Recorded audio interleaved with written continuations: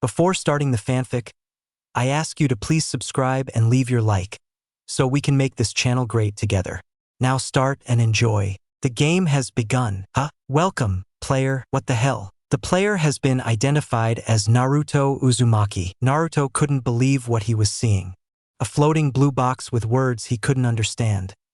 This had to be a genjutsu. What was the seal for disabling genjutsu again? Loading stats. Name, Naruto Uzumaki. Title, The Gamer. Occupation, Academy student. Level, LV4. HP, 100 out of 100. MP, 100 out of 100. Chakra, 2000/2000. STR, 6. Vit, 10. Dex, 5. Int 3. Wis 3. Luck 1. Current skills. Shadow Clone Jutsu LVL 3. Class, not applicable. Tutorial quest created. Quest details. Learn the intricacies and delve deep into the system of the game. Quest rewards. EXP 1000. Knowledge of the system. Does player accept the quest? Yes/no. No. I have to be hallucinating. Is this a dream? Quest denied. Naruto shook his head, convinced this was all a lucid dream he was experiencing. It had been 2 days since he stole the Forbidden Scroll and fought with Mizuki, and achieved his goal of becoming a genin of the Hidden Leaf. The whole experience was exhilarating enough. He deserved a rest. With a grunt, he fell back to sleep, forgetting the whole box situation instantly. Rays of light entered his small apartment as the sun began rising in the east, signifying the start of day to the entire village of Konoha. Naruto felt his eyes start to slowly blink open, yawning in satisfaction of a good night's sleep. He grinned widely as he saw Irika's headband perched bracingly on the corner of his desk. Maybe he could sleep for a bit longer. Ding! Player has slept. MP and HP restored. Naruto's eyes widened in horror as his nightmares materialized in front of him. It wasn't a dream, a genjutsu? Naruto thought, forgetting he went through the same process last night. I should have listened to Irika-sensei's class. Level 4 VIT. Class? What's all this? Naruto looked through all his stats in wonder. If it wasn't a genjutsu, it must be… Well, he didn't know, but he could understand a bit from the status window. His level was his current ability, and STR most likely stood for strength, but he wasn't sure. But the real question stood. Why was all this happening? New skill achieved. Deduction, LVL 1. That's not too bad. Naruto thought with a contemplative look. So if he got better at certain skills, the level would increase? If this thing showed all the skills and talents he had, what's the issue with it? It was just like real life, but he could track his own abilities better. That was all there was to it. Yeah, definitely all there was. No issues whatsoever, right? Jumping out of bed, Naruto prepared to dress himself. He opened his closet to reveal his infamous orange jumpsuit. Quickly putting it on, he came to realize that the blue box had disappeared. Maybe it was a one-time thing. Ding! Or not. New quest. First step to greatness created. Quest details. Go to Academy, get assigned to a ninja team, and become a ninja of Konoha. Quest rewards. EXP 1000. Become a true ninja. Failure. Dream of becoming Hokage crushed mercilessly. Does player accept the quest? Yes/no. Naruto's eyes widened at the conditions placed next to the failure option. Not become Hokage. Hell no. Did that mean he needed to accept the quest? And what was EXP? But considering it was in the rewards tab, it couldn't be something bad. What was wrong with accepting the quest anyways? How do I accept the quest? Damn it. I should have taken the tutorial. Yes, quest accepted. That was easy. Time for some breakfast, Naruto said cheerfully, putting the blue box out of his mind for the moment. Irika had previously told him that tunnel visioning wouldn't be a good thing for a Hokage to do. If there was one thing the blonde was good at, it was treating things that are really important like a joke. He opened the door to his fridge, and his mood immediately brightened. Instant ramen and milk, what more could a future Hokage want? Would the player like to observe the ingredients? Observe? Sure. Items. Carton of milk. A dozen pack of instant ramen. Observing. Alert. Carton of milk may contain poison. Effects include diarrhea, sickness, and overall weakness. What the? The spiky blonde shouted. Poison? He drank these regularly. Naruto checked the carton with urgency, before coming to an obvious realization. It's expired, Naruto whispered. After the screams of frustration died out, he decided it was best to stick with water for the day, and maybe buy some new cartons when he came back from the academy. Even though I lost some milk, this box seriously just prevented a horrible day from happening. Naruto thought seriously. He finished his breakfast in a hurry, tied on his headband, and made his way to the academy. I wonder who I'm gonna be in a team with. Well, he obviously wanted to be in a team with Sakura the most. Maybe Shikamaru or Choji. Kiba would also be alright, to be fair. Sasuke. He seriously didn't want to be in the same team as the Dobe. They were rivals. Competitors. Naruto shuddered. Damn. I'm gonna be late for class. The blonde went by his usual shortcut to the academy, going by roofs, suspicious alleyways, and empty roads. Ding! Skill. Running has increased by 1 level. Running is now LVL 6. Neat. Naruto thought as he rounded the final turn to the academy. He went into the building with confidence, making sure to flash his new headband to every teacher he walked past.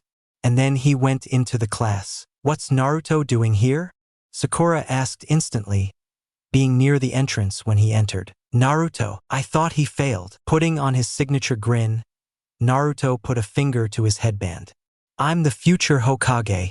Why are y'all so surprised? This headband is Izuka's. Okay, maybe I shouldn't have said that last part. You stole Irika-sensei's headband? Kiba asked, shocked. Too far, man. No. He gave it to me. I earned it. Naruto exclaimed, quick to crush the misunderstanding. Ding! New skill achieved. Public speaking, LVL 1. He's right, guys. Naruto swerved his head around to meet the eyes of his hero, Irika-sensei. Tears animatedly poured from his eyes as he profusely thanked the man.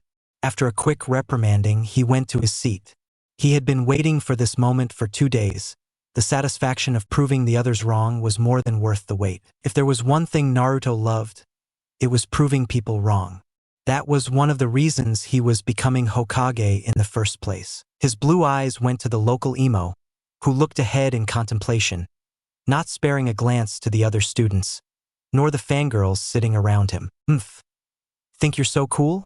Wait till you see my new jutsu. Naruto smiled in pride as he remembered the jutsu he learned from the Forbidden Scroll. It was the first real jutsu he had ever learned, other than his also infamous henge jutsus. Last night he spent the day making clones and creating conversations with them, which, in hindsight, sounds incredibly lonely. The realization sobered his mood again. This is so boring, Naruto said out loud. When will the teams be announced? Be patient, Naruto, Irika half-shouted from the podium. First period hasn't even started yet. He needed something to appease his boredom. Where was that blue box? And there it was. The shiny, blue box appeared in front of his eyes, visible to only— Wait, was he the only one who could see the thing? Hey, Sakura! Naruto yelled to the pink-haired girl. The girl had her patented look of annoyance present on her face as she looked at Naruto. What? And nothing. An awkward pause issues shortly after. Nothing, hee, Naruto said bashfully, hand on his hair. Weirdo. So that proved another point. Naruto was the only one who could see the shimmering blue box in front of him right now. That made him feel good, for some strange reason. He was special. Level 4, is that low or high? Naruto thought with a frown. I observed the items in my fridge. Does that mean I can observe other people? Skill. Deduction has increased by a level. Deduction is now LVL 2. Naruto looked at the closest student, who happened to be Shikamaru. The pineapple-headed boy was fast asleep, lightly snoring into the crook of his pale arm. Observe? Observing. Observation successful. Name: Shikamaru Nara. Title: not applicable. Occupation: Academy student. Level LV6. HP 100 out of 100. MP 100 out of 100. Chakra 150 out of 150. STR 2. Vit 4. Dex 3. Int 13. Wis 6. Luck 3. What the hell? This is fake. It has to be. Naruto thought in frustration. No way Lazybones is higher than me. INT had to mean intelligence if Shikamaru was so high in it. Naruto noticed how Shikamaru's chakra was also much lower than his own with satisfaction. Was that because of… Who cares, honestly? So what if he had a demon in his belly? What's the chance of it suddenly escaping? Naruto realized he didn't actually have an answer for that, so he checked Sakura next. Observing. Observation successful. Name: Sakura Haruno. Title: not applicable. Occupation: Academy student. Level LV2. HP 100 out of 100. MP 100 out of 100. Chakra 100 out of 100. STR 1. Vit 2. Dex 2. Int 6. Wis 2. Luck 5. Naruto winced at what he saw. He wasn't sure whether to celebrate or cry that he was higher than Sakura's level. But he wasn't surprised by the pink-haired girl's stats. Her fights in sparring sessions would usually end up with cat scrambles. Any sense of the taijutsu they learned completely absent. Not that Naruto could be talking, he rarely used actual taijutsu in his fights either. Of course, he checked Sasuke's next. Now, Naruto wasn't dumb. He knew that Sasuke was stronger than him currently. He wouldn't be disappointed no matter how severe the difference.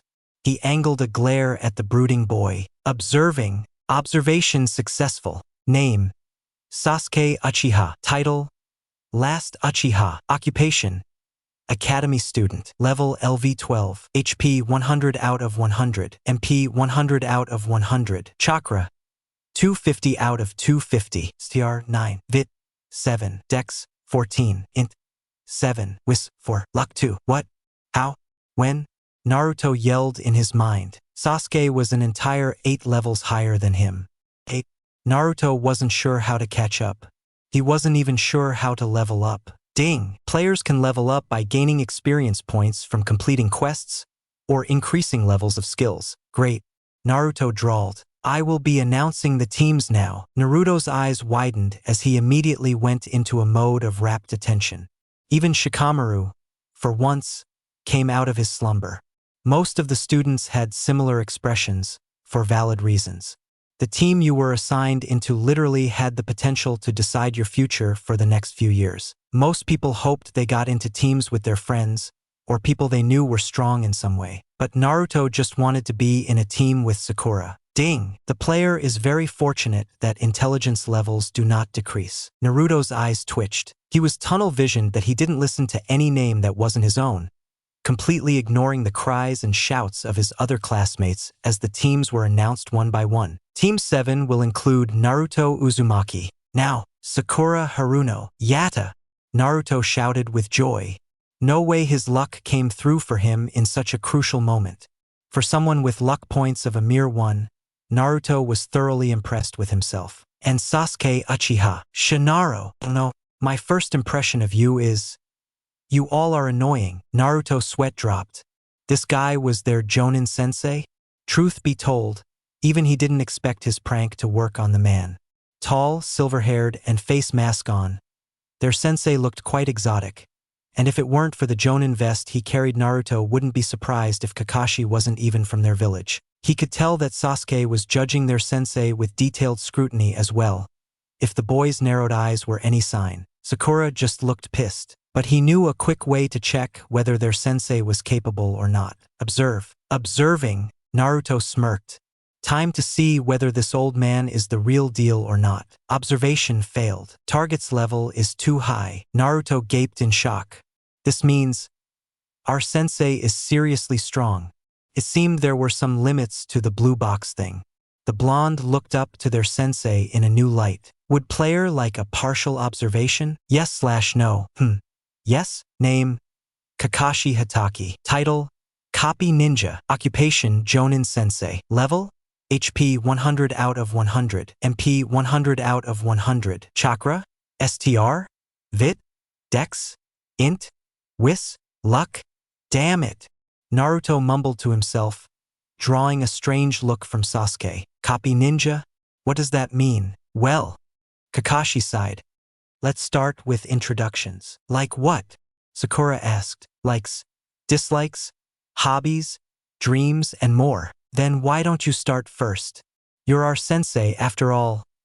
Naruto asked in wonder. For once, I agree with Naruto, Sakura grumbled. Kakashi put a hand on his chin. Naruto felt his hands start to twitch in annoyance. He had a feeling that their sensei would do this a lot. And the blonde was definitely not patient in any way, shape, or form. All right, I'm Kakashi Hatake. I have no desire to tell you kids about my likes and dislikes. Dreams? I mean, I have a lot of hobbies, I guess. Naruto waited for him to continue, and waited. That's it. Naruto blurted out. Sakura looked peeved. He just said his name. Kakashi sighed again. Well, that's over. Your turn. Never slow to respond, Naruto went next. I'll do it. My name is Naruto Uzumaki. My likes are cup ramen. But the ramen Irika sensei gets me at Ichiraku's is even better. Dislikes. Waiting for the instant ramen to cook is definitely annoying. If only I could decrease the time to 1 minute instead. My dream is simple. One day, I'm gonna surpass the old man as Hokage and make everyone in the lead acknowledge me with respect. Databeo. Hobbies. Pranking is pretty fun. Skill. Public speaking has increased by a level. Public speaking is now LVL2. Kakashi nodded. Cool. Next, so Sasuke went on a tangent about how he wanted to kill a certain someone, definitely trying to act cool. Naruto thought, seeing through the whole facade. I'm definitely not scared that he might be talking about me. Best to keep some distance for a while just in case, though. Sakura went next. Typical fangirl stuff. I thought you were on my side. Sakura. The blonde whined in his head. Maybe. My efforts are hopeless. Ding. Intelligence has increased by 1 level. Naruto tried not to cry on the spot. Hee. Kakashi giggled randomly. What? Sakura asked. Well, to be honest, I've been keeping a secret from you guys. And trust me, you won't like it. Secret? Do you really think you can become a genin from doing 3 weak jutsus? There's another exam. Or training, rather. Out of the 27 graduates, only 9 become genin. The rest back to the academy. Tell me, Sakura, what is the failure rate for this exam? The girl in question gulped. 66%. That's not fair at all. You know how much I worked to master those jutsus. Naruto bellowed. Kakashi had an air of indifference. Then maybe you're not ready to become a ninja yet. Naruto's gaze hardened. Well, whatever. I'll beat whatever training you put up, sensei. It wouldn't bode well to call me sensei, since you most likely will be going back to the academy soon. Well, that's the reason I called you sensei to begin with. You better get used to my voice, sensei, 'cause you're gonna hear it a lot more soon. Databeo. Naruto boomed, his voice dripping with confidence. Ah, okay. Well, either way, tomorrow we will be having survival training on the field. Bring all of your tools. And make sure to skip breakfast. I don't want you to throw up on the freshly cut grass. Take these handouts, the details are printed. Naruto quickly took the handout, memorizing all the details in a hurry. And with a final peace sign, their sensei disappeared in a swirl of leaves. I need to learn that jutsu. The blonde's mind was set on a new goal. He needed to pass whatever training Kakashi set on them, no matter what it takes, even if he had to forfeit all of his ramen packs. Kami forbid it comes to that. What's so tough about the training anyways? Naruto was hyped to show his new jutsu to everyone, maybe even knock Kakashi-sensei down a peg or two. Naruto looked at the other two, wondering what they thought of everything. Are you guys going to train or something? Naruto asked. Sakura had already left. Sasuke still sat, hands crossed in a brooding state, staring into the handout in his hands. Naruto shrugged. He needed to train as well, might as well go home and do some exercises. Push-ups? Sit-ups? Maybe I'll fight with some dummies. Ding! New quest.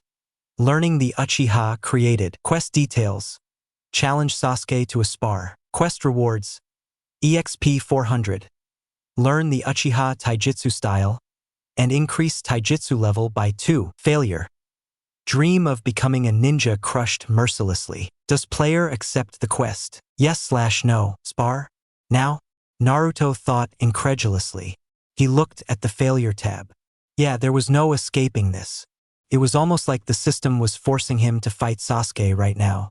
Besides, he got some rewards in the meanwhile. 400 experience sounded good to him, especially considering the fact that his previous quest never came to fruition because of Kakashi's intended training. He might as well accept. "Hey, Sasuke," Naruto greeted, trying to act as friendly as possible. The smile on his face was almost painful as he stretched it to the utmost limit. Naruto resisted the urge to punch the other boy in the nose. Since we have a training session tomorrow, how about we spar? We can practice for a bit." Sasuke didn't look up from the printout. "No thanks.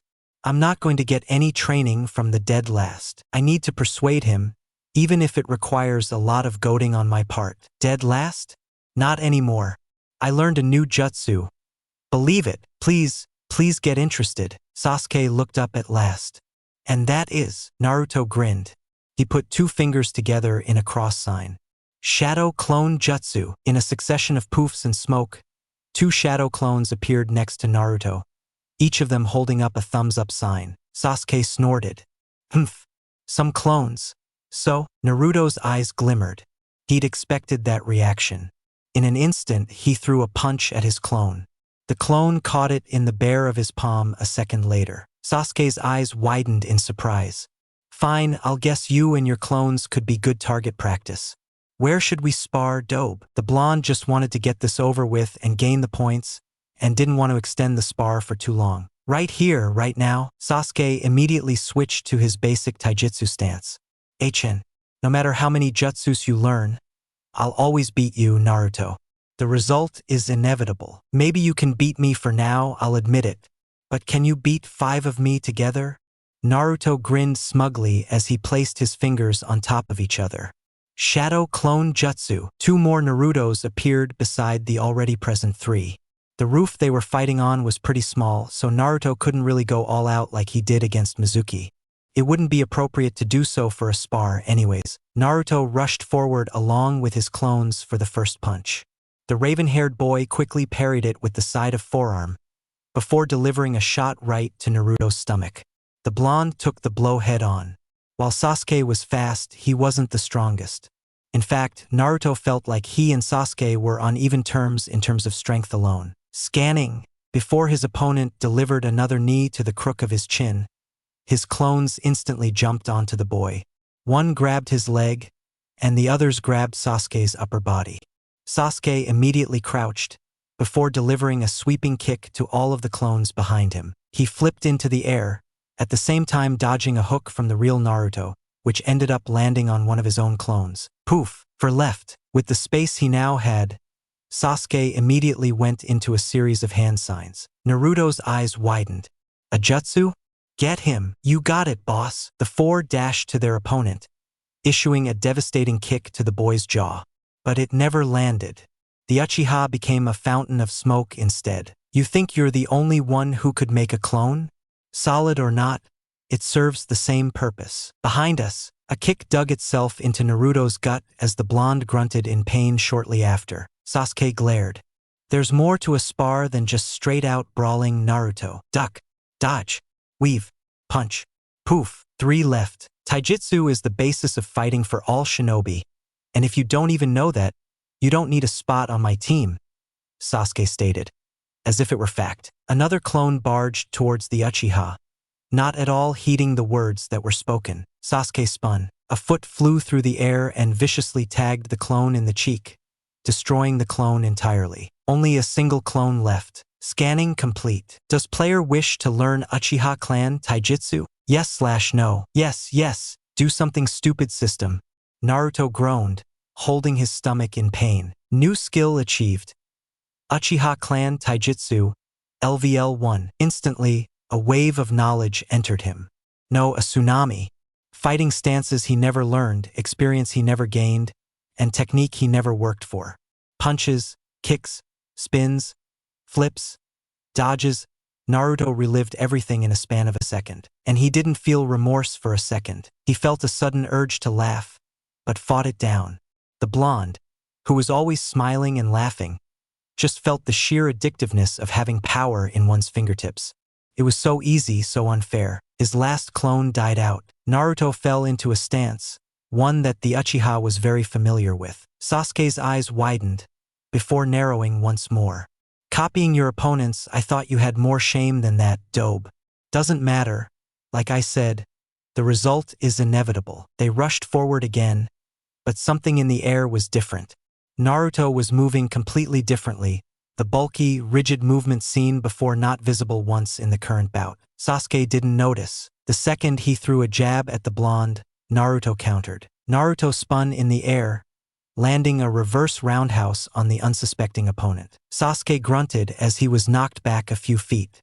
Naruto stood, shocked. He just landed a clean hit on Sasuke. Growling, Sasuke Uchiha went on the offensive. He leaped into the air, aiming all of his momentum onto Naruto's head with his legs. Sasuke realized how blue Naruto's eyes were for the first time. Naruto had jumped at the same time. Staring back into the eyes of his rival, Naruto threw an elbow straight into his back, sending the Uchiha to the ground. Without even looking at his face, Naruto could tell Sasuke was mad. No, furious. In an instant, Naruto was on the back foot once again. While he learned Sasuke's taijutsu, it was only a beginner version of it. A mere imitation, not the actual thing. He had a tiny shred of muscle memory embedded into him, but it wasn't the same as the blood, sweat, and tears Sasuke had put into making his own style. He lacked the same finesse and agility Sasuke utilized while fighting, due to his unfamiliarity with the style in general. The duel continued, and Naruto began to realize he was going to lose.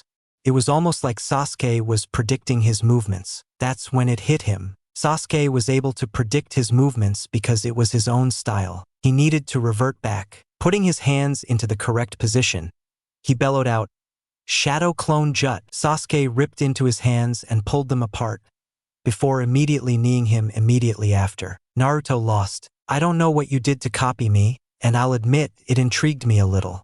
But like I said, multiple times, the result is inevitable. This spar is over," Sasuke said arrogantly, putting his hands in his pockets, and began walking towards the exit. Naruto laid on his back, panting heavily as the exhaustion crept to him. But he wouldn't let the jerk get the last word. "You won this time, Sasuke. The result may have been inevitable, and you might have beaten me without using any jutsu. But I saw you clutching your arm. I managed to hurt you. That's a victory for now, Databeo," Naruto shouted, hand to air. He didn't hear any response, but he knew the Uchiha was listening. Ding! Quest. Learning the Uchiha completed. Rewards: EXP 400. Uchiha Taijutsu style learned. Taijutsu LVL increased by 2. Ding! Congratulations! You leveled up. Player is now LV5. 1 attribute point gained. Now what the hell were attribute points? Naruto quickly scarfed down his extremely light breakfast in a hurry, the brief feeling of guilt entering his gut, before being washed down by a chug of goodness that was milk. Truth be told, even he wasn't going to eat breakfast, but the fight with Sasuke had seriously made him reconsider the fact entirely. Taijutsu was tiring. Naruto didn't know that, of course. The taijutsu they taught at the academy didn't pertain to any style but more so just the basics of fighting in general. But regardless of all that, Naruto was excited, giddy almost. While using the Uchiha Taijutsu, he felt cool, something which was usually only achieved by his epic pranks. He looked at his newly upgraded stats avidly. Name: Naruto Uzumaki. Title: The Gamer. Occupation: Academy student. Level: LV5. HP 100 out of 100. MP 100 out of 100. Chakra 2000/2000. STR 6. Vit 10. Dex 5. Int 4. Wis 3. Luck 1. Current skills: Shadow Clone Jutsu LVL 3. Class: Not applicable. Attribute points 1. He noted his level with dismay. There was still a long way to go before he came to Sasuke's level, but he was getting there, at least. The number of attribute points he had was disappointing too, especially since he finally learned what they were after asking the system. The points could increase once of his stats immediately. No hard work needed? Yes, please. But he wasn't exactly sure what to put it on. Considering he had an extremely important task in a few hours, he needed to do something quick. And when in doubt, go with your gut instinct. Was it really a surprise that the Jinchuriki would put his only attribute point on strength? Hey blue box, put the point into strength. Naruto thought. Ding! Attribute point has been used. Strength has been increased by 1 point. Naruto grinned widely. Time to knock Kakashi down the humongous peg he was on. Naruto flexed his muscles, trying to see whether the strength attribute really did anything. For one, he couldn't feel anything at all, but did people really feel their muscles growing as they got stronger? Could he really trust the system to power up his strength instantly? Sakura scoffed as she looked away. Not again, Naruto. For once, the knucklehead ninja stayed silent. The pink-haired girl raised an eyebrow in surprise, before looking ahead again. If Sasuke noticed the change in Naruto's behavior, he didn't mention it. Some would say that Naruto had matured and had seen the difference between him and Sasuke's level, thus making him determined to improve and prove himself in the test Kakashi would oppose them. But the real reason Naruto was confusedly quiet was because of the Uchiha stats. Name: Sasuke Uchiha. Title: Last Uchiha. Occupation: Academy student. Level LV 13. HP 100 out of 100. MP 100 out of 100. Chakra 250 out of 250. STR 9. Vit 7. Dex 14. Int 7. Wis 4. Luck 2. This bastard leveled up as well? Naruto thought, gritting his teeth in frustration. What would it do to catch up for once? Was it really impossible to beat a prodigy like Sasuke? Were they really on two different levels? Naruto brushed those thoughts aside. No, he will catch up to his rival no matter what it takes. And that started with beating Kakashi's training and becoming a genin for real. Good morning, Kakashi said, a peace sign in the air. You're late, Sakura yelled with an accusing finger at their aloof sensei. Gentle breezes of wind passed through the training sector, bringing along with it a cozy smell of pine. And the familiar sound of bells? You'll have until noon to take these bells from me, which is why the clock is set up right here. Whichever of you are unable to get a bell will get no lunch either. Should have eaten breakfast, huh? Sakura's face twisted into newly found vengeance as she glared at Kakashi, hand on her stomach. Even Sasuke looked annoyed. Naruto just blinked. Since there's only 2 bells, one of you definitely will be tied to a tree stump here. Predictably, of course, the person without a bell fails immediately, back to academy lessons with your previous teachers. Fortunately, you are allowed to use your shuriken and other tools. I want you guys to come at me with the intention of killing. Ding! New quest. Jingle bells created. Quest details. Manage to touch one of Kakashi's bells. Quest rewards: EXP 600. Kakashi's respect. Sasuke's respect. Failure. Stay as a weakling for the rest of your life. Does player accept the quest? Yes/no. That's an easy choice.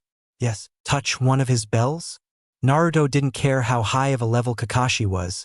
He wasn't just going to touch them, he was going to take one for himself. Isn't that dangerous for you? Sakura asked, voice laced with worry. Don't worry, Sakura.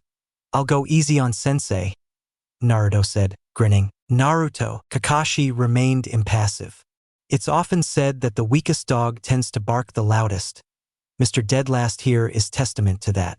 You guys can start when. Naruto lunged at Kakashi with his kunai at point-blank range, eager to cut up their sensei for the bells. I haven't said start yet. Naruto's eyes widened as he realized there was no one in front of him. Too fast. However, I like the eagerness in you trying to kill me. We'll be starting now. Ready? Start. The blonde dashed a bit away, but not as much as Sakura and Sasuke, who ended up hiding in the trees. I need to get the bells and the EXP while I'm still at max capacity. No time like the present. I'm right here, sensei. Fight me if you can. Naruto shouted, hands crossed in his arms. Kakashi sighed. You're not like the other two, are you? That's damn right. I'm Naruto Uzumaki, the future Hokage. Naruto stopped talking before he blitzed towards the silver-haired jonin, but immediately took a step back when he saw the man draw into his pockets. All right, Mr. Hokage. I know I'm not your sensei yet, but I'll give you some lessons for free. Ninja Fighting Lesson 1, Taijutsu, Kunai, Shuriken, Katana, a book? Naruto struggled to get out, eyebrows raised to their limit. No, there has to be more, right? Maybe it's a book with a bunch of secret jutsus. Yeah, that's it. Observe. Observing. Observation successful. Item name: Ichi Ichi Paradise, Volume 1. Item details: written by one of the legendary Sannin, the gallant Jiraiya-sama. The Itchy Itchy Paradise series is a best-selling franchise known for its perverse and entertaining storytelling. Naruto felt his anger bloom instantly. Why, you pervert? Put that down, you're fighting me. Ah, you recognize this book? Interesting nonetheless. It will make no difference if I fight you reading or not. Naruto pushed off his feet, lunging towards Kakashi with a kick. The man lazily lifted up one hand, catching his foot with a thud before ducking over the other kick Naruto sent his way, and at the same time flipping a page of his book. Is this the difference between me and a Jonin? Naruto thought incredulously. He needed Sasuke's taijutsu again. Activating skill. Uchiha Clan Taijutsu. LVL 1 activated. Usage drains 20 MP points each minute. He aimed another punch at Kakashi, only to realize he was missing. A ninja should never be caught from the back. Idiot, Kakashi monotoned. Naruto, move. He's going to kill you. Sakura yelled from somewhere among the trees. Naruto didn't need to hear it twice. The moment he heard Kakashi's voice, he already started moving. Kakashi's fingers touched the empty, cold air. The blonde had somersaulted right into a position behind Kakashi. Taijutsu? Do you really want taijutsu? Here we go then, sensei. Naruto yelled, getting into a stance. Kakashi looked peeved that his attack missed. Ah man, I seriously wanted to get you with that, brat. Wow, cool pose. I feel like I recognize that from somewhere. The only thing you should recognize is my fist, Naruto said, running towards the man. That was very corny. Naruto gave a leading punch to Kakashi's stomach. The Jonin, as always, caught it with his left hand, but was surprised when Naruto immediately issued a reverse roundhouse right after. To Sakura, it seemed as if Naruto got faster, but that was about it. To Sasuke and Kakashi, they both knew that something had changed in Naruto's style completely. His movements were quicker, more fluid, and focused on the brute strength of each attack. In fact, it surprised Sasuke even more than Kakashi. When Naruto first copied his style yesterday itself, he was inexperienced, and he didn't think too much of it. But then came the scary part. Naruto was improving. With every strike, punch, and kick, he was becoming more and more like the real thing. Maybe Sasuke should. The roundhouse managed to hit Kakashi's shoulder, who grabbed onto his leg in response. Not wanting to get grappled to the ground, Naruto pushed off the Jonin's shoulder before his grasp could reach his ankles and hung in the air, making a hand sign. Shadow Clone Jutsu. Kakashi threw shuriken at the exact same time. Smoke surrounded him, covering Kakashi's sight of Naruto. More clones appeared next to him, already knowing what to do. Grabbing both his legs, they pushed him directly towards Kakashi like a missile. Ding! New skill achieved. Battle Strategics, LVL 1. The bells are mine, sensei. Naruto's initial idea was to dive for the bells and pray to Kami he would catch Kakashi by surprise. But his body told him something different. He feinted a hammer fist straight to the man's head, before ducking to his legs, and at the same time swiping his hand towards the bells. A brief jingle was heard. Ding! Quest. Jingle bells. Completed. Rewards. EXP 600. Kakashi's respect. Sasuke's respect. Dexterity has increased by a level. Skill. Taijutsu has increased by a level. Taijutsu is now LVL 4. Skill. Uchiha Clan Taijutsu is now LVL 2. Naruto rolled forward as Kakashi moved at the last second, completely negating his final drive to get the bells. Your file didn't mention any studies of Taijutsu, yet it's obvious you have some practice in it. I wonder where you learned it from. Well, I guess I can't go easy on you either, can I? Kakashi asked, before running towards the blonde with moderate speed. Naruto panted as he brought himself back to position. He needed to get the bells no matter what. Fire release. Fireball Jutsu. A torrent of hot, viscous fire erupted into the field before him, covering Naruto's entire vision with ruby reds, oranges, and yellow. His skin flared threateningly, the temperatures reaching dangerously high levels even though it wasn't too near him. The supply of fire eventually died out, leaving the scorched grass underneath it to mourn. Kakashi was nowhere to be seen. Naruto, Sasuke said, appearing beside the blonde. What was that? Naruto asked, awed by the jutsu used by the Uchiha. The raven-headed boy stared blankly ahead. Just a jutsu. Why did Sasuke come? This Jonin, he's too strong to beat right now. While it sounds pitiful to team up with the dead last, we need to if we want to win, Sasuke said, eyes lighting up in frustration. What about Sakura? Naruto questioned. She's going to slow us down. It's best we don't. Sakura, we're right here. Come quickly. Let's team up to beat Kakashi-sensei. Naruto yelled, putting his hands around his mouth. Sasuke shook his head. Is this really the guy who I saw fighting just now? He thought with a grimace. You realize there's only 2 bells? Sasuke challenged. Yeah, but I want her to also have an equal chance to get the bell while we can. Naruto squinted his eyes, looking in every direction possible. Where is Kakashi? All he saw was the green expanse of grass which faded away into the forest of trees around them. Shadow clone jutsu, Naruto said, summoning a dozen clones around him. 6 of you stay put. The others go scout for Sakura and bring her here. You got it. What happens if she doesn't want to come? One of his clones asked while saluting. Naruto scratched his hair. Just say Sasuke is here as well. His clones dispersed after that. Sasuke felt his eye twitching, but ignored the sensation to focus on the situation at hand. His eyes widened as he heard the faintest of trembles underneath him. Jump! Sasuke yelled. Naruto did exactly that, dodging a hand that came out of the ground. Kakashi was here. The number 1 of the village, Uchiha. You might be interesting. Sasuke stared back, taking 2 steps to the front, staying silent. I might not be able to read while facing you too. A shame. I was just getting to the good part. Ninja Fighting Lesson 3, Ninjutsu. Kakashi began weaving through a sequence of jutsus, his hands becoming a blur. Let's go, Sasuke. Naruto realized for the first time how fast the Uchiha was. He was running at his maximum speed, but Sasuke was already a few steps ahead of him. Water release, water bullet jutsu. Cohesive balls of water collected together and threw themselves at Sasuke and Naruto, forcing the two to split apart to avoid the attacks. He dodged the attack. Now, Naruto wasn't sure what to do next. The academy never taught them to fight against ninjas of this caliber, let alone jutsus other than the basic clone. But maybe that was all he needed. Sasuke! Naruto! A voice yelled from behind them. His clones disappeared with a poof, and the whole interaction with Sakura suddenly filled his head. How did that happen? Shaking his head, Naruto slowed down a bit so the girl could catch up. Sakura came to him, panting and hands on her knees. Arun and Sasuke teaming up? Ding! New quest. Prodigy created. Quest details.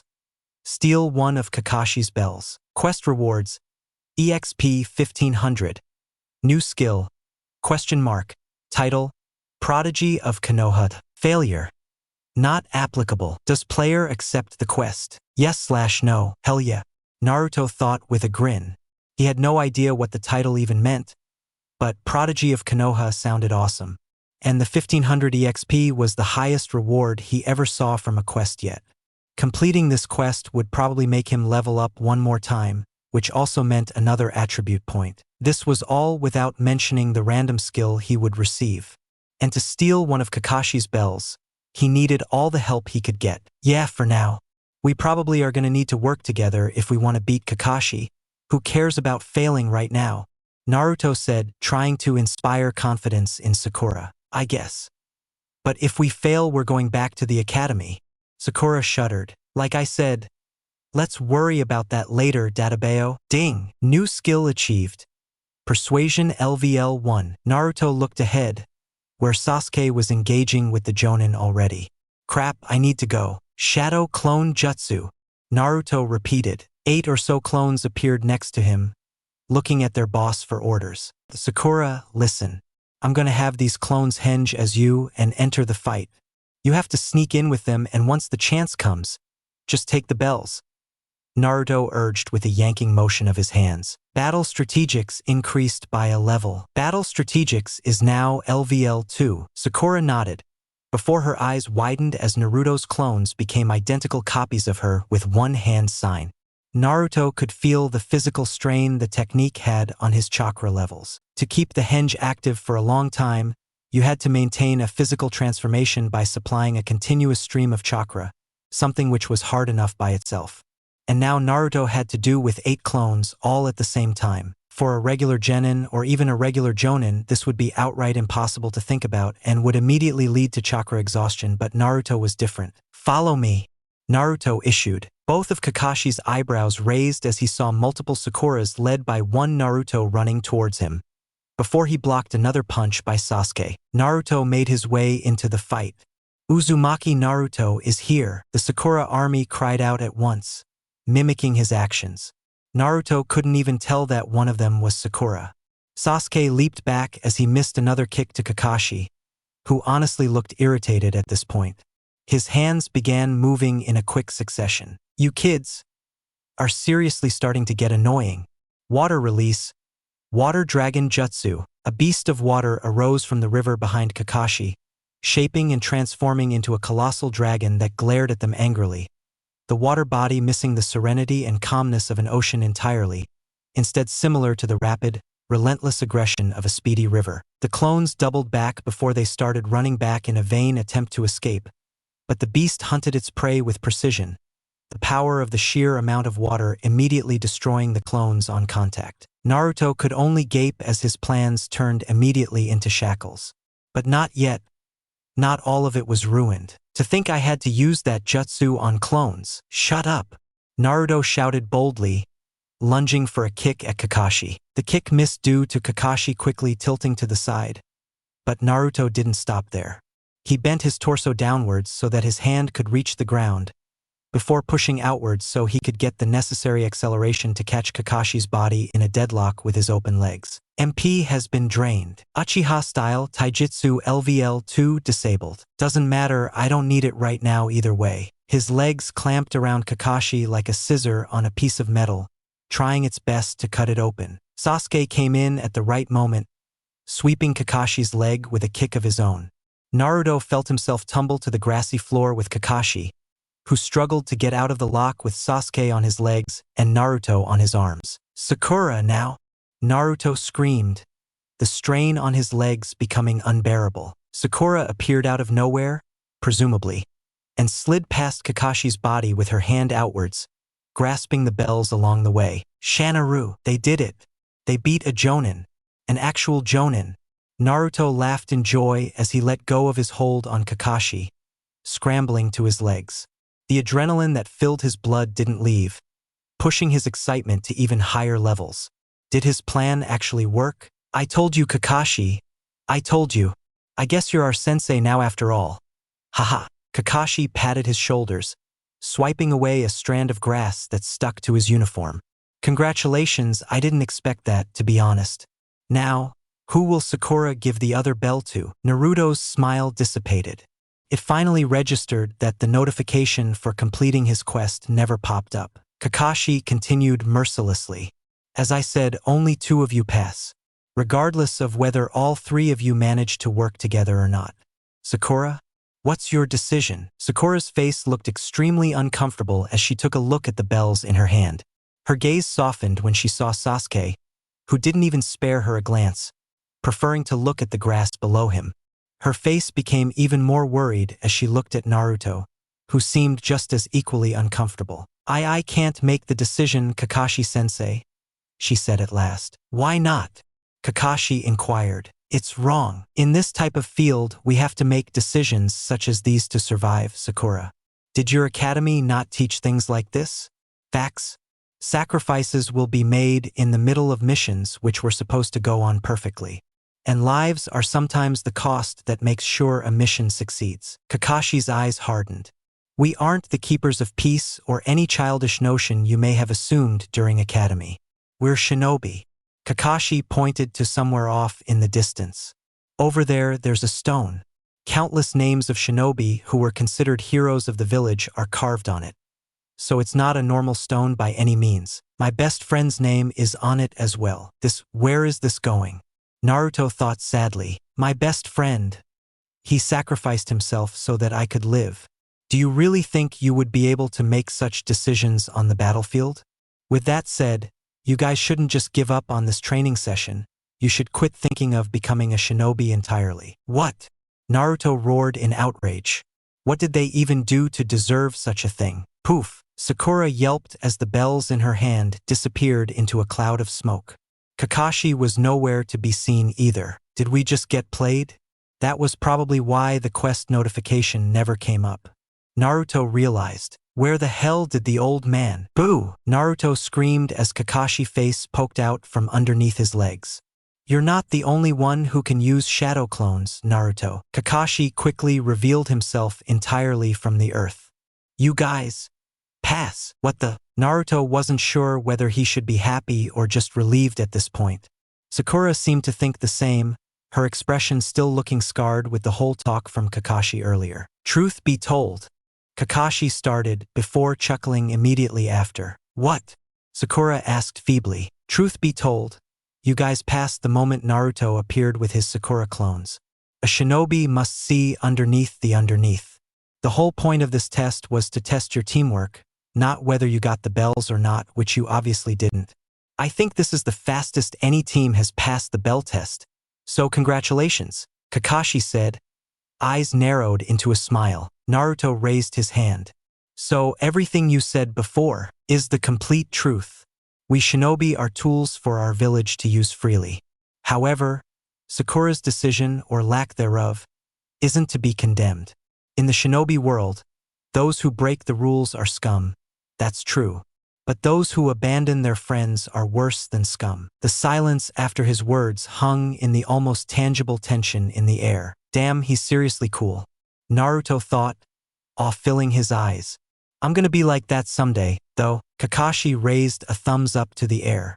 Nice. Starting from tomorrow, Team 7 will debut as an official shinobi team. Ding. Quest. Prodigy failed. Quest. First step to greatness completed. Rewards. EXP 1000. Become a true ninja. Naruto could only grin as he was flooded with notifications. I guess I didn't level up? Congratulations. You leveled up. Player is now LV6. Never mind. 1 attribute point gained. New title. Genin of Konoha achieved. Title. Genin of Konoha increases all stats by 5% while doing missions assigned by Konoha. Naruto had a lot more learning to do all over again. And then I dashed towards Kakashi and trapped him between my legs. Then boom! Sasuke comes and sweeps him to the floor, and Sakura comes in the end to take the bells in one sweep. Naruto finished telling his tale to the other genin around him. Everyone looked to Sakura, who shyly nodded in confirmation. Ah man, you guys seem to have a cool test. All we did was fight for a bit and Asuma-sensei made us pass, Choji said, chowing down on the barbecue or what was remaining of it. Shikamaru sighed. Yeah, it was troublesome. It's not like you did much anyways, Ino quipped back. Where's Sasuke? Kiba asked pointedly. Naruto shrugged. He said he couldn't come. He had tried persuading the Uchiha, but his persuasion level was only at a mere level 1 for now. To celebrate all of the genin passing, Kiba had announced a party at his family-owned restaurant, Inuzuka Grill. Naruto was just glad he didn't need to pay. His wallet was already suffering from the ramen he bought without Irika to pay for him. Well, if Sasuke isn't here, I'm calling total BS on that whole scene you narrated, Naruto, Kiba said, crossing his arms. Akamaru barked in agreement before returning to the oice of meat below him. What? You have to believe me, man. I was so cool. Shino, you believe me, right? Shino stayed quiet as always, before he shrugged his shoulders. I believe you, Naruto, Hinata said, her voice as timid as ever. Thank you, Hinata. Finally, someone with a brain in your team. Hinata blushed before going back to her food. The rest of the party went along swiftly, everyone enjoying the food and the company as well. With missions and the whole workload that came with being a shinobi, they probably won't see each other at once again for a long time. Just as all the teams started to leave, with Kiba staying, of course, Naruto called for a specific someone. Shikamaru, the spiky-haired boy, looked back before telling his teammates goodbye. Naruto led him to a place a bit far away from the restaurant, but not anymore to look suspicious. What? Shikamaru asked, putting his hands into his pockets. Okay, now that that's done, how do I break this to him? Fine, listen here. There's this scenario. Okay, this isn't working. How do I explain this? Shikamaru yawned. Look, Naruto. I'm super tired already. Make it quick, man. Let's first assume you can categorize a person's characteristics? Yeah, characteristics into numbers. So, like strength into a 4 or 6, speed into 8 or 9, and more. Shikamaru's eyes lightened a bit.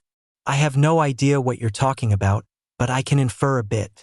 What are the types of characteristics? It's related to battle, mostly. There's strength, vitality, intelligence, wisdom, and luck. And I think, speed. Interesting. What is this all for? Naruto expected this question to come. It's for a game. A game I'm trying to make. A game? Yeah. Shikamaru looked at him incredulously. All right. So where do you think I would scale on intelligence in your game? Observe. Observing. Observation successful. Name. Shikamaru Nara. Title. Not applicable. Occupation.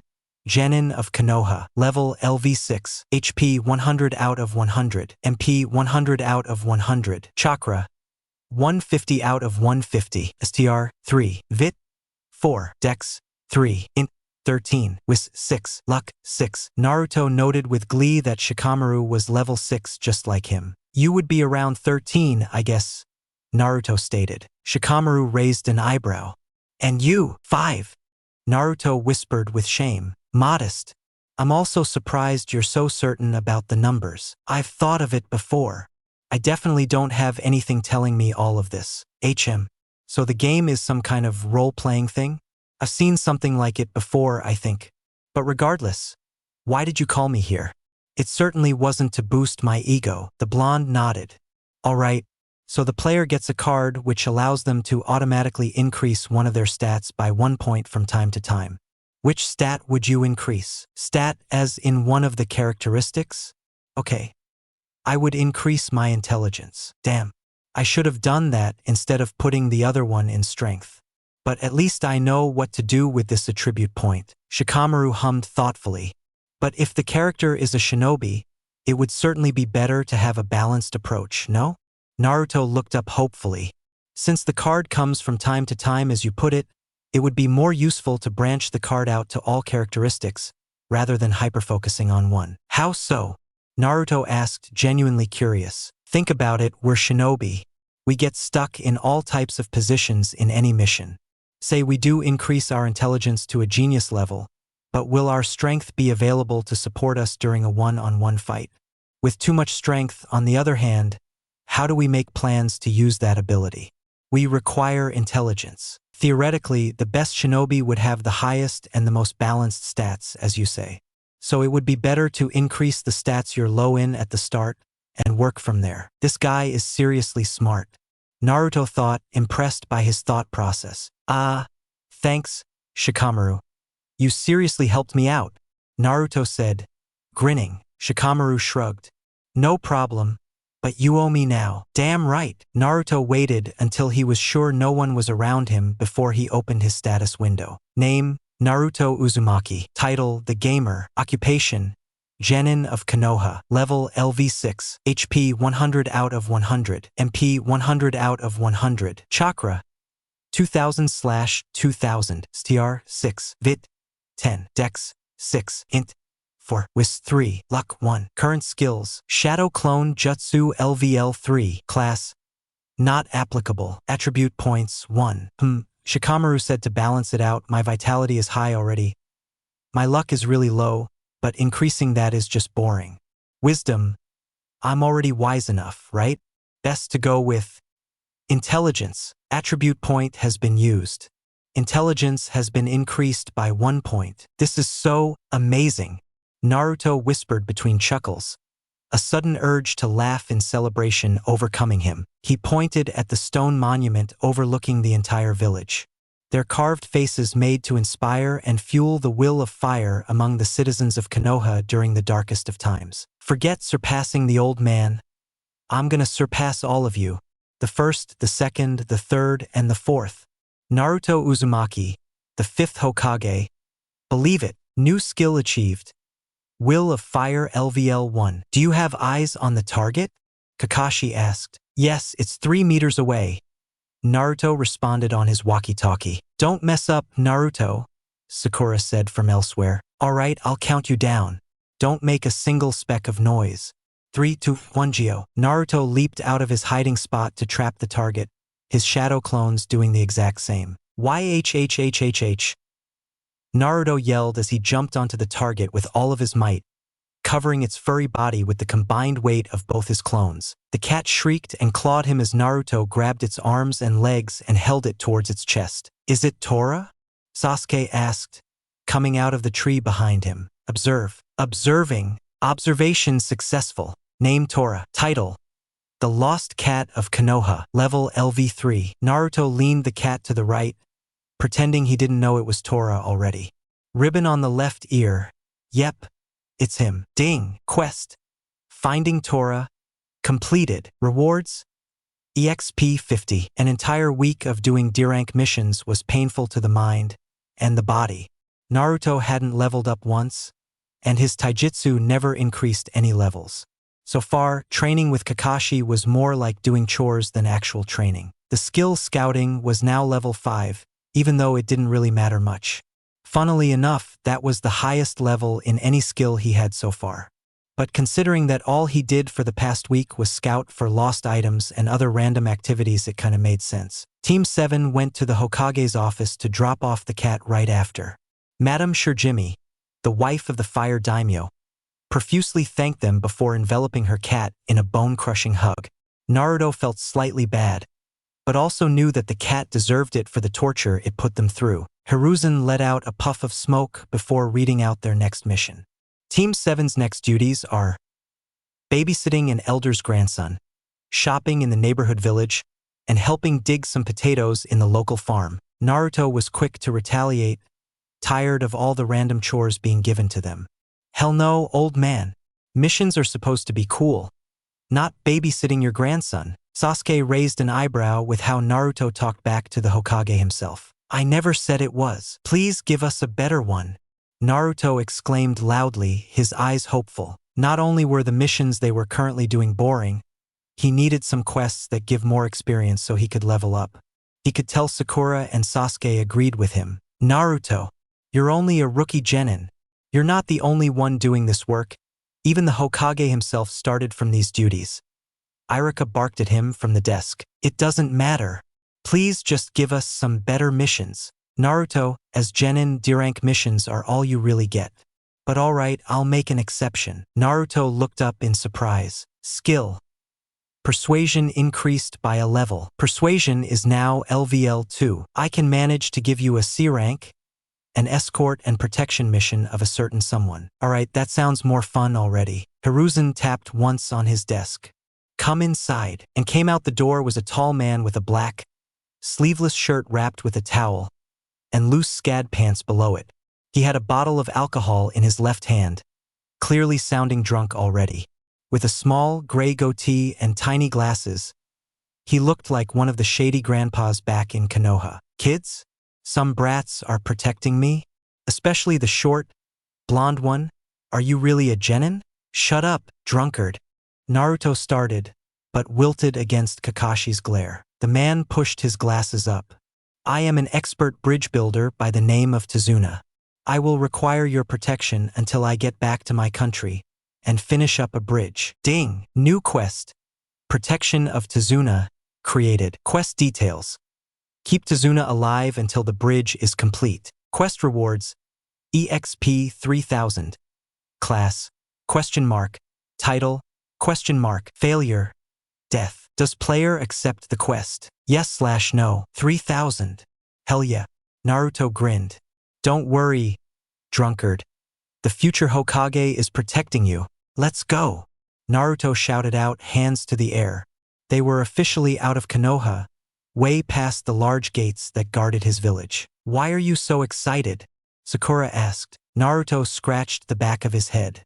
I've never been outside of the village, so it's interesting. Title: Genin of Konoha is currently applicable for increased stats. Equip title: Genin of Konoha? Yes/no. Yes, please. Naruto thought to himself. 5% didn't sound like much but was useful nonetheless. Tazuna scoffed. Are you really a shinobi, kid? I'm starting to fear for my own safety. Humph. You're somewhat shady yourself, old man. If Naruto's observation skill was higher, he would have noticed the slight widening of Tazuna's eyes at his words, or the brief twitching of his long, calloused fingers. Kakashi did, however. Tazuna-san, you're from Wave Country? Sakura asked curiously. Tazuna looked at her appraisingly. Yes I am, sensei. There aren't any shinobi in Wave, is there? No, but that's better for us in the long run. There won't be any really dangerous shinobi coming after Tazuna. After all, this time Naruto did observe how Tazuna kept his head down. Suspicious. Ding. Skill. Deduction increased by a level. Deduction is now LVL 3, but Naruto wasn't the type to think the worst of others. He let the moment of panic from Tazuna slip past him. But what was this other feeling? Ding. Warning.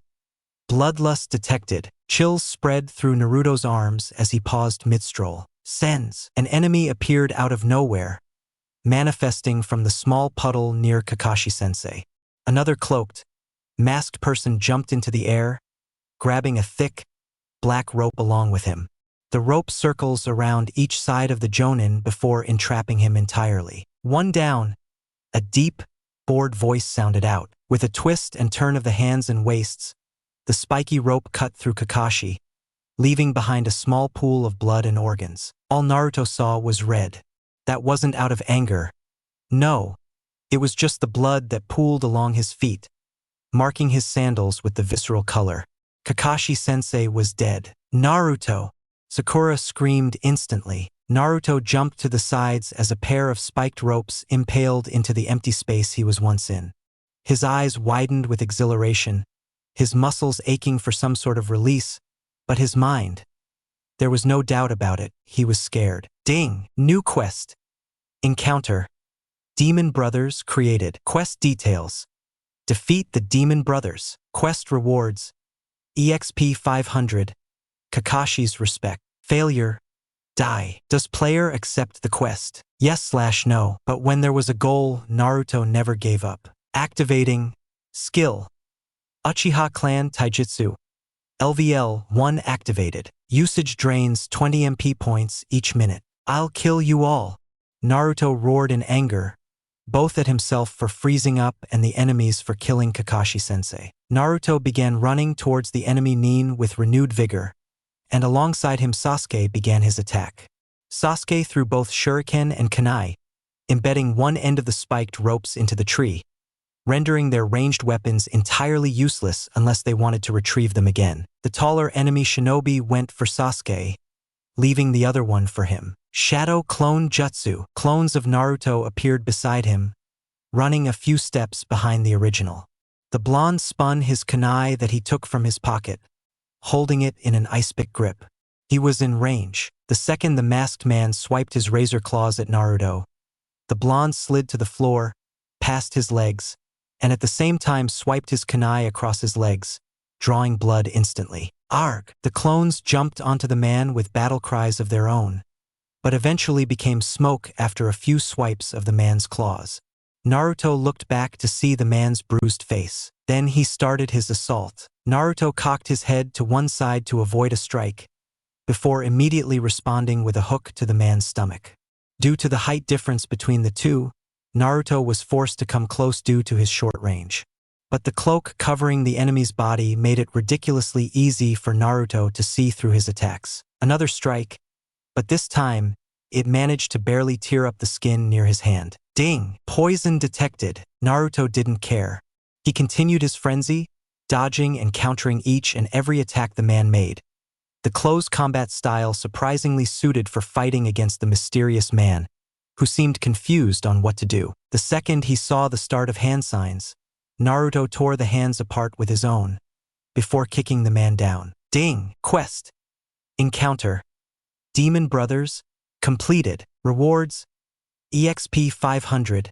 Kakashi's respect. It was over, but Naruto didn't stop there. He continued to thrash the shinobi on the floor, not giving him a single chance to breathe. Enough, Naruto. But he killed Kaka. Naruto paused. Observe. Observing. Observation failed. Target's level is too high. Would player like a partial observation? Yes/no. Yes. Name: Kakashi Hatake. Title: Copy Ninja. Occupation: Jonin Sensei. Level: HP 100 out of 100. MP 100 out of 100. Chakra?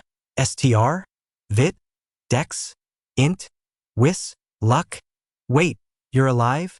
Naruto asked, staring into the eyes of Kakashi. You sound disappointed. But yes, I am alive. I simply used the substitution jutsu. Regardless, it seems like I wasn't needed at all. Nice job, Sasuke, Naruto. And good on you, Sakura, for prioritizing the client. Naruto looked at the groaning shinobi below him. Sasuke dragged another one closer, who looked similarly in pain. Kakashi tied them up and placed them against the trunk of the tree. Tazuna-san, I need to talk to you, Kakashi said. Naruto shivered at his sensei's glare. These are Chunin from the hidden village of Mist, known for their vigor while fighting and sometimes use of poison. The wound on your arm, Naruto, is currently filled with poison. Don't move or else it will only get worse. We can cut it open and take out the poison afterwards. How were you able to see where we were? One of the Chunin asked. A puddle of water during this sunny day? Not possible. Tazuna coughed. Why didn't you help the kids when you could have? I wanted to find out who they were really targeting. And in this case, it was you, Tazuna-san. The mission entailed us to protect you from some thieves and crooks, not trained shinobi. At the very minimum, this is a B-rank mission already. We would be conducting outside of our transcribed duty if we continue this mission. Naruto uncomfortably looked at Tazuna, seeing the look of desperation on the man's face, before he looked back at his hand. The poison was spreading, and each second he could feel a jolting pain cross his arm. Sakura gulped, sweating. I think it's better we quit now, sensei. Naruto needs some medicine for the poison, and we really aren't trained for this at all. Kakashi nodded. I would agree, Sakura. My EXP. The quest. If I don't complete it, will I die? How seriously should I take the system? Naruto thought, hyperventilating. He grit his teeth. He had to make a decision now. Grabbing his kunai, Naruto jammed the weapon into his arm. Blood burst from the cut, removing the red liquid along with any remnants of poison in his body. Naruto! What the hell? Sakura screamed. Naruto grinned through the pain. He held out his bloodied fist to Tazuna, whose eyes widened. Oi, drunkard! Look at this fist closely. No matter who comes to stop me, even the Hokage himself, I'll protect you until your stupid bridge is built, alright? We need to continue the mission. Ding! Skill. Public speaking has increased by a level. Public speaking is now LVL 3. After being scolded for cutting his hand so deeply, Kakashi wrapped Naruto's hand with bandages, noting now the wound was practically healed already. Ding! New skill achieved. Self-regeneration, LVL 1. Sweet. I can heal by myself now? No wonder I'm not feeling much pain in my hand either. Naruto eyed his hand with wonder, but he ignored it for now. Team 7 got on the ferry carefully, trying not to tip the boat as their combined weights sat on the wooden ship. Mist quickly gathered over the waters, which left the blonde blindsided. The ferry guide gently rowed the boat, each stroke sending them further along the sea. A huge bridge eventually appeared above them, its cobalt structure visible through the slightly cleared mist. It's best we don't make any noise if Gatu even gets a sniff of us. We're all gonna die, the tour guide said gravely. So this was the bridge that opposed Gatu's entire control on the shipping industry surrounding Wave. In Naruto's opinion, it was kind of small, but it was also the first step towards a good direction. The ferry went through a wall of canals, leaving them in a tunnel of darkness for a bit of time. But once the opening became clear, Naruto could clearly see the welcome presence of trees, and other greens began to appear. Wow! Sakura pronounced with stargazed eyes. The ferry was parked near one of the docks, giving time for Naruto and the others to leave. I can't go any further. I wish you the best on your venture, however risky it is, the ferry guide said to Tazuna. Tazuna smiled. I understand. Thank you for your assistance. Please, Kakashi-san, get me home safe. Tazuna asked the Jonin, tipping his straw hat. What did you say? Kakashi asked nonchalantly. Never mind. Naruto looked at the road ahead of him, following the footsteps of Sasuke, who was slightly ahead of him. He personally had a lot of work to do in the mission, and it was certainly crucial. 3000 EXP was the most he was ever offered for a quest, and getting that would give him a serious boost to surpass Sasuke. There was also the mysterious class and title he would be getting. He knew that the title would give him some extra points, but the class he was receiving was completely ambiguous. Usually the system would pop up and give him a brief description of what it was, but this time it never did. Naruto's game plan for his next few attributes was to stock up on dexterity and wisdom. His luck was terribly low for whatever reason, but he didn't want to waste the points on something so basic like luck. The blonde noticed how Kakashi's hands twitched slightly, which was weird considering he would probably never notice that normally. Maybe my deduction skill is acting up. Everyone, duck! Kakashi yelled. Naruto went to his knees as a gigantic sword flew through the space his head was, before piercing itself into the wood of the tree above them. And on top of the blade, Naruto shivered. Ding! Warning. High bloodlust detected. The man only showed his bare back to them, the slightly grayish skin looking alien to the Konoha shinobi. Striped, baggy pants and leg warmers covered the bottom half of his body. But that wasn't the scary part. The man's face was covered with bandages, leaving only his eyes and hair for viewing.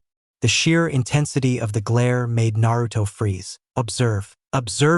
Observation failed. Target's level is too high. Would player like a partial observation? Yes/no. Yes. Name, Zabuza Momochi. Title, Demon of the Hidden Mist. Occupation, 7 Ninja Swordsman of the Mist. Level, HP 100 out of 100. MP 100 out of 100. Chakra, STR, Vit, Dex, Int, Wis, Luck. This guy, he's on the same level as Kakashi. Demon of the Hidden Mist? 7 Ninja Swordsmen of the Mist? As much as I hate to say it, we're not a match for him right now. Momochi Zabuzakuin, Hidden Mist's infamous missing nin. I didn't expect to see you here. Everyone stay far back. He's on another level. I know. I guess I'll have to reveal it now, Kakashi said, pulling up his headband. Kakashi's eyes glowed a scarlet red, with a few black tomos swirling around the pupil. What is that? Naruto thought with a frown. He observed how Sasuke's face scrunched up in confusion. One of the symbols of Konoha's supremacy, the Sharingan.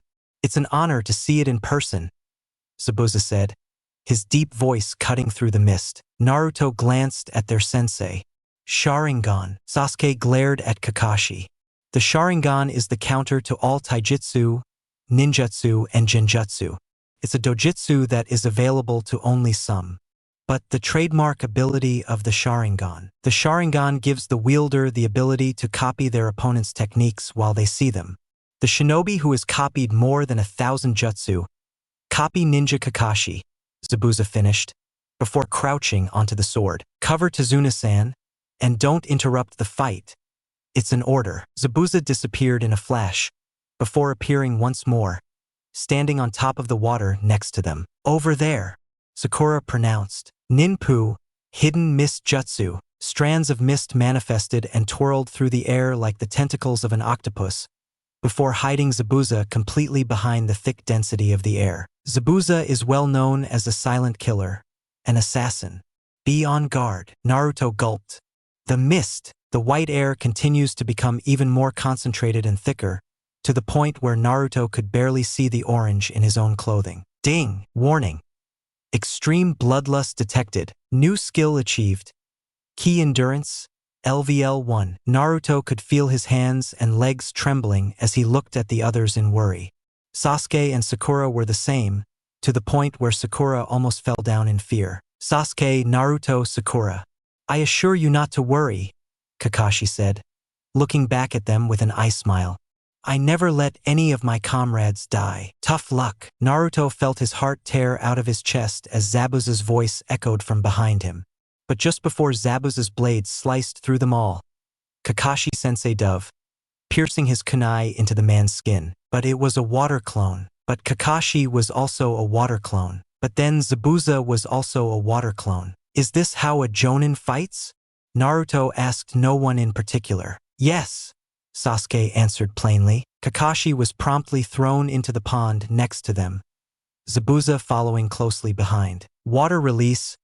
Water prison jutsu. Kakashi's gargled voice gasped out loud as a ball of swirling, chaotic water encircled the Jonin, making him completely trapped. But that wasn't even the least of the Genin's worries. Water collected in front of them, slowly taking the form of Zabuza. You kids really think you're worthy of being ninja? Standing there, cowering as I release a tiny bit of bloodlust. Have you even done your first kill yet? Humph. At your age, I murdered my entire class, Zabuza growled. Naruto gritted his teeth in anger. You think that's impressive?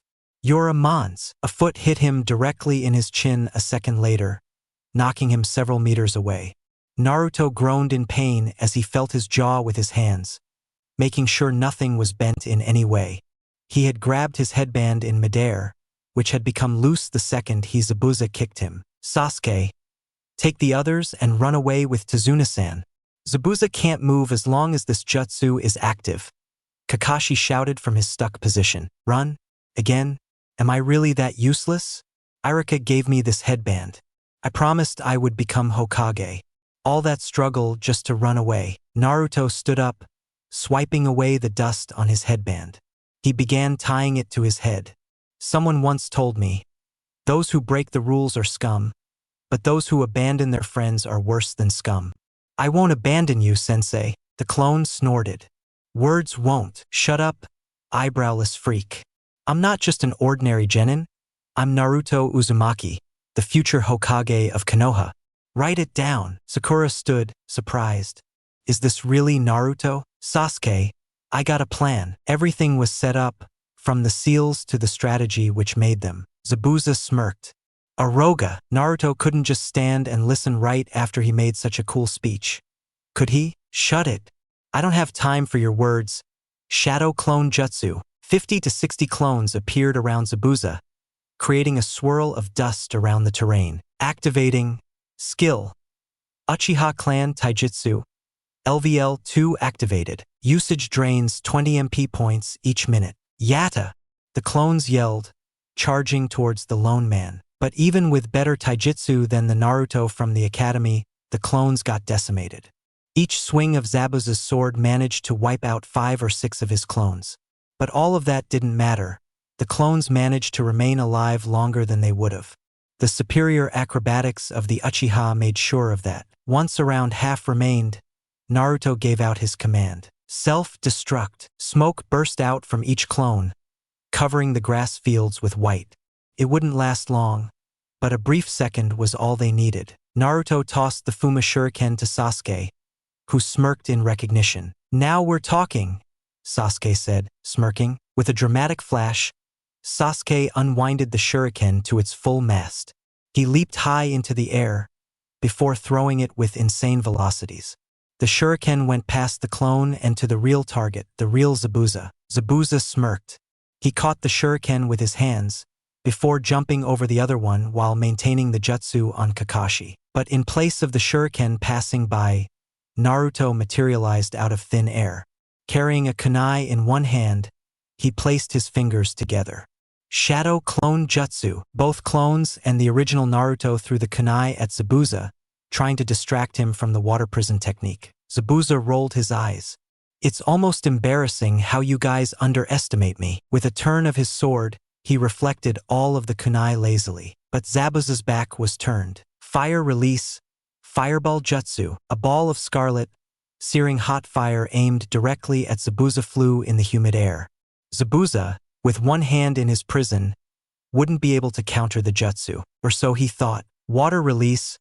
Water bullet jutsu. Zabuza growled, doing one-handed hand signs. The ball of water met Sasuke's fire in the middle, creating even more steam to spawn in the already present mist. But while the vision mattered, the currently split concentration of Zabuza mattered more. The demon of the mist was occupied with doing one-handed seals and maintaining his prison for Kakashi at the same time, and didn't notice how Naruto was nowhere to be seen. A hand grabbed hold of Zabuza's leg from underneath the water, and yanked him into the pond. Naruto wasn't sure what he was thinking to willingly pull Zabuza towards himself, but it was a spur-of-the-moment thing. Immediately, the assassin's enraged face came to his vision underwater as he began moving his sword. Ding! Battle Strategics increased by a level. Battle Strategics is now LVL 3. Leveling up didn't have the same effect while you were about to die. Goodbye, world. Kakashi grabbed the blade before it struck, his Sharingan spinning wildly. Naruto quickly swam away as the Jonin-level shinobi began their battle once more. He came on shore a few seconds later, panting for air as Sakura helped him get up. And that was when a battle of storms started. Jutsu after jutsu of water was issued from each shinobi as the genin stared at the intensity of the battle in awe. Tsunamis of water were casually thrown at each other, uncaring of anything that stood in the way. Naruto never in his life realized just how much potential water really had. Neither did he realize just how scary it was. Eventually, the water died out. Naruto and the gang cheered as they saw that Zabuza was completely cornered. Running forward, they tried to see Kakashi deliver the final blow. That's when two Senbon impaled themselves into Zabuza's neck, drawing blood instantly. Sakura gasped, pausing her movements with Tizuna, whereas Naruto and Sasuke trudged forward. The person stood boldly on a branch of a tree, his strange clothings marking him as different from the rest of them. With similarly striped pants like Zabuza, green haori, brown sash, and peculiar mask, Naruto couldn't really decide whether it was an enemy in front of them or not. I have to thank you for dealing with Zabuza for me. It has certainly been a tough journey tracking this man, the person said with a surprisingly gentle voice. You're a hunter nin of the hidden mist, Kakashi pronounced. Correct. It's our duty to hunt down missing nin like Zabuza here. The conversation continued, but Naruto toned their voices down. He knew what the masked boy was saying made sense, but his gut, it told him something was wrong.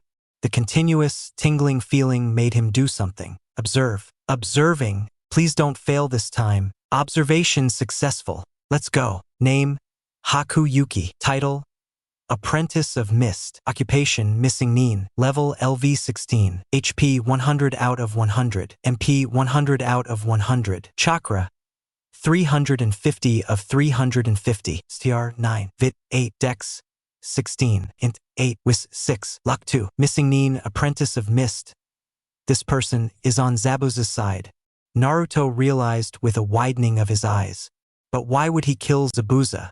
No, there had to be something else going on. Haku was at an absurd level of 16. There was no way she would make such a mistake. If he told Kakashi about his absolute findings, he would be questioned about the source. Naruto definitely didn't want to tell anyone about the system he had and be seen as a complete delusional. The only option was directly confronting her. Naruto walked towards Zabuza's body and Kakashi, practically feeling Haku's eyes on him. Kakashi-sensei, something's not really adding up. You mind if I test something? Naruto whispered. Kakashi nodded. Sure. Naruto took a deep breath. Commence stage 1. Hey, you don't happen to be on Zabuza's side, do you? Naruto asked loudly. On second thought, this really wasn't a good idea. Haku's calm composure immediately dwindled down, his posture a nervous wreck. Sakura began walking towards the group with Tizuna behind her. Hey guys, what's happening? A senbon was placed a millimeter to her neck a second later, Haku behind her. Or was it a clone? It didn't matter, Sakura was in trouble. Sakura! Naruto yelled in distress. Any one of you move and I'll kill her in front of your eyes. Haku's calm, comforting voice was entirely gone, replaced by the cold, monotone voice of a weapon. Naruto noticed how Kakashi's and Sasuke's hands twitched, waiting for the right moment to strike. While Sakura's predicament was horrible, it also proved one thing. Zabuza was alive. Commence stage 2. Leave Sakura alone or else I'll kill Zabuza.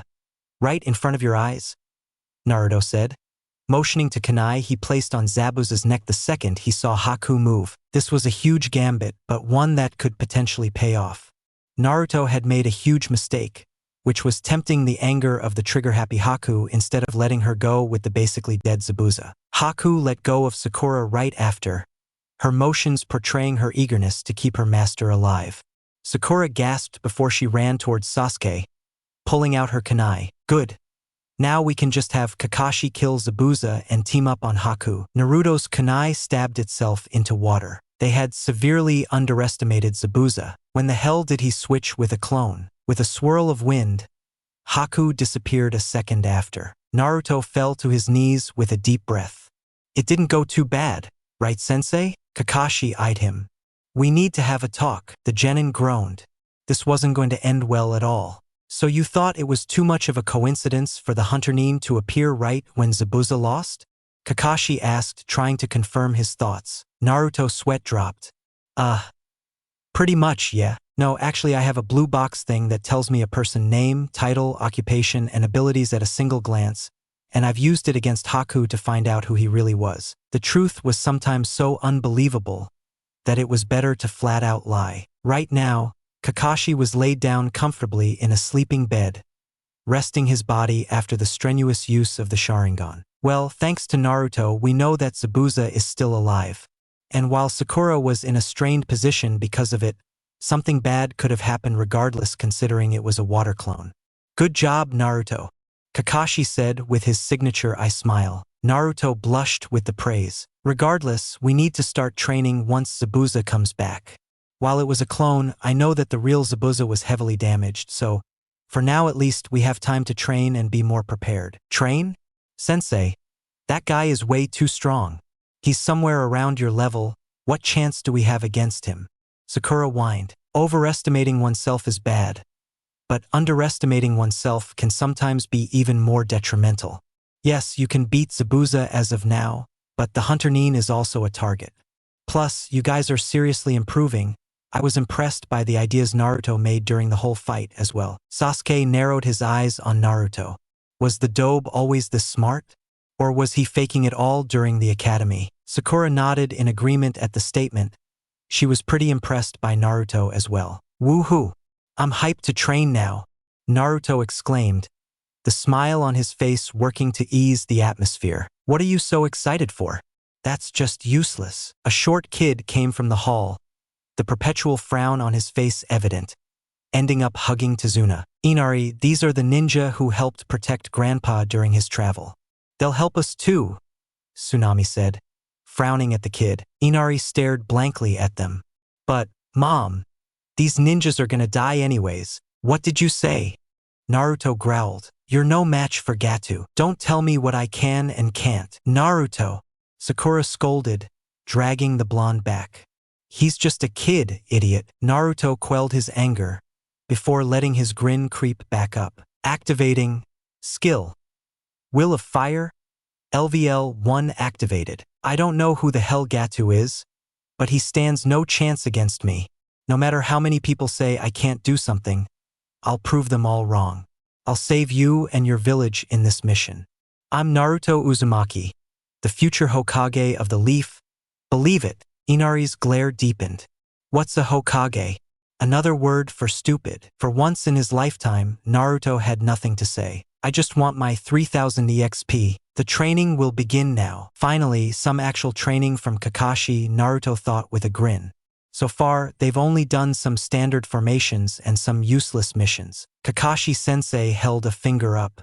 I'm sure you all know what chakra is, right? The three genin nodded in unison. Good. Today, we'll learn about using chakra with some special exercises. Huh? But we already know how to use jutsu. Sensei, Sakura said confusedly. You've done jutsus, alright? But not effectively. Using a large sum or chakra on every jutsu isn't effective at all, and can make your jutsu weak if not dysfunctional. Naruto hummed in confirmation. Weak jutsus in the middle of a battle is the first step to death. Not only does chakra control help minimize the amount of chakra used, but also the speed at which you can conduct a jutsu. If you continue as a shinobi without controlling your chakra, no doubt about it, you'll die. Naruto gulped. So what's the training, sensei? Tree climbing. Huh? I can do that already. Sakura whispered to herself. I can see you aren't that excited. Well, that's to be expected. Any genin dan climbed a tree after all. However, this isn't the regular tree climbing you do as kids. You have to do it without your hands. Without my hands? Naruto said out loud, not sure how that would work. Do I have to hug the tree with my legs and pull myself upwards? You'll see. Kakashi walked to the tree before placing a foot on the tree. Then another, and one more. The Jonin was walking up the tree without using his hands, the crutches in his arms coming up with him. Kakashi made his way up the long tree like it was a casual walk, before looking down on them, upside down, as he made his way across a branch. The genin looked in awe at their sensei. So that's what he meant, Sasuke grunted. You see? The trick is to gather the correct amount of chakra to your feet and use it to stick it to the tree. The effective use of chakra is required for such a technique. How will this train us for Zabuza, sensei? Sakura asked. Exactly. Controlling your chakra is one of the most basic aspects of being a shinobi in battle.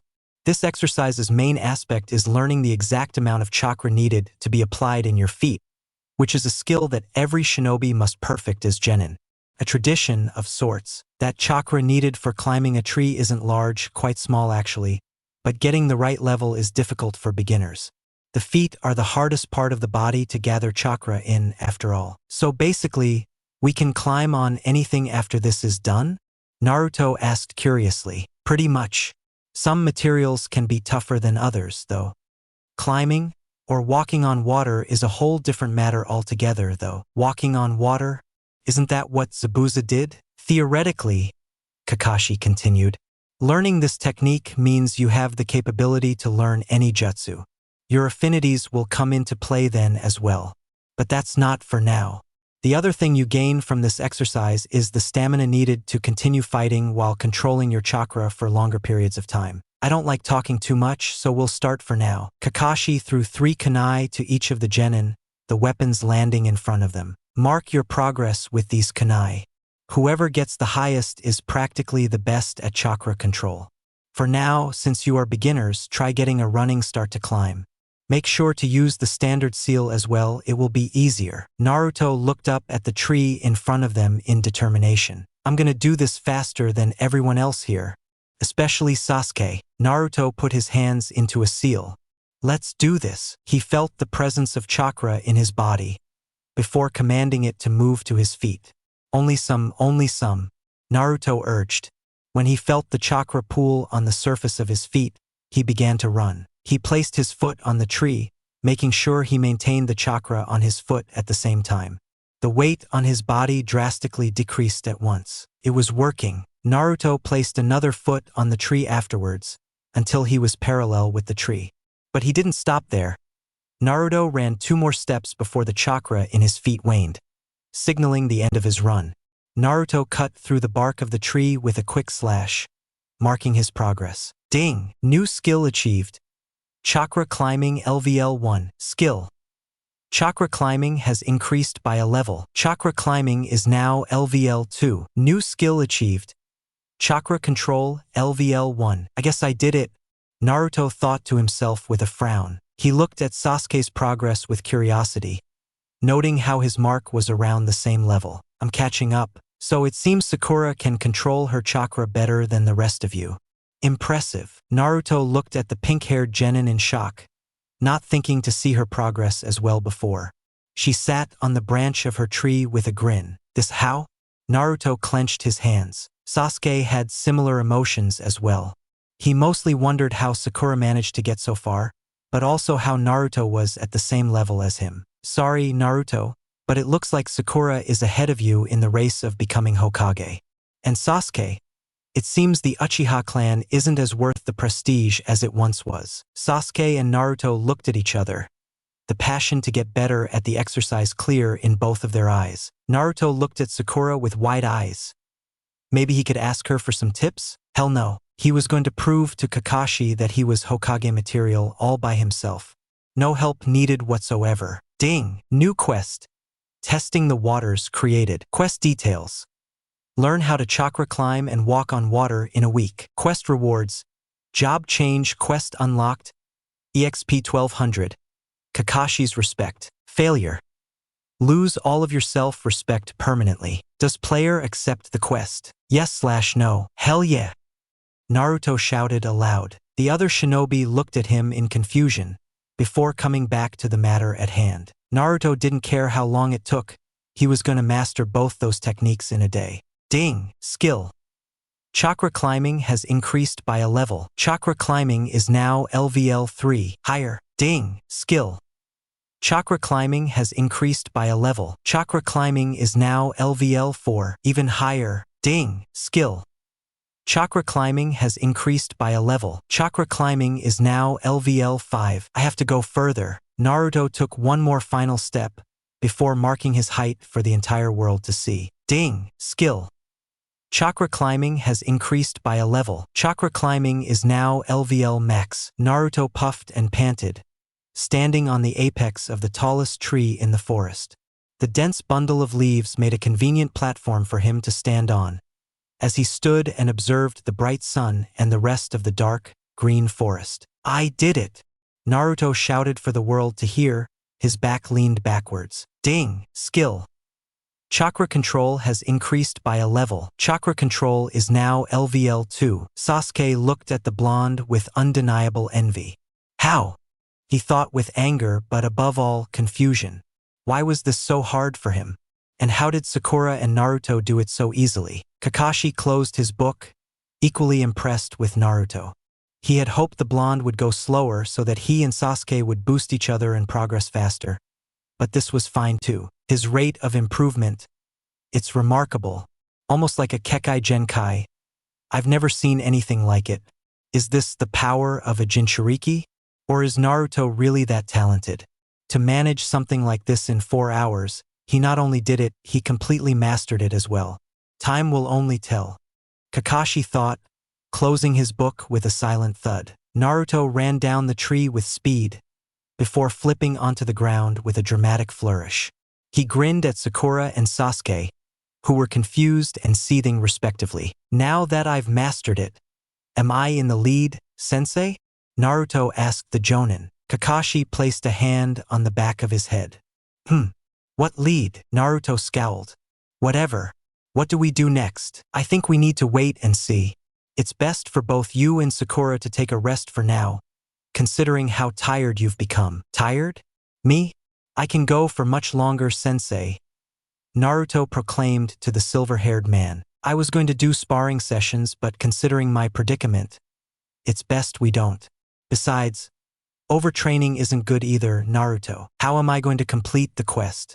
Naruto thought angrily. He needed that experience if he wanted to level up. He couldn't wait until that damn bridge was finally built. Who knows how long that would take. And to learn how to walk on water, Naruto needed Kakashi's help. Sensei, I'm gonna try and learn how to walk on water. Kakashi raised an eyebrow.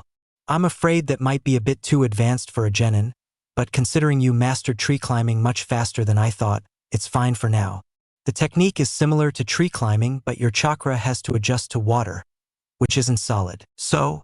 Naruto questioned. So just leaving the correct amount of chakra there for your feet to stick won't work, considering the randomness of water. You have to send pulses of chakra continuously to your feet every second, and maintain that as well. Naruto could feel his brain churning trying to process all the information. Kakashi sighed. It's best for you to try it yourself and learn along the way. I believe there's a lake north of here, but don't wander too far. Don't be too disheartened if it doesn't work though. I'll be impressed if you manage to do it in 2 weeks. Naruto saw the opportunity to gain something from this the moment Kakashi said his last sentence. Alright, sensei. If I master this water thingy in a week, you'll have to give me a favor. Kakashi shrugged. Okay, but what will you use the favor for? I don't know. Teach me a new jutsu? Fair enough, it's best you start now though, if you really want to win this. Naruto nodded. He had some work to do. First day. Splash. Why is this so damn hard? Naruto shouted with frustration as he fell into the water for the 10th time. Clothes soaking wet, he swam out of the small pond before attempting the technique again. Finding the pond wasn't very hard. In fact, it was much nearer than Naruto expected. Continuous chakra. Small pulses. Change it accordingly. Naruto mumbled to himself. He placed one foot into the water, checking to see whether it worked or not. Well, of course it didn't, but there was some small amount of upward force on his sandal, which seemed to be a good sign. Sighing, Naruto took his foot out before looking into the sky. It had only been 30 minutes since he left, but Naruto still felt his progress was slow for some reason.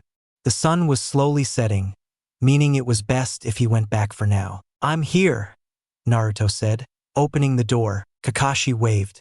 "Yo!" Tsunami walked in and out, setting dinner for everyone. Naruto looked at the brooding Uchiha with a smirk.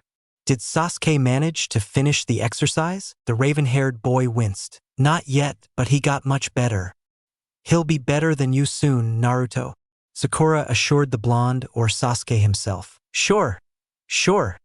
Naruto chuckled smugly. Sasuke, seeing no other option, uttered out a few, very surprising words. "How did you do it, Naruto?" Naruto froze, shocked.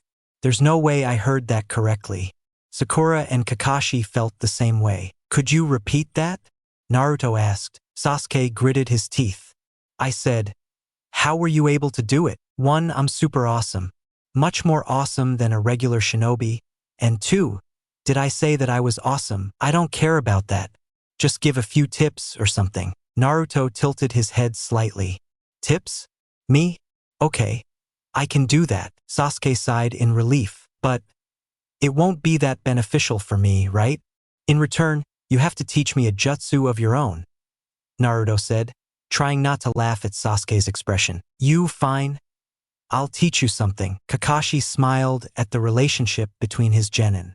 It reminded himself about his own days as one, however short they might have been. "Dig in, everyone," Tsunami said from the kitchen. Finally, by the time Naruto finished his dinner, he wasn't in the mood to train any longer. Not because the food was bad, but because he learnt about the tragic demise of Inari's father, the hero of Wave. Tsunami's teary eyes looked back at the group of ninja. Ever since he died, Inari hasn't been the same. "Don't worry, brat," Naruto thought with a frown. "I'll save this village and you at the same time." Second day. "I'm floating." Naruto was practically levitating in the deep water, his feet submerged into the water entirely. It wasn't complete walking on water, but very good progress. Ding! Skill. Chakra control has increased by a level. Chakra control is now LVL 3. Naruto fell into the water as his concentration slipped when he looked to the blue screen on his side. Damn it! He swam back to land, patting all of his clothes dry. Maybe he could take a short break, or a long one. "Wake up!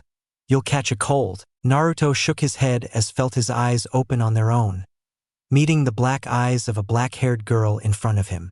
Where was he? "Oh right, training." Who are you? Why are you gathering leaves?" Naruto asked, yawning. "These leaves are good medicine, which is really important to have in these types of areas." Naruto nodded in understanding. "Ha! It's really early, but I guess it makes sense. What were you doing so early?" "I saw you sleeping near the pond, so I brought you near the sun over here to dry up." "I was doing some training, actually." "Oh, that's what I thought. Looking at your headband, you're a ninja, right?" Naruto grinned widely. "Yep." The girl's eyes widened. "That's incredible. Why are you training?" The blonde clenched his fists. "I need to become stronger. A lot stronger, actually." "Why so?" Naruto paused. Usually no one asked any further. "Becoming Hokage, it's my dream, to make everyone acknowledge me, and to prove that I'm more than just a hopeless brat." "And who are you pursuing this dream for? Is there anyone that's important to you?" The girl emphasized. Naruto reminisced about all the people he knew in his life. Yeah, he definitely had a lot of people important to him. "Yeah, of course I do. The important people in my life are the reason I want to become strong, in a way. Without even a single important person, what's the point of becoming stronger?" The girl smiled warmly. "You seem to understand, though not many do. Let's meet somewhere else again." "What type of training are you doing, anyways?" "Oh, I'm trying to walk on water, but it's really not working out." Naruto didn't miss how the girl's eyes widened in recognition. Why does an innocent person like her recognize something like that? Ding! Skill. Deduction increased by a level. Deduction is now LVL 4. Naruto did something he should have done from the start. Observe. Observing. Observation successful. Name: Haku Yuki. Title: Apprentice of Mist. Occupation Missing Nin. Level LV16. HP 100 out of 100. MP 100 out of 100. Chakra 350 of 350. STR 9. Vit 8. Dex 16. Int 8. Wis 6. Luck 2. Naruto's eyes widened in shock briefly, before coming back to close again. My luck is seriously horrible. I might need to give it some points once I level up. But what was more shocking, Haku wasn't a bad person at all. While she was the apprentice of the wrong person, Naruto could almost relate to her. Fighting her right then and there would probably be a loss for Naruto, considering his current level and the lack of information he had on her as well. He could just leave right now, seeing how Haku didn't appear to want to harm him in any way, which was surprising, considering she definitely knew who she was. It wasn't like Naruto had threatened the life of her master the last time they met. Even though it hadn't really produced an outcome, Naruto looked at her level apprehensively. Maybe there was something he could gain out of this too. She has to know how to water walk, right? Hey, do you have any tips for walking on water? Naruto asked inquisitively. Haku froze. But I'm not a ninja. I don't think I'm qualified to give you tips. That's the proper answer. How should I continue after that? I'm not so sure about that. I'm a pretty good judge of whether someone is lying or not, and my gut is saying you're pretty skilled as a ninja, Naruto said casually, not minding the fact that he was blatantly lying through his teeth. Why would you think I'm trained? Naruto thought up the most random things to say and shoved it into a single conversation. Your gait and the way you move generally. I just found it similar to shinobi back from my village. Understand? Now, can you please help me?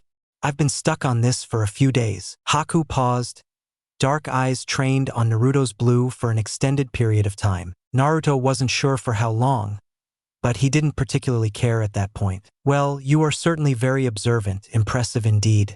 But fine, nice. For tips, well, my master taught me in quite an unorthodox way. For one, always practice the exercise with your eyes closed. It makes it easier to focus on the feeling of chakra on your feet. And two, imagine your chakra molding itself into the water, rather than just sticking onto your feet. Naruto nodded, imprinting all of the words into his brain. Haku smiled. That's really all I can tell you. I'll have to leave now. Thank you. The girl made her way out of the trees, before turning back one more time. By the way, she's telling me now? I won't let her have the satisfaction. Naruto's stubborn nature pulled through, pushing him to say the next sentence. The apprentice of Zabuza? Yeah, I know. Naruto finished for her. Naruto felt the air between him and Haku suddenly chill. This might have been a mistake, but he wasn't going to stop now. To be honest, it sounded really cool in hindsight. From what he observed from his previous encounter with Haku, she was incredibly protective of Zabuza. Maybe he was her father or something. I don't know why you're with that guy, seeing how nice you really are, but I'm not going to ask. 'Cause the next time we meet, I'll be knocking him out in front of you. Haku looked back, making Naruto flinch at the state of her eyes. They radiated anger, but then they quelled down afterwards. My master is one of my important people. I will not tolerate any ill words against him. However, I will not kill you considering you were in my hospitality until now. Naruto didn't understand how someone could have a ruthless murderer as an important figure in their lives, but he didn't want to question it. Haku left into the midst of woods, leaving the blonde alone to ponder what even happened. Fourth day, Naruto placed another foot on the water carefully, his eyes closed in concentration. He molded the chakra to the water and rapidly emitted pulses of the energy. It worked. Woo-hoo! Naruto shouted. He began walking a bit faster across the pond, before attempting a jog, before sprinting across the water like it was regular grass. Walking on water felt amazing. Ding! Skill. Chakra control has increased by a level. Chakra control is now LVL 5. Naruto leaped off the water onto the soft grass beside it, relishing in the fact that he wasn't wet. He had done it before a week passed, just like he promised Kakashi-sensei. Ding! Quest. Testing the waters. Completed. Rewards. Job change quest unlocked. EXP 1200. Kakashi's respect. Congratulations. You leveled up. Player is now LV7. 2 attribute points gained. Naruto could only celebrate even louder as he received not 1, but 2 attribute points at once. Was that because he was level 7? Did that even mean anything? Naruto prepared to go back to Tsunami's house to tell Kakashi the news, but was stopped when another notification came up. Ding! New quest. Survive created. Quest details. Survive. Quest rewards. New job. Question mark. Failure. Death. Does player accept the quest? Yes/no. Naruto had no idea what a job was, nor did he really want to know. He just leveled up and received 2 attribute points. He needed to tell Kakashi so he could learn a new jutsu. It was too late to distract himself with this quest right now. Best to go with no. Yes/no. Naruto blinked. He could have sworn that he had said no. Shrugging, he repeated his command. No. Yes/no. No. Yes/yes. Whatever, yes, I guess. It was just a quest like always, and he would get some rewards in the end anyways. Transporting. Time seemed to freeze as Naruto's body started to shimmer a light blue. It started from his feet, the body parts transforming into small, digital cobalt blue before vaporizing into nothingness. He lost feeling in his legs, then waist, stomach, shoulders, and finally his face. Where am I? Naruto was nowhere to be seen. Where the hell am I? Naruto asked no one in particular. It was dark, so the genin's eyes took time to adapt to the environment. The surroundings slowly became more and more visible. Naruto almost wished it hadn't. He was in a large sewage of some kind. The murky water and reeking smell of sewer invading his nose made it obvious. The large, open expanse was only closed by the upper circular walls of the sewer canal. In between, a river of water slowly flowed down the sewer. What is this? Swish! Naruto's body moved on his own as he dodged a pair of kunai aimed at his head. He jumped back several meters to assess what was happening. Across the canal water stood 2 cloaked figures of a moderate height. Observing. Observation successful. Shinobi. LV6. Shinobi. LV7. 1 level 7 and 1 level 6 ninja against a single person. That would be hard for any regular genin, but this was Naruto. Activating. Skill. Uchiha Clan Taijutsu. LVL2 activated. Usage drains 20 MP points each minute. Let's finally see where all this training got me, Naruto said as he got into stance, motioning for the 2 enemies to come with his forward hand. The shinobi leaped onto the water, using the same walking on water technique that Naruto had learned. The Uzumaki did the same, no longer having to think to maintain his chakra. Other ninja who recently learned the water walking technique usually take 1 or 2 days getting used to the feeling and be able to get consistent with it. Naruto, on the other hand, had the system on his side. Once he leveled up a skill to a certain amount, he could consistently maintain that level of performance forever or until he got tired. Shadow Clone Jutsu. Clones of Naruto surrounded Naruto as they also began running alongside him. A torrent of water erupted from underneath Naruto as the sharp pressure of the element burst his clones to smoke. The water carried him quickly back out of the middle of the canal, pushing him roughly against the walls of the underground sewer. What kind of jutsu is that? Naruto asked with wonder, wincing as he felt small pain near his torso where the water managed to strike though. It had been completely wordless, and Naruto had barely seen the signs being made. Seeing the 2 shinobi slowly prowl up to him made him quickly stand up. He needed to summon more. Naruto's eyes bulged in pain as a punch embedded itself into his gut a second later. He leaned past the next punch right after, dropping into a crouch and delivering a sweep kick. A cool combo he found himself doing a lot using the Uchiha Taijutsu. In the span of half a second, the blue-eyed ninja spun backwards as he reverse-kicked the other enemy, at the same time getting slightly cut by a kunai revealed far too late. I have to stick with taijutsu and clones for now, not like I know anything else. Wait, why don't I know anything else?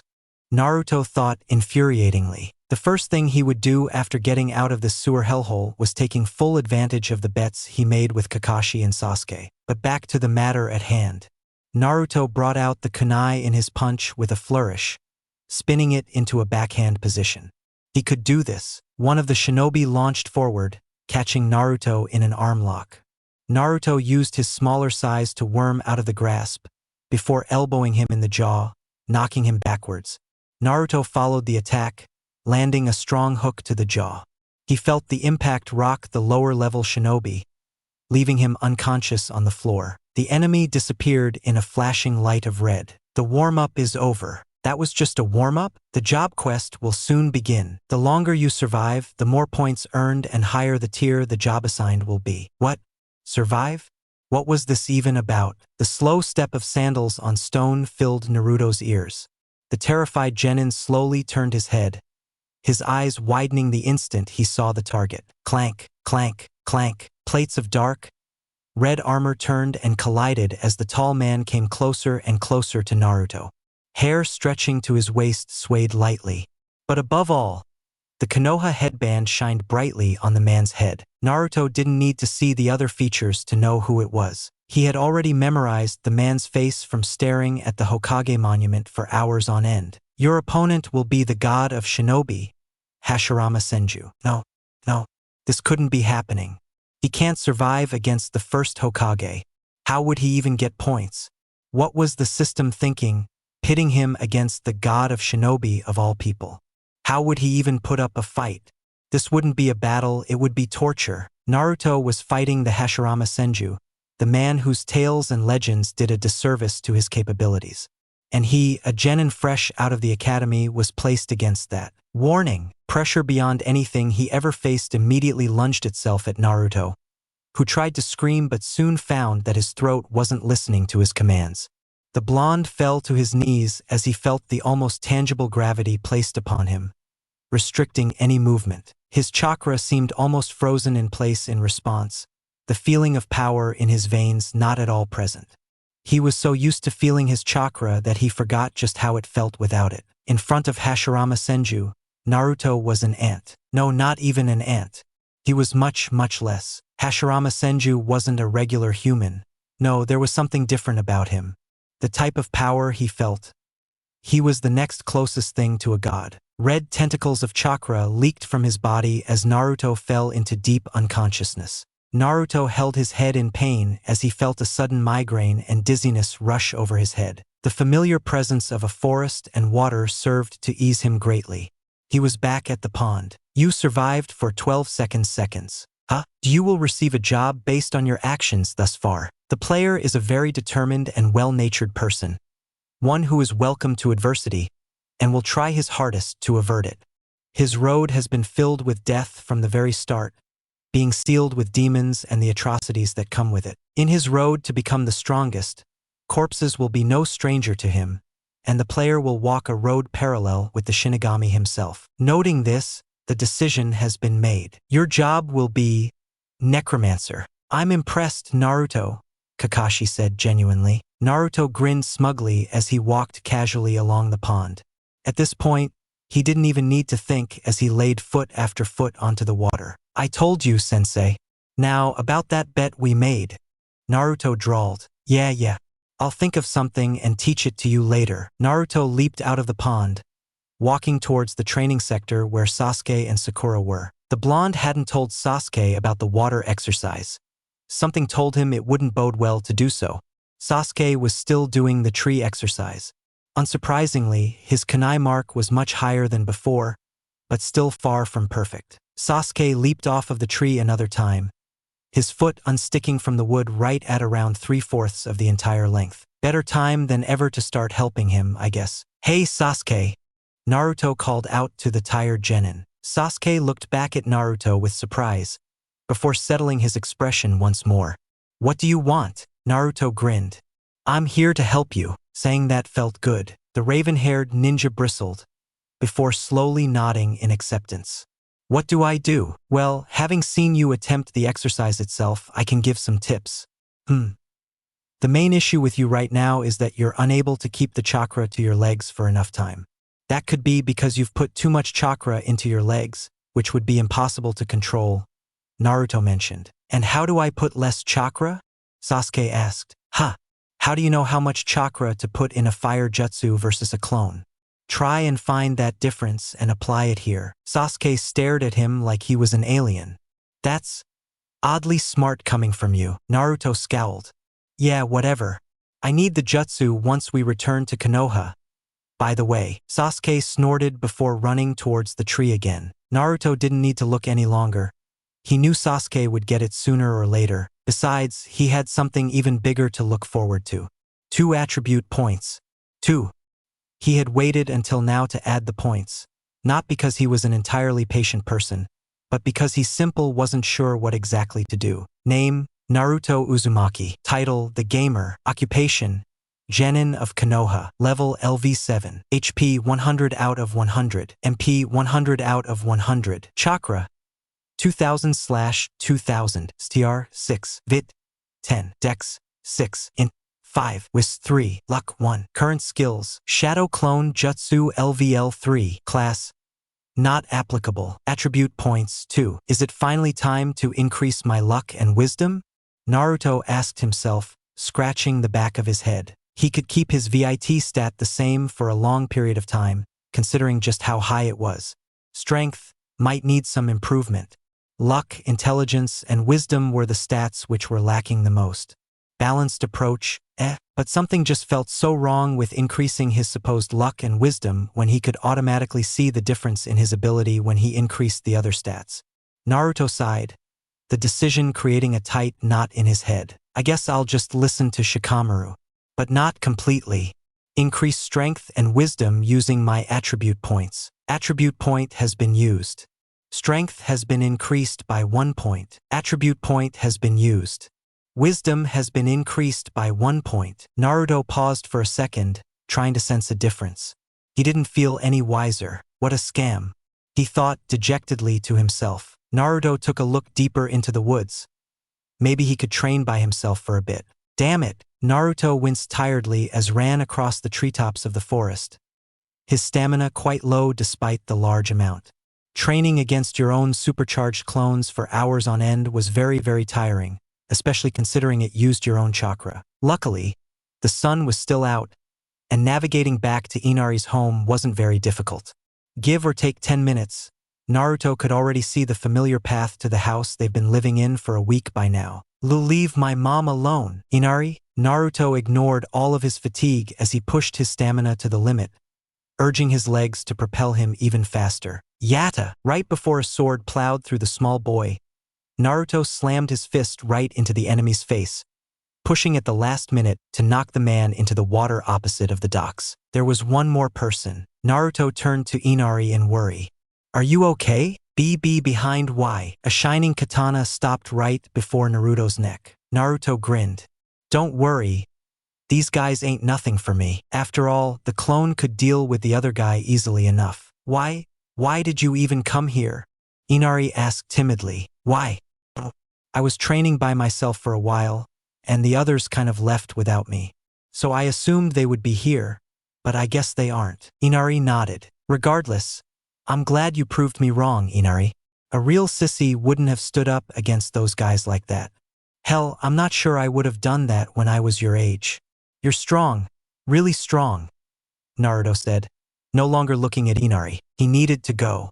If they sent bandits towards Inari's family of all people, how would the actual bridge be? Who would they be facing? Naruto had a good idea who. Stay safe. I gotta go now. Heroes continue to be heroes after all. Yeah! Inari cheered. Naruto grinned one last time before running away. His grin slowly molded itself into a solemn frown. This wasn't going to end well, was it? Naruto made his way onto the bridge, trying to examine the players at hand. Well tried.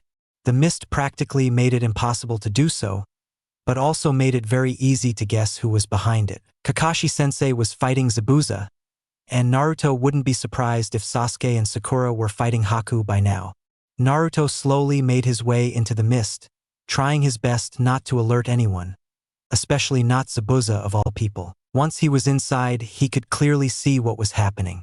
He was correct with his previous assumption, except for the fact that Tazuna was on the bridge as well, and Sakura was helping to guard him. What is that dome of ice? Haku's jutsu? Initially, Naruto was planning to sneak attack Haku, but the entire plan changed once he saw the bloodied body of Sasuke. I thought she was a nice person, but no, she's going all in on Sasuke. Naruto thought, enraged. His eyes widened as he saw an opening. He took the chance. A small shuriken sliced through Haku's shoulder as he stumbled onto the bridge. Shadow Clone Jutsu. Without wasting any more words, Naruto made his way into the battlefield. Activating skill. Uchiha Clan Taijutsu. LVL-2 activated. Usage drains 20 MP points each minute. Naruto engaged the masked boy in combat. Let's test your taijutsu, shall we? Naruto smirked. I'm assuming you've completed the water walking exercise by now. Haku asked, almost like they weren't enemies at all. Naruto frowned. Why remind me of that now? He ignored her question. Naruto's clones barged in at once, aiming to overwhelm Haku with their sheer size and numbers. The blonde himself went into the air, landing behind Haku gracefully. He aimed a punch carefully at Haku's back, who was too occupied by his numerous other clones, even if they were rapidly decreasing in number. There was no way this punch would miss, right? Wrong. Haku didn't just dodge. He pivoted his legs before pushing Naruto's fist to the side with the back of his hand, redirecting all of the force in a single instant. An instant later, he was swept to his feet by a soundless kick by the missing Nin, then dodging another hit due to the smallest of sounds from the rustling of Haku's baggy clothes. He hadn't realized before, but a reason why Haku's taijutsu was so deadly was because of how silent it was. Naruto wasn't able to hear any movement from Haku before she striked, which made her moves much more unnoticeable before they actually hit. It was a battle between the Uchiha taijutsu and Haku's own.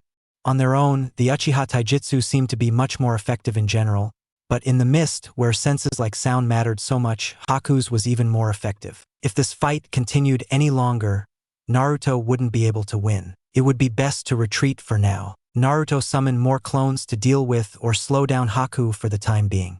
He had to find Sasuke. Was he inside? Hey! Sasuke jumped slightly as Naruto's voice rang in his ear. You came inside? Sasuke partly shrieked, an unusual sound coming from the Uchiha. Why not? Naruto shrugged lightly. You have no idea just what that guy can do in here. He's there. Naruto thought as he saw the image of Haku in one of the mirrors. Senbon impaled themselves into Naruto as he groaned in the sudden pressure in his back. Blood covered his orange jumpsuit soon after. But the pain wasn't unbearable. Both Naruto and Sasuke stood up immediately after, albeit wincing as they did so. We need to get the hell out of here, Naruto yelled. I'm trying, idiot, Sasuke yelled back. After a flurry of hand signs, red-hot fire was sent towards the opposite side of the ice dome. The fire reflected partially, flaring the entire enclosure in heat. But to no avail. Naruto looked around, defeated. The fire couldn't beat the ice itself, what would? But wait. The ice had melted slightly. You think your fire can beat a pinnacle of Kekai Genkai? Haku's voice asked, echoing around the dome. Some more senbon was thrown at the duo. This time, they were able to dodge more than a few, but were still unable to completely dodge all of them. Naruto desperately ran around the dome, trying to guess where Haku would appear next. It was near impossible. Pain was all he felt as more objects pierced into his body, drawing more and more blood outwards. This isn't fair. Even with my leveling ability, I don't have any jutsu currently to counter Haku. Is this the end? The senbon stopped. Amazing, the Sharingan. But will that change the result? Naruto prepared himself for another throw, but it was still too fast. Naruto, to the right, Sasuke yelled. Seeing no other option, he did what Sasuke told him. Nothing hit Naruto. Sasuke's eyes were glowing red. Maybe they had a chance of winning now. With the same jutsu that Kakashi had, Sasuke got a serious power boost. Normally, Naruto would be envious, but right now, survival seemed to be the more important thing. Naruto got up to his feet in a hurry, before running back towards Sasuke. He needed his guidance if he wanted to beat Haku right now. Sasuke's eyes swirled rapidly. Above us! Sasuke leaped out of the way, only to realize that Naruto hadn't done the same. His scarlet eyes widened. Did he? Naruto had jumped upwards. As Naruto met the incredibly fast Haku in the middle of his teleportation-type jutsu, he grappled Haku's hands to the side before kicking him in the torso, away from his intended direction. Finally, a direct hit, but he didn't stop there. Quickly summoning clones, they caught Haku's flying body before throwing it back to Naruto. The blonde slammed his foot into Haku's back, sending him into the bridge floor with a loud, painful thud. It had to be over by now. Naruto placed his kunai onto Haku's neck without hesitation and stabbed inwards. Into water. A water clone. "I'm sorry, Shinobi," Haku's voice said from somewhere behind him. Sasuke's body lay still next to Haku, whose senbon stayed pierced all the way through the Uchiha's neck. Naruto's breath stilled. Haku bowed solemnly. "It's amazing, really, to have found such a loyal comrade. He definitely could have dodged the projectiles at the last second, considering his own Kekai Genkai, but doing so would have made you the target instead. Rage. You must be one of his own precious people, for him to react in such a way. If it means anything, I'm sorry for killing your comrade. But it was for my own survival, if anything else. Shinobi are born. Fury. Please do not take it to heart. Ding. The question mark wants to lend you chakra. Do you accept? Yes/no. Haku. You're going to die." Naruto growled quietly. "I don't think." Naruto disappeared into thin air before appearing next to Haku once more. "And your death will be especially painful." He launched a hook at Haku's stomach, pushing him through ice mirrors. Glass shards exploded on the impact, creating a hole in the once impenetrable dome of ice. A tornado of red chakra erupted around Naruto's body as he glared at the ragdoll-like body that rolled onto the bridge. No mercy. Naruto launched a kick straight into the face of Haku, cracking his mask into two. Haku's body spinned across the floor of the bridge before he managed to grab hold of his balance. But it was already over. Tired, bloodied, and faced against an impossibly strong opponent, Haku was ready to give up. He stood up slowly, his eyes closed in acceptance of his death. "Can't." Naruto stopped his punch at the last second. A gust of air pushed Haku's mask off of his face, revealing the feminine face to the open mist of the bridge. The whiskers on his face became less pronounced. His eyes became the regular, azure blue, and the red chakra no longer surrounded his body. Naruto stood in silence as he regarded the boy in front of him. "Your friend is dead? Killed by me? And you still won't kill me?" Naruto's rage spiked in an instant, but he reeled it back in by continuing his punch to Haku's face. "You've become weaker. What exactly was that form earlier? Not like it matters. Naive people seem to think that letting their opponents live is an act of kindness. But not for me. You've shattered my reason for living. A weak shinobi like me isn't worthy enough to help Master Zabuza. So please, kill me." Naruto couldn't help himself. He laughed in disbelief. "What's so great about him? He's a monster. He kills for fun. How can he be anyone's precious person?" Haku smiled. "Maybe you see him as so. But in the darkness of my times, Zabuza was the one who helped me the most. If I'm no use to the one I'm living for, what's the point of continuing to live? This type of logic. It's horrible.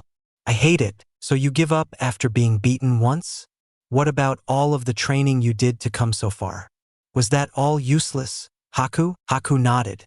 "Yes, you're hopeless," Naruto whispered. He brought up the kunai in a quick motion. He would do this quickly. Haku's eyes widened randomly. The missing nin was gone. Kakashi felt his Chidori impale itself into a body, but it wasn't the correct one. His accomplice sacrificed himself for him?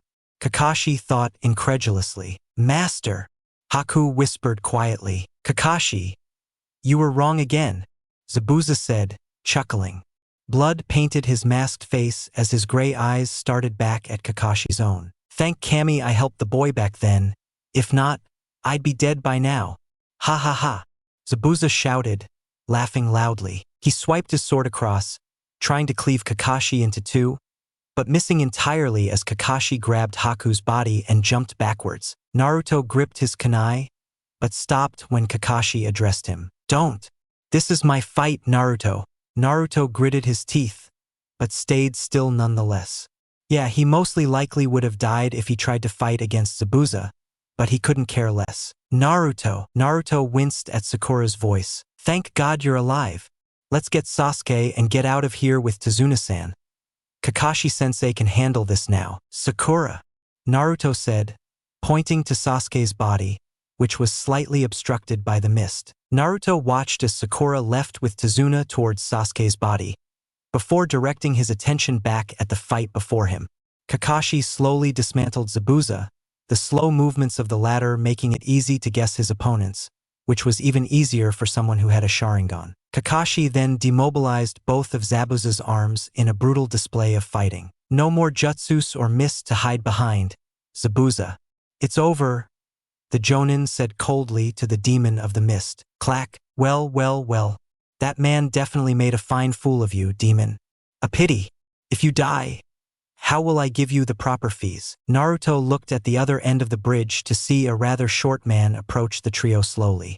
Behind him stood a mob of bandits, all equipping weapons of their own. Jagged hairline, small, black sunglasses, black shit and purple tie. The man screamed shady business. Gatu. What's all of this? Zabuza asked murderously. Naruto took a step back. Business, Zabuza. I'm gonna kill you now. So say your final prayers to the world. Please. Don't worry. No one is going to miss you, someone would. What's the meaning of this? You really think I would pay that amount for you? Never. I'm a businessman, not running a charity. You're infamous around these areas and incredibly skilled. Trying to betray and kill actual shinobi would be hard, considering how many friends they've made along the years. But you, you were perfect. A missing nin that no one cares about. Does it matter if you die? Don't take it too seriously, Zabuza. It's good business. Either way, it's not like you didn't cheat me either. The demon of the mist? Was that a joke? You lost to some random ninja that recently came here. You're not a demon, Gatu said, cackling. Zabuza looked back at Kakashi. Kakashi, you are no longer my priority. End our fight. There is no motive for me to assassinate Tazuna. Kakashi nodded in acceptance. But Sasuke, Gatu stepped forward, kicking Haku's face with contempt. This girl or boy, just as annoying as you. Naruto felt his rage overwhelm as he began running towards Gatu, only to be stopped by Kakashi, who held the back of his jumpsuit. Naruto, there's too many of them. Naruto directed his ire towards Zabuza. Won't you do anything? He's disrespecting Haku in front of you. Zabuza shrugged, his arms stiff. So? Haku died. So? Haku was still your friend. A comrade. There are no real friends in the world of missing nin, child. We are either tools to be used or people who use others as tools, nothing more, nothing else. Haku was a useful tool that I appreciated for his strength. So I will repeat my question. So? Naruto growled in frustration. So, Haku really meant nothing to you in the end? He sacrificed himself for you and you won't do anything? Just standing there? A long silence enveloped the duo, the thick atmosphere between the two becoming even thicker. Kunai! Zabuza whispered. What? Kunai! Naruto threw his kunai to the demon of the mist immediately after. Zabuza caught the weapon in his mouth. Emotional. Kill them all, people! Gata yelled. The storm of people yelled as they infiltrated the bridge entirely, the sounds of multiple footsteps and battle cries filling Naruto's ears immediately. Zabuza went to meet them all at once. But Zabuza was a demon. He slashed through everyone using the kunai in his mouth, cutting through the mounds of bandits like scissors on paper. He dodged a dozen swords at once, before knocking into men several feet taller than him. Many bandits fell to the floor, lifeless, as a long gash spread through their necks in mere seconds. But even they were too much for Zabuza. Swords impaled Zabuza's chest as the swarm of men began to overwhelm the one man. But Zabuza still didn't stop. With the relentlessness of a starved lion, he embedded the kunai into Gatu's chest. Zabuza laughed. Gatu. I don't care if I die right now, but as long as you're coming with me to hell, I'll be happy. The demon finished the kill in its entirety soon after. Zabuza smiled for the last time in his life. I won't be seeing you any longer, considering you would be going to heaven, Haku. But thank you. Naruto swallowed his throat in apprehension. Cherish the sight of a real man, Naruto, Kakashi said. This was all too much for a recently made genin. Naruto's eyes continued to stay wide as he swallowed all of the events into one session of his memory. Naruto. Sasuke is alive. Naruto's heart quickened as he glanced to his left, seeing the familiar blue-shirt boy raising a hand in greeting. I see. You really were too kind of a person, Haku. Naruto looked back at the bandits with anger. Now these guys deserve to die. Shadow Clone Jutsu. A day later, Zabuza and Haku's funeral was a quiet event. With only Team 7 and Tazuna present, the burial seemed to be more of a standard process rather than an act of caring. Which wasn't very surprising considering the lives the missing Nin had held. Living solitary lives, they didn't have many friends to mourn their deaths for them. It was a small memorial site, the largest being the mountain of a sword behind Zabuza's funeral. It's an unfortunate thing, but don't be mistaken. Zabuza wasn't a good person. Nothing he could have done would have changed that, but he did have his heart in the right place in the end.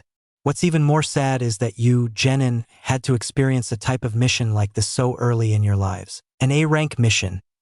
It's fortunate I was your sensei or else. Thank you, sensei, Sakura said politely. Well, I can't do it all the time. Should we leave now? Sasuke nodded. HN. Naruto looked at the graves before him. I'll come, sensei. Let me just stay here for a bit. Kakashi-sensei raised an eyebrow. You sure? Positive. Your wish. Sasuke. Sakura. Let's go. Naruto stayed still for much a while longer as the rest of the team left him behind. There was a particular reason why the blonde stayed behind in the first place, and it wasn't because he wanted to contemplate on the deaths of the duo, no matter how sad it was. The system was telling him something. Ding! New skill achieved. Shadow Extraction, LVL1. Info. Shadow Extraction allows the transformation of dead bodies into shadows which can be recalled at any time for the player to use. Higher the difference in level, the lower the success rate. Higher the time taken after the body died, the lower the success rate. Higher the will of the person to stay in the afterlife, the lower the success rate. Current maximum shadows. 2. What does this mean? I can revive them as shadows? Then came the next question. Who should he revive first? And would it really work? This was the first real ability the system had ever given him, so Naruto was slightly skeptical. Now, who should he go for next? Zabuza or Haku? It didn't really matter since he had 2 available spots anyways. But were these shadows the actual ones that died earlier? Were they the ninja he had just fought yesterday? Was Haku's sacrifice for nothing if he could have revived her afterwards? Obviously, that wasn't the truth. But Naruto's paranoia quickly took over his senses. The ability gave him the chance to reunite Zabuza and Haku. But what if one of the summonings failed? It was best to check the limits of the ability for now. Considering the system said the higher the level, the harder the extraction became, it would be easy to test out the limits of his own capabilities for now. Naruto went to the gravestone next to Zabuza. His hands were trembling, and his heart rate was at an all-time high. The grave stood painfully still, begging to be called upon, and the sword stood similarity, begging for someone to grasp its stilt once more. Use shadow extraction on Zabuza. Extraction failed. What? 2 more chances remaining. Try again. Extraction failed. 1 more chance remaining. Naruto needed this to work. Zabuza's death. It wasn't meant to be so disappointing.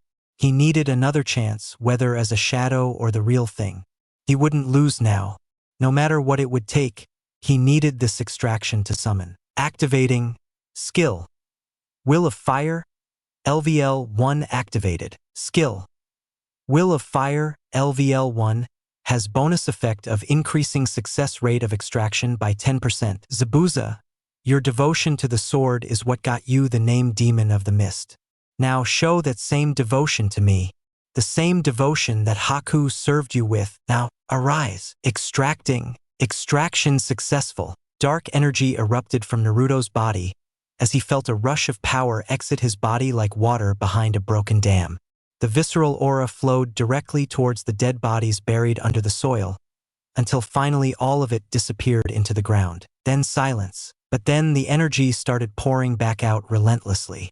Tendrils of liquid shadows slowly began forming out of the grave, pooling into a shadowy mass without any defined shape. But the shadows continued to pool, building and building upon each other, slowly forming a familiar shape. I can't believe it. Naruto's eyes looked at the monstrosity before him. The shadowy mass of Zabuza stared back. Shadow Zabuza, LV1. He looked the same as always, except for the fact that the colors of his clothes were replaced by a shade of black, and his face showed a wispy blue, entirely missing the humane colors he once had.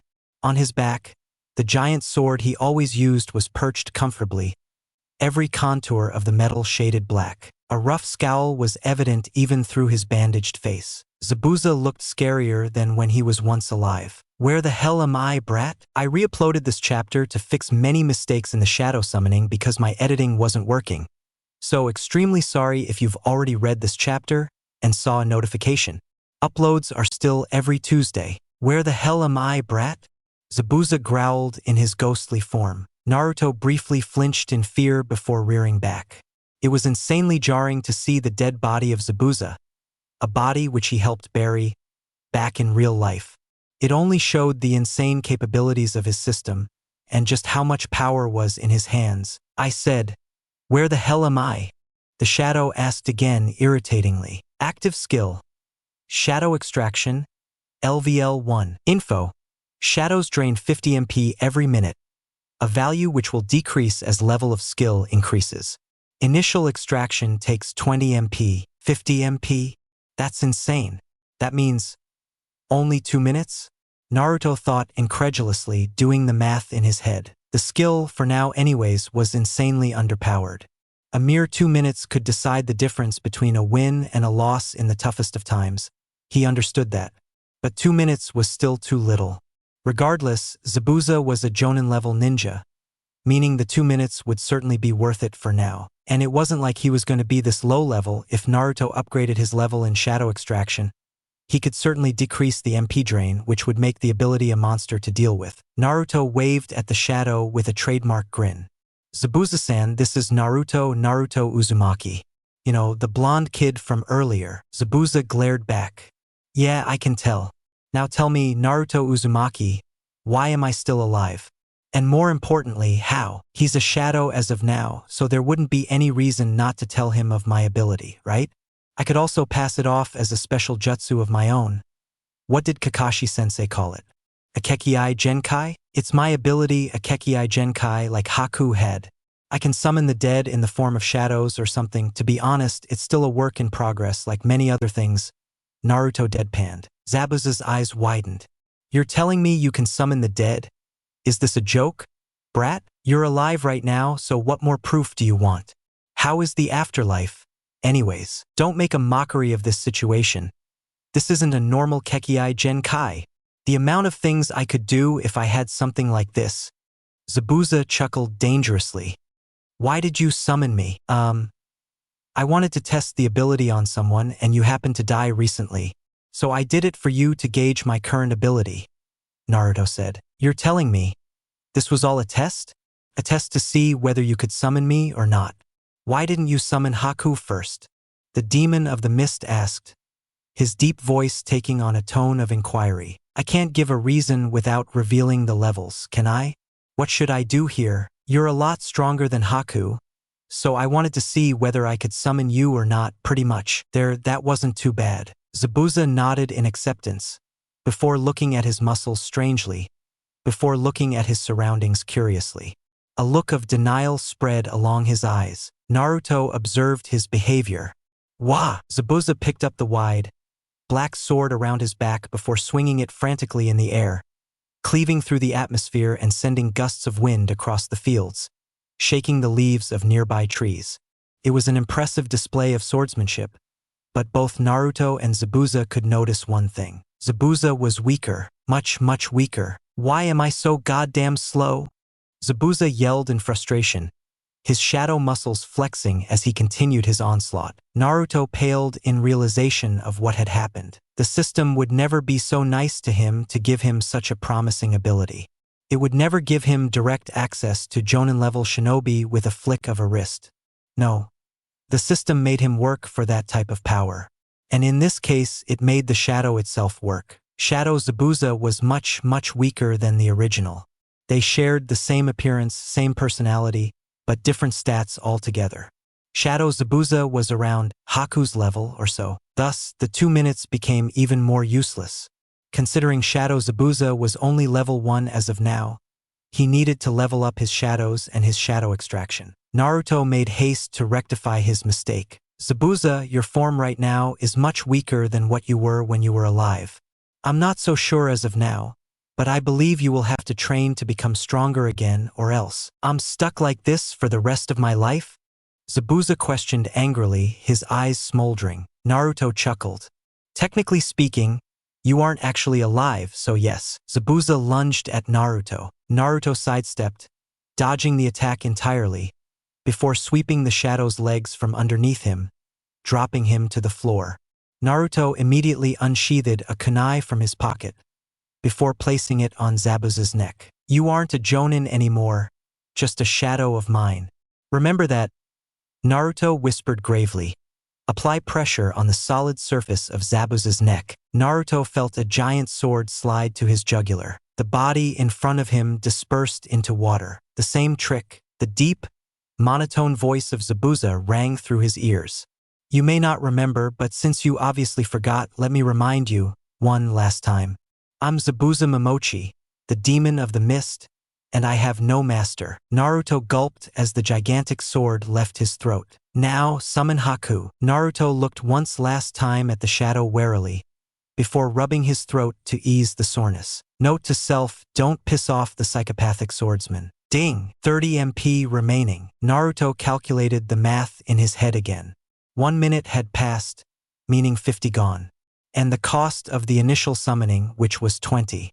He could still summon Haku. Naruto nodded. All right. Naruto walked up to the grave of Haku in a hurry, eager to get this over with. He probably didn't need to struggle as much as summoning Zabuza, considering the difference of levels between him and Haku wasn't very high in comparison to the difference between him and the Jonin level shinobi. Maybe 1 or 2 tries. Haku arise. Extraction successful. Similar to before, a dam of energy broke from Naruto's body, entering the air and going into Haku's grave. The soil seemed to eat up all of the energy as it dissipated into the grave. Shadows pooled once more, forming the body of Haku that Naruto came to recognize easily. Haku, in all of his feminine grace, appeared fully fledged in his regular clothing, but this time everything was shaded a dark black, and his skin was a peculiar shade of blue. Where am I? Haku asked, staring at Naruto with obvious surprise. Naruto looked around for Zabuza. It would be easier for that man to explain this, after all.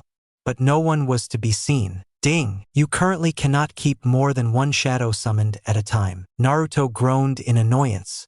He barely had a minute left. Listen, Haku. So pretty much, here's a summary. I have the Kekei Genkai to summon the dead from their graves, which I have already done with Zabuza and now you. The bad part is, you are now much weaker than normal, which I think you should be able to tell by now. Zabuza is currently around the level you were at when you were alive, meaning you would be somewhere around Genin level? Probably higher. But yeah, that's it. Naruto finished, panting after the long monologue. He looked at Haku hopefully. Again, where am I? I didn't expect the afterlife to be so colorful. Ding! MP has been completely drained. All MP-related skills and abilities are deactivated. Naruto looked at the empty lands of grass before him. Okay, 2 weeks later. Ding! Quest. Protection of Tazuna. Completed. Rewards. EXP 3000. Class. Necromancer. Given. Title. Messenger of the Dead. Congratulations. You leveled up. Player is now LV8. 2 attribute points gained. New title, Messenger of the Dead achieved. Title, Messenger of the Dead, increases the success rate of shadow extraction by 5% and increases all stats by 3% while on missions. Woohoo! Another 2 attribute points for the future Hokage. Naruto smiled happily as he looked through all of his notifications. Things were finally starting to look uphill. On the past few weeks, Naruto had spent most of his time training with Team 7 and helping finish the bridge Tazuna was so hellbent on. And finally, the hard work actually paid off. The bridge, in his honest opinion, looked beautiful. It wasn't too fancy, but managed to display a look of elegance which was fitting for the small town they were in. Tazuna had the look of a proud father as he observed his bridge from afar. I've spent so many decades dreaming about this moment. It's all thanks to you guys this is possible. I can't thank you enough, Tazuna said, tears forming around his eyes. Like I said, Tazuna-san, your amazing hospitality was more than enough as thanks, Kakashi said, bowing. Naruto smiled. It was always nice seeing people do nice things. And you, Tazuna said, directing his smile at Naruto. Me, I can't thank you enough as well, Naruto, for protecting Tsunami and Inari when it mattered the most. Naruto tried not to roll his eyes. The man has mentioned that same instance more than 100 times by now, and had brought it up every single dinner and every time he was alone with him. Yeah, big bro Naruto is too cool, Inari mentioned from behind Tazuna. Sakura snickered. Big bro Naruto, huh? You've got fanboys now, Naruto? Hypocritical, Naruto wanted to say, but refrained from doing so. Grandpa, I think we should give a name for the bridge while the ninja are still here, Tazuna laughed. You're right, Inari. How about the Great Naruto Bridge? Naruto smiled as he heard the name, a strange swelling of pride in his heart erupting immediately. But did he really deserve it as much as the others? The Great Zabuza Bridge, Naruto shook his head. The shadow would probably kill him if he did something like that. Sounds great, Kakashi laughed.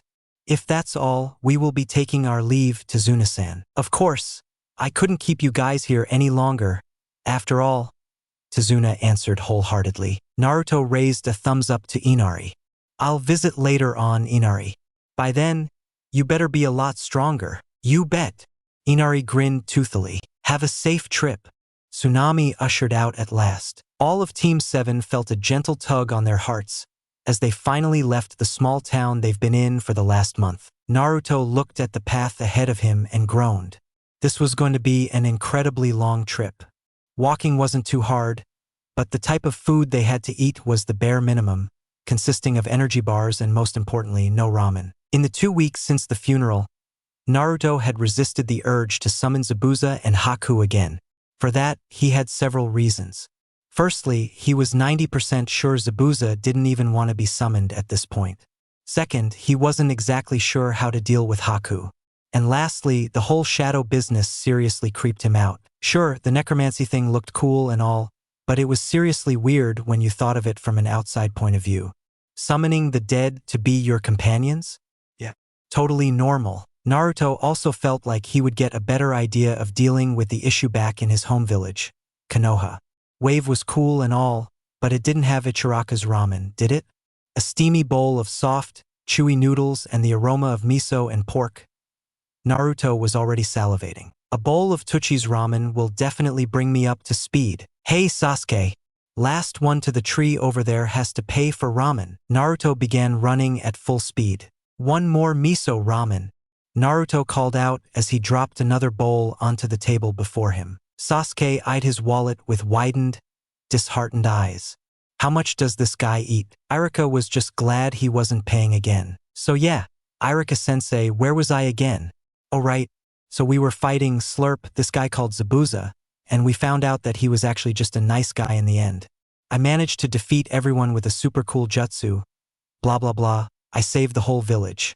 Then they named a bridge after me. Isn't that cool? Irika nodded in acceptance, not believing half of the things coming from Naruto's throat. Naruto finished another bowl and patted his belly in appreciation. That's enough for now. Okay, Sasuke, I'm done with eating. Sasuke sighed with relief. Oh, then I'll take my leave. Now you have to train me, Naruto declared. An awkward silence filled the ramen shop. Train? Sasuke questioned. Remember the jutsu you owe me? Yes. Naruto cheered inwardly. A jutsu from Sasuke, and hopefully an effective one. Ever since the fight with Haku and Zabuza, Naruto had realized just how limited and short his jutsu range was, consisting primarily of the Shadow Clone and the Academy 3. They were useful in their own subtle ways, but the blonde needed something more flashy, something that would do damage. Naruto looked at Sasuke triumphantly. Which jutsu will you be able to teach? Sasuke morphed his face into a thinking pose. I don't really want to teach him anything, but considering it was a bet, I'll guess I'll have to. How about Fine, I'll teach you something. Come to training ground 46 by tomorrow morning, around 6 or so. It's normally empty by that time, I believe. Naruto grinned. You got it. Now, which jutsu? Sasuke was gone. The blonde waved goodbye to Tuchi, Ayam, and Irika before going on the usual route to his apartment.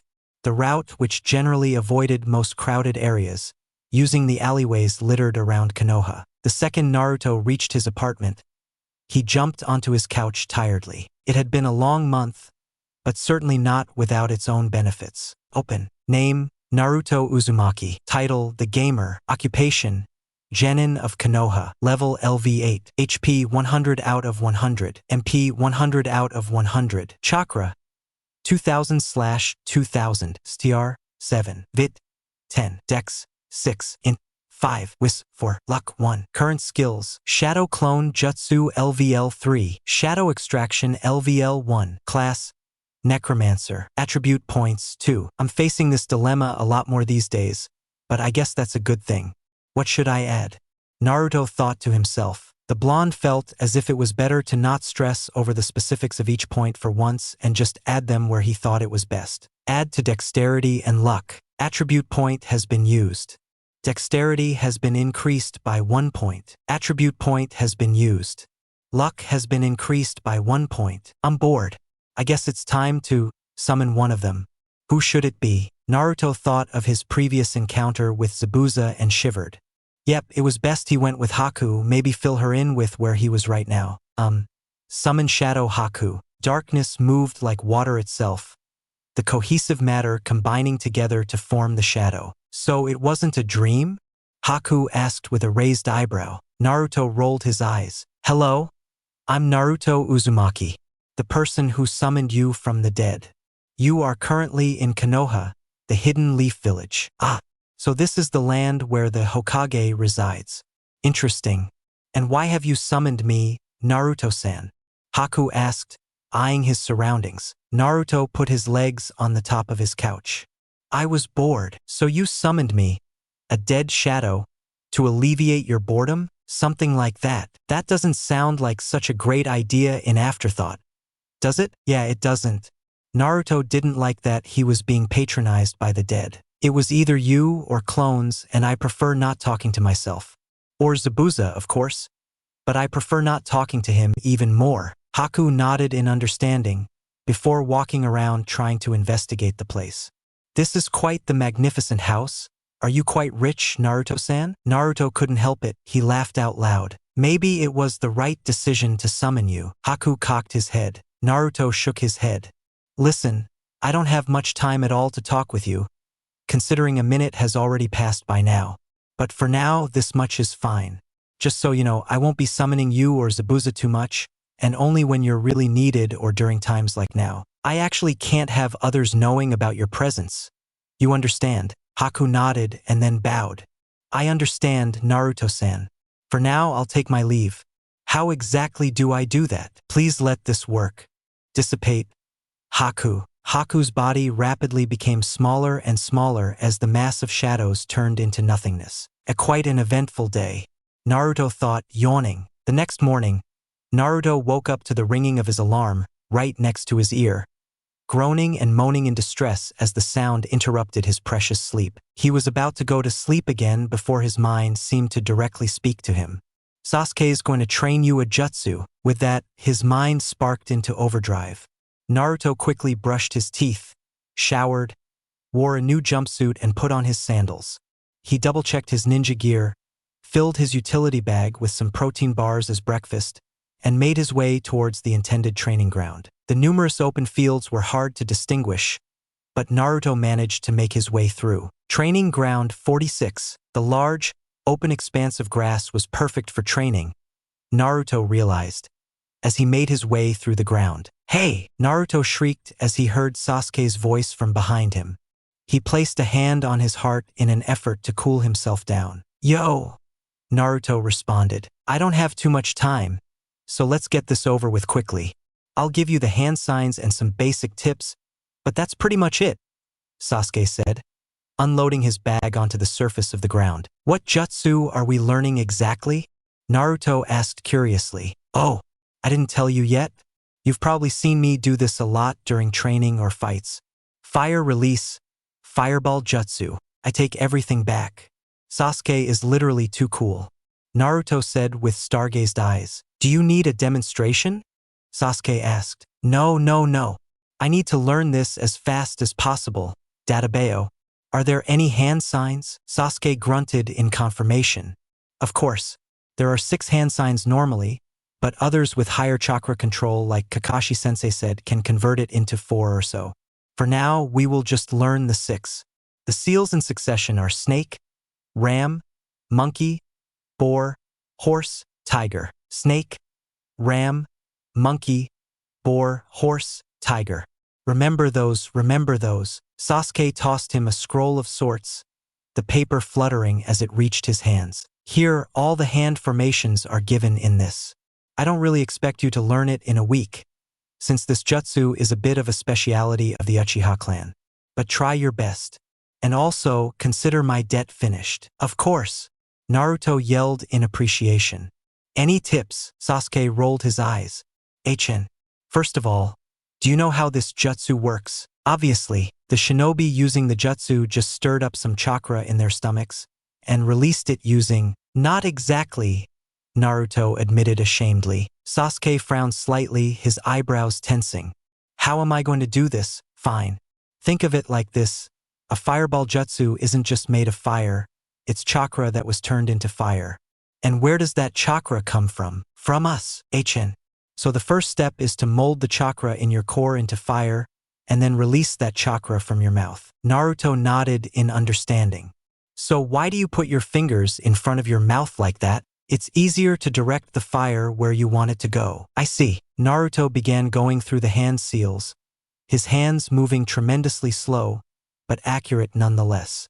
He thanked his younger self for remembering each and every seal after failing to summon a clone for the 30th time. Snake, ram, boar, horse, tiger. Naruto felt the chakra in his stomach churn and tumble around like a wild animal stuck in a cage, and molded it to become hotter and attain the aspects of fire.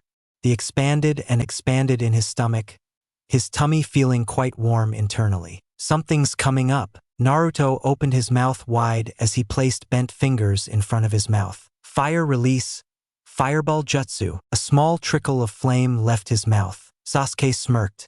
It's not tree climbing to get it on the first try, dobe. You better believe it will take a lot longer than that. Naruto chuckled inwardly.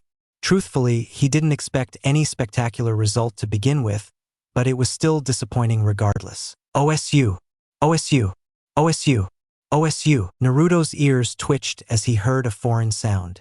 Sasuke looked around himself in a similar fashion. Do you hear that?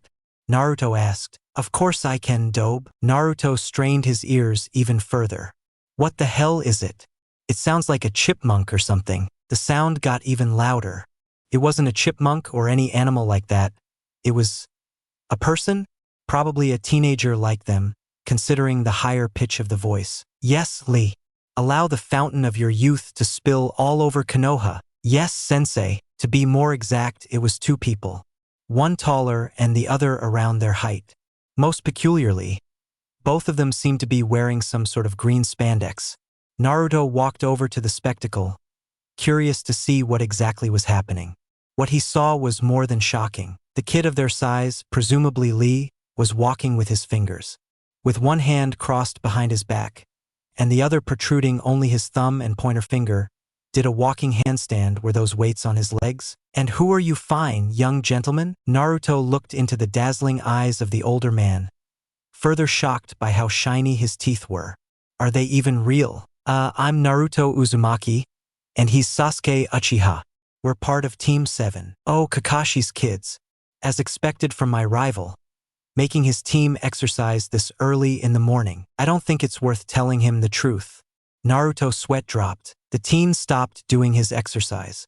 Sasuke? Sasuke Uchiha. Sasuke dully looked at the other boy. Yes, the boy, presumably the son of the other man, grinned in a way eerily familiar to his sensei. I'm Rock Lee, and I must challenge the both of you to a duel. I have re-uploaded this chapter, as once again my editing isn't working. If someone knows how to fix it, Please tell me. Until then, you'll be seeing the primary new chapter every Tuesday as always, and a secondary update Friday through Saturday. I fixed a lot of issues and added some dialogues, but it's not required to read through them. Sorry for the inconvenience. A duel?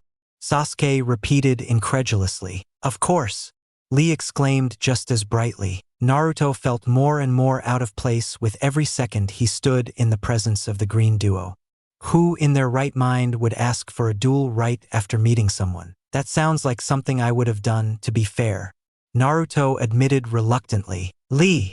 The older man practically shouted, making Naruto flinch reactively. Yes, Guy-sensei. Guy? Strange name. What did I tell you about challenging people to a duel immediately? Naruto sighed in relief. Finally, someone with actual common sense. Lee dramatically pointed a finger to the sky. Never forget to say please. What they? Naruto whispered in shock. And what exactly have you done in this instance? Guy asked vaguely, as if he were giving some sort of divine knowledge to his student. I didn't say please, sensei. Lee said frantically. What the hell is going on? Wait, are those tears in his eyes? I sincerely apologize, sensei. As a punishment, I will run 1,000 rounds around Konoha. That's not too bad, right? Naruto thought, conscious of his own ability. It would take an absurd amount of time, but it was certainly doable. Considering the fact that Naruto himself had insane stamina, the punishment would certainly be easy to replicate. But Lee had never stopped talking. Blindfolded, Naruto looked to the left, meeting Sasuke's eyes. Naruto couldn't tell if the Uchiha was awed or just flabbergasted by what he saw. Personally, Naruto felt both. Although he didn't really see any purpose in running around Konoha blindfolded, neither could Lee, for that matter. He had to admit it was impressive for the boy to do such a feat, regardless of the reason. Naruto had been pranking the village since he was a youth, but even he hadn't memorized the correct routes around the entire village. Guy grinned widely. Your youth is as vibrant as the morning sun, Lee. Guy-sensei, Lee. Naruto took a step back in horror as the newcomers began hugging each other earnestly. What was he even watching? Sasuke took a similar stance, as he attempted to excuse himself from the conversation entirely. Guy coughed loudly. I apologize. It seems I haven't introduced myself or Lee here yet. Indeed, Sasuke drawled. I'm the sensei of Lee here and 2 others. Together we make up Team Guy. A pleasure to make your acquaintance. Guy exclaimed, striking a dramatic pose at the same time. So they are a shinobi team like us? Now it makes a lot more sense, doesn't it? They must be from the years before us, then. Naruto realized with a nod. I believe Kakashi has told you too about me? Guy asked, smirking. No, Sasuke said bluntly. Guy recoiled, as if he were struck. Am I still not worth the acknowledgement of my dearest rival? I will have to train to solve this issue. Are these guys serious? I need to check their stats. Naruto started with Lee first, finding it better to see where he compared with other genin in Konoha. Observation successful. Name Rock Lee. Title, Prince of Taijutsu. Occupation, Genin of Konoha. Level LV19. HP 100 out of 100. MP 100 out of 100. Chakra 10 out of 10. STR 15. Vit 16. Dex 20. Int 4. Wis 3. Luck 2. Naruto looked over Lee's stats with shock, instantly noticing just how high level he was. Level 19 and just a genin? He was at a higher level than Haku or Sasuke. Just how much of a monster was this guy? Naruto's eyes skipped past the next section before he went to the actual stats. He tried not to faint in that second itself. Lee's stats were something he had never seen before. It was almost unfair to compare them to someone like Naruto or Sasuke, and kami forbid someone like Sakura. 15 in strength, 16 in vitality, and 20 in dexterity? Just how strong is this guy? Naruto couldn't even hope to reach those types of stats soon, let alone ever. But that was also an exaggeration, fortunately. His progression seemed to rely on the quests he received, a completely unpredictable factor that he couldn't actually control. Imagining having to increase those stats by pure training and to the level Lee had done, he shivered. How much training did Lee have to go through to reach such a state? But then Naruto noticed both his chakra and title. Only 10 chakra? Huh? It suddenly made sense why Lee was called the Prince of Taijutsu, and why his stats seemed to be so focused on the strength of his body. Lee most likely had abnormally low chakra reserves, forcing him to focus on the incredibly demanding art of taijutsu. Naruto frowned in sympathy. He looked at Guy before conducting another observation, but the result was very, very predictable. Observation failed. Target's level is too high. Would player like a partial observation? Yes/no. Yes. Naruto recited, not even surprised at that point. Name Might Guy. Title King of Taijutsu. Occupation Jonin Sensei. Level HP 100 out of 100. MP 100 out of 100. Chakra STR Vit Dex Int Whis Luck. Naruto found a newfound respect for the comedic duo in front of him. And for a good reason as well. He was in front of royalty after all. Alright then, I believe introductions are over with. Lee, didn't you want to fight with Sasuke? Naruto asked enthusiastically, wanting to see the boy fight with his own eyes. We could spar. I've wanted to see how much I improved. Anyway, Sasuke declared, smirking. Naruto knew Sasuke was going to lose. It was practically inevitable at this point. The level system wasn't always accurate, especially considering Naruto's own stats, where specifics like his own level were remarkably low. But during fights, the higher-leveled opponent usually stole the win, unless it was through a spout of genius or power that the lower level managed to gain the victory. Case and example being his own victory over Haku, where the Kyuubi's chakra helped him a lot. And here, considering Lee's own overwhelming agility and strength, there was no way for Sasuke to win, unless his teammate had been hiding a secret jutsu from him for a while. But Naruto didn't care about that. He just wanted to see whether he could copy Lee's taijutsu or not. Lee raised his bushy eyebrows confusedly before they settled back down in realization. Oh, I'm sorry for the misunderstanding, Sasuke-san.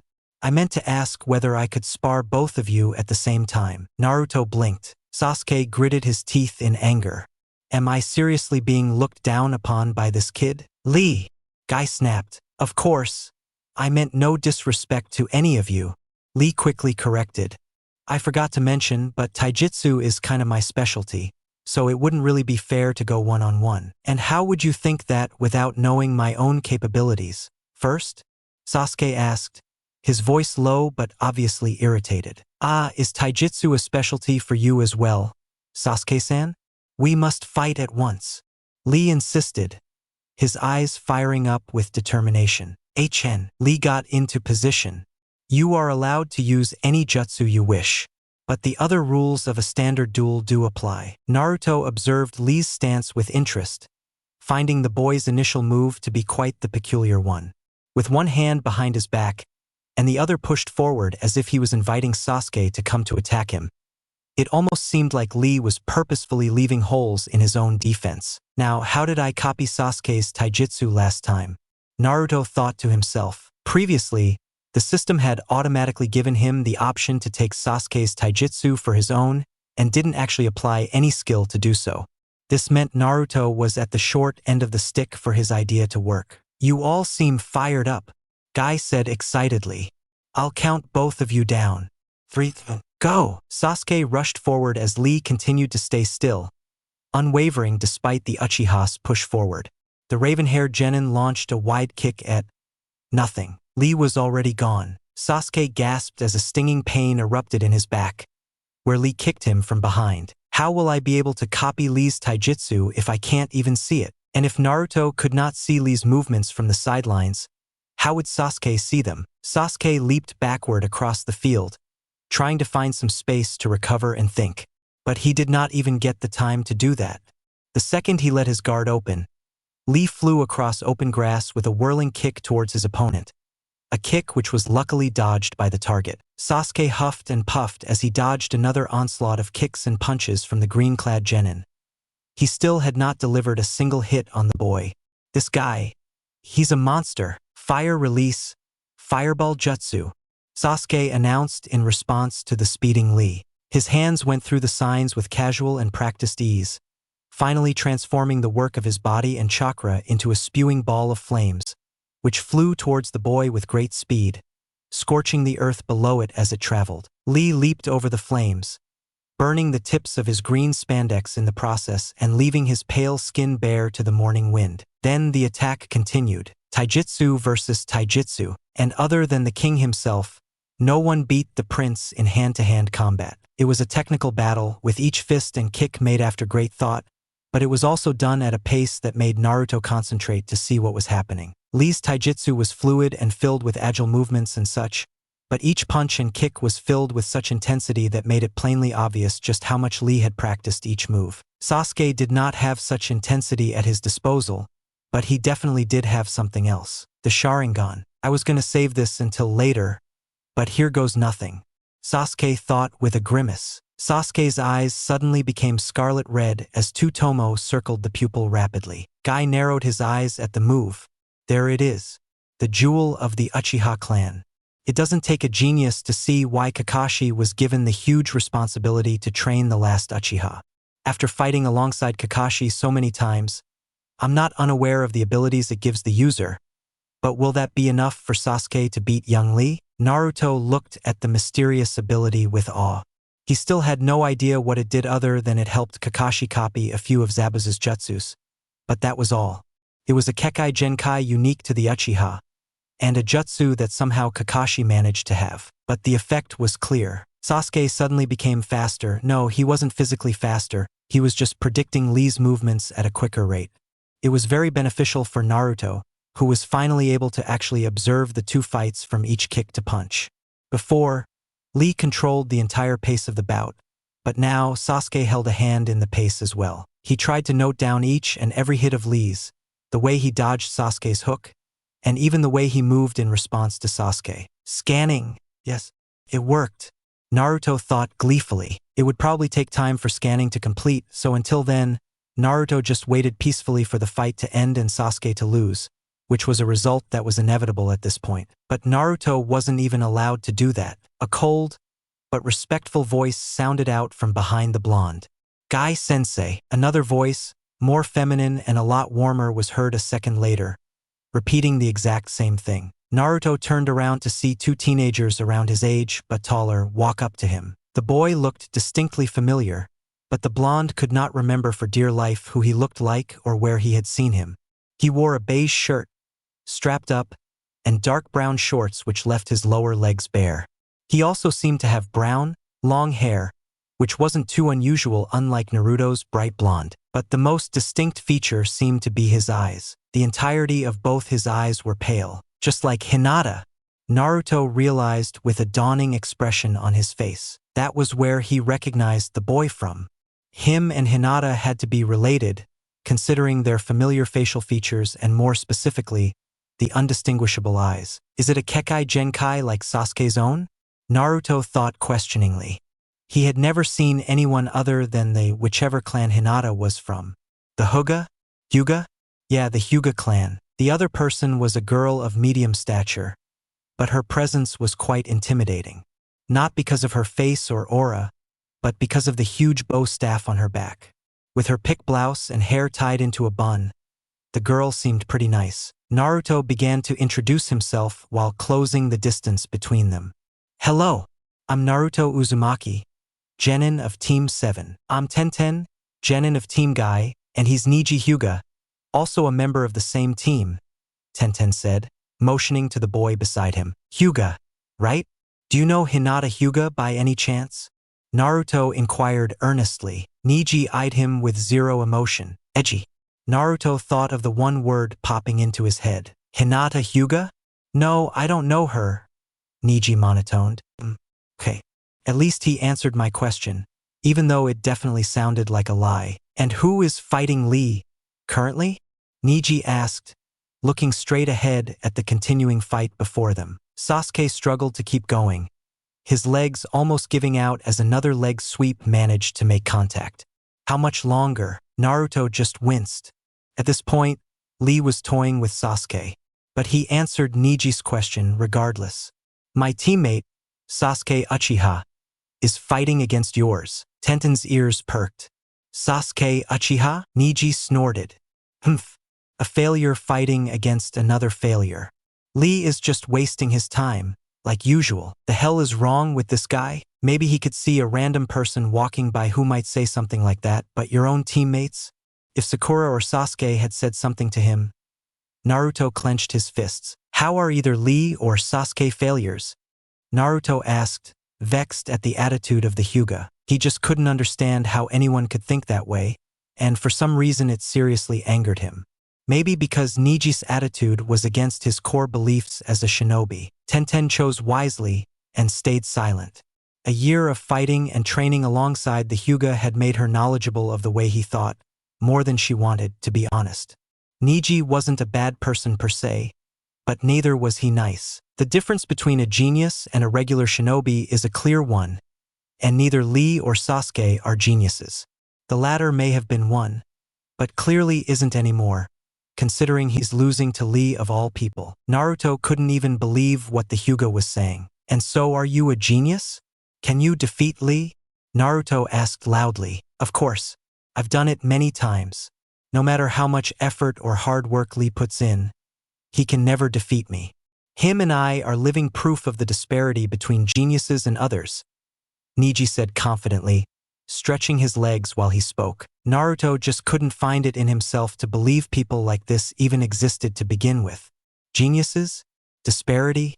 Who even believed in those things? I'm not a genius or anything, Niji, but I still believe I would whoop you with an eye closed if I wanted to, Naruto said, letting some cockiness seep into his voice. Who knows, maybe Naruto could defeat the Hyuga with an eye closed. Observe. Name, Niji Hyuga. Title, not applicable. Occupation, Genin of Konoha. Level LV19. HP 100 out of 100. MP 100 out of 100. Chakra, 200 out of 200. STR 13. Vit 14. Dex 15. Int 7. Wis 5. Luck 3. Goddamn. Never mind. Naruto thought bitterly. But that wouldn't stop Naruto from asking what he wanted to do next. You wouldn't mind a spar, would you? Naruto asked coolly. Niji answered without any hesitation. There's no point in sparring someone much weaker than me. Are you sure you aren't scared that your theory is false? If Sasuke and Lee of all people are failures, I would be considered one as well, no? Naruto asked, trying to irk Niji's pride in one go. If the raising of Niji's eyebrows was to go by anything, it definitely worked. Niji quickly got into position, a stance which was widely different from both Lee's or Sasuke's. He had his palms open. Whatever. I didn't plan on wasting any energy before my training, but considering the minimal amount I'd be using, it's perfectly fine. This cocky bastard. Naruto thought angrily. He couldn't wait to wipe it out of his face. He activated his Uchiha clan taijutsu and made his way towards the still Hyuga. He wouldn't let anyone say such words and live to tell the tale. But then someone caught his punch. Naruto looked up to the eyes of their sensei. Guy smiled at Naruto, his face apologetic. I'm sorry, Naruto-san, but I can't allow this fight to happen. Naruto didn't really care about that. He was just annoyed at how easily Guy managed to stop him, the word easily referring to the fact that Guy literally just put an open palm up, caught his fist, and didn't even flinch at the large amount of pressure. Why so? Isn't sparring an act of youthfulness? Naruto asked sarcastically. It is, surely. But sparring while a teammate is in need of help isn't very youthful. Is it? Naruto looked towards his right in panic. Sasuke was on his knees, no more energy remaining in his body, as he tried not to fall backwards onto the soft embrace of the grass. Naruto jogged over to where he was, but didn't try to spark any conversation. He could tell what Sasuke was feeling at that very moment. Naruto himself had felt it many times, after all. The thought that you could never beat an opponent no matter how hard you tried, that the gap between you two was completely unavoidable, it was depressing to think about. I'm sorry, Naruto-san, but your teammate refused to end the fight no matter how many times I tried to do so, Lee said, bowing. It's fine, Naruto forced out of his scowling face. Guy spoke out afterwards. I'm sure you and Niji can spar it out in the Chunin exams. Naruto-san. The Chunin exams? Ding! New quest. Schooling the Hyuga. Created. Quest details. Defeat Niji during the Chunin exams. Quest rewards. EXP 2500. learn the Hyuga Taijutsu style, and increase Taijutsu level by 2. Failure. Become a so-called failure. Does player accept the quest? Yes/no. Yes. Of course yes. Naruto responded to the system, smiling. Listen here, Niji. The blonde proclaimed to the Hyuga. Naruto continued. I'll be the one to defeat you during the Chunin exams or whatever. So don't lose to anyone else before me. You got it? And earn that sweet experience. Niji shook his head, chuckling. You and your empty talk. Fine then. Prove to me, Naruto Uzumaki, that failures can defy destiny. Naruto supported Sasuke to his feet, carrying his weight as the Uchiha leaned his body against his teammate's shoulder. He looked back one last time, activating skill. Will of Fire, LVL 1 activated. Defy destiny? I'll do much more than that. Pale eyes. Destiny is just another word for losers like you who can't admit their own defeat. I'll make my own path, my own destiny, regardless of the situation. That's my ninja way. Yes, that's it. Naruto thought to himself. I won't let anyone trample my own path to becoming Hokage. Not Niji, Lee, or anyone. Skill. Will of Fire has increased by a level. Will of Fire is now LVL 2. Info. Will of Fire, when used effectively, can increase the morale of comrades. It is considerably more effective when used near lesser-ranked shinobi. Sorry, Naruto, but you're gonna do a lot more than that to beat Niji. We're in another league. Tenten butted in. When did I ask for your opinion, Miss Fangirl? Naruto asked bluntly. Naruto left with Sasuke before Tenten could retort. That guy seriously gets on my nerves. Tenten gritted out before bringing out her staff to practice. Lee chuckled nervously. I'm sure it was just a joke. Guy-sensei laughed heartily. It will be good to see your progression, Naruto. The fourth would definitely be proud. It was another morning, and another day. A day since Naruto met Team Guy, and a day since Sasuke was absolutely destroyed by Lee. The difference in Sasuke's behavior was obvious, and it was starting to get on Naruto's nerves. Where was the cocky, annoying bastard who used to challenge Naruto in everything?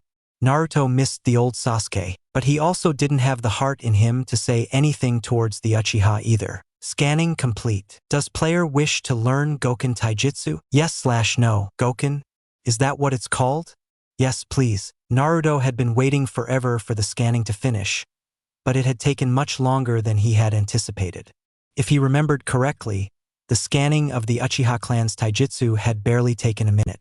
But it sort of made sense, considering the relative complexities of both taijutsu styles. It seemed the stronger or more advanced the taijutsu was, the longer it took to scan. Error. What is that? Naruto thought bewilderedly. He had never seen a message like that from the system before. It was usually the regular ding, or something similar. Your taijutsu level is currently too low to learn the Goken Taijutsu style. Do you wish to archive the Goken Taijutsu style? Yes/no, of course. I knew things were going too well for me to automatically learn Lee's taijutsu. Whatever, it's not like I needed it in the first place. What does archive mean? Yes, archiving. Archive successful. Naruto looked at his stats miserably. He needed to upgrade his taijutsu level, or else more opportunities would be missed in the future. But the system was seriously making it hard for him. It gave him a quest for the Chunin exams? Exams which certainly weren't going to be conducted anytime soon. Naruto sighed as he directed his focus back to the real world around him. So you're telling me you and Sasuke fought against Team Guy, and were utterly outmatched? Kakashi asked casually, flipping a page of his book. Naruto nodded sadly. Yes, and you proceeded to challenge one of them to a duel in the Chunin exams, which I haven't even decided yet to put you in? Yes, HM. It was to be expected, of course. They have been genin for a year at least, while you guys haven't had much experience in general.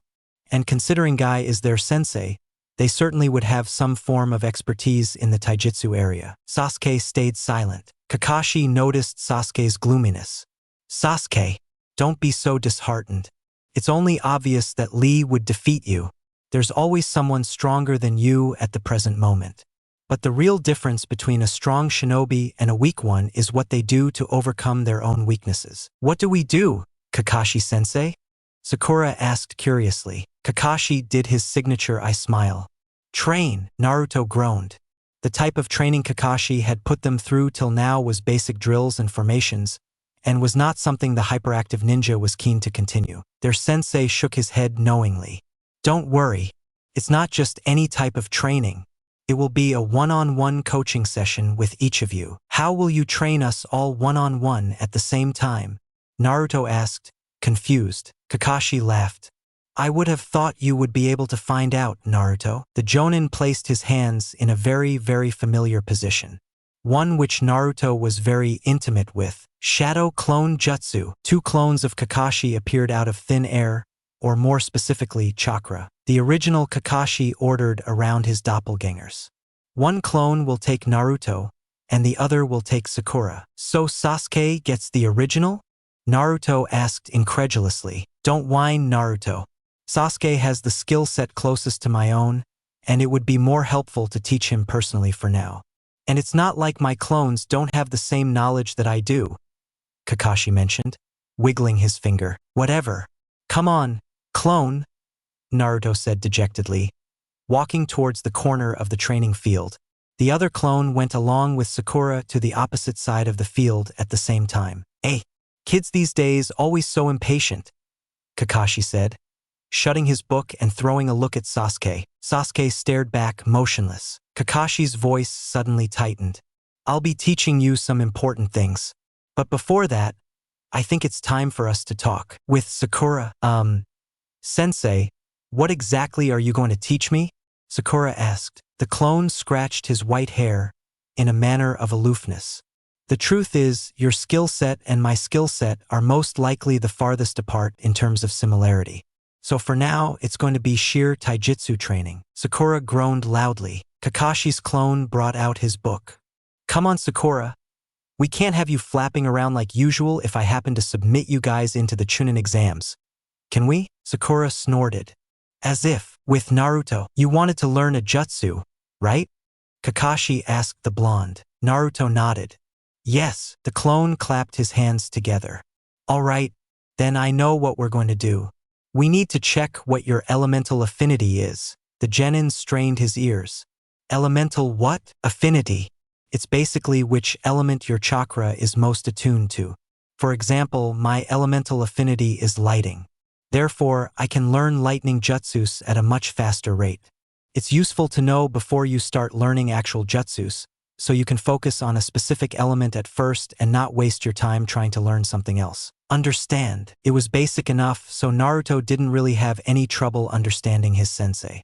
So whichever affinity he got, it would be more beneficial to learn jutsus from that element to begin with. Would have been useful to know that before Sasuke taught her that fire jutsu, Naruto complained in his head. So I won't be able to do jutsus which I'm not compatible with? Naruto asked, anxious of the answer. No, not exactly. Case in point, me. I'm known for copying 1,000 jutsus, but each of them aren't lightning releases, are they? It's just easier for those with the corresponding affinity to learn the jutsu, and also more effective chakra-wise. I see. How exactly do we test for my affinity? Kakashi put a hand into his pocket. I had the original give me this before we left. His hand came up, revealing it to be a piece of paper? Before you ask, it's not just any type of paper. It's chakra paper, and has the ability to find out which type of affinity a shinobi has. Let me show you a demonstration. When I pour my chakra through here, the paper wrinkled in an instant with a satisfying crunch. A wrinkle in the paper means it's a lightning affinity.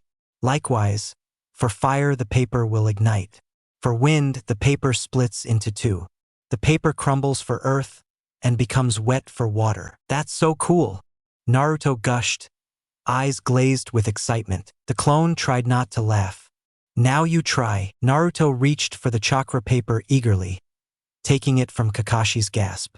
He held it in his hand with wide eyes, before putting it between his fingers. He carefully pumped his chakra through the paper, waiting for something to happen. Ding! Chakra paper detected. You will be allowed to choose your own affinity. Select one of the below. Fire, wind, lightning, earth, water. Select. Naruto questioned, completely bewildered. Choose wisely. Ding. Chakra paper detected. You will be allowed to choose your own affinity. Select one of the below. Fire, wind, lightning, earth, water. Choose wisely. How am I supposed to choose so suddenly? Naruto thought with raised eyebrows. Why is it even giving me the option in the first place? Naruto raised his eyes to the expectant look on Kakashi's face, whatever amount was visible, and looked down immediately afterward. What's wrong? Kakashi asked curiously, folding his arms together. Hee. I'm nervous, you know?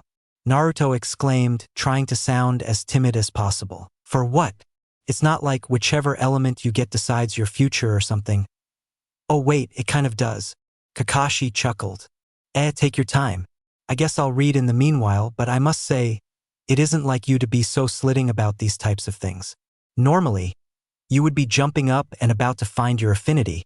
Isn't that so? Naruto mentally facepalmed before looking back at his system. Leave it to Kakashi to be so observant around these things. He genuinely didn't know what to pick, but maybe he could try and fish out an answer from Kakashi? Don't worry, Kakashi-sensei. It's just that I don't want to get a lame affinity like Earth or something, so I'm sort of anxious right now. Naruto bluffed, trying to give a valid reason for whatever he was doing. I wouldn't underestimate any element, Naruto. Often, it's the surrounding and the opponent we face against that chooses the effectiveness of an element. Yeah, that makes sense. When he had fought Haku and Zabuza, using jutsus like fire would be practically useless against the water behemoths they created with the hand signs they spun through. So no direct answer from Kakashi on what element I should pick. Naruto wrapped a hand around his head as he began to focus. The big question still remained unanswered. Which element should Naruto realistically pick? He had already taken an absurd amount of time just to fuel some chakra to the paper, and any longer Kakashi would get suspicious. Not that it really mattered, of course, but it was still awkward, to say the least. I should go through all the elements one by one, and by the process of elimination, pick the ideal element.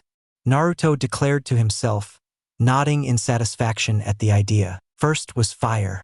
It was a valid choice and certainly the most flashy one. Naruto was sure that selecting fire would increase his firepower a lot, both literally and figuratively, but he was afraid of the flexibility of using such an element. So far, all the opponents he had faced were water users, making Naruto wary of the element in general. Though it would help me learn Sasuke's jutsu. Next was wind. Naruto wasn't sure what to think of this one. He had never seen anyone use a wind jutsu of any kind, so he couldn't really accurately gauge the strength and weaknesses of such an element. Might be best to cross this out for now. Lightning, it looked promising. Probably the coolest one out of them all. Considering it was Kakashi's own element, it would be useful in the training aspect. Earth? Nope. Never. Naruto personally didn't see the appeal of Earth-style jutsus. Not that he was trying to downplay their role, but again, he never really saw them in action.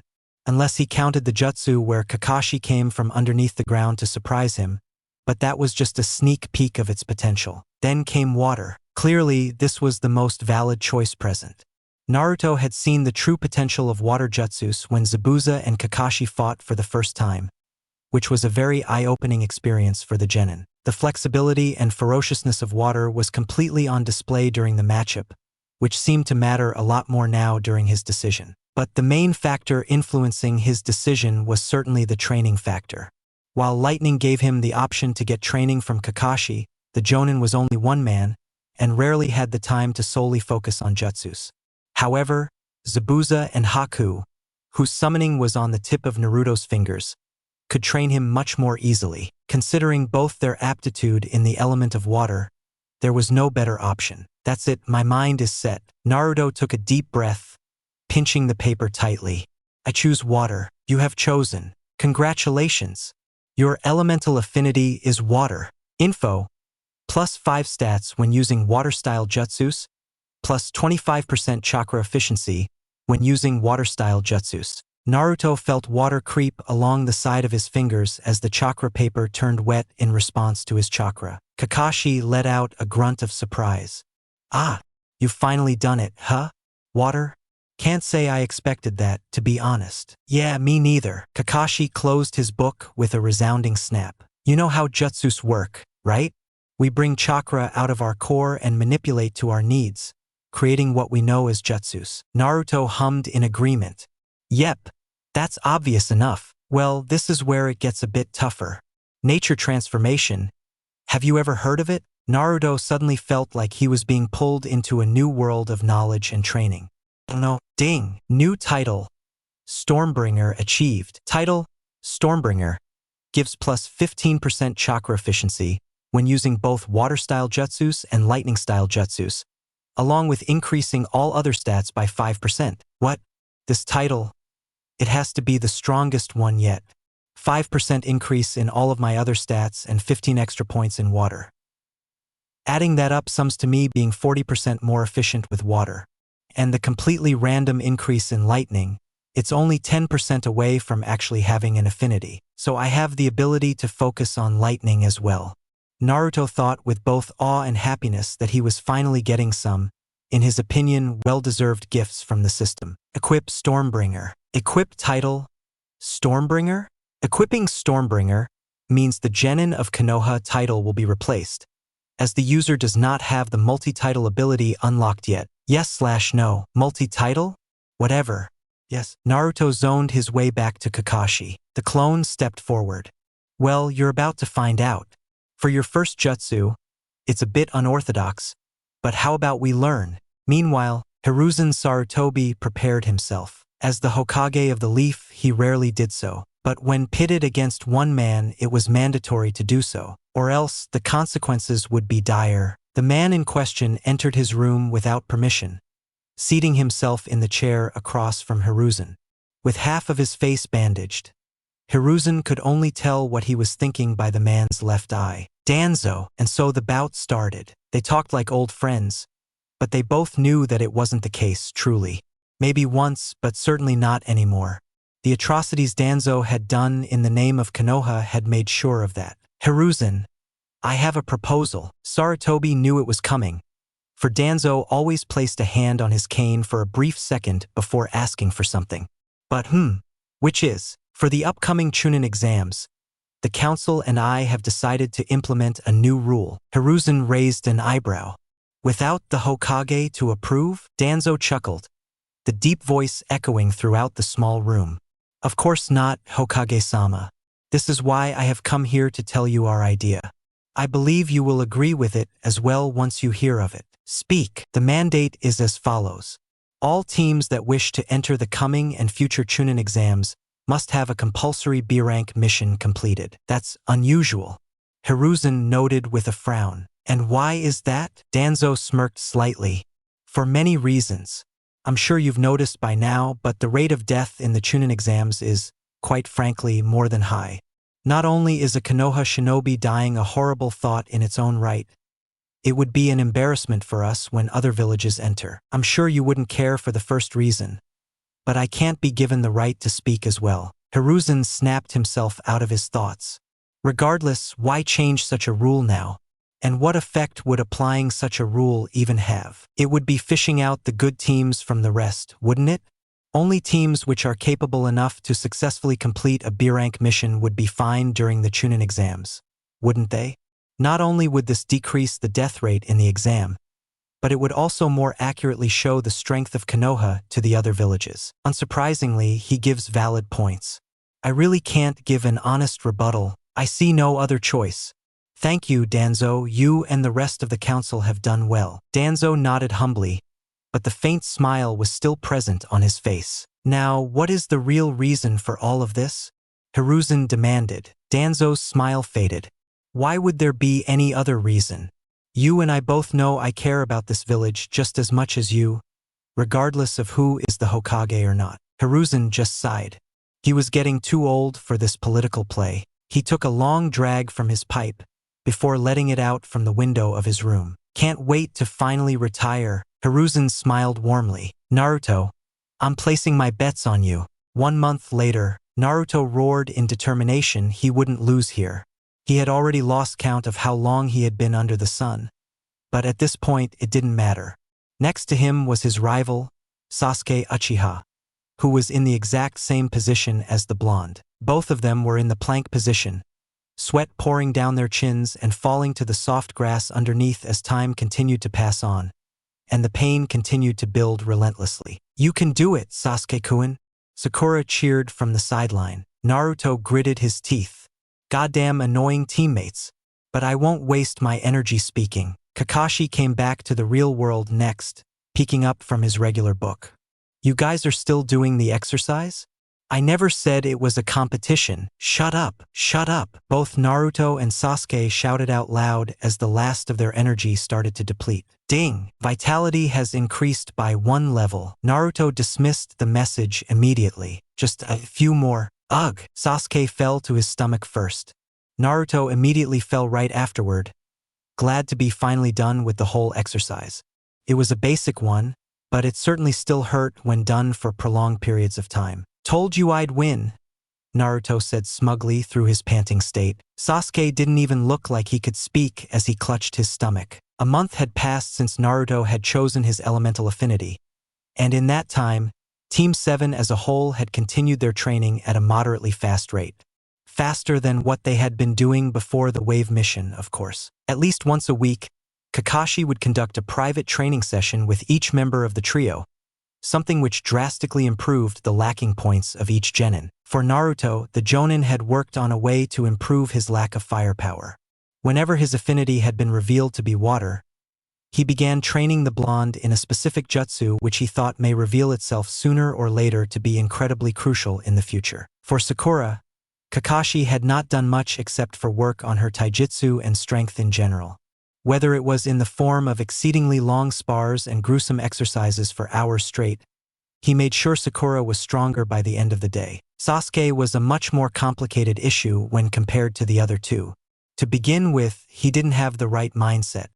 His loss to Lee was greatly devastating to his ego and pride as a shinobi, and thus, Kakashi had to waste some time beating the broken ego out of the Uchiha before the actual training he was put through. At least that was all that Naruto himself knew.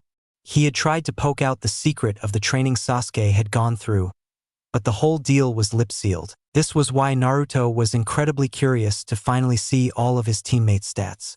He had abstained from doing so during the first month of training because he wanted to test his own improvement against the others. Without any more hesitation, he first made an observation of Sakura.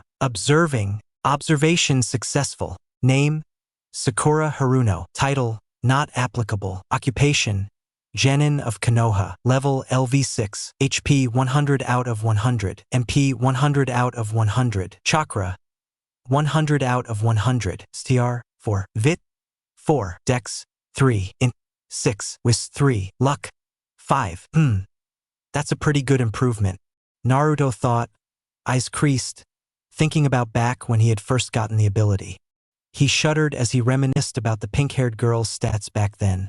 They were practically no different from a civilian. Hell, they were less than Naruto's own, who at that point had no real ability if he didn't count his shadow clones. He glanced at Sasuke, swiping his head to the right, where the genin was still flat on his stomach. Observation successful. Name: Sasuke Uchiha. Title: Last Uchiha. Occupation: Genin of Konoha. Level: LV14. HP 100 out of 100. MP 100 out of 100. Chakra 250 out of 250. STR 10. Vit 8. Dex 16. Int 7. Wis 4. Luck 2. Not too shabby. He definitely improved at a steady pace. It's not surprising his rate of leveling up was lower than mine considering he was already at a higher level, Naruto noted with a thoughtful frown. Naruto's own stats. Hey Naruto, quit slacking around, Sakura shouted from somewhere further away than where she once was. Naruto was so deep in his thoughts that he unconsciously toned out everything else, something which seemed to happen a lot more recently when he opened his system. The blonde began running towards the rest of the team. Wait for me. Kakashi patted Naruto's hair affectionately. As if we would leave with you, Naruto. That sounds exactly like something you would do, Naruto deadpanned in return. Kakashi exaggeratedly placed a hand on his heart. Your words hurt me, my dear student. Sasuke coughed into his elbow. Sensei, please get to the matter at hand. Sakura nodded in agreement. You're right, Sasuke, Kakashi said, his voice instantly switching to what Naruto called Jonin mode. signaling that he was finally about to say something serious. We have been called directly to the Hokage's office. The Hokage's office for something other than a mission? Sakura questioned in disbelief, the look of surprise on her face easily noticeable. Sasuke and Naruto were also surprised, but for different reasons. Both of them had been to the office several times, and were used to the humbly small and functional area. And for what reason? Sasuke asked, voicing Naruto's own question faster. And this is when it starts getting into more serious territory. Kakashi adjusted his walking pace, slowing down so it would be easier to talk. I guess I have to start from a month ago, don't I? There were talks about a new mandate which would drastically change shinobi traditions. How come we didn't come to know about that? Naruto asked. Well, it was top secret at that time. Not even Jonins had the right to know. Naruto wasn't going to ask how Kakashi knew, and it looked like neither of his teammates wanted to either. He didn't blame them. Sakura hummed thoughtfully, wringing her fingers together. And what exactly does the mandate entail, sensei? I don't know the entire details, to be completely truthful. All that I know is that it details towards the Chunin exams, which is the reason you must pay extra attention towards whatever the Hokage tells you. Naruto grinned. You can count on us, sensei. They went out of the training fields after that, engaging in some small talk here and then. Then they finally reached their destination, the academy. The office was located in the administrative section of the academy, so it was quite a nostalgia trip to go through the rooms once again, this time as a real ninja. To think that I couldn't do a clone jutsu back then, Naruto whispered to himself, chuckling. Kakashi passed by the secretary without a word, not needing to actually show an ID card or anything else. Without hesitation, he knocked on the door to the Hokage's office. Come in. Naruto enthusiastically went in right after, wanting to tell the old man about what all he learned in his few months as a genin. That was, until he saw that there was another man in the office besides Hiruzen. Kakashi bowed. Hokage-sama, Danzo-sama. Naruto and the rest of Team 7 did the same. Naruto eyed the man called Danzo warily, but that wasn't without reason.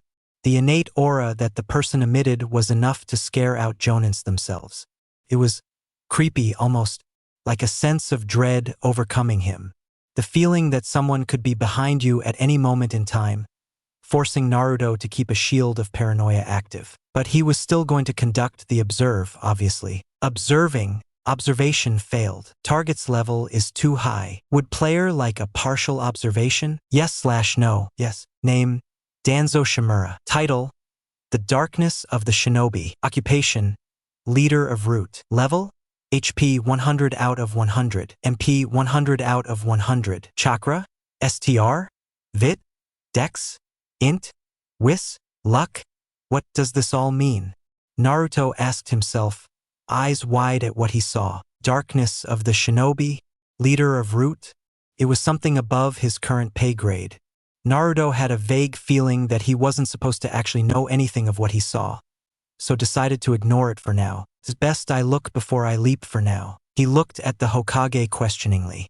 The man had an odd apologetic look on his face, but the comforting smile was still present. To think of it, I've never used observe on the old man, did I? Observing, it's obvious how this will end up. Observation failed. Target's level is too high. Would player like a partial observation? Yes/no. Yes. Name, Hiruzen Sarutobi. Title, The Professor. Occupation, Hokage. Level, HP 100 out of 100. MP 100 out of 100. Chakra, STR, Vit, Dex, Int, Whis, Luck. Nothing new to learn here. You were called in here to learn about the new mandate which will be effective starting from today, but I'm sure you already knew that, Kakashi? Danzo said, his soft laugh unnatural with his rough look. Kakashi feigned ignorance, but knew it was pointless. I'm not sure I know what you're talking about. I'm sure you don't, considering your insight into the Umbu. Regardless, let me recite the mandate to you. He cleared his throat. Those teams wishing to compete in the Chunin exams must have at least a B-rank mission recorded in their activity list. A B-rank mission? Kakashi's face immediately lightened up in recognition. So that's their goal. Isn't a B-rank mission too high for some of the genin teams, regardless of their ability? Kakashi asked curiously. Hiruzen spoke up next. While it is stated as B-rank mission, they are, to be honest, more so C-rank than B. The missions are mostly non-combat related and won't consist of too much fighting. That's what you said for the mission in Wave. Naruto thought incredulously. It had to be a curse at this point. Naruto tried to ignore Danzo and his piercing gaze as he spoke. If I may ask, Hokage-sama, haven't we already finished an A-rank mission before? Hiruzen laughed at the use of Hokage-sama, from Naruto of all people. Yes, it's true. It's recorded that Team 7 have successfully completed an A rank. However, other villages won't see it that way. They are only counting the missions from this month onwards. For whatever reason, will we be assigned the mission right now? Kakashi inquired. Correct, the Hokage said, pulling out a stack of papers. He flipped through some pages in a binder before stopping. Your mission is to capture a group of bandits and bring them back alive to Konoha forces in a maximum of 2 weeks. That is the only objective. You must be wondering why it is a B-rank mission, right? Naruto nodded. The bandits are sanctioned near IWA borders. Kakashi immediately swerved his head towards the Hokage in shock, looking between him and Naruto rapidly. The Hokage merely nodded, recognizing the Jonin's predicament, but refrained from answering. Is he insane? Kakashi thought with confusion. The chances of IWA shinobi appearing and recognizing Naruto is quite low, but the risk is just as high, no, much higher, if they wage war against the Jinchuriki of all people. Yet, there has to be a different reason. The two people in front of me are too smart to make such a drastic mistake. But what could it be? IWA? Isn't that one of the other shinobi nations? Naruto asked no one in particular. Danzo smiled, but not in a condescending manner. Correct, Naruto. So why this mission in particular? Kakashi asked, dreading the answer. Danzo's smile seemed to widen even further. The truth is, you aren't the only team who received this mission. Naruto's face scrunched up. Who else is there? Lee's team? Shikamaru? Kiba? They aren't from Konoha. Yes, someone from IWA received the same mission. You see, this mission isn't really a mission. It's an early competition between the participating villages of the Chunin exams. Kakashi's thoughts were correct. These madmen. There's more than Suna attending? Danzo smirked as he got up from his chair, his voice grandiose as ever, sending chills down Naruto's spine. Next month, Konoha will be hosting the first ever International Chunin exam. Ding! New quest. International Chunin exam. Created. Quest details. Join as a contender in the upcoming Chunin exam. Quest rewards. EXP 1000. Perk. Question mark. Unlocked. Failure. Die. Does player accept the quest? Yes/no. Naruto trudged along the muddy path laid before him, trying to avoid digging his foot into the deeper sections of the dense liquid, but to no avail. Ew! Sakura shrieked as some mud got onto her skirt.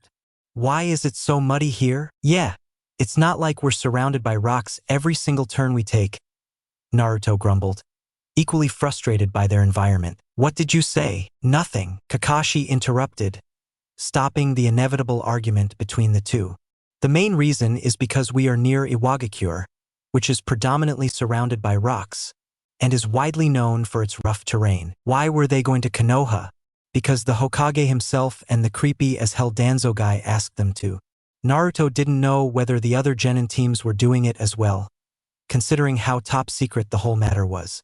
He didn't get the time to ask either, being forced to immediately pack up and leave the next day. The next morning, he had immediately eaten Tuchi's ramen as a good luck charm, hoping that the mission would end quickly.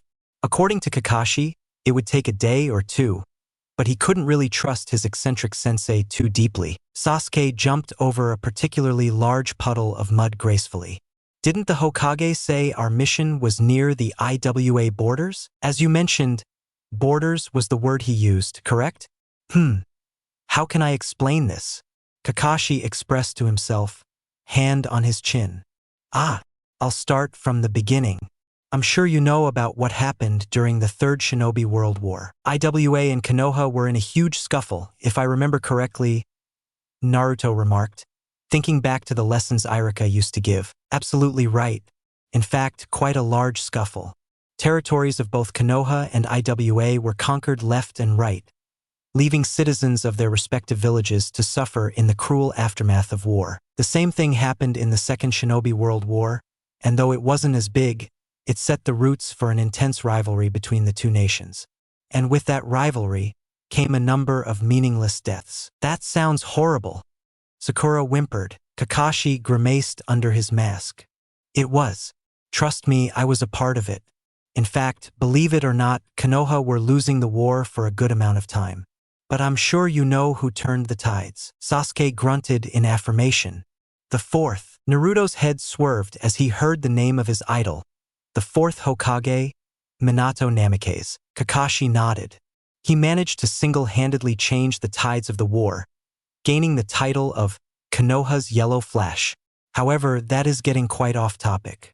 What you need to know is that due to the war, there were a large remainder of territories which were unclaimed by both IWA and Konoha, in fear of retaliation from both sides. Sakura tilted her head in confusion, slightly slowing down her pace to talk.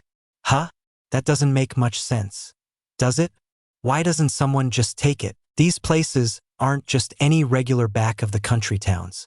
They were previously battlefields that shinobi fought on and died. They are reminders that war once existed and should never happen again. If IWA suddenly came and proclaimed they owned lands such as these, it's practically announcing they are ready for another war. Konoha and IWA have had multiple talks and agreed to keep the border areas as a peacekeep of sorts. Didn't Danzo say we would compete against the other genin teams? If we compete against IWA, who hoard in hatred on us that we never knew about, how the hell would this turn out well?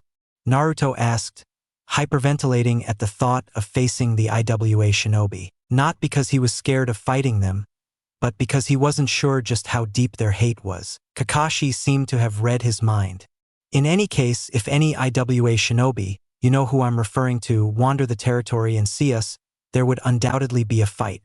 That's why I have a safety measure in order to prevent such a situation from occurring. Naruto sighed in relief. Which is? Kakashi held up a single hand sign. Henge. Smoke rolled off his body in an instant, covering the transformation entirely.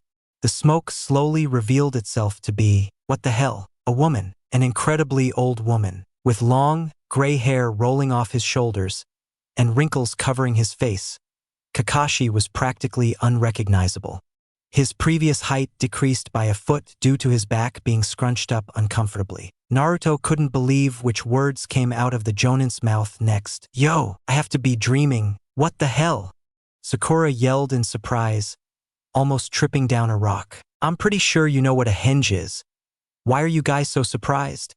Kakashi asked innocently. Even his voice is slightly different. Naruto realized with a thoughtful glance. Naruto eyed up the old woman in front of him. Firstly, why do you still have the mask on? And secondly, do you really need to use such a disguise? Why not? Naruto crossed his arms together. Isn't it oddly suspicious for an old woman to be traveling around bordered areas by herself and 3 other teenagers? Kakashi released the henge right after, smoke erupting once again. You're right. I just wanted to have some fun.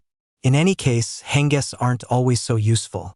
If an enemy sensor is present in the battlefield, it would be incredibly easy for them to tell who is using henge. For now, we are just using the technique to hide our real looks. But why? Sasuke asked curiously, voicing both Naruto and Sakura's thoughts. Naruto seriously didn't understand the point of the henge right now. Even if they were found out, it's not like their looks would have any effect on a fight. Kakashi seemed to be taking unnecessary precautions, which was something he never did. It's not to be recognized by any IWA shinobi. Trust me. Considering this is a competition, the IWA genin may target you in the real Chunin exams, Kakashi said, making sure not to look at any of the genin. I'm lying through my teeth here, but hopefully no one really noticed. The real reason is because of Naruto's hair. His blonde head, which is quite rare in these parts, would certainly attract people. And Kami forbid they make the connection between him and Sensei. I can't let that happen. Naruto looked back to the path in front of him, the shadows of buildings beginning to appear. Kakashi cleared his throat, drawing all the attention back to him. Like I said, all of you will need to use Henges. In case we encounter any IWA shinobi, we will have to create alternate identities. Naruto's eyes widened. Alternate identities? Yes, like a different name, look, and if you want, personality. Though that's not really required for this mission. How do we know what to change into? Sensei, Sakura asked a second later. I'll give you some tips on what to change. Sasuke, take care of the hair. I don't know, smooth it out or something. As for Sakura, please change your hair color to black. And Naruto, you will need the most change. Huh? Why me? Naruto rebuked, slightly offended. Kakashi chuckled. I didn't mean it in that way, Naruto. The truth is, you are the most likely to stand out in a crowd. In fact, you should change your entire face for now. Take out those whiskers and you have to change your hair color to black. The eyes are also a bit noticeable. Whiskers, eyes, hair. Okay, I guess that's doable. Sasuke stopped walking. Should we just do it now? Well, using a henge continuously doesn't use too much chakra, but it can still drain a lot if you use it continuously. For now, just try it out, but don't let your chakra levels reach below 50%. Kakashi responded, with a meaningful look towards Sakura. Fine, I guess I'll do it right now. Henge. Henge detected. Does player want to use the character customization menu? Yes/no. Naruto had no idea what he was looking at. Sure? Opening. Henge menu. Name? Skin? Hair? Height? Face? Body? Eyes? I guess. Do I just set everything with my thoughts like usual? Let's just try it out then. Naruto took a deep breath, trying to imagine his disguised body in his mind. Eyes black. How should I change my face? A little bit more angular, I guess. I do have a lot of baby fat still. I'll also remove my whiskers for now. As for height, I can make myself a few inches taller, right? Skin, let's make it a bit paler. Hair needs to be a bit longer and not as puffy. Oh yeah, make it black. My body should remain somewhat the same. I guess that's it. Error. Please set a name. Name? What's the name of the guy in that one comic I read? Ruji. Ruji. Yeah, that's it. Henge has been set as Ruji info. Using henge menu means the specific henge is stored in the system. Therefore, the user can repeatedly use the sorted henge without change. Smoke suddenly surrounded Naruto's body. The genin immediately wobbled as his newly found height was incredibly uncomfortable to walk with. Naruto looked at himself with awe. Whoa! Naruto couldn't see how his face looked, obviously, but he could definitely see the change in his body. His body was more streamlined in a way, but not skinny like usual. The hair that creeped down his forehead was definitely black, though. Kakashi raised his eyebrows. That's an incredibly well-done henge. Most henges which are creating a completely new body are usually poorly done, but yours almost seems almost uncannily real. Do you know anyone who looks like that, by any chance? Naruto grinned smugly. Nope. I'm just that impressive, sensei. Your voice as well, it's not the same at all. You could probably hold that henge for this entire mission with the amount of chakra you have as well. Regardless, how about you two? Naruto looked to the side where Sakura and Sasuke stood. Sakura looked weird with black hair, to say the least. Sasuke didn't change too much, other than his hair, which wasn't as spiky as before, but rather it was like he used a comb to put it to the side. If he added some glasses, Sasuke would definitely look like the nerdy kid in the library back in Konoha. Hee. Naruto giggled immediately. Shut the hell up. Sasuke gritted through his teeth. Sakura came through the smoke right after. Yeah, your henge probably isn't any better, Naru. Naruto met her eyes with a passive glare. He definitely didn't miss how she averted her gaze right away. They were nearing the edge of the town in front of them. All right, time to beat some bandits back to Konoha. Ugh. This is so boring. Naruto groaned as he stared up at the ceiling. Sasuke snorted. Deal with it, Dobe. How come Sakura gets her own room? Naruto asked, appalled by the unfairness of it all. If you want your own room, just say so. Naruto, Kakashi said from the corner of the hotel room. They had found a mostly empty hotel inside the town and quickly ordered 2 rooms for a few days. The rooms were small, but enough to accommodate all of them. How long will this mission take?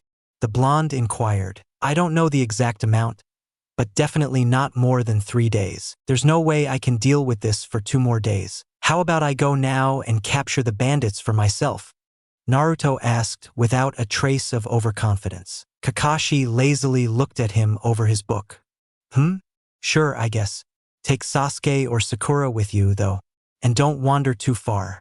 You remember their identification marks, right? Yeah. Tall, bald, and scars over his face. Big, scary guy is the leader of the bandits.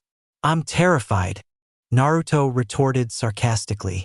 Sasuke, let's finish this mission off. Kakashi's eyes instantly widened as if he forgot something.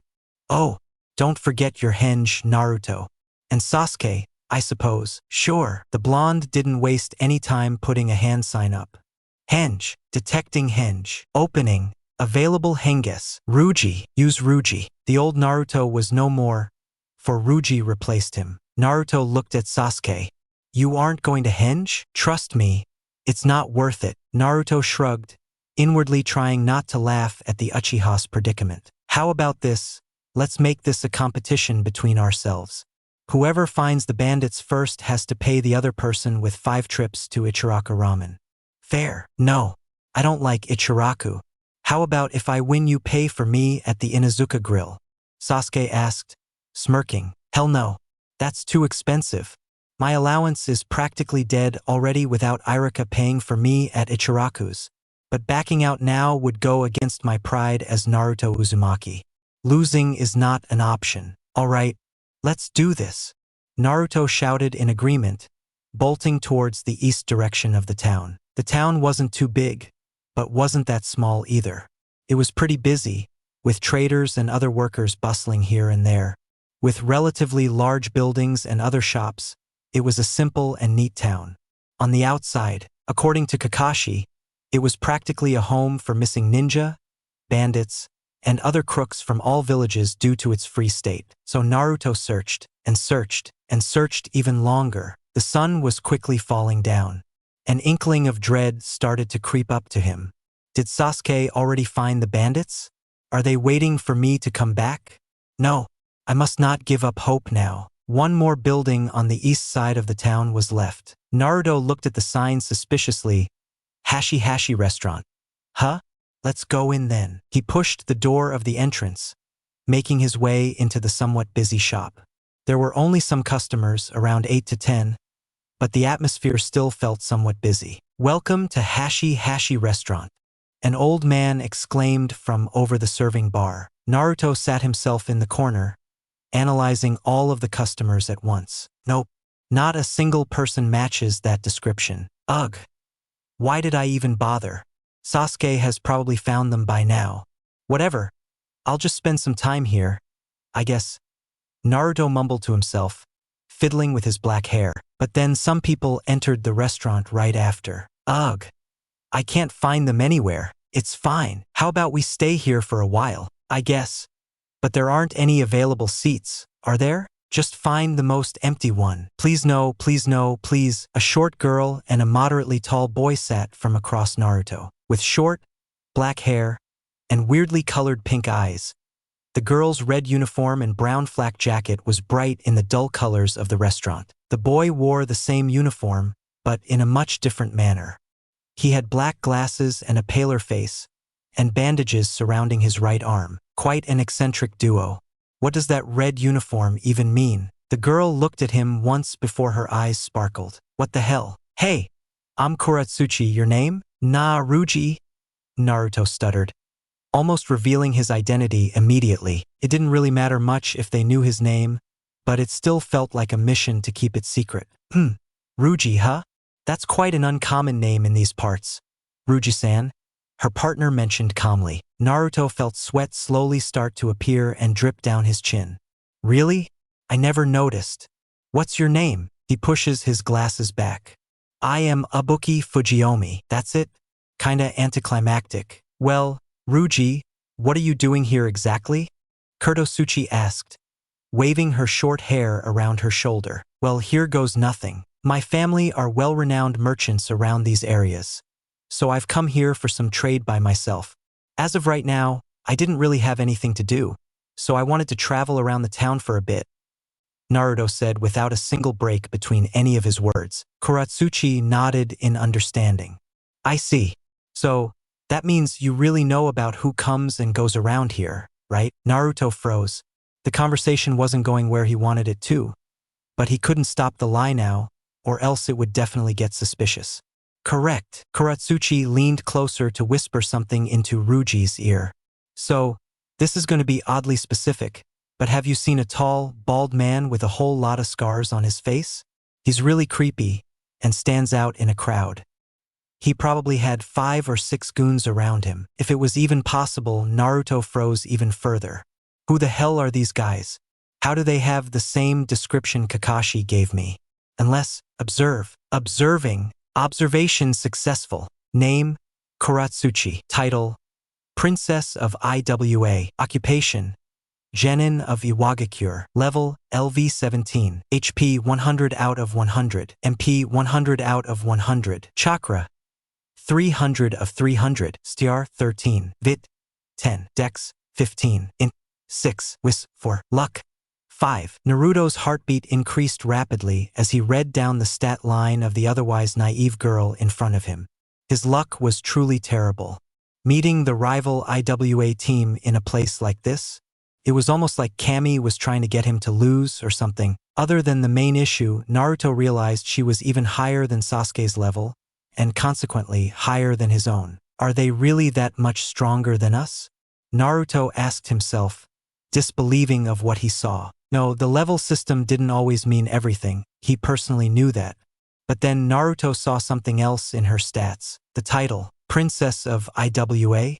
Is she royalty or something? This wasn't looking good for the Konoha Genin at all. In fact, it was terrible. It's best if I relocate back to the hotel for now and plan an attack later. But at the same time, I can't allow IWA to get the bandits first. That leaves only one option left. I'll have to continue with the bluff. I may or may not have seen him, to be honest. Why are you interested in knowing? Naruto asked knowingly. Kuratsuchi looked at her teammate who shook his head repeatedly, before she shrugged and looked back at Naruto. Well, Ruji, the truth is, we're both shinobi. Naruto gasped. No way. The IWA Genin nodded smugly. It's true. I don't have my headband right now, considering I'm wearing a disguise. But I can show you a jutsu if you want. Ibuki glared at his teammate. Is it really necessary to tell a civilian about all these things? Anyone could be part of the Konoha team, you know? Kuratsuchi glared suspiciously at Naruto. Are you part of the Konoha team, Ruji? Naruto shrugged. What's a Konoha team, exactly? Kuratsuchi glanced back at Ibuki in a I told you so manner. See? Whatever, it's clear I got sidetracked. Anyways, do you recall such a man? Naruto shook his head. No, never. She sighed in a dissatisfied manner, putting her head down on the table. This mission is a pain. In the meanwhile, order some food. Ibuki. Ibuki nodded. Sure. Do you want anything, Ruji? Naruto blinked. He didn't expect that. No thanks, actually. Your loss. Naruto sat back in his seat, closing his eyes, enjoying the peaceful climate around him. But then the door opened once more, revealing a tall, bald man. Naruto immediately came back to his feet, looking closer at the man's face. Kuratsuchi did the same beside him. Red, hot lines spread across his face unevenly, making the man look like he was permanently scowling. It has to be him. Hey, Ruji, Kuratsuchi whispered. Naruto didn't take his gaze of the man, who sat in a recently vacant-made corner. I seriously recommend you get out of this shop now. Things are about to get messy. Naruto looked at the muscled man and the goons behind him. A shinobi against regular bandits? Probably won't be too hard for the genin to defeat them, especially considering how high-leveled she was. While Naruto hadn't looked at Ibuki's level directly, he could tell he wasn't a weakling either. Kuratsuchi put her fists together. Let's go, Ibuki. Ibuki took off his glasses and merely nodded. Naruto had no idea what to do. Could he just butt in now and defeat the bandits for himself? No, that wouldn't be possible. It was a 2 versus 1 situation, and he most likely wouldn't be able to overcome the both of them at the same time. Naruto shook his head in frustration. Damn it! Kuratsuchi didn't waste any time. She wasn't a politician like her grandfather to take things slow or easily. She just did what she wanted to as fast as possible. Even killing. Well, not exactly killing. The mission entailed that she captured the bandits alive, meaning she couldn't really fight for real. This put her and Ubuki at a major disadvantage as the bandits wouldn't care about leaving her alive. She threw a kunai at the main target, who was distracted by the menu in front of him. Of course, she aimed it slightly to the right so that it wouldn't actually hit the man. That should be enough to scare him a little, but the satisfying sound of kunai embedding itself into wood never came. The target caught the kunai in his hand. At that point, Kuratsuchi should have known the man wasn't a regular bandit. But, of course, she didn't. Her overconfidence didn't let that happen. Instead, she charged forward. Someone wants to fight? The man's deep voice rang throughout the small restaurant. At this point, all of the people in the restaurant had left in panic. She pointed at her teammate. Ubuki, take care of the rest of the gang. I'll manage this guy by myself. Of course, Sensei would have told me to wait for him to come by now. But it's too late to stop here. Taijutsu started first. Expecting an easy fight, Kuratsuchi confidently made the first strike. She swept her legs underneath the scarred man, who sidestepped right after in response. She could barely see the hook which followed. Too fast, the genin leaped backward. Feeling the force of the punch through the air, it pushed against her face. At this point, the fight was outside the restaurant. Her eyes narrowed.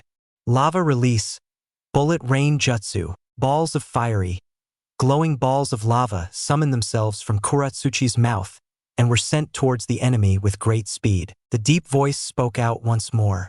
Water release, water wall jutsu. A wall of water blew through the ground below, forming a near indestructible structure of water, which blocked the upcoming attacks entirely. So he is a shinobi. Doesn't matter. Kuratsuchi gasped as a kick landed on her stomach, the sheer power of it sending her towards the building opposite to the restaurant with high velocity. This guy, I might have to start getting serious. Ugh, finally. Saving that owner from the bandits was seriously annoying. Kuratsuchi's eyes widened at the familiar voice. Ruji, the second Naruto helped the owner to safety. He bolted out of the building, ignoring the ongoing fight Ubuki had with the rest of the crooks. It was obvious at a single glance that the tall one was the strongest anyways. Naruto scanned his surroundings before his eyes locked on to the man before him. Ugh, finally. Saving that owner from the bandits was seriously annoying. Ruji, Naruto ignored Kuratsuchi's voice. The game plan, in a way, was simple. He needed to quickly defeat the man before him, before getting a shadow clone to carry him back to the hotel. Then disrupt Ubuki's fight entirely, and create even more shadow clones to carry those bandits back as well. And if necessary, defeat Ubuki as well. To defeat the target in front of him, he had a plan. But to do that, he needed to stay hidden from Kuratsuchi. Good thing Kakashi taught him the perfect jutsu to do so. Naruto took in a deep breath before going through a multi-dud of hand signs. Water release. Hiding in mist technique, the water droplets in the air around the street began to thicken and thicken, condensing into a blanket of mist which covered the road entirely. Naruto pumped his chakra continuously into the jutsu, which served to thicken the mist even further. What the hell? The target yelled in frustration. Naruto could understand. Even as the user of the jutsu, he couldn't see a single thing either. But he also knew someone who could. Summon Shadow Zabuza. Dark matter twirled around itself, the tentacles forming thick but not quite tangible. They seemed to be moving randomly, but Naruto knew that wasn't the truth. The infamous Zabuza Momochi was alive once again. Missed. Naruto didn't need to waste any more time. Zabuza, I know you don't want to serve me, but we seriously need to defeat this guy. Shadow Zabuza growled, his sword forming as a mass of shadows. Whatever, there's finally some action, brat. Who do I need to kill? Active skill. Shadow extraction. LVL1. Info. Shadows drain 50 MP every minute, a value which will decrease as level of skill increases. Initial extraction takes 20 MP. Naruto tried to ignore the fact that Zabuza just said that he would kill the man and instead focused on the enemy in front of him. He couldn't allow the death of the target, but he also needed to defeat him as fast as possible. Kuratsuchi most likely wouldn't be able to see in the mist while it lasted, and wouldn't want to waste time trying to fight here. Maybe she would try and help Ubuki out with his fight? They were just supposed to be bandits, but considering the leader happened to be a shinobi himself, it wouldn't be a surprise if the rest were as well. Zabuza, are you able to locate him? Naruto asked probingly, pulling out a kunai from his pouch. Of course I can, Zabuza answered immediately, sounding offended that Naruto even asked that. The problem is that I'm too weak right now, right? Naruto completely forgot about that. Shadow Zabuza was strong, but paled in comparison to the real person. The summon was probably around Chunin level, but physically might have been even lower. It was only because of experience and technique that kept him in the contending ranks for now. If Zabuza had been in his old form, the fight surely wouldn't have taken this long. Naruto closed his eyes. He couldn't rely on sight right now in the middle of so much mist. He listened, and listened hard, straining his ears tightly. The sound of bustling and the heavy footsteps filled his ears. In front of us, use Uchiha Taijutsu, activating skill. Uchiha Clan Taijutsu, LVL 3 activated. Usage drains 15 MP points each minute. User can use this skill for 1 minute without draining MP. His skill, which was now level 3 due to the recent month of training with Kakashi, quickly took over his body. Naruto jumped into the air, avoiding the massive body which barreled into the place he was once in. The genin winced.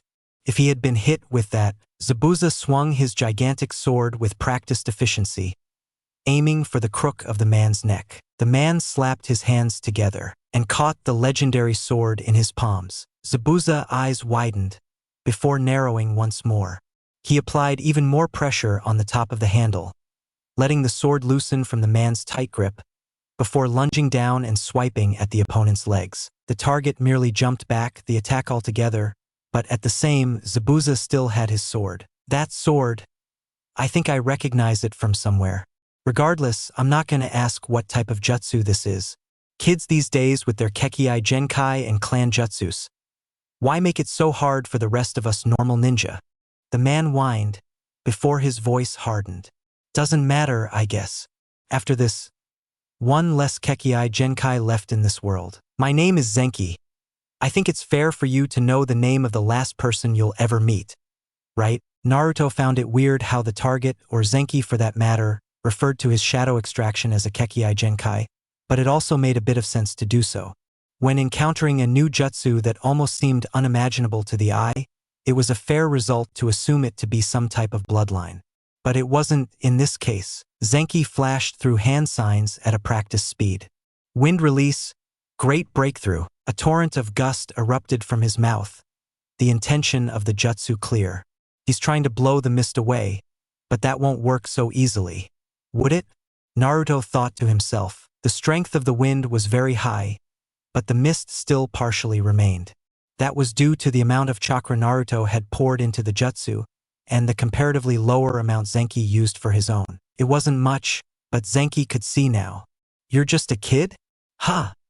I'll have fun destroying you. And then Zenki ran. Naruto met him in the middle, depending on his taijutsu to carry his fight. The bald, muscular man threw a ridiculously fast wide hook, which was promptly dodged by Naruto ducking at the last minute. Naruto took the opening to his advantage and launched a fist to Zenki's stomach, which was completely open for his attack. Zenki merely chuckled in response. Oh no! The man lunged down and grabbed Naruto's leg, before pulling the boy to the air. Naruto struggled against his grasp, but Zenki's physicality was too strong. Clean, final hit seemed inevitable, but Zabuza was still in the fight. Immediately behind Zenki, the legendary swordsman swiped his sword at neck once again. Naruto was promptly released in an attempt to escape the attack by Zenki, who was forced to back off himself. Kind of worked, but the slash on Zenki's back said otherwise. Blood leaked onto the floor, the ruby color even visible through the partially thick mist. Naruto grinned at the sight. It was pure, brute strength versus a swordsman and an all-rounder like Naruto. I need to get a solid hit and knock this guy out, But I can't do something like that with my own strength with how much stronger this guy is physically. Maybe Shadow Clone Jutsu. 12 or so clones manifested around the genin, each of them running towards the opponent before them with haste. Oh, the little kitten wants to add some more players on the field? Zenki grinned, casually shifting into a stance. It's all right, come at me. Zenki's muscles tensed, contracting for a brief second, before he exploded from his static position. His clones tried their best, they really did. But it was completely futile.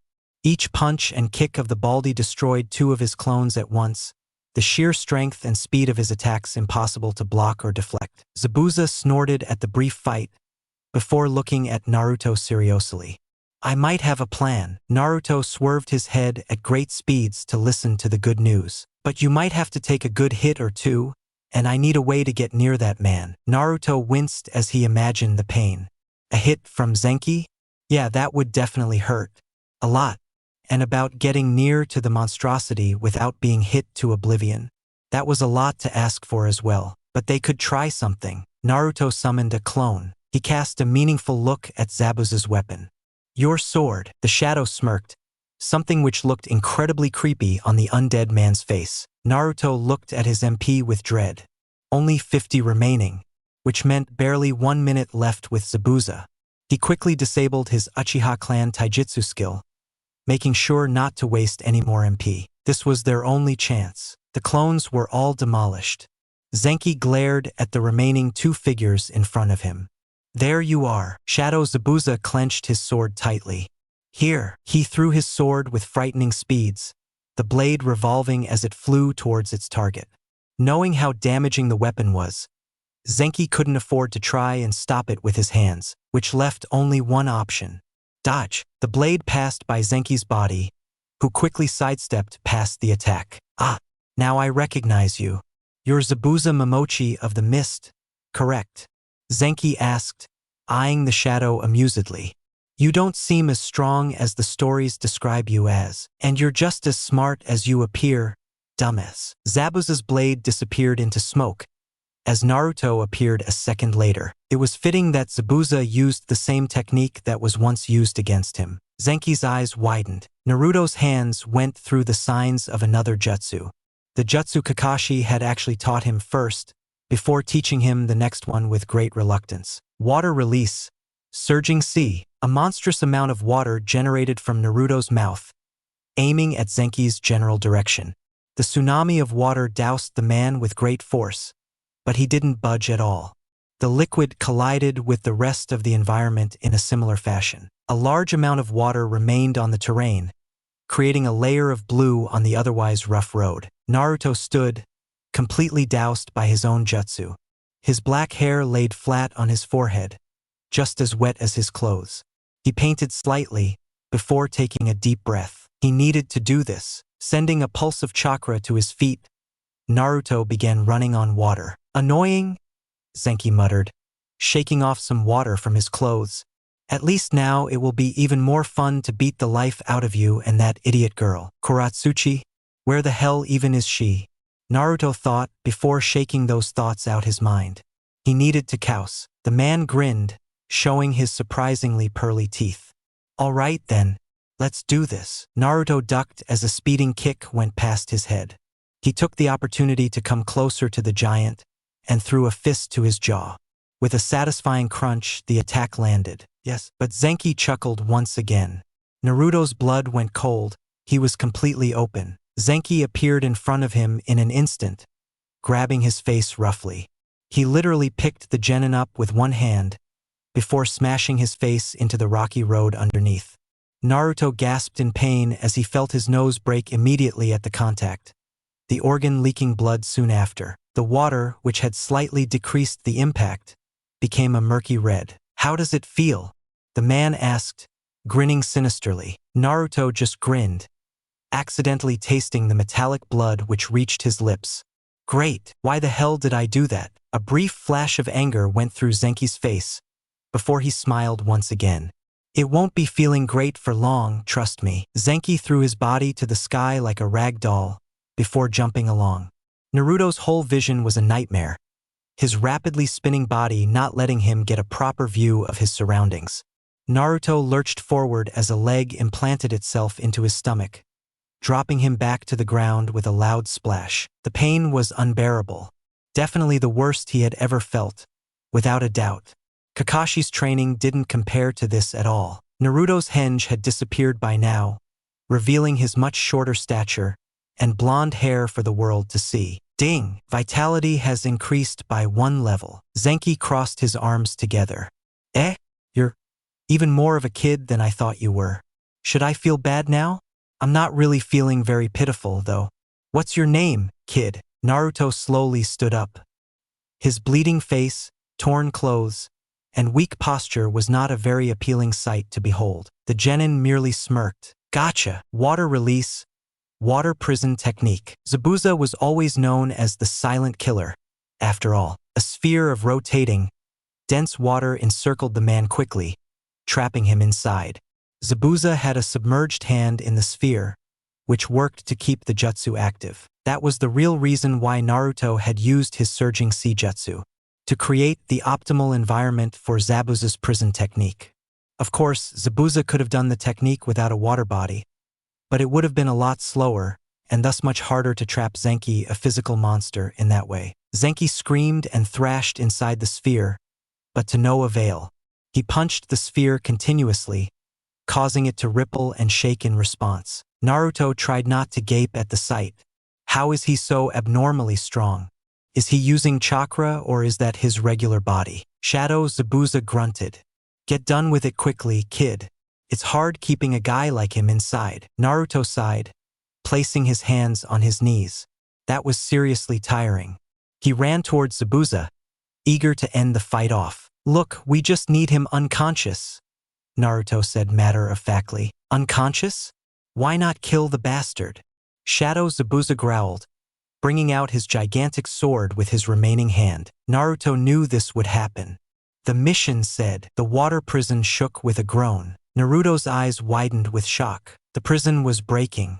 The layer of water around the man became thinner and thinner as he continued to repeatedly bombard the sphere with an onslaught of punches. A second later, the man was free. With an ear-splitting roar, Zenki leaped into the air in an attempt to escape, but Naruto was already behind him. Sword! Naruto instantly screamed at Zabuza. Zabuza threw the shadow-black sword like a spear at the blonde, who caught the weapon midair. Naruto grunted at the sudden weight pulling him down to the ground. Before Zenki could even react, Naruto spun Kubikirabocho and hit-striked the man's head with the blunt side of the sword. Zenki was out cold. Shadow Zabuza raised an impressed eyebrow. Nice one, brat. Warning, 0 MP remaining. All MP-related skills are being disabled. The shadow and the sword dissipated into nothing, leaving Naruto alone, panting and injured.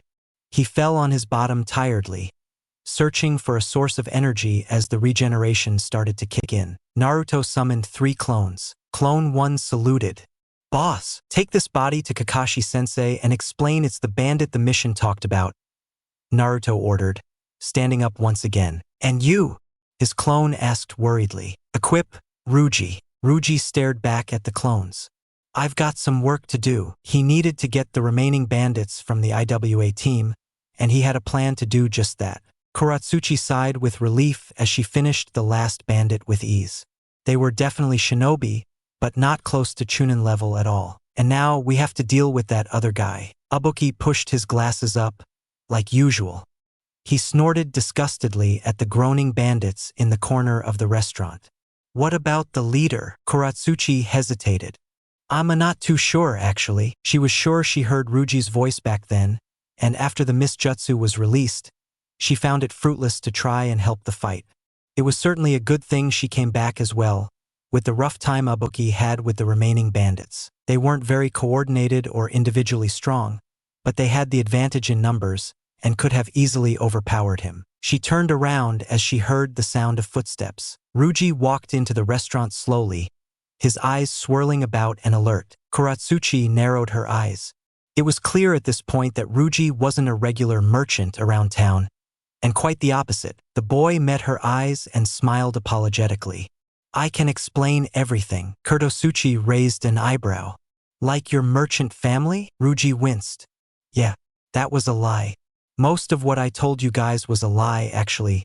Are those the remaining bandits? Ibuki nodded curtly. And what does it matter to you? Nothing. I'm just worried they might wake up again. They won't, I'm sure of it. We beat to a pulp, Kuratsuchi confirmed. Oh great. How about we talk over at that corner? I know I don't seem the most trustworthy right now, but I'm sure I can convince you otherwise, Princess of Iwagakure and of course the well-renowned Ibuki Fujiomi. Ruji declared with a friendly smile. Kuratsuchi was surprised. How did he know of my status? Is he a spy sent by Gramps? She wouldn't be incredibly surprised if the old man sent someone to look over her as she went on the mission, especially to a location like this. Ibuki looked at his teammate, who nodded in confirmation. We accept your offer. Haha, you don't need to be so serious, Ibuki-san, Ruji said, chuckling. I don't care if you trust me or not, but I assure you that I'm on your side. The trio walked towards the corner of the restaurant, enclosed by the surrounding tables. Kuratsuchi didn't realize at that moment that she completely lost sight of the remaining bandits. But Ruji did. Kurtosuchi glared at the boy in front of her. Well, Ruji, can you introduce yourself again? This time, the truth, of course. Well, to start off, I was sent directly here by the Iwagakure shinobi forces. Something about a Chunin pre-examination. Am I correct? Yes, that is why we were sent here as well. But I haven't seen you in any of the other genin teams, have I? Ibuki mentioned. That's right, I'm not in any of the genin teams. I was sent here to monitor the examination, or competition between Konoha and IWA, and help protect the coming IWA team if necessary. To be honest, I didn't expect you guys to come so fast, so I was slightly unprepared for your arrival. For that, I'm sorry, Ruji said, frowning. Kuratsuchi's mind was set by now. The person in front of them was genuine at the very least. She was still mad that Gramps sent someone to monitor her, especially when she had made him promise to not treat her like a child again. But that was a matter for later. She smiled brightly at Ruji. Well, our Jonin sensei will probably come soon. Do you want to come back to IWA with us? I'm assuming you beat the leader, right? Jonin sensei? Ruji stuttered randomly. Yes, sure. And yes, for the leader, he's completely knocked out for now. We can go and get them later. Ibuki scrunched his face, confused. Why not right now? Ruji shrugged. Your wish. And also, one last thing. I'm sorry, for what? Ruji turned into a cloud of smoke. Kuratsuchi gasped in surprise, standing up from her seat immediately. Ibuki did the same thing, albeit without the gasp. Kuratsuchi ran towards the entrance of the restaurant, looking for any remnant of the black-haired shinobi. But something felt off. She couldn't describe it, but the atmosphere itself seemed different. Kuratsuchi? Ibuki slightly yelled from inside the restaurant. What? Kuratsuchi snapped, frantically looking at the empty road in front of her, before looking back inside. The bandits are gone. What? Kuratsuchi screamed in her head, coming to confirm the truth for herself. There was no trace of the bandits left. Ruji had taken them all, which meant they had been played from the start. A sudden wave of memories entered Naruto's brain as he dashed back to the hotel quickly. Wait, that actually worked. The genin thought incredulously. He thought Kuratsuchi and Ibuki would have asked for some kind of confirmation for his identity at the very least, and had prepared his clone for that type of response. Little did he know he didn't need to do that either. Naruto chuckled evilly. He felt a pang of remorse for lying to the kind IWA genin, but he couldn't lie, it felt good tricking people. His whole stunt was a much easier way of getting his goals accomplished, without having to fight in any way. He was kind of forced to lie as well. There was no way he would stand a chance against both of them at once. I'm here. Naruto realized. He knocked on the door loudly. Kakashi-sensei. It's me, Naruto. Kakashi's voice came muffled a second later. Password? What password? Come in. Naruto opened the door with a click, smirking at the presence of a defeated Sasuke and indifferent Kakashi. Naruto looked at Sasuke knowingly and with a smug grin. Did you find the bandits, Sasuke-kun? Sasuke merely grunted. No. Well, guess who did? Come in, men. Naruto's clones barged into the room at once, dropping the unconscious or frighteningly injured bodies onto the floor. 10 bandits laid on the floor, each of the bodies matching the descriptions given in the mission list. His clones saluted before disappearing a second later. Naruto removed his own henge a second later, trying to deepen in his point. Kakashi looked at the men, once again with indifference. You found and beat all of them up? Naruto scratched his head. Ah well, it's a long story. I guess I'll give a short summary. I found the bandits, beat them up, and brought them here after a scramble with the IWA team. Actually, that was a bit too detailed. Sorry. Sasuke eyed him like he was a freak. Kakashi just shrugged. Naruto frowned. He expected them to be more impressed. Sakura barged through the door a second later, the large ruckus waking her up from her own room. What happened? Naruto greeted her before continuing. Like I said, it's a long story, but pretty much. Please, not again, Sasuke said, grasping his forehead. It's fine, I owe you some ramen. Naruto smiled victoriously. Yep, this was a total success. So what do we do with these bodies? Naruto asked a second later. I'll deal with that. For now, change your henge, so the IWA team doesn't recognize you, Kakashi mentioned, as he began moving towards the bodies. Kakashi bit his finger, allowing some blood to reveal itself through his pale skin. He put the hand to the floor, which was followed by a circle of inky, black seals enveloping the floor. More smoke appeared, and then out came a pack of dogs? All of this is getting too wild. A week later, Naruto looked at the weird, perfectly straight rock in front of him. You guys can get out now. Konohamaru and his 2 friends crawled out of the contraption slowly after. How uncomfortable was that? Naruto-sensei, the blonde groaned. He forgot about all of this with all of his time outside of Konoha. You promised, Konohamaru yelled, pointing at his face. Naruto racked his brain to remember what he had said. Promised what? You said you would play ninja with us today. Naruto winced. Did I really say that? Sakura smirked at her teammate. Really, Naruto? Playing ninja with little kids? I can't really blame her. Boss, who's the girl with the big forehead? Konohamaru asked. I don't know. Sakura's face scrunched up in anger. What the hell did you say? Konohamaru and his sidekicks ran away from the girl in fear, the girl in question looking truly angry as her eyes widened in rage. But then Konohamaru crashed into someone. Calm down, kid, the person growled. The person in question wore a black, baggy bodysuit that radiated creepy energy. On where his forehead was supposed to be, an unfamiliar forehead protector was attached. Someone from another village, why are they here? Naruto thought, oh wait, Chunin exams. A bunch more people from other villages are most likely going to come soon, so I should be too surprised.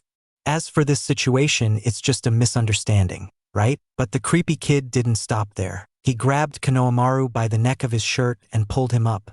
That seriously hurt, snotface. Konohamaru grunted in dismay. Naruto's eyes narrowed. Put him down. It was my fault anyways. Sakura apologized sincerely, because it was partly because of her. The girl next to the foreigner boy spoke out next. Put him down, Kankuro. If he comes, Kankuro grinned. It's fine. I'm bored anyways. I don't really care. Kankuro gasped as a pulse of pain flared up in his arm, forcing him to release the kid.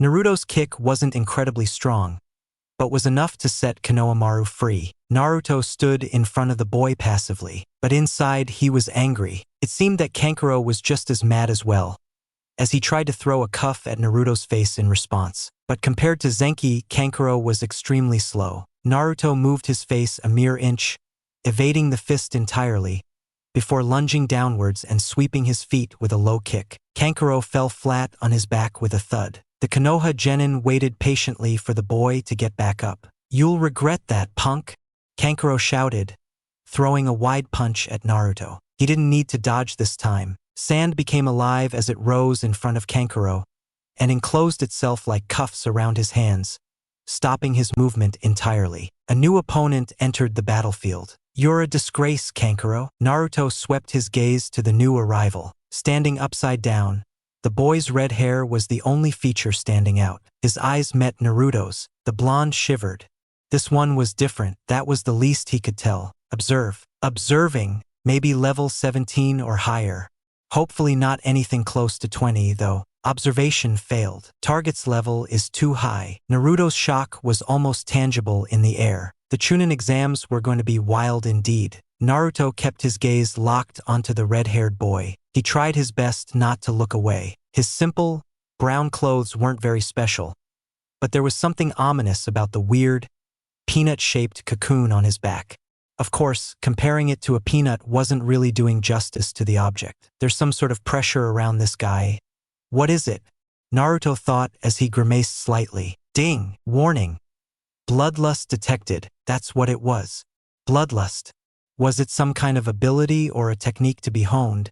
And if so, how does someone learn it? Or was the ability innate, something born out of the person themselves? The boy continued. To think you're out here fooling around with little children.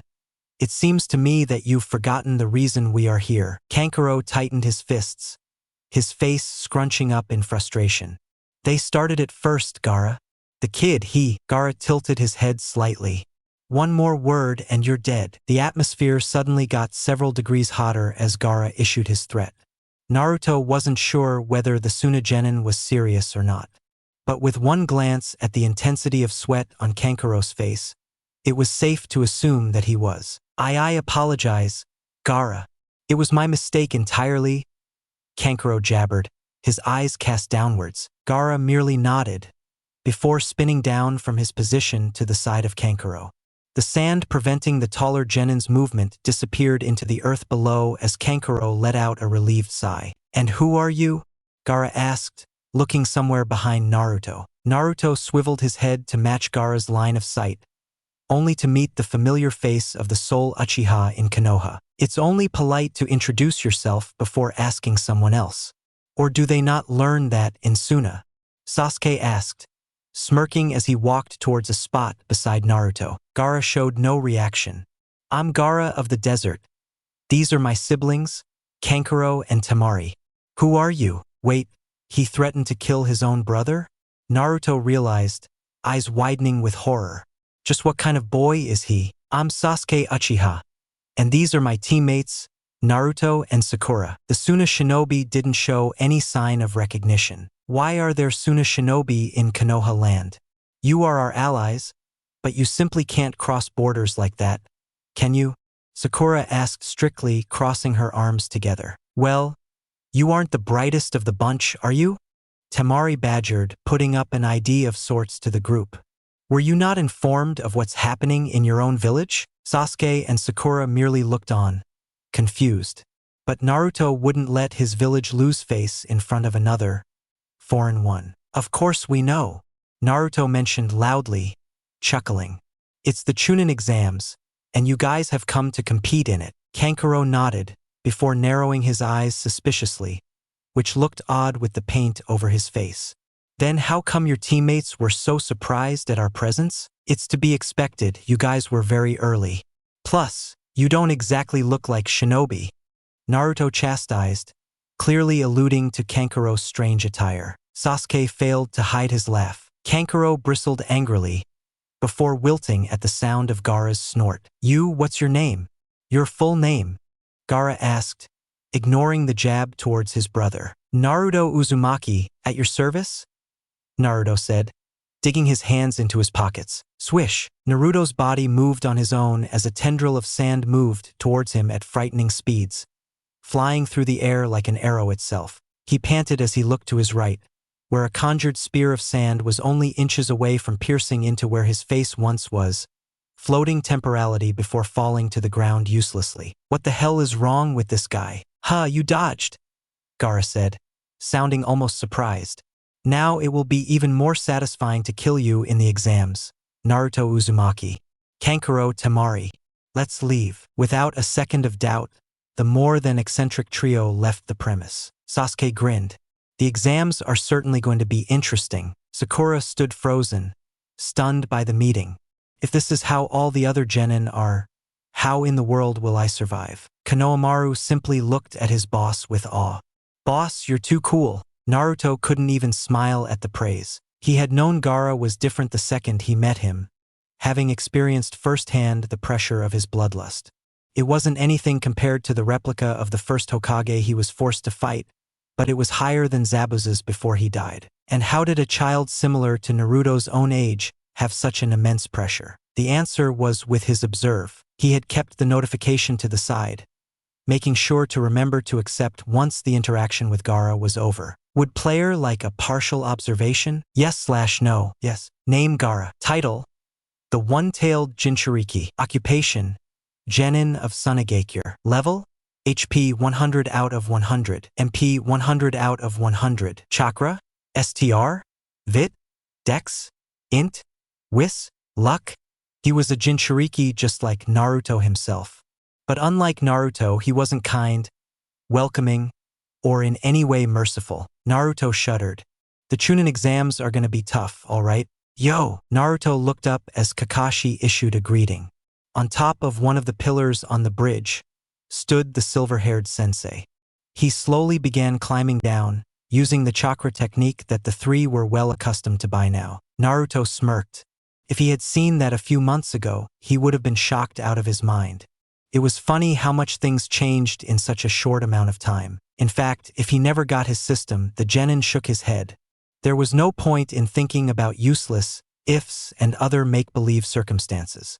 The fact was he got the system and he was stronger because of it. Well, it was pretty obvious by now. But you're in the Chunin exams. Congratulations, Kakashi said without a trace of enthusiasm.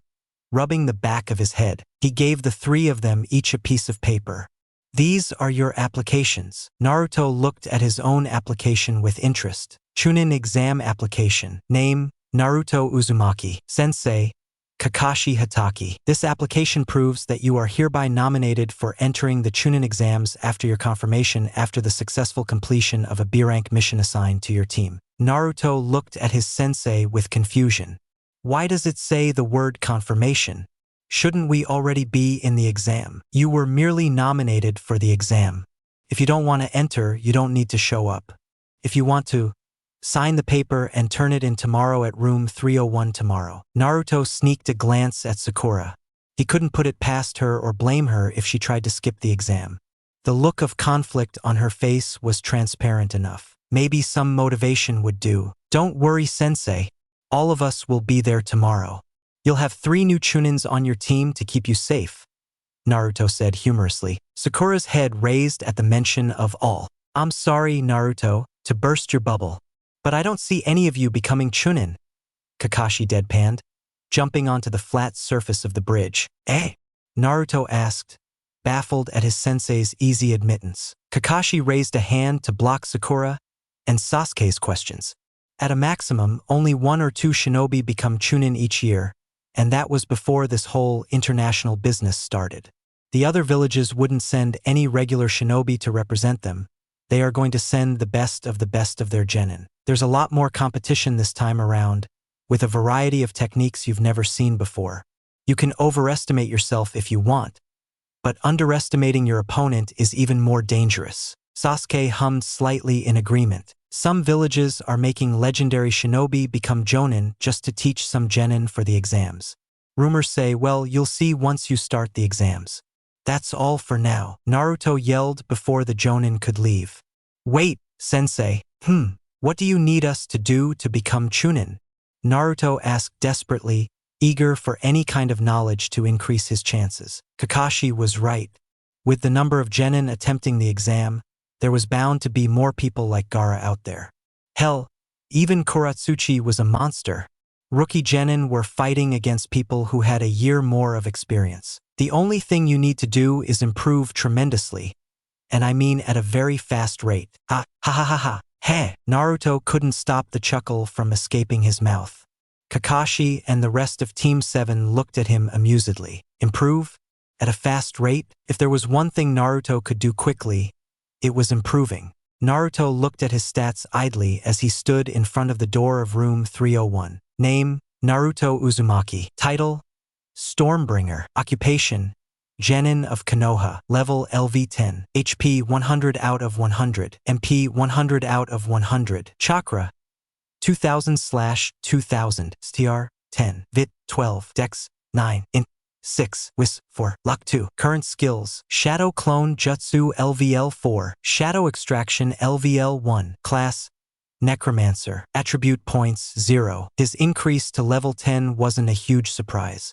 Having fought Zenki and doing multiple quests on the side, Naruto received a whole lot of experience from those situations alone. And that was without even mentioning the increase in his stats due to the amount of training Kakashi had put him through. Learning 2 jutsus was certainly an experience to thank, for it had helped his chakra control and his discipline, which somehow worked to help him level up faster in his opinion. When he leveled up twice, he had put his points in strength, intelligence, and dexterity.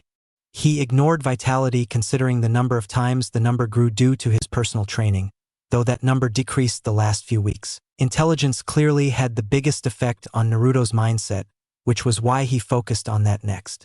It didn't particularly change his personality per se, and neither did it suddenly give him the vocabulary of a seasoned author. However, he found himself suddenly able to better articulate the words he already knew, as well as change how he thought of things. As he thought of the things flying freely in his rather occupied head, his deduction skills were tingling. Currently at level 3, the skill wasn't very useful. Or rather, it showed how little he actually tried to deduce things. But Naruto trusted his gut feelings. He looked over at Sasuke and Sakura, who seemed to come to the same realization as him. Sasuke smirked. "It's the wrong floor, isn't it?" "Seems so." The genjutsu started to fade away, revealing the sign to be 201. Naruto sighed. How would that manage to trick a genin at all? And so they went to the floor above. The walk wasn't particularly long, but neither was it really pleasing. Team 7 quickly made their way into the real room 301, into a room completely jam-packed with shinboi. Naruto didn't recognize a single person. The stares of each of the genin quickly focused on the incoming Team 7, who tried their best not to wilt at all the attention. Sakura failed completely, blushing in nervousness, which made sense, considering she wasn't really used to it all. Sasuke, as the only Uchiha left in Konoha, was also used to the attention. Naruto was used to it for darker reasons. As the container of the QB, he received a lot of looks in his days, which were usually bad rather than good. Wait, was that short, black hair, and regal attitude? Kurtosuchi was in the exam, along with her teammates, Ubuki, and some random person he didn't know. But how? They had completed the mission and the IWA team hadn't, meaning the IWA team effectively failed their own task. Thus, they shouldn't be in this room right now, Naruto thought, as he watched the girl talk animatedly with her team. She was a princess, however. It wasn't entirely impossible that her family pulled some ropes to get her into the exams, or that there was some sort of backup test for teams which happened to fail the qualifying exams. But it didn't matter. The only negative that came out of this was that there was one more tough opponent in the exam. Of course, there was Gaara. Even in the presence of the rather large crowd, he wasn't easily missed either. Partly due to his flaming red hair, which stood out like an apple hanging on a tree. IWA, Suna, Kumo, Kiri. It certainly was an international Chunin exam. It also made absolutely zero sense considering a lot of these villages were currently not allies, and even worse, hated each other to the guts. And even worse, IWA was present inside of Konoha itself. Naruto-san. Naruto tried not to groan as he heard the familiar voice. Rock Lee stood proud as he shouted out to Naruto, letting everyone else in the room hear in the process. I challenge you to a duel. Why did it have to be me? A duel, right now? Naruto asked incredulously, eyeing everyone staring at him. Of course, Lee stated. I fought Sasuke-san already, and that day I did not really want to fight you as well since he needed some medical attention. Naruto tried to think through the situation clearly. He could rightfully just reject Lee's offer and prevent a plenitude of problems from arising. However, he did also want to see how much he had improved since Wave as well. His fight with Zenki was not a standard battle for sure, and his use of Shadow Zabuza was concerning as well. He needed to see how much he could do without his special abilities, which he couldn't use publicly in the Chunin exams for sure. An ability that could quite literally raise the dead, and be used to his will certainly would not go well with the rest of the world. If people killed and stole children for a Byakugan, what would they do for his ability, which they would assume was a special Kekai Genkai. But something else made him want to take the challenge even more. Ding! New quest. Rock, paper, Lee created. Quest details. Accept Lee's challenge and spar. Quest rewards. EXP 1000. Increase taijutsu level by 2. Lee's respect. Failure. Lose all hopes of becoming a taijutsu master. Does player accept the quest? Yes/no. And so Naruto accepted. Sakura rolled her eyes. That's the old Naruto I know. Well, we can't fight here, can we? Let's go to one of the open corridors. There's a lot of space available, Naruto said, gesturing for them to move. Lee waved to his teammates, Niji and Tenten. The former simply scoffed, while the latter waved back. Well, he hasn't changed a bit. Naruto thought amusedly. Sasuke, Sakura. I'll be back in a few minutes, Naruto told his teammates. Soon enough, they were in the open with no spectators. You can use any jutsu of your wish, Naruto-san. Whoever is knocked unconscious or admits defeat is the loser. Are you ready? Lee asked, already in his iconic pose. Any jutsu? I really don't want to make this place a mess. Let's see. Lee is a taijutsu expert, meaning I have to beat him with other methods. Using Sasuke's taijutsu would be practically wishing for death, seeing how Sasuke fared last time with his fight against Lee. I need to outsmart him somehow. Naruto jumped a few steps backward. With a nod, he beckoned for the fight to start. Lee was fast. Seeing it with his eyes and actually experiencing it were two different things. Naruto ducked as a flying kick went to his head, before blocking a straight punch to the chest with his arms crossed together. The impact forced the blonde backward, who grunted slightly at the force. Naruto launched forwards, looking to start an offense of his own. But it was certainly hard, considering just how agile his opponent was. The Jinchuriki tried to land a blow to Lee's gut, who merely sidestepped with his hands behind his back and then attempted a wild uppercut to the jaw. Lee lunged forward, weaving past the uppercut and landing a sound haymaker on Naruto's stomach. Ugh! Naruto recoiled in pain but didn't let himself lose focus. A few seconds later, he was kicked back several meters, coughing slightly as he felt a bruise forming near his chest. That's gonna heal, I shouldn't worry about it. He didn't really like that the QB was inside of him, but if it came with such advantages as regeneration, it didn't really matter in the end. Naruto could not count on one hand how many times he had won a fight or even survived because of the Nine-Tails healing capabilities. Right now, he had no way of beating Lee if he continued how he was. The boy was too fast and too strong to be caught by a genin with a year less of experience. But Naruto had to try. His pride demanded such. He closed his eyes and began to truly concentrate. Lee trudged forward, uncaring of what Naruto did. Bright blue eyes snapped open. Shadow Clone Jutsu, Naruto called out, his voice echoing slightly in the corridor. Lee had the decency to look surprised as copies of Naruto appeared throughout the area before his expression hardened once again. Simple clones will not work to help you, Naruto-san. It wasn't very surprising that Lee did not know what shadow clones were, seeing how it was forbidden jutsu in Konoha. Other than Kakashi, Naruto didn't know who else could create shadow clones. And that improved their effectiveness even more. The element of surprise was a technique that Kakashi had drilled into the team, stating that even the weakest of ninjas could defeat a jonin if the situation was in their favor. Activate Uchiha Taijutsu. Activating skill. Uchiha Clan Taijutsu. LVL 3 activated. Usage drains 15 MP points each minute. User can use the skill for 1 minute without draining MP. The clones engaged their enemy. Naruto could feel Lee's surprise as they began to physically attack him. He probably expected the clones to disappear after the lightest of touches, but was confused after he found that it was not the case. But that did not really matter. Even though they could do real damage, they were not as durable as the real Naruto. The difference was evident to the seasoned genin. The clones disappeared one by one, but at that point, Naruto was finished with his next set of seals. Substitution. He swapped with one of his clones. Naruto completely tanked the SWAT to his right shoulder as Lee's eyes widened in surprise. With a loud roar, he rushed at Lee with murderous intent. A satisfying smack was heard as Naruto managed to finally hit a solid, clean strike on the green-clad boy. Naruto huffed smugly. Yes, but the fight was not over. And according to Lee, it hadn't even begun. Lee charged once again, but this time he was even faster. Naruto gasped as he felt a river of pain flood him.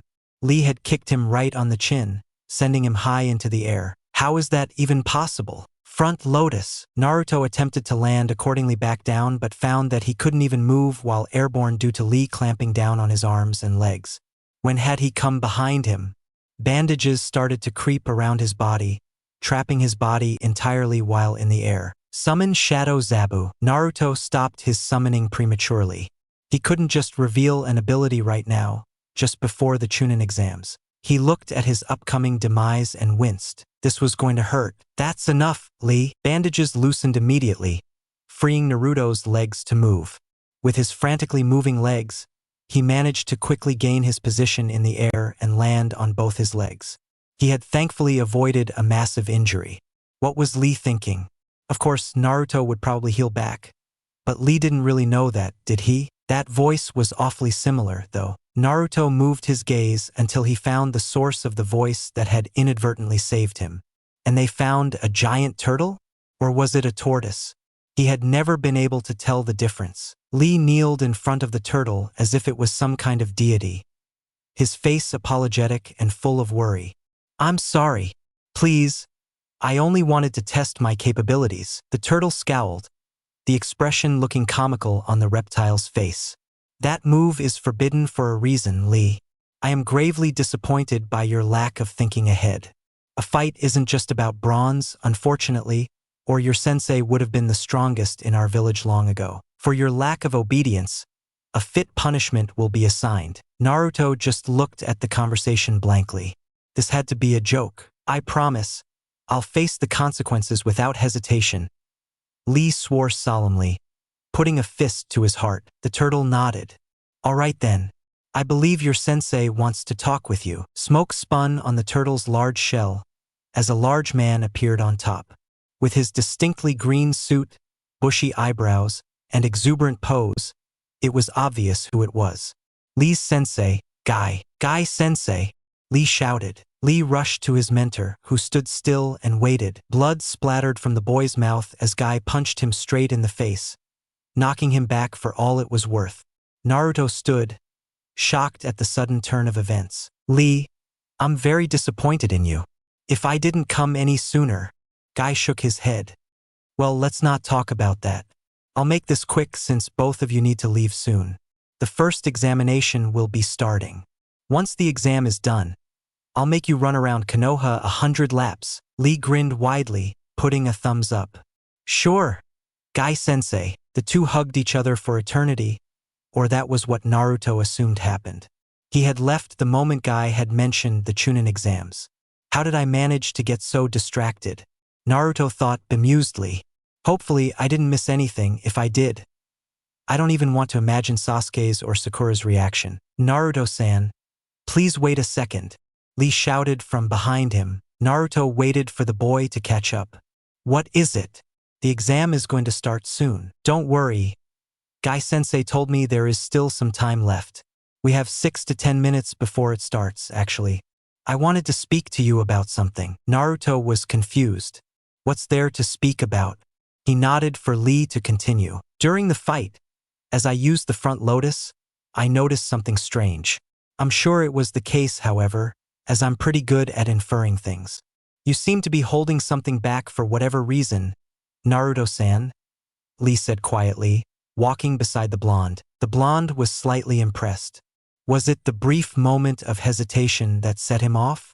Either way, it didn't matter.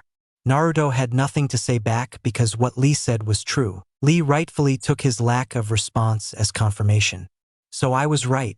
I won't judge you for holding back against me, since I've done the same thing. But I urge you to not try to do this during the exams.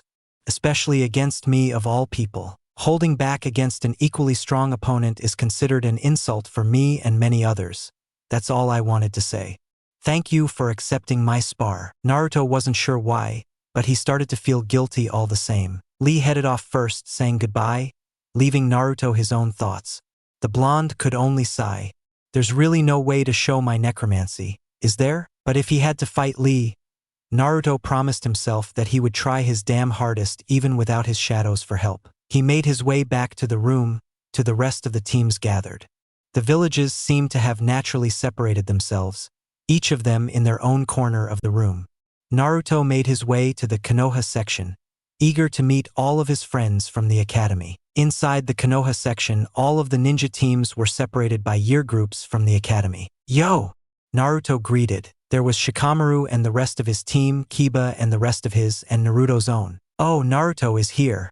You look a bit different," Kiba announced, looking at him up and down. Naruto looked at himself doubtfully.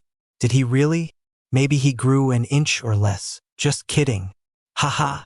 You should have seen your face, the Inuzuka said, laughing uncontrollably. Naruto felt his eye twitch.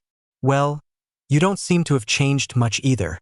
Still as stubborn as ever, huh?" Kiba froze, before nodding smugly. "That's right." Shikamaru hit him lightly on the neck. "It wasn't a compliment, idiot." "Hey, Naruto." "Shikamaru, I'm surprised to see you here, to be honest. I thought you wouldn't have wanted to compete in the Chunin exams," Naruto mentioned, looking at the spiky-haired genin curiously. You'd be right, actually," Shikamaru admitted, scratching his head. "But I don't think Ino or Choji would have let me live if I didn't come." "You bet," Ino shouted from a different conversation with Sasuke and Sakura. Naruto almost felt bad for the Uchiha. Almost. He looked at the rest of the teams. Yo, Hinata and Shino. Naruto was tempted to use Observe on all of the ninjas, but he had already done that a month prior. Hinata had improved at drastic bounds but still wasn't at the footsteps of the heights he was currently at.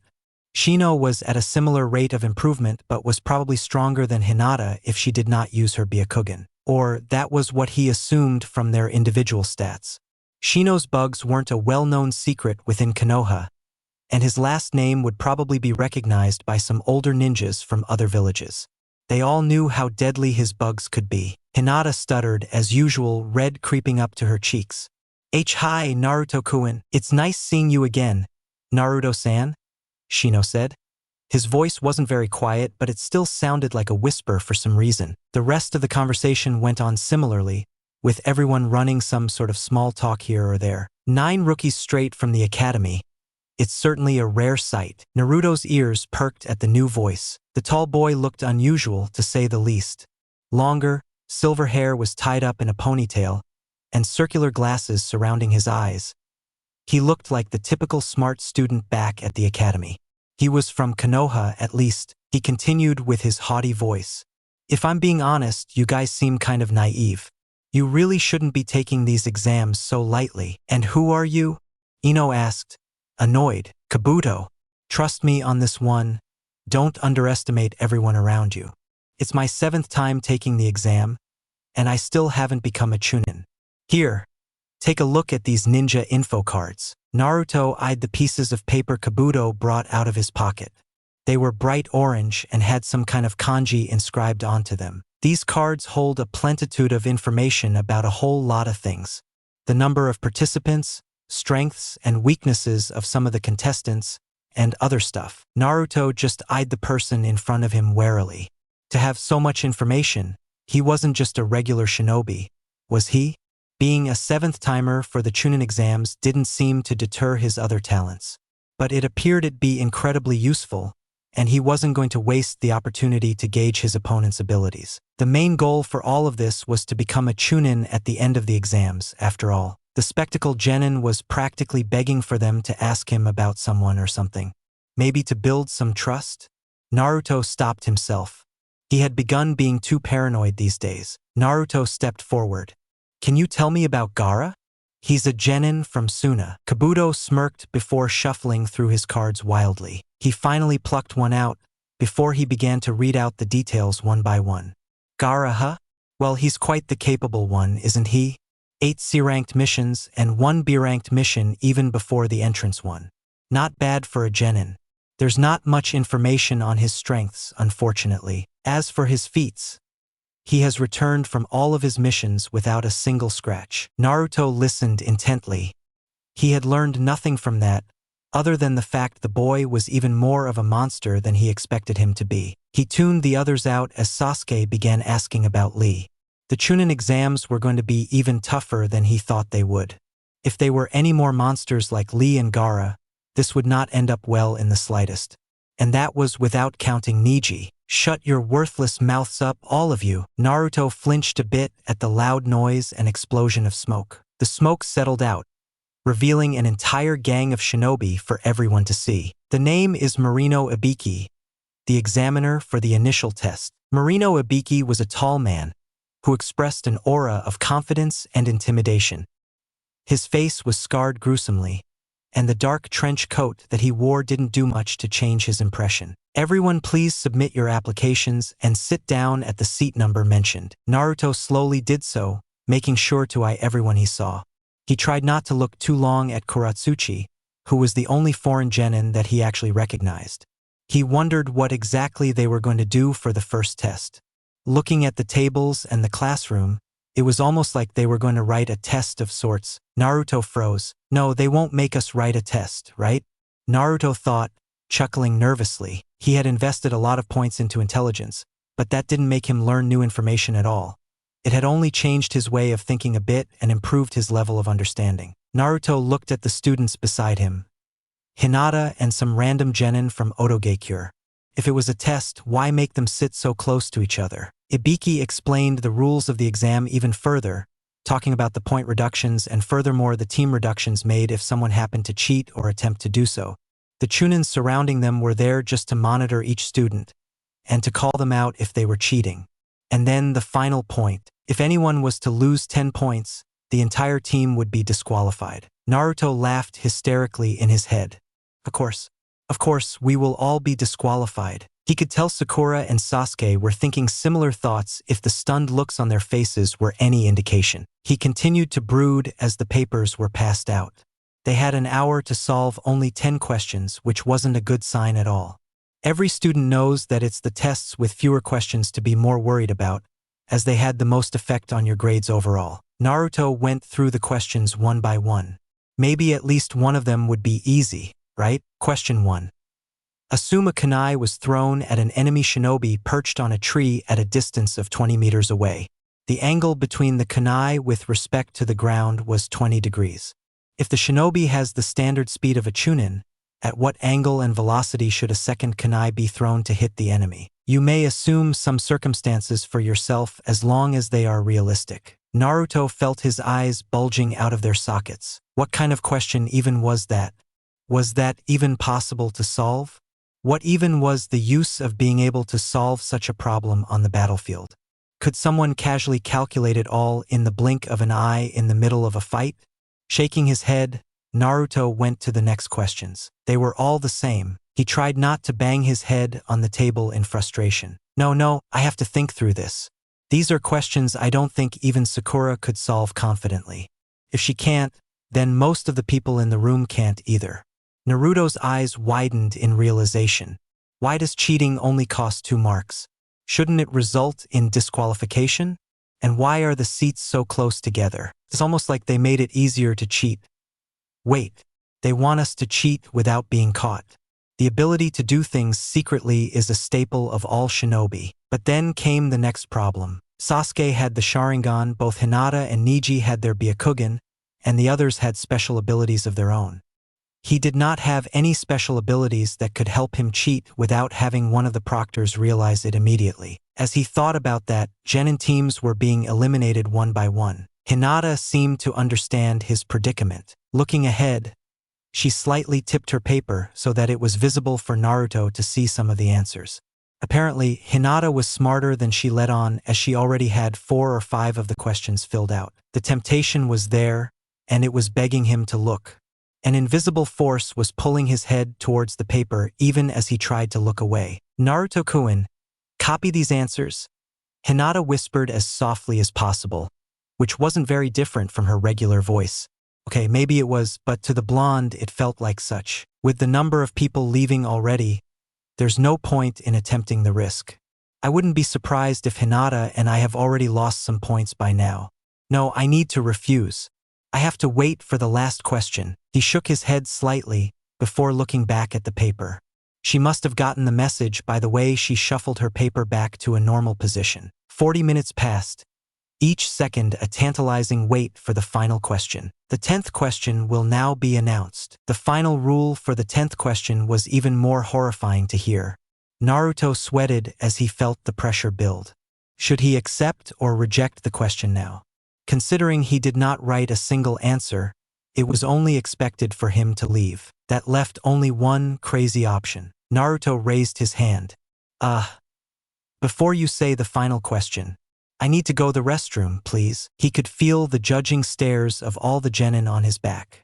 Kankuro had done the same thing several minutes before. Proctor, take this boy to the restrooms, Ibiki said disdainfully. Naruto was placed in cuffs and dragged along with ropes. The cuffs were probably in place to prevent him from doing any jutsus, which was an appropriate enough handicap. The blonde made his way into the restroom and to one of the stalls. They were not very well maintained nor clean, but it would do for now.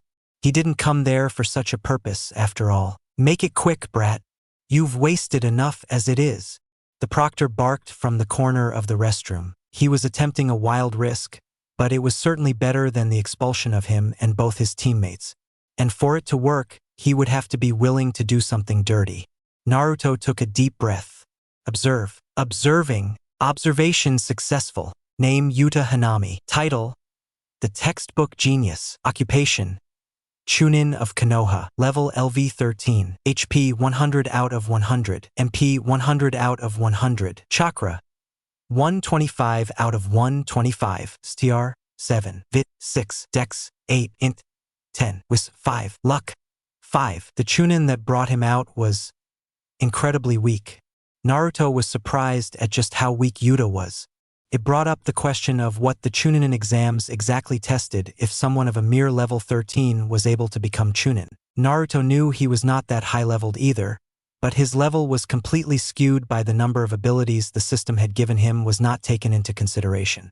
His real level would be at the very least 5 or 4 higher. The genin was also very lucky for Yuta to be considered the textbook genius. He zipped up his pants. The cuffs would prevent jutsus, all right, but Naruto's abilities never needed his hands.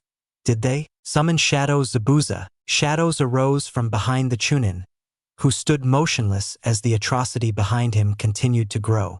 Wispy darkness materialized into human form, and the dark form of Kubikurabocho made its place on the proctor's neck. Yuta froze as he felt the familiar feeling of steel pressed against his neck. Naruto glared at the Chunin menacingly as Yuta dropped the leash to the cuffs in shock. What are? Shout, move or try anything and I'll kill you right here and now.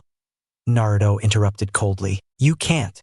You and your team will be disqualified. Yuta whispered in fright. Naruto chuckled slowly. It was an incredibly odd sound to hear from the small boy, which made it all the more terrifying. That was the effect he was going for, after all. Naruto took a step closer to the sweating man.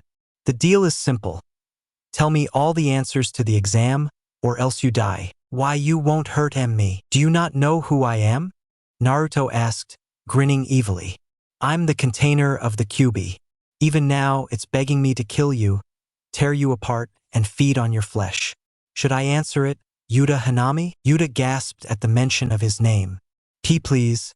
I can't willingly let you cheat. They'll kick me out. How is this willingly?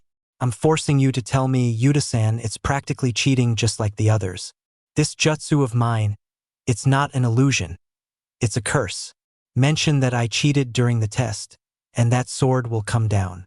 I don't care whether I do it in the middle of the classroom, and neither does the Ninetales. Now, will you reveal the answers or not? Naruto focused all of his intent on Yuta, willing him to answer. Ding! New skill achieved. Bloodlust, LVL 1. Yuta nodded hesitatingly. Naruto smirked. That wasn't so hard, was it? Now, the second question was especially hard. All have you passed the exam? Naruto tried not to yell in frustration as the real intent behind the mission was revealed by Ibiki. According to the rules, he didn't even have to write anything and he still would have passed. Regardless, he had passed the test. Naruto walked out of the classroom, sending a thumbs up to Yuta, who refused to acknowledge his existence. Well, I couldn't really expect anything else. Phew, acting like a psychopathic murderer really takes a toll on me. The first exam was over. and he had passed with flying colors and threats. Ibiki began another long speech to inspire the students, but was interrupted as a ball of purple flew through the glass window and into the class. Fragments of glass erupted onto the floor before the purple figure slowly unveiled herself. I'm Anko Mitarashi, the chief exam officer for the second examination of the Chunin exams. This is going to be annoying. Ding! Skill tree has been unlocked. Naruto looked at the floating screen next to him. Skill tree? What the hell is this? Choose between the two skills shown. Enhanced Eyesight LVL1, Iron Skin LVL1. Naruto wasn't sure what to think when the purple-haired woman came out of nowhere, but he was certainly surprised. After introducing herself quite terribly, Anko led all of the genins to Training Ground 44, otherwise known as the Forest of Death. It looked like a dreadful place, with tall, irregular trees that looked like the perfect hiding spots for all sorts of creatures, or other genin, Naruto noted with a grimace. Someone could die in that forest and no one would even notice. The Forest of Death has a reason for its infamous moniker. The first exam was a boring, lame old written test. Am I right? Don't worry, there's going to be a lot more action this time around, Anko said excitedly. Naruto was definitely more worried now. His thoughts wavered to Gaara, who he definitely couldn't fight evenly with his current abilities. A psychopathic Jinchuriki wreaking havoc in a place like the Forest of Death, where he was practically allowed to kill other genin, was surely not going to end well. Either way, Naruto would try his best to avoid conflict with the Jinchuriki for as long as possible until he got much stronger. Then came the real decision to make. Choose between the two skills shown. Enhanced Eyesight LVL1, Iron Skin LVL1. Naruto had been waiting for something like this to pop up ever since he found out the system gave him separate advantages other than manually increasing his stats. Enhanced Eyesight, Iron Skin. I can guess what they mean from the names themselves. Enhanced Eyesight probably referred to a better range of eyesight, which seemed useful in a sense. Iron Skin most likely made him much more durable for a brief amount of time.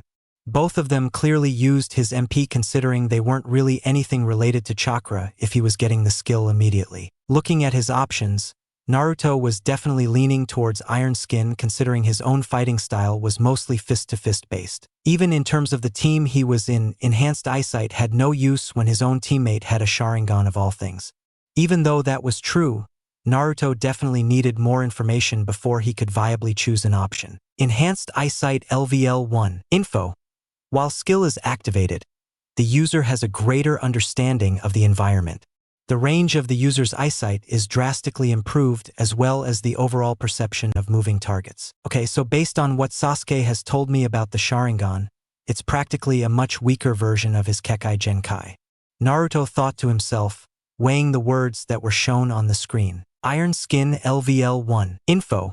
While skill is activated, the user's skin attains attributes of iron, making it much more durable and resistant to all sorts of attacks. Naruto was practically salivating at the idea of having both these abilities at once, and quickly closed his mouth as he saw other genin looking at him weirdly. While having both was a nice thing to think about, the system had only given him one option. And looking at his options, Naruto had a clear answer. Choose Iron Skin. Ding! New skill achieved.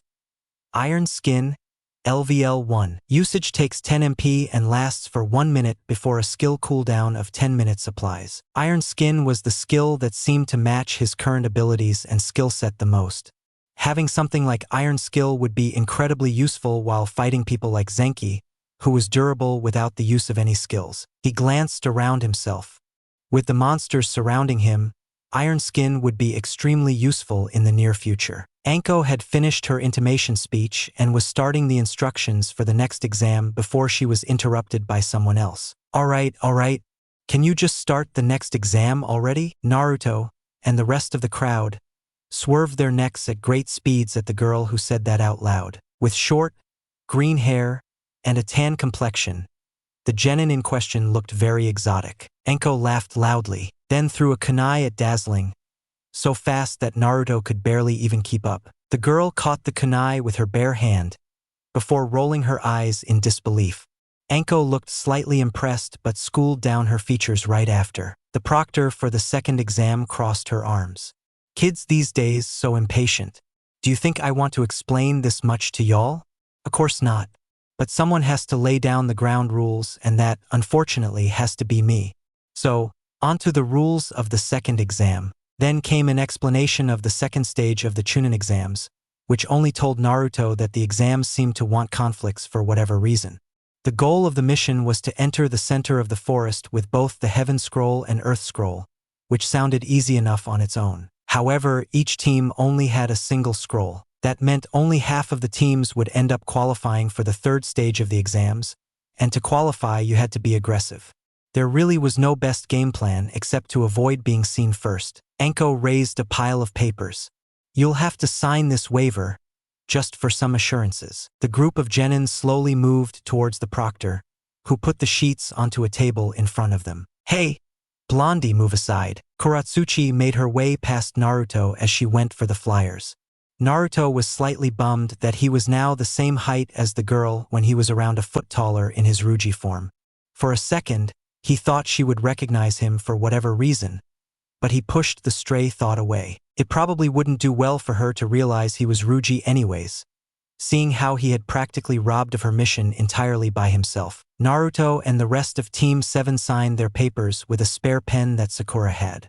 It seemed that not everyone had a pen, however, as others began to ask Naruto for the pen as well. The green-haired girl was the first person to ask.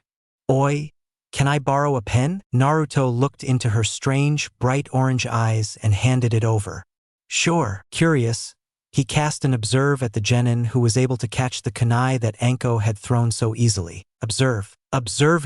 Observation failed. No, target's level is too high. Not again. Would player like a partial observation? Yes/no. Yes. Name Fu. Title: The Seven-Tailed Jinchuriki. Occupation: Genin of Takigakure. Level: HP 100 out of 100. MP 100 out of 100. Chakra: STR? Vit? Dex? Int? Wis? Luck? Naruto just stood, shell-shocked at the turn of events. When he had cast the observe, he had assumed that the girl, Fu, would be a rather strong genin, somewhat similar to Rock Lee if not less. Who would have thought that she was a Jinchuriki just like him and Gaara? There was not one, not two, but 3 Jinchuriki in the Chunin exams. Counting Kuratsuchi in the pile, there were more than a few monsters in the exams. It would be tough winning it all, and thus only one solution came to mind. If they were all monsters, Naruto just needed to become a bigger one. Naruto handed over the Heaven Scroll to Sasuke, who he trusted a lot more with items of such high importance. So, do we even have a game plan?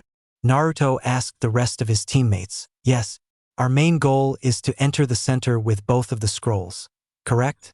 Meaning right now we need the Earth Scroll. Therefore, we need to scout our enemies beforehand and find out who has the Earth and Heaven Scroll each.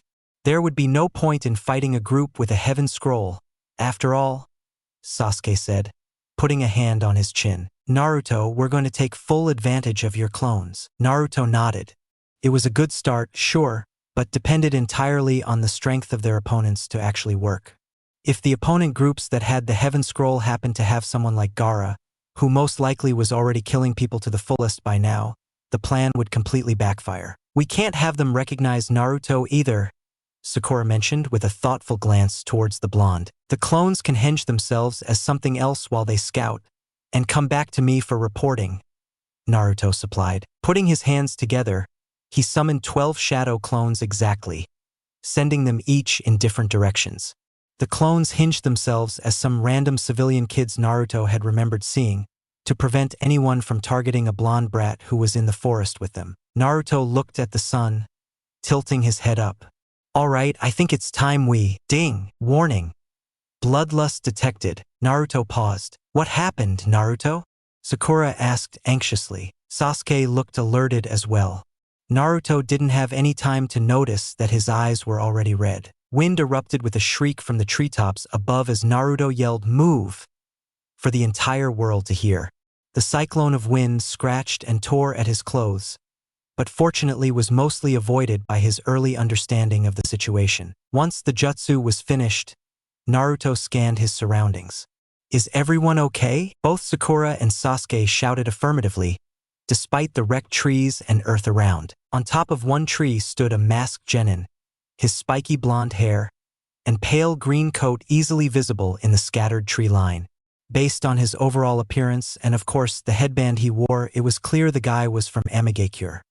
He then went into a steady crouch, aiming his stance straight towards an unsuspecting Sakura. "Sakura, move!" Naruto ushered immediately, running towards his pink-haired teammate. "I didn't think we would get attacked so quickly," Naruto thought incredulously.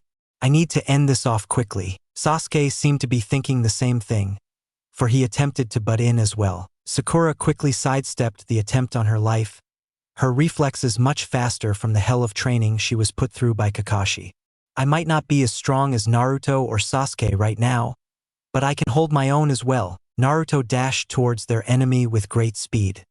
He deflected the shuriken thrown at him with his kunai before lunging for the attack. In a taijutsu battle, there were many who could beat Naruto, but there were also many who couldn't. Before the Amigakure genin could even respond properly, Naruto feinted a hook kick to the face, before using his other leg to latch onto the genin's heel and bring him down to the ground instantly.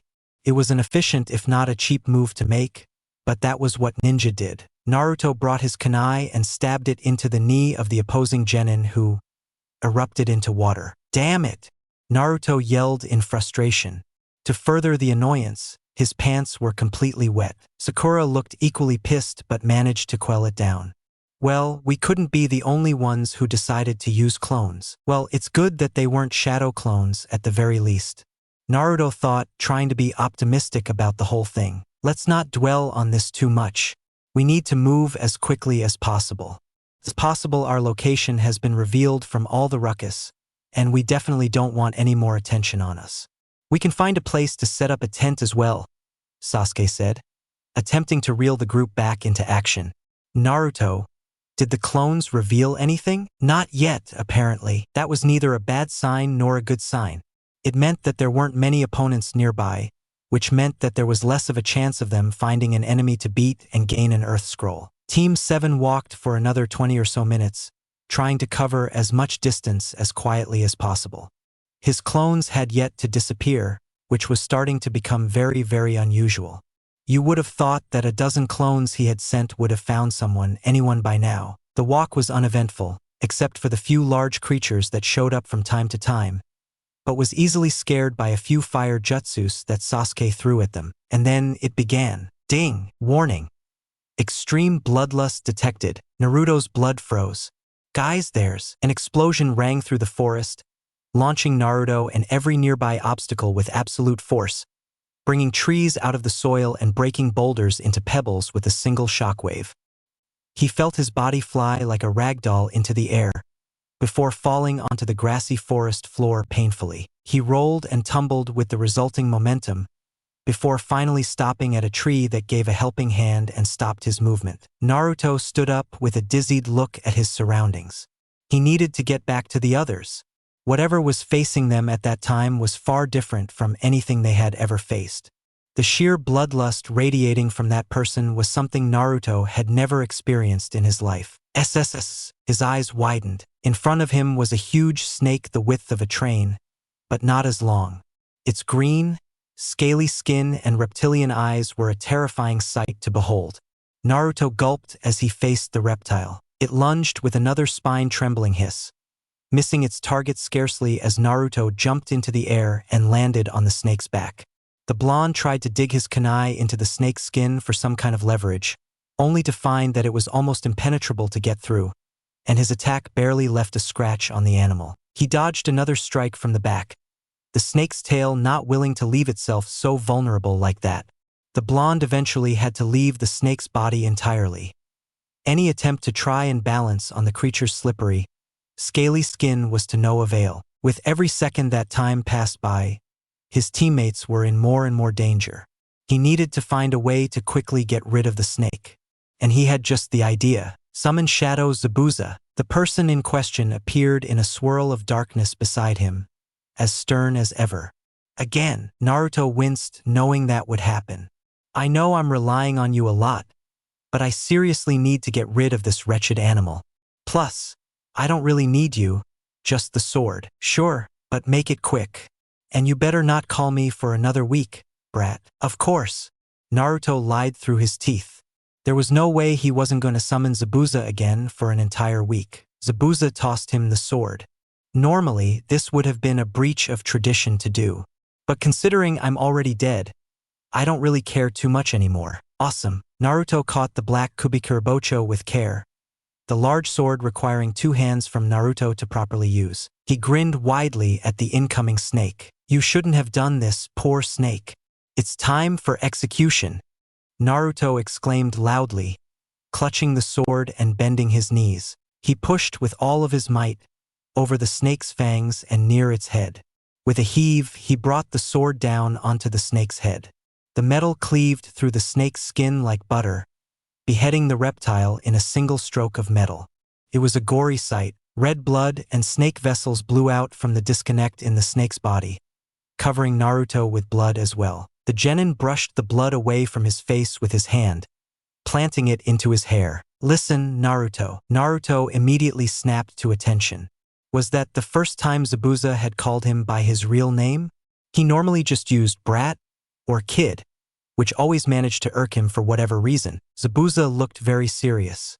The snake summon is a technique not known by many.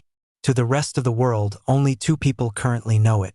But I believe only one of those 2 would use it to kill genin. And if what I'm thinking is true, you and your teammates are in a whole heap of trouble. Who is it? Orochimaru of the Sannin. Sasuke grunted and panted in pain as he felt the blood from his thigh run down his leg. He had planted the kunai without a second thought and was facing the consequences now. Fire style. Art of the Phoenix Flower. The raven-haired boy yelled as he went through the hand signs at a record pace. Multiple balls of fire launched themselves at the pale snake man, who twisted and turned through the jutsu, not allowing a single hair to be burnt by the bright orange fire. This guy, he's not like anything that I've ever met. It's obvious that I'm being toyed with, but why? What does he have to gain from keeping me alive? Sasuke thought with a frown. The fear and adrenaline in his body were the only things keeping him going at that point in time. Everything else was secondary.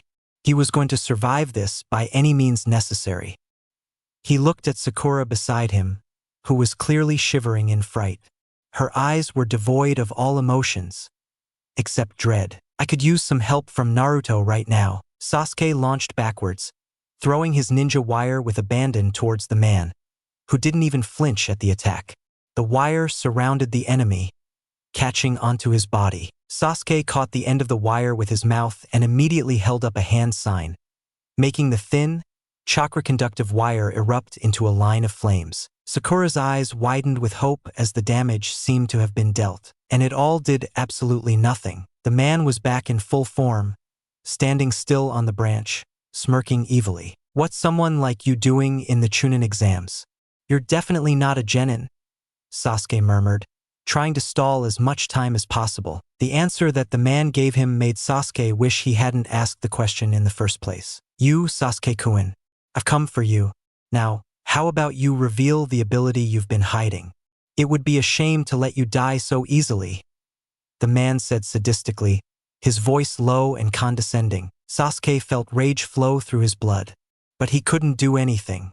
The man in front of him was superior in every way possible, from catching Sasuke in that genjutsu from earlier with a mere glance, and being seeming indestructible from the way he tanked his jutsus. He closed his eyes, and the next time they opened, they were scarlet red with 2 tomo swirling around the pupil. The pale man chuckled. Wonderful. The real show can finally start. I have to try and surprise him with my offense. Trying to be defensive the entire time will only get me killed. I need to depend on my chances to get an open hit on this man. Sasuke sent a pulse of chakra to feet and bolted down the large branches of the tree he was on, finding that the snake man was still. That would be his mistake. The Uchiha met him with a hook, which was blocked causally with a fist, before he went over the man with a jump, pulling his hand out of his grip. Now on the backside of his enemy, he attempted a sweep kick, which was gracefully leapt over. Sasuke back-stepped to dodge a jab at his throat, before reaching into his pockets. He grabbed over a dozen shuriken and threw them at once at the opponent. At the same time, he put one of his hands into a seal, charging each of the projectiles with pure lightning. The man looked slightly startled, before he leaned back at an unnatural angle for any normal human, shinobi or not. Sasuke smirked. Naruto wasn't the only one who learned new jutsu during his training with Kakashi. Learning he was compatible with lightning was a surprise, but a welcome one, and something he was going to take great advantage of. He pulled on the strings connecting each of the shuriken, bringing them back for a second chance at redemption. The man disappeared in a puff of smoke. Sasuke heard a round of applause from behind him. The ominous voice was recognizable. Good try, Sasuke-kun. I'm truly impressed by your versatility. It's a beauty to the eyes. But I'm afraid that this charade is over. Sasuke felt his vision darken as he felt a jab to his neck from behind. Itachi. Orochimaru smiled widely as he eyed the unconscious body of the Uchiha in front of him. Useful indeed his body will be. All he had to do was administer the mark, and everything will be set to stone. The beloved Sharingan would finally be his. But who was this girl that stood in front of him, trembling with a kunai in her hand? Who cared? Orochimaru swatted aside the kunai before slapping the girl into the overgrowth at the foot of the trees. His plans weren't affected whether she was alive or dead. After all, she was a mere nuisance, someone that didn't need to be dealt with, and someone he would rather not kill just for the sake of time. An ant in a room filled with giants. But Sasuke, on the other hand, Orochimaru chuckled. His plans were going so tremendously well. Hey, snake freak, another nuisance. Orochimaru didn't give him a glance.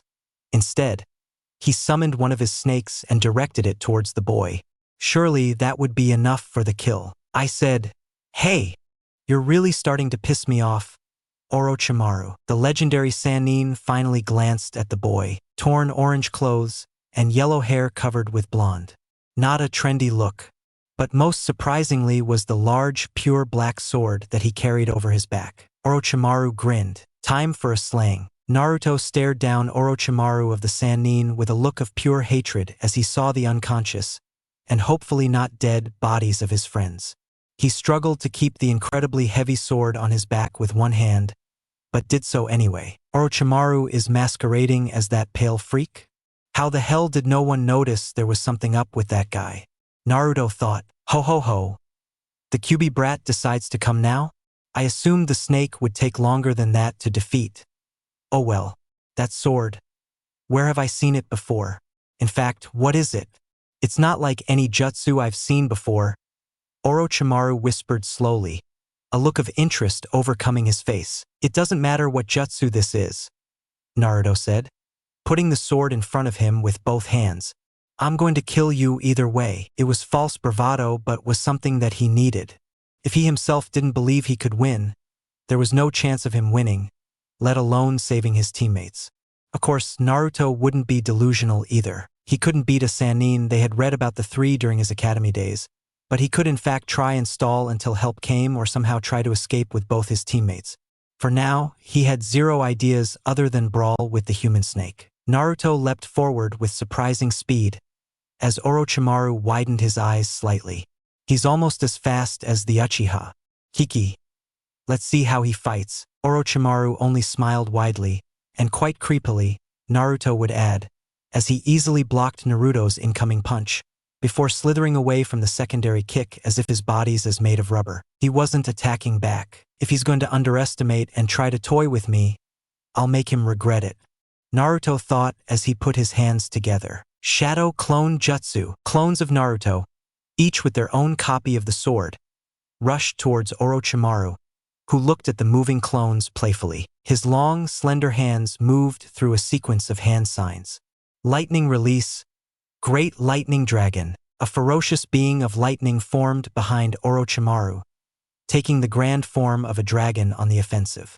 The construct crackled with power, before diving at the now startled clones with immense speed. Naruto felt each of his clones cease to exist as the quick response by Orochimaru left them helpless. Naruto merely watched in silence, preferring to analyze the situation rather than charge in and lose immediately. Right now, he was in a horrible position. Orochimaru stood, protectively, in front of Sasuke and Sakura, who both looked blacked out regardless of the raging battle around them. Furthermore, Naruto's own MP was draining by the second as he kept Shadow Zabuza active, who also was nowhere to be seen. Naruto cursed the shadow who said there was merely no point in fighting a Sannin. He had forgotten what kind of man Zabuza was before he died. Calculating, selfish, and didn't take too many risks. If he hadn't made the deal with the wretched backstabber, Zabuza would definitely be alive and kicking right now. Zabuza didn't want to take the risk of fighting Orochimaru, even though he most likely couldn't die anymore in the shadow form. Dismiss Shadow Zabuza. Naruto thought angrily. The legendary sword in his hand disappeared a second later. The Sannin narrowed his eyes. I wonder. Naruto made a quick glance at his MP bar. Large enough. He didn't know at which rate the MP regenerated, but he was sure it increased as he leveled up. Using skills back when he was lower leveled was an utter pain. He needed to think. His battle strategic skill, which had only grown in terms of level as he continued to fight, was proving vital in the fights he had fought. He summoned more clones, this time not letting them rush so easily. The clones circled around the pale man, who didn't lift a finger at the sight. He watched with a measuring gaze at Naruto, who started to go through an assortment of hand signs. Water release, surging sea. Naruto yelled along with his clones, who had attempted the same jutsu at the same time. Streams of water erupted from each of the clones' mouths, aiming at Orochimaru with colossal pressure, enough to dent the toughest of men in. It was the most amount of water Naruto had ever managed to form. But Naruto knew that it wouldn't do anything to the Sannin. Summoning jutsu, the water blasted away from Orochimaru as a swirl of smoke flared around the man. The smoke cleared to reveal the tall man, now on the head of a titanic snake of a brown color. Its narrowed, yellow eyes glared at him dangerously. The snake's coiled snake burst out with surprising quickness, rotating in a wide circle and destroying his clones one by one. Naruto jumped upwards onto a higher branch as he narrowly missed the hit. He froze as he lost sight of Orochimaru, who was no longer on the infuriated snake. His eyes widened as he felt a cold, moving sensation on his neck. Ding! Warning! Extreme bloodlust detected. The system urges that you run for your own safety. Orochimaru's snake-like tongue retreated. You're interesting, aren't you? My container of the QB having jutsus that I myself have never seen and control over elemental manipulation so early. Why haven't I heard of your progress yet? It's so exciting. Naruto spun his kunai, attempting to stab the enemy behind him, only for his weapon to get swatted away at the last second. The blonde immediately put his hands up, facing his enemy head-on. Activating skill. Uchiha Clan Taijutsu. LVL 3 activated. Usage drains 15 MP points each minute. User can use this skill for 1 minute without draining MP. Naruto briefly engaged Orochimaru in combat. His movements were dreadfully slow against the well-experienced shinobi, who could see his moves from a mile away while blindfolded. His opponent had a lazy grin on his face as he continued to block and dodge. Then he struck. Naruto immediately was launched backwards at breakneck speed as a palm struck his stomach with scary speed. He felt his back lurch in pain as he landed on the rough bark of a tree. He coughed out scarlet blood, looking at the liquid with wide eyes. The blonde got up soon after, swearing he won't let a surprise attack like that happen again. A brief tremble in the earth came next as Naruto felt himself pulled into the ground as a hand appeared from underneath the ground and grasped his leg. When had he, Naruto substituted with one of the several branches from around him in an instant, preventing what would have been a sticky situation otherwise. He wiped the sweat from his forehead, keeping an attentive track of his surroundings. Orochimaru stood in the middle of the clearing between the swarm of trees, which was formed by the summoning of the giant snake, which was now nowhere to be seen. It's so boring having to fight a moving target in such a large space. Why don't you come closer, Naruto-kun? I want to test you properly. Naruto complied. With another substitution, he made his way to the Sannin, who chuckled throatily at the nearing presence of the genin. If Naruto didn't do anything, there was no doubt about it, he was going to die. He couldn't restrict himself against the man in front of him, or the Jinchuriki would be no more. Naruto really only had one last trick left in the bag, and something he had refrained from using so far, having not seen a good opportunity to do so. But now was his only chance. Summon Shadow Haku. Naruto commanded. Orochimaru crossed his arms. It's amusing to see a genin so brave. Secret technique. Demonic mirroring ice crystals. A dome of ice formed around the two as Naruto smirked widely. Haku had used his technique immediately, which was exactly what he wanted him to do.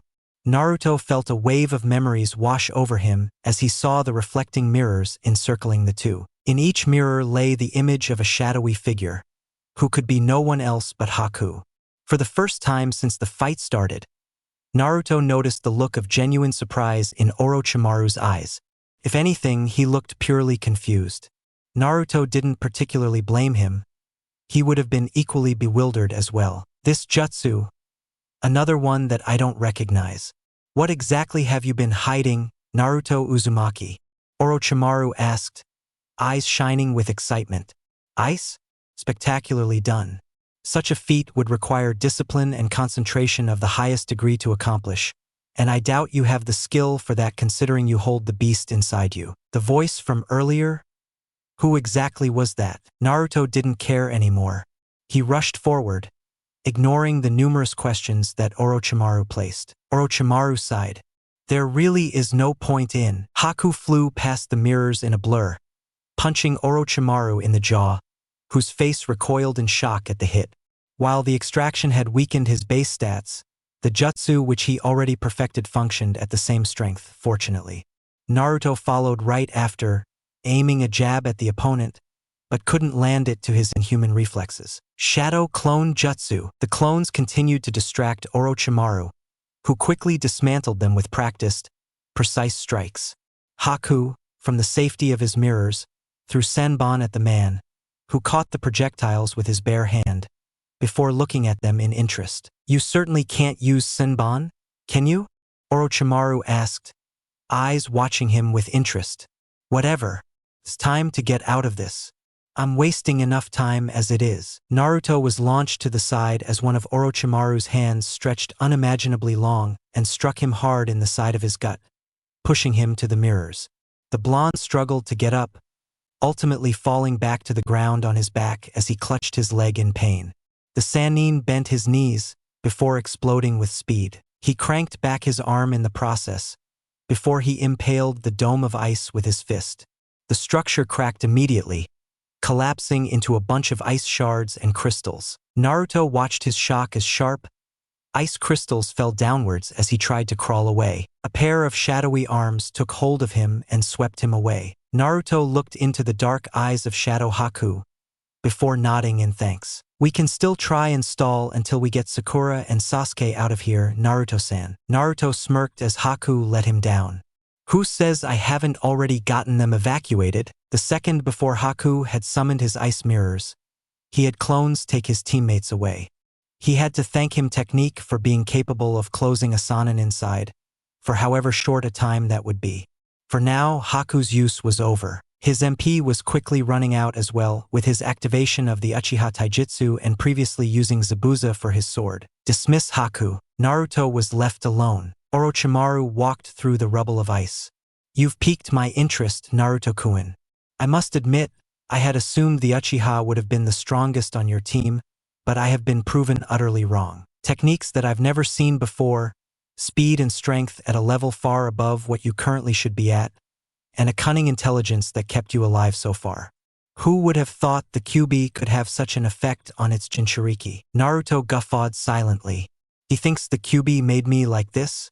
He tried not to correct the man, and ended up biting his tongue to stop himself. The man's voice suddenly darkened. The Sharingan would be wonderful to have. The vast amount of skills achieved with a single activation of that damned eye. Or at least that's what I thought. The QB is an infinite source of chakra at one's fingertips, and seeing just the effect on you, I can only imagine what Orochimaru of the Sannin, would reap. Why is he talking like he could steal those abilities or something? Naruto thought incredulously, feeling his leg finally start to heal. Orochimaru grinned. And that's why, I'll mark you. Anko inspected the dead body of the beige-shirt woman in front of him. The smooth, toy-like face of the girl was horrifying to the eyes. Orochimaru has begun. She felt exhilaration, fear, and a healthy dose of raging anger fire into her veins. Send a message to the third Hokage. I don't care what appointment or meeting he is in. This is of utmost importance. Tell him his student is here. Anko instructed her subordinate proctors, whose faces paled at the realization. I'll be going hunting. How was Orochimaru able to get in? And why now specifically? Anko thought as she began running the facets she ever had in the past year. She unconsciously grasped the mark on her neck. He probably is gonna mark someone if I don't get there faster. But that can't be the real reason he's here. Just a side hobby he could conduct while he has the time. There's something bigger going underneath the Chunin exams. Her mentor was ruthless, calculating, and the most dangerous man she knew, even more than the third Hokage. Everything he did had a reason. The international Chunin exams sounded like something too good to be true, and Anko was getting more and more sure of that every second that passed. She gritted her teeth as she urged her muscles to go faster. I'll kill you, Orochimaru. Mark? What the hell is he talking about? Naruto thought confusedly. Whatever it was, it didn't sound good at all. Orochimaru grasped his face, before pulling out his skin. The real skin he has underneath was even paler, and looked even more reptile-like. Amber circles with a thin slit acted as his eyes, and an ominous grin manifested on his new face. This won't hurt. Too much, Orochimaru purred. The blonde's eyes dilated as Orochimaru's head sprung out of its place, the neck extending past the distance between the two, aiming for his head with his long, sharp teeth. Before he could even move, the pale neck wrapped around his body, before the neck made its way to his neck. This was originally supposed to be for Sasuke, Orochimaru whispered into his ear. But your performance made me change my mind. Naruto's mind ran at a pace of 100 miles per hour at the same time Orochimaru spoke. He's going to bite me. He's going to bite me. He's going to bite me. Orochimaru lunged. Activate Iron Skin. Activating. Skill. Iron Skin. LVL 1 activated. Usage takes 10 MP and lasts for 1 minute before a skill cooldown of 10 minutes applies. Orochimaru bit down, his eyes crazed with eagerness as he imagined all the power he would have with the Kyuubi in his hands. Thud. He tried to bite down again. Thud. Naruto tried to keep the smirk off his face, before grasping whatever energy he had left in him to reach for his kunai and attempt to slash at the elongated neck. Orochimaru retreated with a frown on his stark white face, looking at the blonde's neck curiously. You never cease to stop surprising me, do you? Orochimaru asked amusedly. The look of desire in his eyes seemed to deepen. It's no fun when prey doesn't struggle, so I thank you for the hard work you've put so far. It only makes the inevitable more satisfying after all. You're just an insane cannibal, aren't you? Naruto asked, standing up and wiping the dirt off his clothes. It's no wonder you were kicked out of Konoha, if you're so desperate to eat little kids. Orochimaru frowned at his little antics, before his face perked up suddenly. Fire release. Dragon fire technique. A pillar of fire blew past Naruto in a straight line towards the smiling man in the shape of a dragon. The fire pelted against the spot that Orochimaru was on, before finally ending. Oh, my dear student, didn't I tell you that you should never yell out a jutsu like that beforehand? Orochimaru said mockingly, completely unscathed by the flames. Anko, the proctor for the second exam, stood crouched on a tree branch above Naruto. Finally, Naruto shouted to the woman, who looked back at him with surprise. Why the hell is there no security in this place? The purple-haired woman scoffed, tossing aside his quite valid concerns without a second thought. Do you really want to argue about that when you have him right in front of you? Fair enough. But I almost died several times along with my team. Orochimaru waved magnanimously.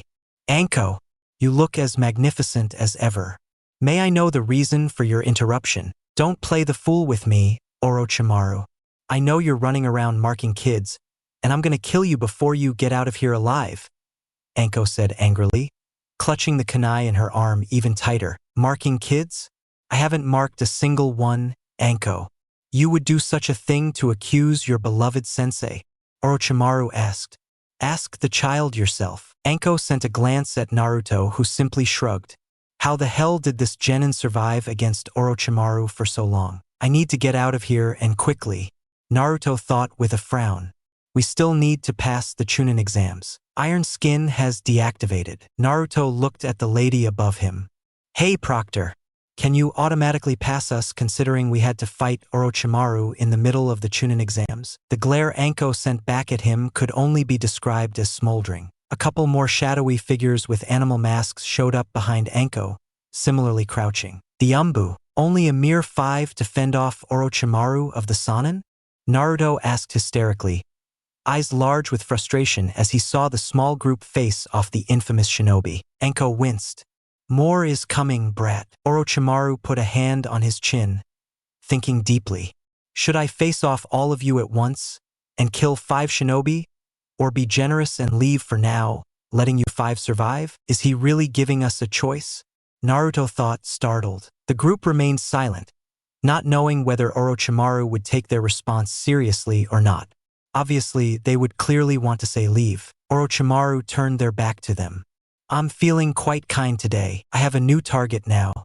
Orochimaru thought as he thought of the blonde. Naruto-kun, your rate of improvement is astonishing. Keep on improving, keep on getting stronger.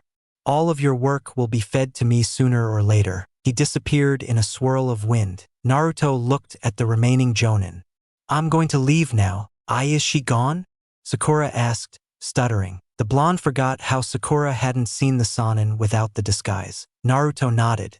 For the time being, after his encounter with Orochimaru, Naruto had immediately ran towards his teammates. His clones had gone in a specific direction which he had told them to beforehand, so it didn't take long for him to find them. They were still unconscious by the time he was there, with Sasuke waking up soon after. They were right now sheltering underneath an incredibly large tree which gave them some cover as they whispered. Sasuke narrowed his eyes. How did you manage to get us away? Naruto scratched the back of his head. I didn't really do much, to be honest.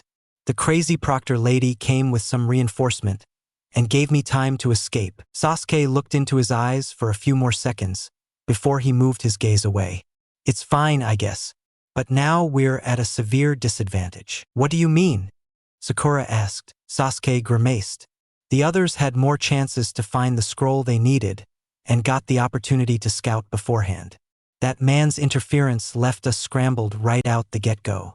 We need to focus back on our goal and the objective, the Earth Scroll. Sakura switched her eyes to target Naruto. Naruto, have you got any information from your clones? Naruto shook his head. Not really. There's really only one clone active right now.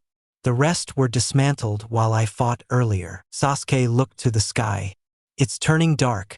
We should walk a bit to the east before we rest for a bit. We'll take turns staying up. I'll go first. Meanwhile, Naruto's clone disabled his henge as he made his way through the slowly darkening forest. I'm the only one alive so far, aren't I? The clone thought smugly. He noticed with an annoyed expression that he still referred to himself as a clone. He was Naruto, clone or not. Naruto, the blonde traversed from branch to branch, looking around for anything to scout to the boss. He stopped right before he jumped from the high plateau of the treetops, before crouching downwards as saw something very, very peculiar. Naruto stuck his feet to the tree and began running downwards at a quiet pace, making sure he wouldn't be seen. The entire circle of forest had been cleared by what seemed to be a wide-ranged attack. Trees were thrown downwards and were completely blown out of their respective roots, showing just how powerful the attack should have been. Naruto, shocked, just crept further downwards. I shouldn't be scared. I'm just a clone. Naruto insisted to himself, feeling the sweat flow down his face. It doesn't matter if I disappear, right? I'm not alive, just a clone, just a bunch of chakra. Naruto made his way to the clearing, making sure to not make any noise as he walked with his shinobi sandals. Sneaking wasn't his specialty, but every shinobi had some experience in hiding around. That's what made them ninja. The darkness certainly helped, but the bright orange clothes definitely didn't either. Naruto cursed the original for not changing his clothes so far. A shinobi wearing such colorful clothes didn't make much sense. But blaming the original would be hypocritical. Naruto walked around, inspecting every inch of the ground for any clue for what happened. His eyes largened comically. Blood-red liquid pooled around his feet as he walked into a puddle of blood. Naruto looked at his foot in surprise, before looking for the source of the blood. The clone shouldn't be scared. Naruto made his way by the length of blood, before it eventually reached the eventual body that kept it going. Glasses, scrawny, and an aristocratic face. Naruto coldly noted the small cut in his gut. The cavity seemingly formed from a clean, single hit on the relatively untouched, remaining body of the boy. He knew this person, Uboki, the teammate of Kuratsuchi, and he was alive. Naruto quickly clutched at the boy's face, before shaking him to wake up. He first searched the boy's pockets for any scrolls which he could bring back to the boss. To his surprise, Naruto managed to find something. It was definitely a scroll, but he wasn't sure which one it was until he brought it out of the boy's vest. An earth scroll. The clone tried not to leap with joy as he found exactly what his boss needed. He once again smugly noted that he was the clone that survived the longest, and managed to find the earth scroll. He dug the scroll deep into his jacket. Uboki woke up after his meddlings. Damn, I shouldn't have woken him up. I'll just lie through whatever he says and escape afterwards. Maybe find out what tried to kill him. Why are you here? Uboki whispered, his voice frantic. Naruto could see the look of pure terror in his face. Curiosity filled him as he wanted to know what happened. What made you like that, Ubu? Fellow genin? Naruto asked, messing up in the middle. Why you need to get out? Those monsters. Those monsters are fighting each other, Uboki said, slowly crawling past Naruto. Uboki's knees slowly went back to a functioning state as he went back on his legs, before he started walking away. They're over there if you want to see. I'm getting out of here. Naruto looked at where he pointed. He went through the assortment of bushes before he came to the site of what Uboki was mentioning. Ding! Warning! Bloodlust detected. Gaara faced off against foe. Jinchuriki versus Jinchuriki. He instantly tried to run away before a tendril of sand pierced through his body. By Naruto. Naruto woke with a gasp as he felt memories flood his mind. Those two. They were ahead of him in every way. He clenched his fists tightly. I need to get stronger. Day 2. Naruto paced around the tent hastily, his mind racing with ideas every second. Most of them were almost guaranteed going to fail and were certifiably crazy, but the few that did seem to have some merit were stored in his mind. They were under a serious disadvantage. Team 7 still had not found a single scroll over the past day, and Naruto knew for a fact that the other teams had found scrolls. They needed to find a heaven scroll as fast as possible, which wasn't going well at all. Sasuke looked similarly distressed, looking at the ground as he sat and thought idly. Sakura just looked frustrated.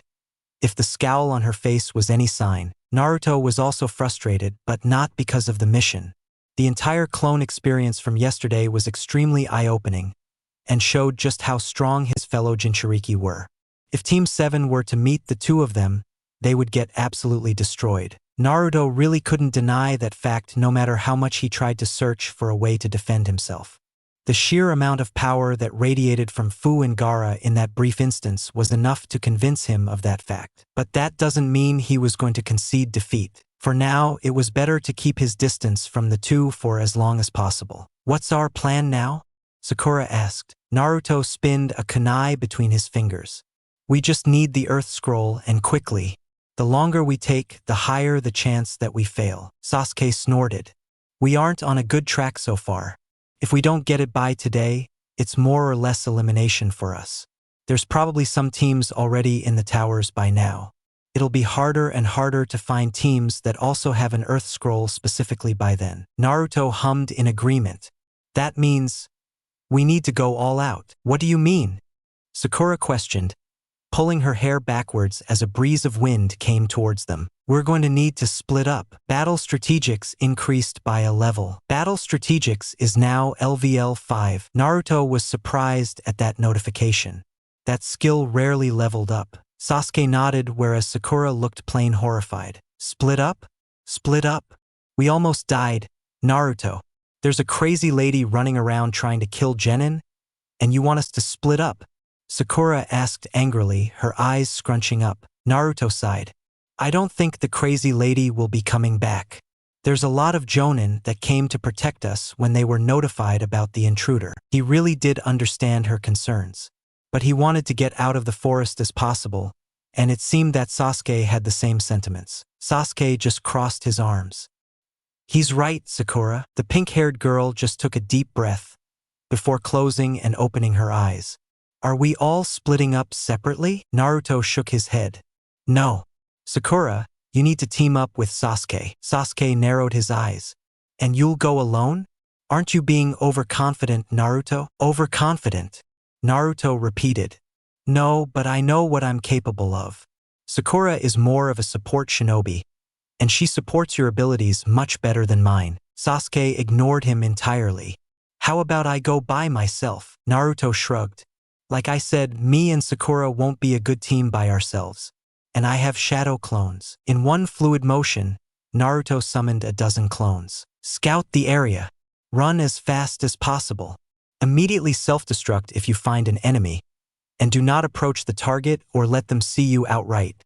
Naruto commanded his clones. Yes, boss. The clones yelled as one. Naruto turned back to his teammates as his clones dispersed. The fact that he got his shadow clones' memories when they went away was a mind-blowing realization. It was something Naruto didn't notice before, which, on second, that he really should have realized the second he used the jutsu. It really was the main advantage of the shadow clones, in his opinion. Naruto raised an eyebrow at Sasuke. You still want to go by yourself? Persuasion increased by a level. Persuasion is now LVL 4. What's with my skills today? Sasuke just mumbled frustratedly to himself before looking into the eyes of Naruto. We're taking the scroll. And you better find at least one scroll, Naruto. Let's meet back up at the center tower in a day. It's either you get a scroll and come to us or we have the scroll. If we don't see you there, Naruto nodded in determination. Don't worry. I'll be there. Sakura raised an eyebrow. How can you be sure? 'Cause I don't have another option. He was gonna find the Earth Scroll no matter what. Naruto made his way through the thick overgrowth of greenery in the forest, pausing every minute looking for a good route to travel. He wanted to maximize contact with the other groups without endangering himself, which was obviously hard seeing just how large the forest was. He had a few encounters, not with other shinobi, but strange creatures that attempted to attack him. A few blows and they ran away, fortunately. Right when he thought it was getting hopeless, he could see a flicker of black in the corner of his eye. Naruto immediately stopped and hid behind a large tree, preventing any sound from escaping his mouth or from any movement he made. He slowly peeked around the tree, looking to see who the figure was. The figure seemed to be mumbling loudly, and was quite clearly a female, if the feminine tones to her body were any sign. I told him not to wander on his own. Naruto froze. He recognized that voice. Kuratsuchi was right in front of him. He realized he had two decisions. Either attack the girl right now and steal any scroll which she might have, or attempt another method. He could fight her, but he wasn't sure whether he could win without using any of his shadows. He didn't remember her stats exactly, but her level was much higher than his. Regardless, he needed to do something. His team standing stood on the line. That's when Naruto realized. Her teammate wasn't with her. The last time Naruto had seen Ubuki, he was beaten up and bleeding horribly, meaning she probably was looking for the spectacled boy at this time. Naruto smirked. He got out of his hiding spot. Hello! Kuratsuchi's face lit up in panic as she heard another person. Immediately, her hands went into a combat position as she trained her eyes on Naruto. The blonde put his hands up passively. I'm not here to fight. Then what are you here for?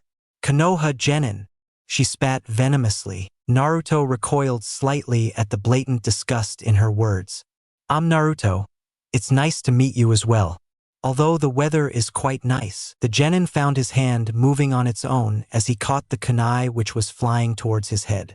The metal was only an inch away from the middle of his eyes, giving Naruto a weird headache as he slowly pulled it to the side. Wow, she's absolutely crazy. Although the weather is quite nice, I'm here for a serious matter, Naruto said, throwing the kunai aside. Your teammate, Ubuki, I believe? I know where he is. Kuratsuchi flipped her cropped, black hair to the side. Her eyes were narrowed with suspicion as she listened to the blonde. Ubuki? You know where he is? How? I was patrolling the area for my team when I saw a person with glasses trying to run away. I came a little closer and I realized it was the IWA genin that I saw before, your teammate.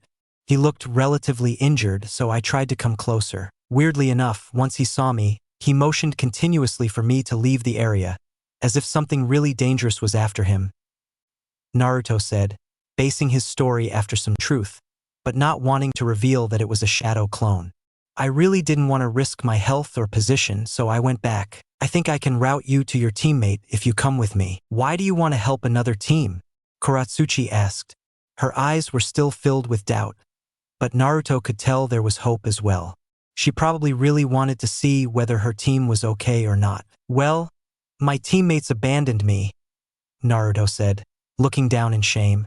They thought I was bringing them down and asked me to patrol the area before they went for the middle tower. We already had both the scrolls, so we were planning to get into one of the towers at midnight. They didn't feel it was safe before scouting, so they sent me. By the time I came back, they were long gone. Kuratsuchi's face showed evident pity, but that didn't stop her from asking a question.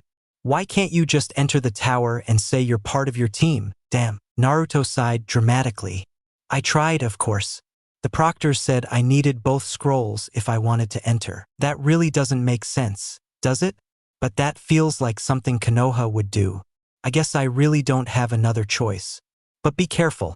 If you tried to backstab me or try anything behind my back, I won't be nice that time around, Kuratsuchi warned, her voice becoming threatening at the end. Naruto didn't really find it very scary.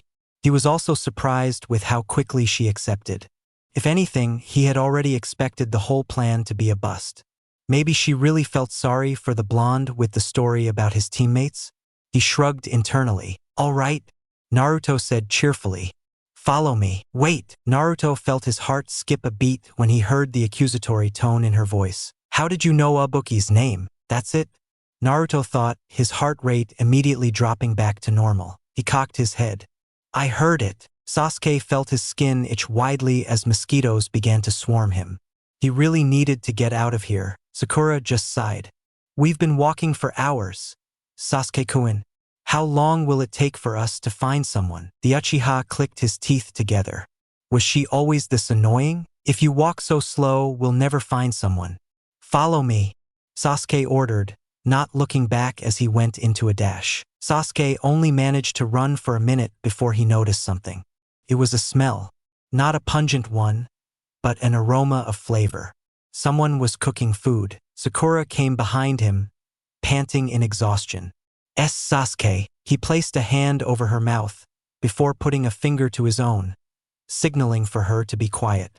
Sakura, for some reason, turned bright red as he did so. Shaking his head, Sasuke slowly crept forwards, slightly crouched so as to not make any sound. He further motioned for Sakura to follow, trusting her to know how to keep quiet. He still remembered from the bell test. Now she instantly went to hide, and did so pretty well for a fresh out the academy genin. They got closer, and soon, the crackling of fire was to be heard. Sasuke could feel his mouth water as he eyed a boar being slowly roasted over a campfire of sorts, but quickly blocked those thoughts away. I am the heir to the Uchiha clan. I am an avenger, Sasuke thought, frowning at his own wants. He still couldn't keep his eyes off the food, however. But he ignored that. Taking another step forward, he instantly scanned his surroundings. Sasuke, Sakura whispered excitedly. On the tree trunk. Look, look. Sasuke felt his eyes move to where Sakura pointed. On the tree trunk next to the food lay 3 scrolls. Warning messages immediately lit off in his brain, each of them telling him not to go over to the clearly obvious bait. He urgently looked over to the pink-haired girl behind him, whose eyes were lit with elation. Sakura, don't think about it. It's a trap, Sasuke stated. Oh? How did you know? Uchiha. Sasuke immediately went alert as he heard a new voice. His eyes came to Niji Hyuga. Sasuke stared at the pale white eyes and the annoying smirk on the boy's face. He felt his eyes redden, summoning the legendary Sharingan into the world. Scarlet eyes stared into white ones. The Hyuga clan were well-known rivals of the Uchiha before the massacre. Before the incident, The Uchiha clan were well considered number one in Konoha. During those times, there was a tangible animosity between the two clans. Of course, Sasuke was too young to see the true depth of the rivalry, but he heard several stories from his parents and brother by that point. Both of the clans had dojutsus, ones that were patented to their bloodline. And, inevitably, there was the question within everyone, a question which people were too afraid to ask. Sasuke was going to answer it for them. He dashed towards the Hyuga recklessly, wanting to wipe out that pitiful smile as quickly as possible. Imagine Sasuke's surprise when his punch was caught, not by Neji, but by a green-suited boy which he definitely recognized. Lee's grip was strong, but Sasuke tore his hands away either way. Lee bowed. "Sasuke-san, it's unfortunate we met so early on." "And why's that?" Sasuke growled angrily, making sure Sakura was still behind him at the same time. "Because I wanted to defeat you in the finals. But once this fight is over, I'm afraid you will be down one scroll." Sasuke felt for the scroll in his back pocket, where the paper was attached tightly, relief filling him for a short second as he noticed that it was still there. If it somehow left him while he wasn't paying attention, Sasuke wasn't sure how angry he would have gotten. It would have been a horrible, shameful experience if they lost the Earth Scroll and Naruto came with the Heaven Scroll at the tower. He wasn't going to let that happen. Sakura trembled next to him. "Sasuke, what do we do?" Lee and Neji stood in front of them in casual positions, but Sasuke knew better. They were mentally preparing to move at a moment's notice. Sasuke knew he had no chance against the both of them, even with Kakashi's training. Lee spoke first. "Please, give us the scroll, Sasuke-san. I'd like to prevent any fighting between us, as we are both from Konoha after all." Sasuke just sneered. He saw how the boy looked at Sakura as he said that. "Over my dead body." Neji laughed. "Well, that won't be too hard." Sasuke felt the rage enter his veins. He understood what Neji was aiming at, but he also knew it was a part of his tactics.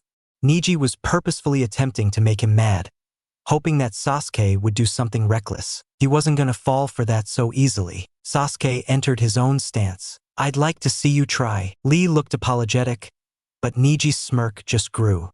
"All right." Neji ran forward without any other words, trying to stop the Uchiha as fast as possible. Lee stood behind, knowing that Neji would win the fight regardless of whether he interfered or not.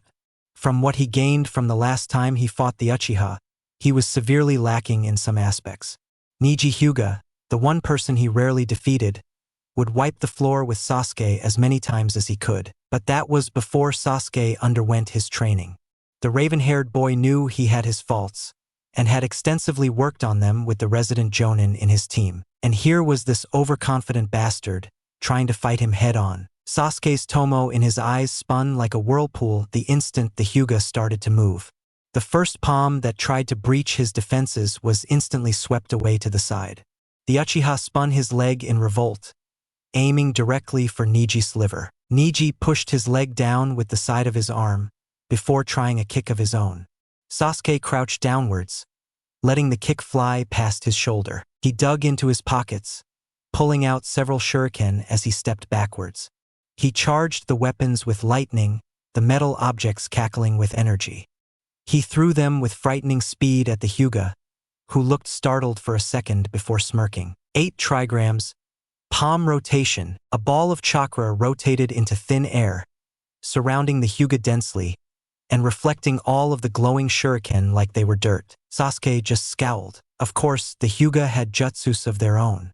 Sasuke had underestimated the clan due to his own hubris, thus leading to the surprising situation that had followed. He knew about how their taijutsu managed to completely disable chakra, but not at all of the jutsu before him. They kept some stuff secret just like the Uchiha, apparently. Neji stopped his jutsu right after. "You see, Uchiha? That's the difference between me and you. Big deal. It's just one jutsu." Sasuke thought to himself, just frowning on the outside. The pale boy went back into a battle stance. "Now, how about we end this hole?" Everyone on the makeshift battlefield froze as they felt the earth tremble underneath them. Even Lee, who was busy talking with Sakura as their respective teammates fought. What was happening? What was causing the shaking of the literal earth itself? All of you will die. The voice was quiet, but struck through the rest of them like an arrow. What is this pressure?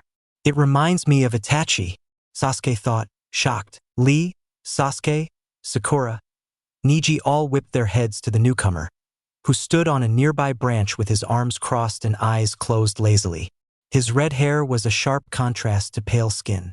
Sand rose in front of him, the earth in front of the boy dissolving into more sand as it became alive and levitated, eager to be used to its master's bidding. Sasuke pulled out his kunai, charging it with lightning chakra. I have a bad feeling about this. Naruto whistled casually as he strolled around the forest with his best friend, Kurtotsuchi, right behind him. Are you sure we are going the right way? She asked dubiously, checking her surroundings every other second. Naruto nodded enthusiastically. Of course. My memory is impeccable, most of the time. Kurotsuchi just laughed nervously. He went back to whistling. Naruto knew for a fact that the girl behind him had a scroll, which was the entire reason he was entertaining her in the first place. But he didn't want to get into a direct confrontation with her either. Her level was near Lee's and Neji's, and those were people he definitely wasn't confident in beating without either of his shadows' help. The blonde was just looking for a moment to deceive the girl and escape with the scroll unharmed. He wasn't willing to be injured without any of his teammates to help him, either. What happens if he just loses both his legs and there's no one to carry him? He shuddered at the thought. We're getting closer, Naruto exclaimed loudly. Shoo! What happens if someone hears you? Kurotsuchi asked, her eyes darting around all over the place. The Uzumaki chuckled.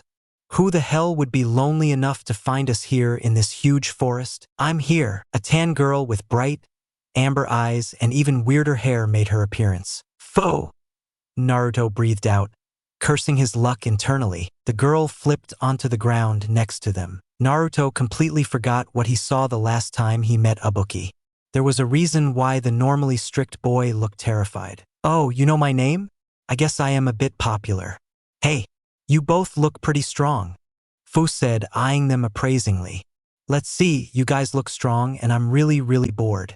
This whole situation is begging for a fight, right? Naruto gulped as he could see the chakra rise from Fu's skin. It was Jinchuriki versus Jinchuriki all over again, except this time he was one of them. This isn't going to end well. Naruto stood in place, not knowing what to do as Fu slowly crept forwards.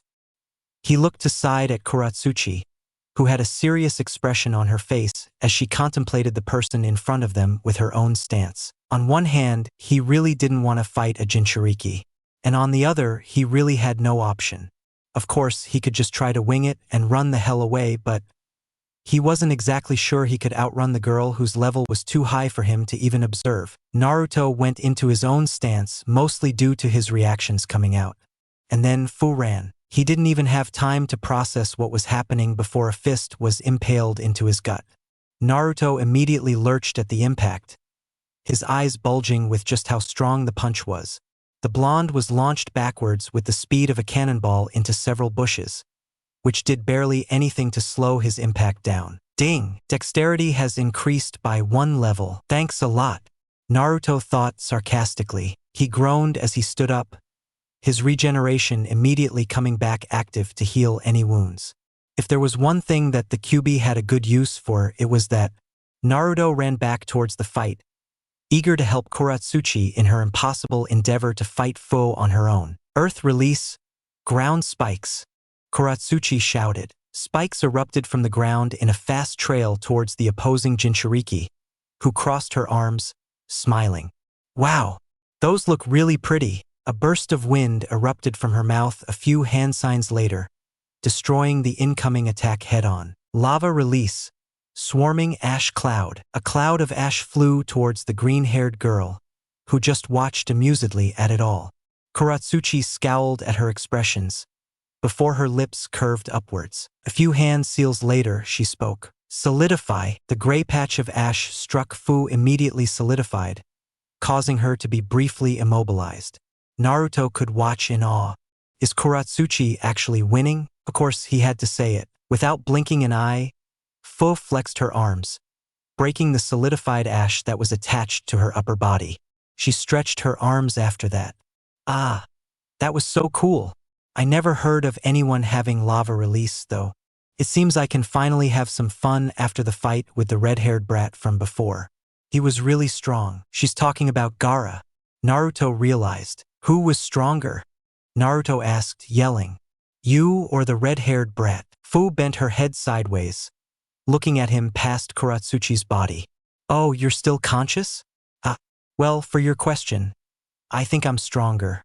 He has a lot of raw power, but the boy doesn't really have control over his ta. Naruto raised an eyebrow. Over his what? Fu scratched her head, before winking.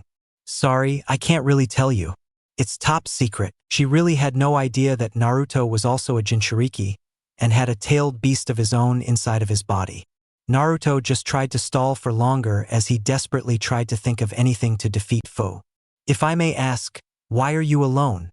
Shouldn't you have your teammates with you? Kuratsuchi gave him an incredulous look as he continued to ask questions like an old friend to Fu. Fu's face darkened slightly.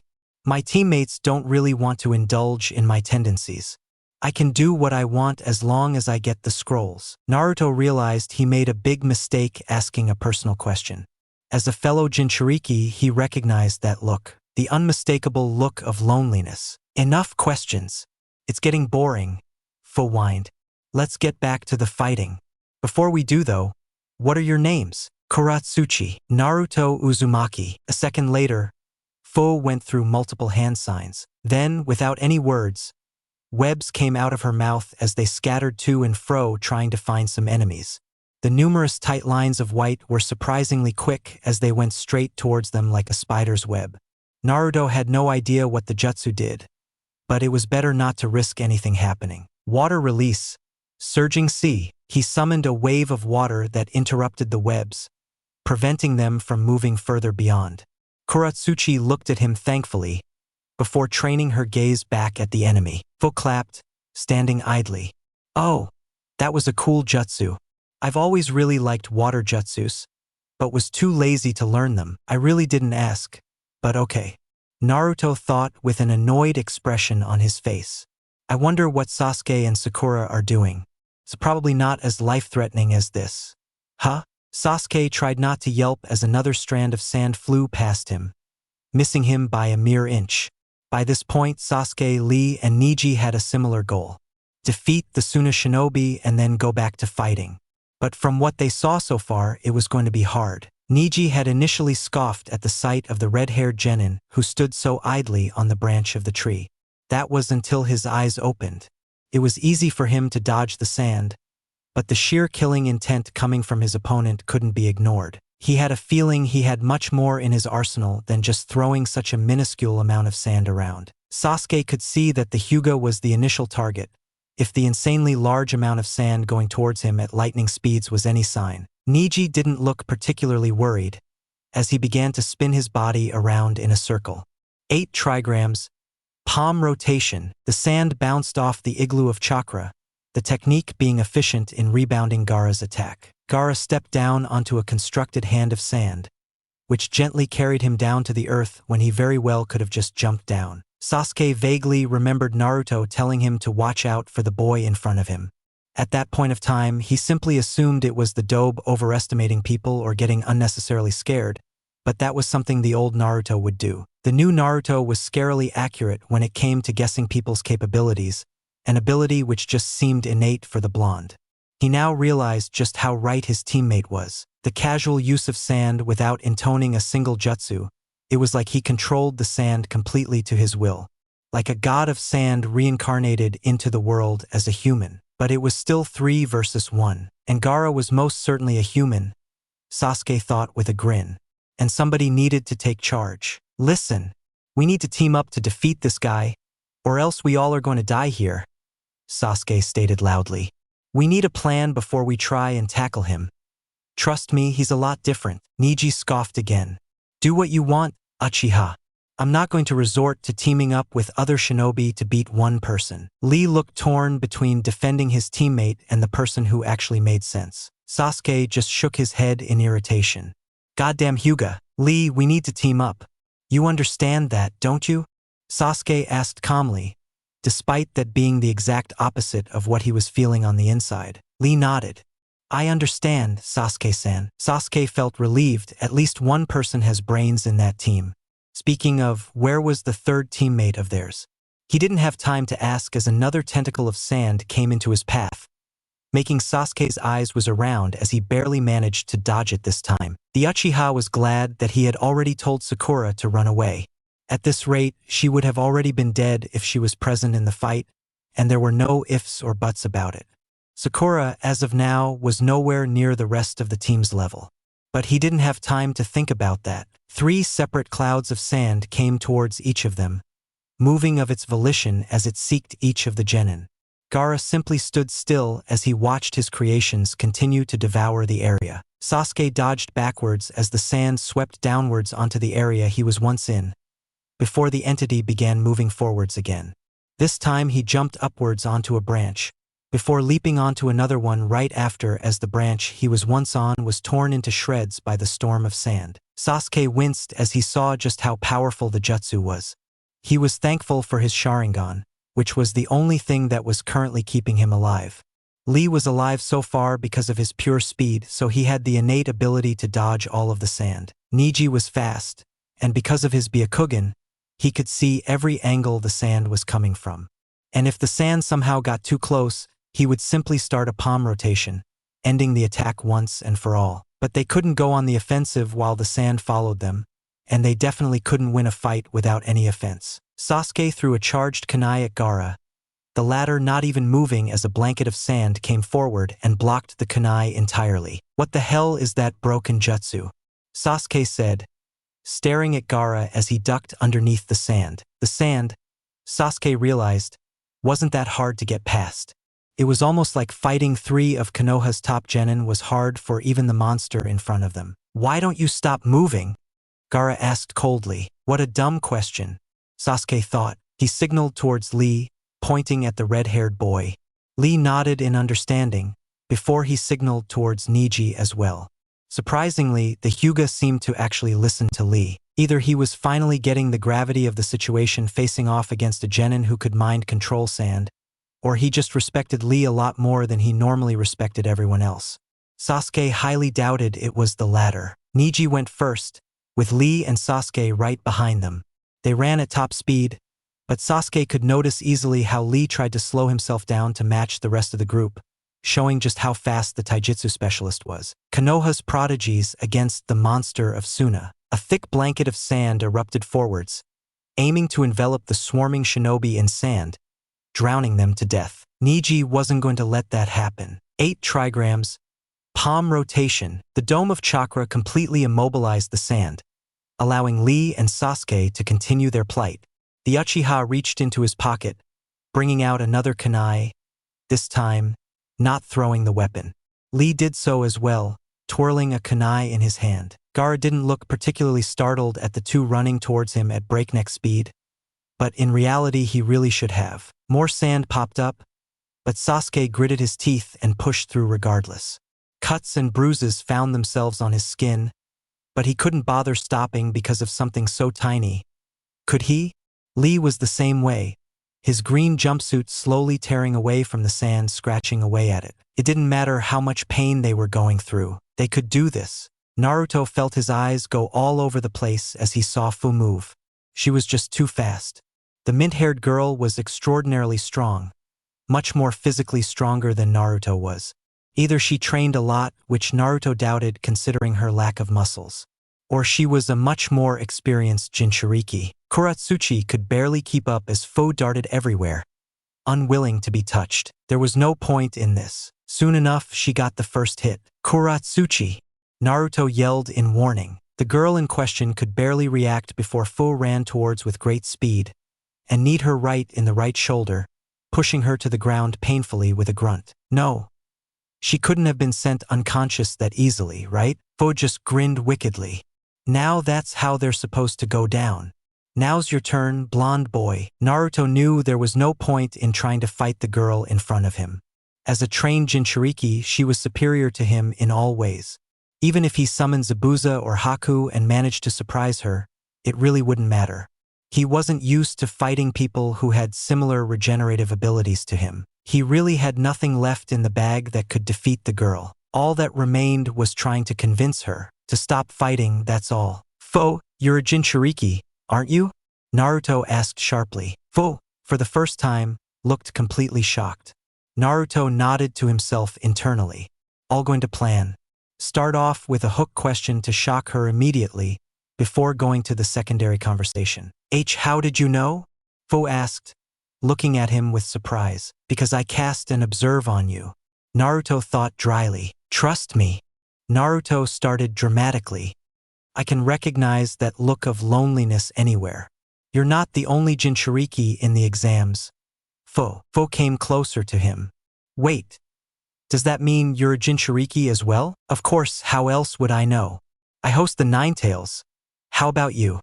Naruto asked, genuinely curious for once. Try to involve her with questions that make her respond. I host the Seven Tails. I guess this fight is going to prove which tailed beast is stronger. Huh? Fu asked, exhilaration present in her eyes. No. Naruto took a very deep breath, calming himself down. Look, Fu, I really don't want to fight you. I'm sure you know how it is for us. My early life wasn't so pleasant. I had no friends and everyone. They were scared of me, a little kid, for something he wasn't responsible for. In their eyes, I was the Nine Tails. Even now, I have no friends. That was a lie, but it was also for the good of the fight. Fu's battle-happy face seemed to die down, before she nodded bitterly. I can relate. The villagers were scared of me, and the rest of the shinobi teams respected me for my strength, but nothing else. Even my own teammates, they barely talked to me. I can see the fear in their eyes every time I even come near them. Naruto smiled widely. See? They don't see us as humans. Fu, if we begin to fight amongst ourselves, how the hell will we ever live as regular shinobi in our villages? Please, it's embarrassing to say this, but be my friend. Let's change everyone's perspective on Jinchuriki together. Fu stopped for a brief second. What the hell? Are her eyes watering? Friend? You want to be my friend? Fu asked, sounding confused. Why? I think you're interesting. You're really cute and I see an awesome friend in you. Naruto answered. That, and if I don't, I'm seriously gonna be injured like our resident princess that you knocked out. Fu smiled widely, her cheeks slightly pink. Then of course I'll be your friend. Naruto sighed in relief. He had absolutely no idea how the hell that even worked. But he wasn't gonna go around wondering that. Then can we stop the fighting? Friends don't really knock each other out, I'm sure Kuratsuchi here would want to be your friend as well, Naruto said, slowly walking towards Kuratsuchi's unconscious body. Fu scratched her head. I guess. Ding. Persuasion increased by a level. Persuasion is now LVL 5. Not unexpected for once. The system is astounded by your show of persuasion. Naruto grinned smugly. Thanks. Ding. Skill. Persuasion is leveling up. Persuasion is now Talk no Jutsu. New skill achieved. Talk no Jutsu LVL 1. Naruto just shrugged. He really had no idea what that meant, but he could live with it if it helped him. He looked over at Fu, who continued to smile widely as she whistled off in her own world. He shook his head in exasperation. Was he the only normal Jinchuriki? Well, he couldn't really say that either. Naruto was pretty sure he was the only one with a floating blue screen that talked to him. He looked at Kuratsuchi, who was still unconscious even as Naruto lifted her up into a sitting position. Naruto viewed the bright purple bruise on her shoulder with a wince. Yeah, that would seriously hurt, especially for someone without a tailed beast inside them. Hey Fu, Fu ears perked. Why did you refer to the Seven Tails as Chobei? Naruto asked as he patted the unconscious person's head to try and wake her up. What do you mean? Why wouldn't I refer to Chobei by her name? Fu inquired, equally confused. Naruto's eyebrows raised by themselves. They have names, of course. They've been living for centuries, you know? All of the tailed beasts have names, or at least that's what Chobei tells me anyways. There was something seriously wrong with what she just said. Naruto couldn't believe what his ears were hearing. Wait. You talk with the Sev Chobei? Fu shrugged nonchalantly. Well, yeah. Chobei is pretty cool most of the time anyways. It's annoying when she doesn't give me chakra or ignores me, though. It gives you chakra? Naruto thought in disbelief in head, wondering what the hell the tailed beast in his head was doing. His luck was seriously horrible. Pushing negative thoughts out of his mind, Naruto did his water jutsu as weakly as possible to wake up Kuratsuchi, who woke up sputtering and spitting out water. Her eyes were wide open with panic, until her gaze went to the only green-haired girl in the vicinity. There weren't many regardless. She frantically stood up, her hands already going through hand signs. Earth release, mudsla. Naruto tore into her hands, pulling apart her fingers and stopping the jutsu midway. What are you doing? Kuratsuchi boomed angrily. Naruto kept his hold on her hands. Fu is on our side now, meaning there's no reason for us to fight anymore. Oh, our side? How would she be on our side? Naruto didn't really know either. We found out we have similar interests, I guess. Kuratsuchi wouldn't buy it one bit. How could she suddenly become so friendly after she tried to kill us? Fu interjected at the accusation. Hey, if I wanted to kill you, you wouldn't have been unconscious. In fact, you wouldn't be walking right now. That is a fair objection, Naruto said plainly, ignoring Fu's words. But everyone changes, Kuratsuchi. It would do well if you would learn that as soon as possible. Now, where were we? Kuratsuchi huffed in disbelief. Finding my teammate. Oh right, before I forget to ask, where exactly is your third teammate? We all split up the first day itself, to cover as much ground as possible. He's probably already at the tower with a heaven scroll, Kuratsuchi said, before her eyes widened. Her hands immediately reached for her back pocket, where her scroll should have been. Her face calmed down with relief when she realized it was still there. Naruto didn't miss out on any of that. Relax, Kuro-san. Do you really think I would be as cheap as to steal someone's scroll while they were unconscious? Don't you dare call me that. Kuratsuchi sputtered incredulously. Why not, Kuro-san? Naruto asked teasingly. Someone of my stature shouldn't be deemed with such a silly name. Alright, she's practically royalty in IWA after all. Kuratsuchi. A new voice popped up from out of the clearing. Kuratsuchi seemed to recognize the voice instantly. Bookie. Well, it seems we found her teammate. Thank Kami it's over. The boy from before made his way into the crowd, his eyes only on Kuratsuchi as he limped to her. You won't believe what happened to me. The monsters. They were fighting and his eyes slowly went to Fu. The resulting scream of terror made Naruto shut his ears in annoyance. Alright, it's time for me to leave, I guess.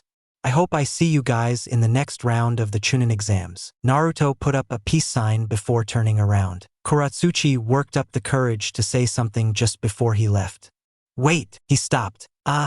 Thank you, Naruto-san, for helping me find Abuki. Kuratsuchi said nervously. Naruto grinned. No problem.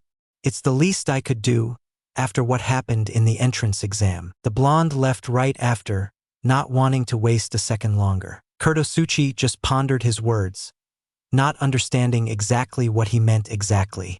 The entrance exam? When did I ever meet him there? A minute had barely passed as Naruto raced along the forest floor before he was interrupted once more. He sighed again, just wishing the presence he sensed behind him wasn't an enemy. Yo! Fu greeted enthusiastically. Naruto blinked. He had completely forgotten about her. Why are you following me? He asked bluntly. Fu frowned. Aren't friends supposed to hang out with each other? Plus, you kind of left me back there without any other option. Naruto sighed. That was kind of true. He wasn't enough of a jerk to make use of Fu's weakness and throw it away right after. That was something his sensei would do. Regardless, what was wrong with having another friend? Alright, but I'm going back to my teammates right now, Naruto said. Fu's eyes lit up with excitement. Oh cool. I'll come with you. What the? Alright. Naruto acquiesced. He began running towards the last place he gathered with the rest of Team 7. How do you know where your teammates are? Fu questioned. I'm not sure exactly. For now, I'm retracing my steps back to where we gathered before. My shadow clones. Naruto froze as a wave of memories flooded him, briefly pausing all of his ongoing thoughts and replacing them with the memory of a clone. Sasuke collided with Team Guy and Gaara. Things wouldn't go well. He turned almost robotically to Fu. I know where my teammates are. Really? Naruto's eyes flashed with intensity. How about we meet the other Jinchuriki in this exam again? Sasuke grunted in pain as some sand struck his right shoulder, but that didn't mean he would stop. With the final effort of Gaara being thwarted by the Hyuga, they could actually attempt to land a hit. With a leap into the air, Sasuke brought his leg down to Gaara's head, whereas Lee pushed his fist into Gaara's gut. The impact was incredibly satisfying, to say the least. Gaara was pushed outwards at the series of hits, coughing out blood right after. But the Genins didn't stop there. Lee rushed forward off one foot as he swept the red-haired boy's feet, who was left off balance after a hectic dodge. Sasuke took advantage of the brief moment, having to twist his body at the last second to narrowly avoid a strand of sand, and hooked his arm around Gaara's neck. I won't let you move. Niji! Sasuke yelled out. The Hyuga was already there. Palm after palm after palm assaulted the red-haired boy, whose face was filled with an expression of pain as Niji administered his clan's most infamous technique. 8 trigram, 2 palms. Gaara stumbled backwards, struggling to stay on his legs as he was battered with 2 precise strikes. 4 palms, 8 palms, 16 palms, 32 palms, 64 palms. Sasuke watched in awe as the ability completely rendered Gaara unable to respond, and while he was still standing, Niji stopped attacking. Was that a smirk on his face? It's futile. I've blocked all of your chakra points. The nerve of you trying to fight me of all people so randomly. I'll admit you're very strong, but there's a difference between strength and technique, and for that difference, you've lost. Why is he making a speech in the middle of a fight? Sasuke thought, bewildered, but he was right. Gaara didn't seem like the sharpest tool of the bunch, and got to make up for that with his pure strength. But now he was defeated. Now that the primary threat was gone, Sasuke found himself confused as to what to do. Sakura was probably long gone, or maybe even close by waiting for him to escape as well. The best move would definitely be to retreat as fast as possible and regroup with Sakura, and make another attempt for a scroll as time was running out. That's what he was going to do until another sound echoed in the forest. Ha ha ha ha. Sasuke whipped his head backwards towards the still Tsunagenin. Niji sneered. Why are you laughing? Without another pause, Gaara stood up. All the bruises on his face and body were completely healed by some illogical method. Sand poured out of the gourd on his back, and began to travel along the boy's pale skin. Cracks of sand fell to the floor as a manic smile spread along his face. Because Mother is amused. The shock on Niji's face would have been amusing if it weren't for the sheer amount of terror that radiated from the boy's body. Gaara's eyes locked onto something else. Sasuke tracked his sight only to find blood? You've made me bleed? Gaara asked maniacally. He started to laugh again, the crazed look in his eyes even more apparent than before. This kid, he's not human. Sasuke thought with a grimace, clutching a kunai in his hand. The energy, it wasn't like anything he felt before. The woman he and Sakura encountered was much stronger, but even her pressure was nothing compared to the sheer bloodlust he was feeling right now. It was almost like the chakra that was leaking into the warm forest air was tangible. Without warning, a storm of sand assaulted Niji from the side, too fast for the boy, even with his Byakugan, to dodge. Niji flew sideways from the impact, but was fortunately able to stabilize himself while he was in flight, before conducting another palm rotation to block out the seeking sand that followed after him. The look on Gaara's face was something to be feared as he swept his gaze to the rest of them, meaning Sasuke and Lee. His eyes were wide with exhilaration, the predatory gaze unmistakable, and the rest was massacre. Sasuke could see Lee was, weirdly, reaching for his legs before a burst of sand exploded from beneath him, pushing him into the air like a little kid would keep a balloon up. The eccentric boy let out a pained groan midair. Why in Kami's name was he reaching for his legs? Sasuke thought in horror as he watched the boy's limp body fall back down.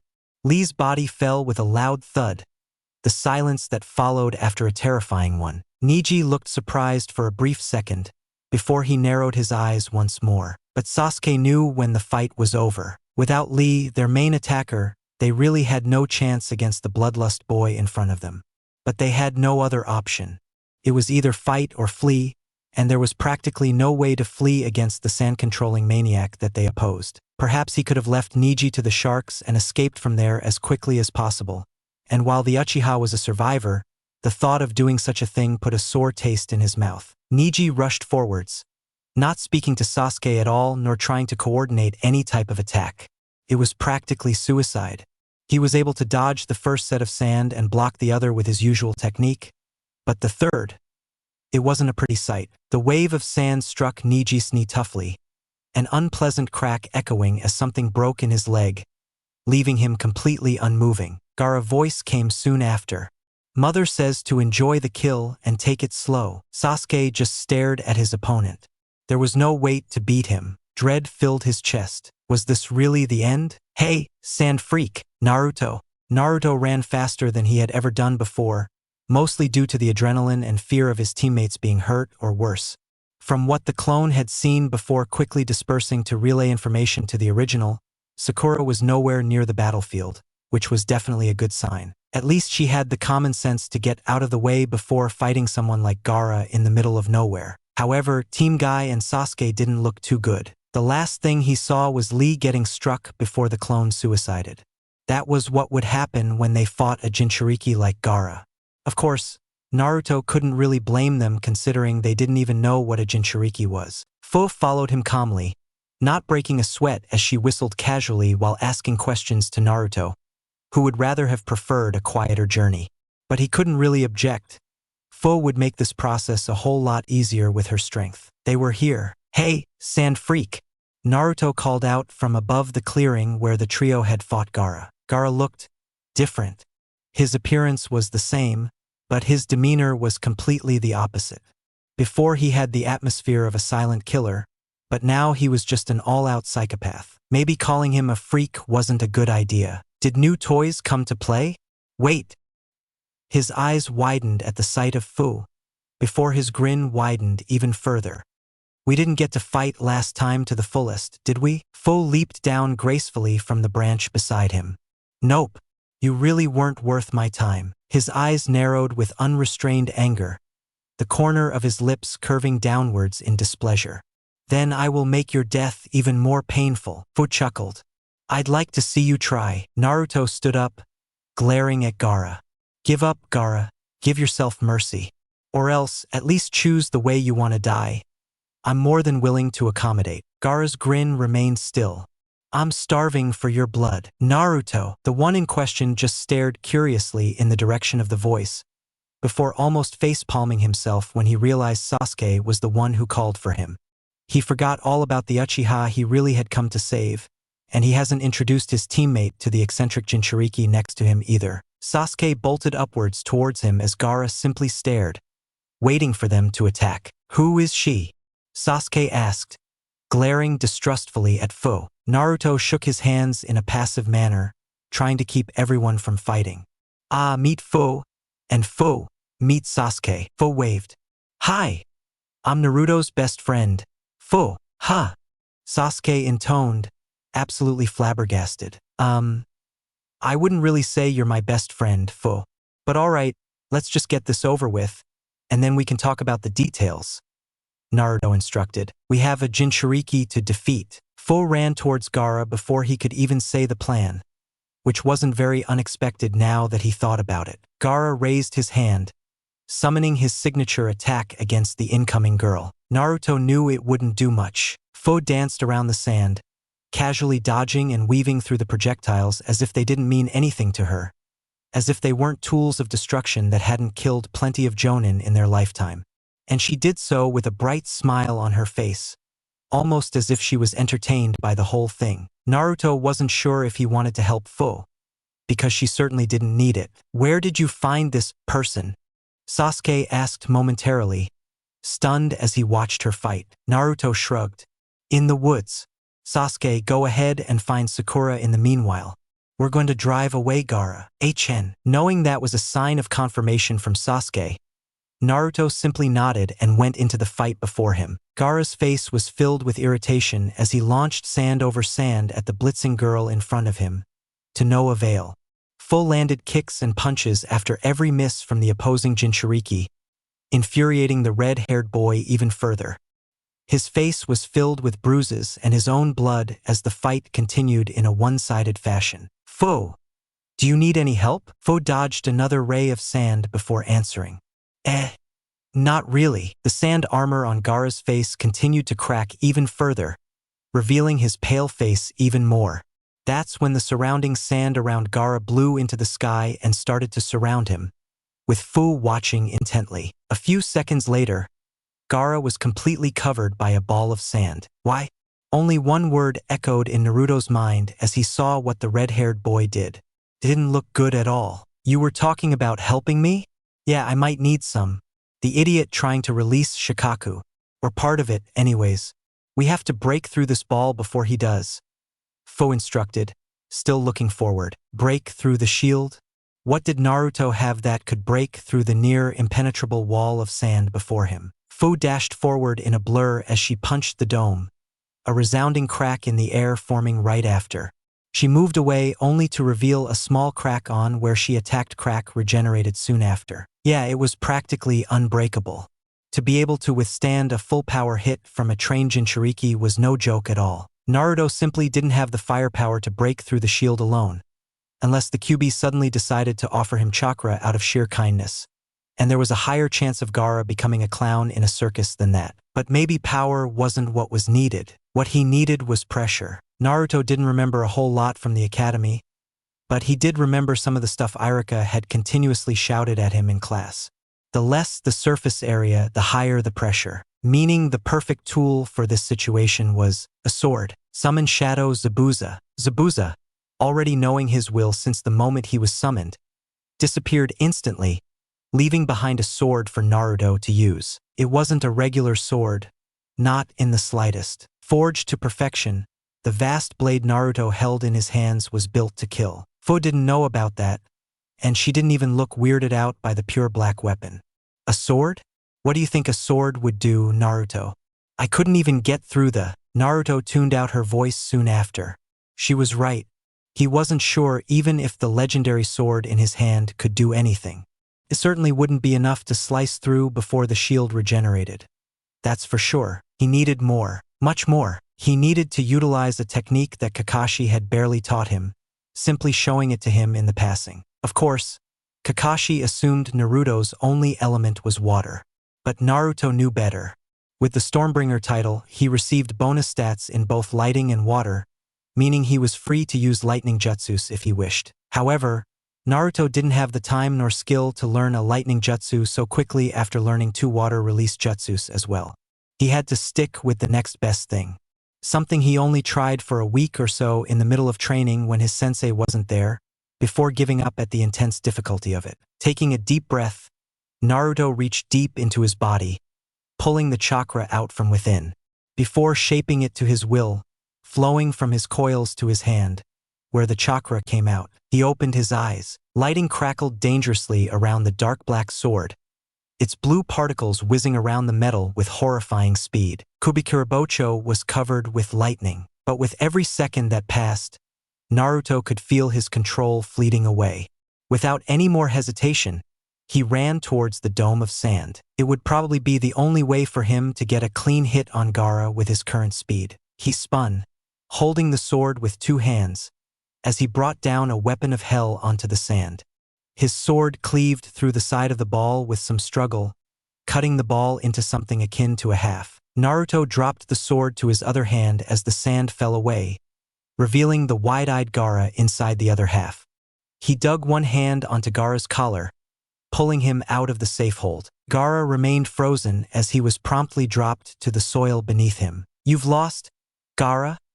Naruto said coldly to the monster below him, keeping the tip of his sword to Gaara's forehead. The lightning was long gone, but the blade itself was more than enough to kill the boy below him. The look on Gaara's face was something he never thought he would see.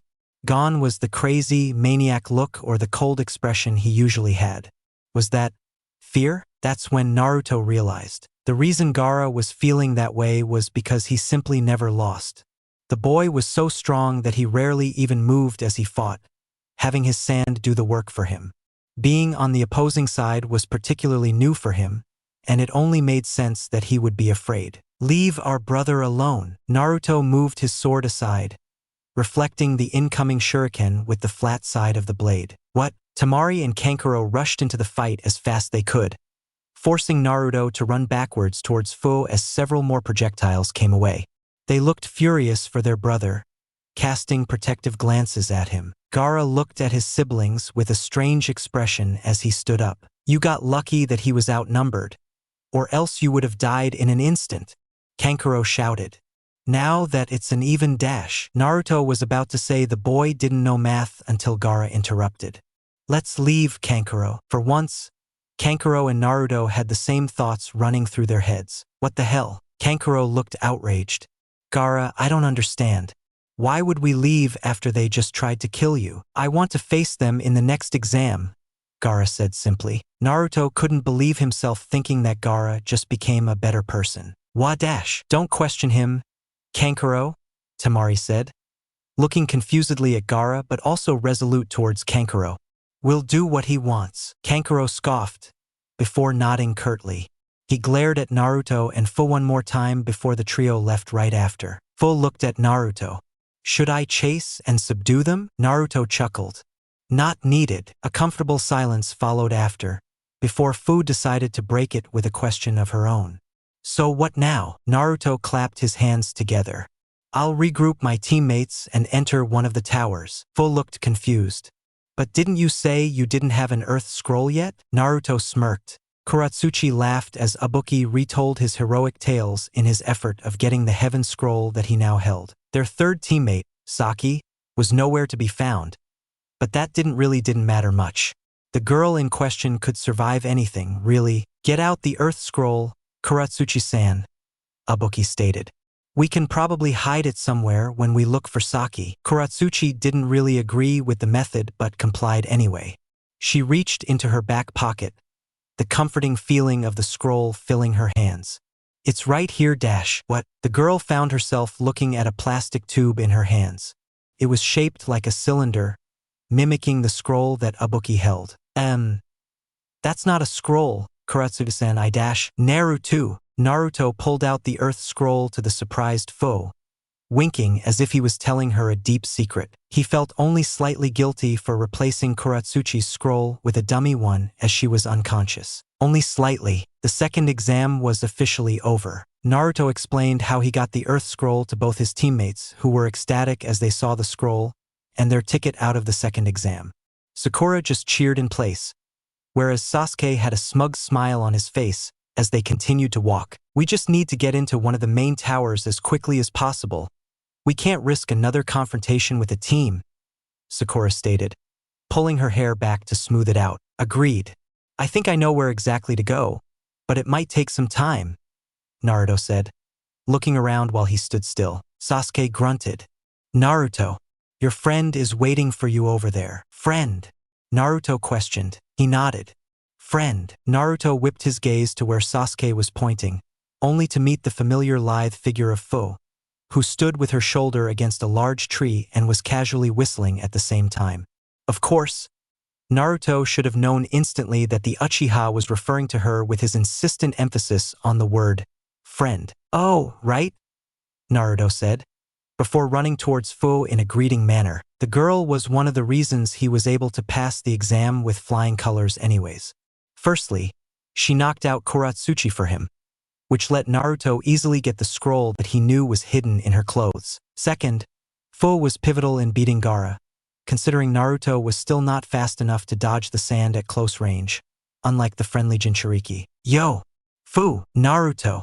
It's weird seeing you over here, Fu exclaimed. You were waiting for me to come, Naruto deadpanned, not believing the other girl was being so childish. Ha ha ha.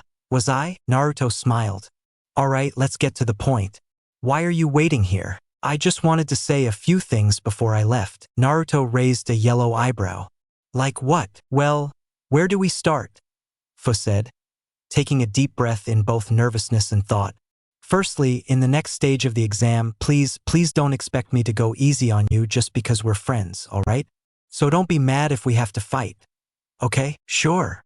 Naruto responded, not really understanding why she was SOS Euroas about such a simple matter. Fo's eyes widened with excitement. All right, I can't wait for the next exam now.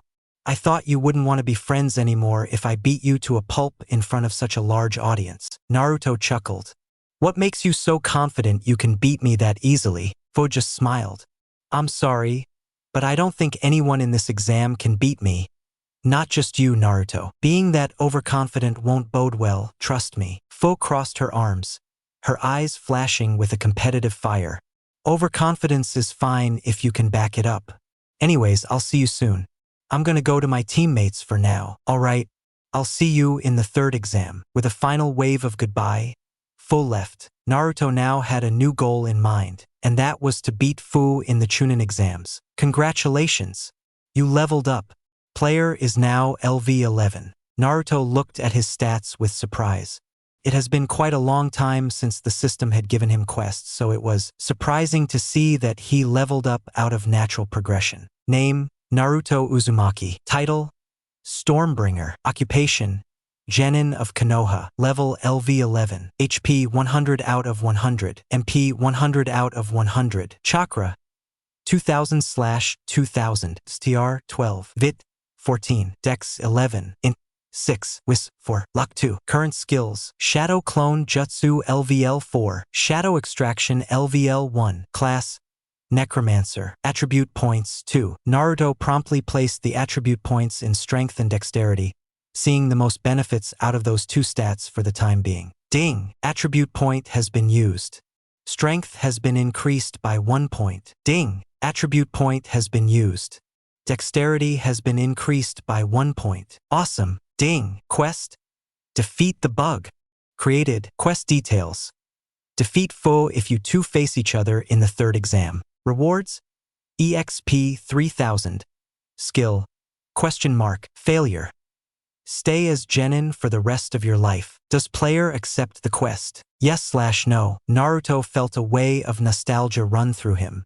It had only been a month or so, but the quests really were epic regardless of what they really entailed.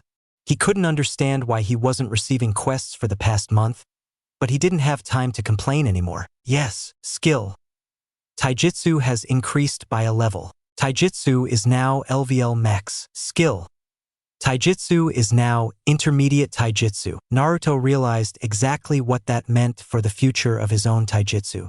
A grin widened on his face as he started to dance in place in excitement. This was going to be insane. He swiped away the system, finally done with all the incoming notifications. Getting those upgrades and level ups was certainly a dopamine boost. The moment of euphoria and happiness as you received buffs was unparalleled. He was practically addicted to the feeling by now. Ding! It wasn't over. Hidden quest, encountering the Jinchuriki. Completed. Quest details. Meet and converse with the other 9 Jinchuriki spread around the elemental nations. 2/9 Jinchuriki found. Rewards, skill tree point, EXP 1800. Naruto was oozing with excitement as he read through the message. It reminded him of the old days when the system practically handed him new features every day, until, of course, it stopped doing so once he reached the higher levels. A skill tree point most likely let him go up the skill tree where he got Iron Skin from, which made it a very useful skill reward. Naruto was initially shocked by the sight of the hidden quest, just how much more was there to the system. Each time he thought that it reached the limit and there wouldn't be any more features, he was faced with another expansion to the whole.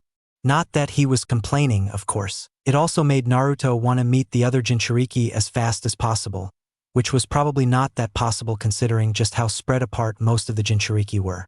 Gaara was from the neighboring Suna, but Fu was from a very remote village compared to the rest. Naruto decided he would use the skill tree point later on. He needed to first get on with the exam. He tapped Sasuke and Sakura on the shoulders before running forwards at a much higher speed. They reached the tower soon after, making sure to keep the scroll hidden as they did so. They finally reached the stone clearing that instructed them to open the scrolls, with Naruto and Sakura opening them at the same time. Imagine his surprise when Irika showed up and congratulated them. The grin on Naruto's face was at an all-time bright as he saw Irika's face filled with pride at the sight of his students. Irika then led the trio to another large room, where other teams were gathered. Obviously, it seemed that not everyone had yet passed the exam. Naruto winced when he realized he may have dashed Kurtotsuchi's hope of passing the exam by stealing her scroll. He shoved the thought away. They were shinobi, people expected to steal, murder, and cheat for any chance at success. The next few days at the tower passed by quite boringly. Kakashi pulled over a couple of times, congratulating them on passing so quickly. Other than that, he mostly kept to himself and continued to read the book in his hand. Sakura just remained silent for the most of the shaky, but Naruto could tell she was quite literally bored out of her mind. Sasuke just managed to spend his time doing light training exercises and different types of chakra control. Naruto continued to try and distribute his lightning chakra to weapons, but found it extremely hard to do so. For some reason, it was even harder to do it with a regular kunai than Zabuza's sword. He wasn't exactly sure why, but the difference was evident. The lightning chakra over the kunai only stayed for a brief second before disappearing right after, bringing Naruto to a few conclusions that made sense. The most reasonable idea he could come up with was that Kubikirabocho was made of chakra-conductive metal. It made sense that such a legendary sword was made of rare material on second thought, as there had to be something other than the expert craftsmanship which made the sword that made it special. So for the next few days he practiced. And practiced. He continued to do so relentlessly, with the goal of completely controlling his lightning chakra, but the end of it. His efforts weren't completely wasted, but he still was far from perfecting the technique. The chakra would only last for a minimum of 10 seconds before he lost grasp of the technique entirely. And finally, the wait was over. Naruto made his way to the clearing with Sakura and Sasuke right behind him. Truth be told, he was seriously nervous. Not because of the exam, that's for sure. He really didn't want to confront Kurotsuchi. A small crowd was already assembled as Naruto hid behind his teammates, before he hinging his hair black soon after, trying to prevent being seen by the princess, if she was even there, of course. He looked around carefully, making sure to note down each and every team that passed. Good to see the rest of Konoha's rookie teams pass. Naruto thought with a smile. There's Gaara and his siblings. Of course they got through. Fu is there. I wonder who she's looking around for. Kabuto. Not much I can really say about him. Kurotsuchi. Naruto broke into a fit of coughs as he saw the short-haired girl in the crowd, her face fixed into a permanent scowl. The rest I don't really recognize, Naruto thought as he scanned the rest of the teams. It wasn't very surprising that he couldn't recognize them, considering that they were from villages all around the several nations. Congratulations! All of you have passed the second exam, Enko shouted. Through a bout of survival and blood, you have proven yourself worthy of contention to become a Chunin. I applaud your efforts. Excited murmurs broke through the crowd. The third Hokage took over, making everyone silent with his presence alone. Before I go into the true specifics of the third exam, even though the system itself is well known by now, let me make something clear for all of you. The true purpose of the Chunin exams. It isn't just so that young shinobi like you could show off their talent and gain a shiny new trophy that they wear and flaunt around. No, there's an underlying purpose to it all. Can anyone guess? No? Well, here it is. The Chunin exams is a system to view each of the other villages' strength. A war inside this very building. That makes sense. Konoha had to spend a huge amount to account for the tourists and shinobi coming over, and there was simply no profit in doing that unless there was something more than just crowning one or two genin as winners. No, they were getting valuable information on the other villages as they fought. Realistically, there was no other way to find out how strong the future shinobi of a village was unless a direct war was ongoing. And thus it was created, the Chunin exams. Hiruzen continued to explain the ins and outs of the politics behind the Chunin exams, but at that point Naruto understood most of it. Another proctor interrupted the Hokage as he was about to explain the exam. He had long dark hair and a sickly face. The darkness around his eyes was visible from even Naruto's location. I have to admit something. You guys might not like this at all, so be warned beforehand. The harsh truth is, there are too many of you. There are simply too many of you to continue the third exam, which depends on a tournament bracket. And that is why we will conduct a preliminary test to weed off the weak of you. The outrage was visible on the majority of the genin, but they didn't really say anything. No one had the guts to do so in front of the Hokage of all people. The man smirked. And even worse, the preliminaries start now. What? Now? This has to be rigged. Well, most of them. If any of you don't see yourself capable of continuing the exam, I recommend you quit right now. Your teammates can still fight as the third exam is no longer team-related. Naruto looked expectantly at the rest of the genin gathered around them. All right, I'm going to leave. Kabuto, the proctor, looked slightly surprised before coughing twice into his hand. Yakushi Kabuto of Konoha, you may leave. Naruto just narrowed his eyes as Kabuto left the premises. That was oddly suspicious. For someone who failed 5 or 6 times already, he was conveniently hellbent on quitting. With the total of 30 genin left, we will hold 15 bouts. Whoever loses gets eliminated. Whoever wins advances to the next exam. And for the first fight, the screen at the top remained blank until it finally revealed 2 names. Naruto Uzumaki versus Kiba Inuzuka. Naruto's grin widened evilly as he turned his face to Kiba, who was smiling smugly as if he already won. He couldn't wait to wipe that bastard's smile off his face. You want to give me some advice before the fight, Kakashi-sensei? Naruto asked curiously. Team 7 had immediately distanced themselves from the rest of the crowd as soon as the fight was announced. So had Team 8 with them most likely conjuring a plan with their sensei. Kakashi just stared at him with a blank expression. Well, with whatever expression he had through his mask. No, Naruto smirked. Aren't you afraid I would lose? Kakashi rolled his eyes. As if, we both know that Kiba didn't progress as much as you did. Something a lot more serious. Anko came by. Naruto stiffened. If Anko came by Kakashi, then that could only mean one thing. Orochimaru. Kakashi nodded, correctly assessing his change in expression as recognition. That's right. I know this isn't a good time to talk about it, but this fight really shouldn't take too long either. And second, this is a lot more important. The sooner you know about this, the better. Know about what, exactly? Naruto asked suspiciously, narrowing his eyes. Recall the events of the fight with Orochimaru. Did he, at one point, try to bite you? Kakashi asked seriously. Naruto nodded. Yeah, he did. So what? So what? He says, Kakashi grumbled, pacing around the floor. Well, at least you didn't get marked. Marked? Naruto repeated, not knowing what the jonin meant. Yes, marked. You probably know this by now.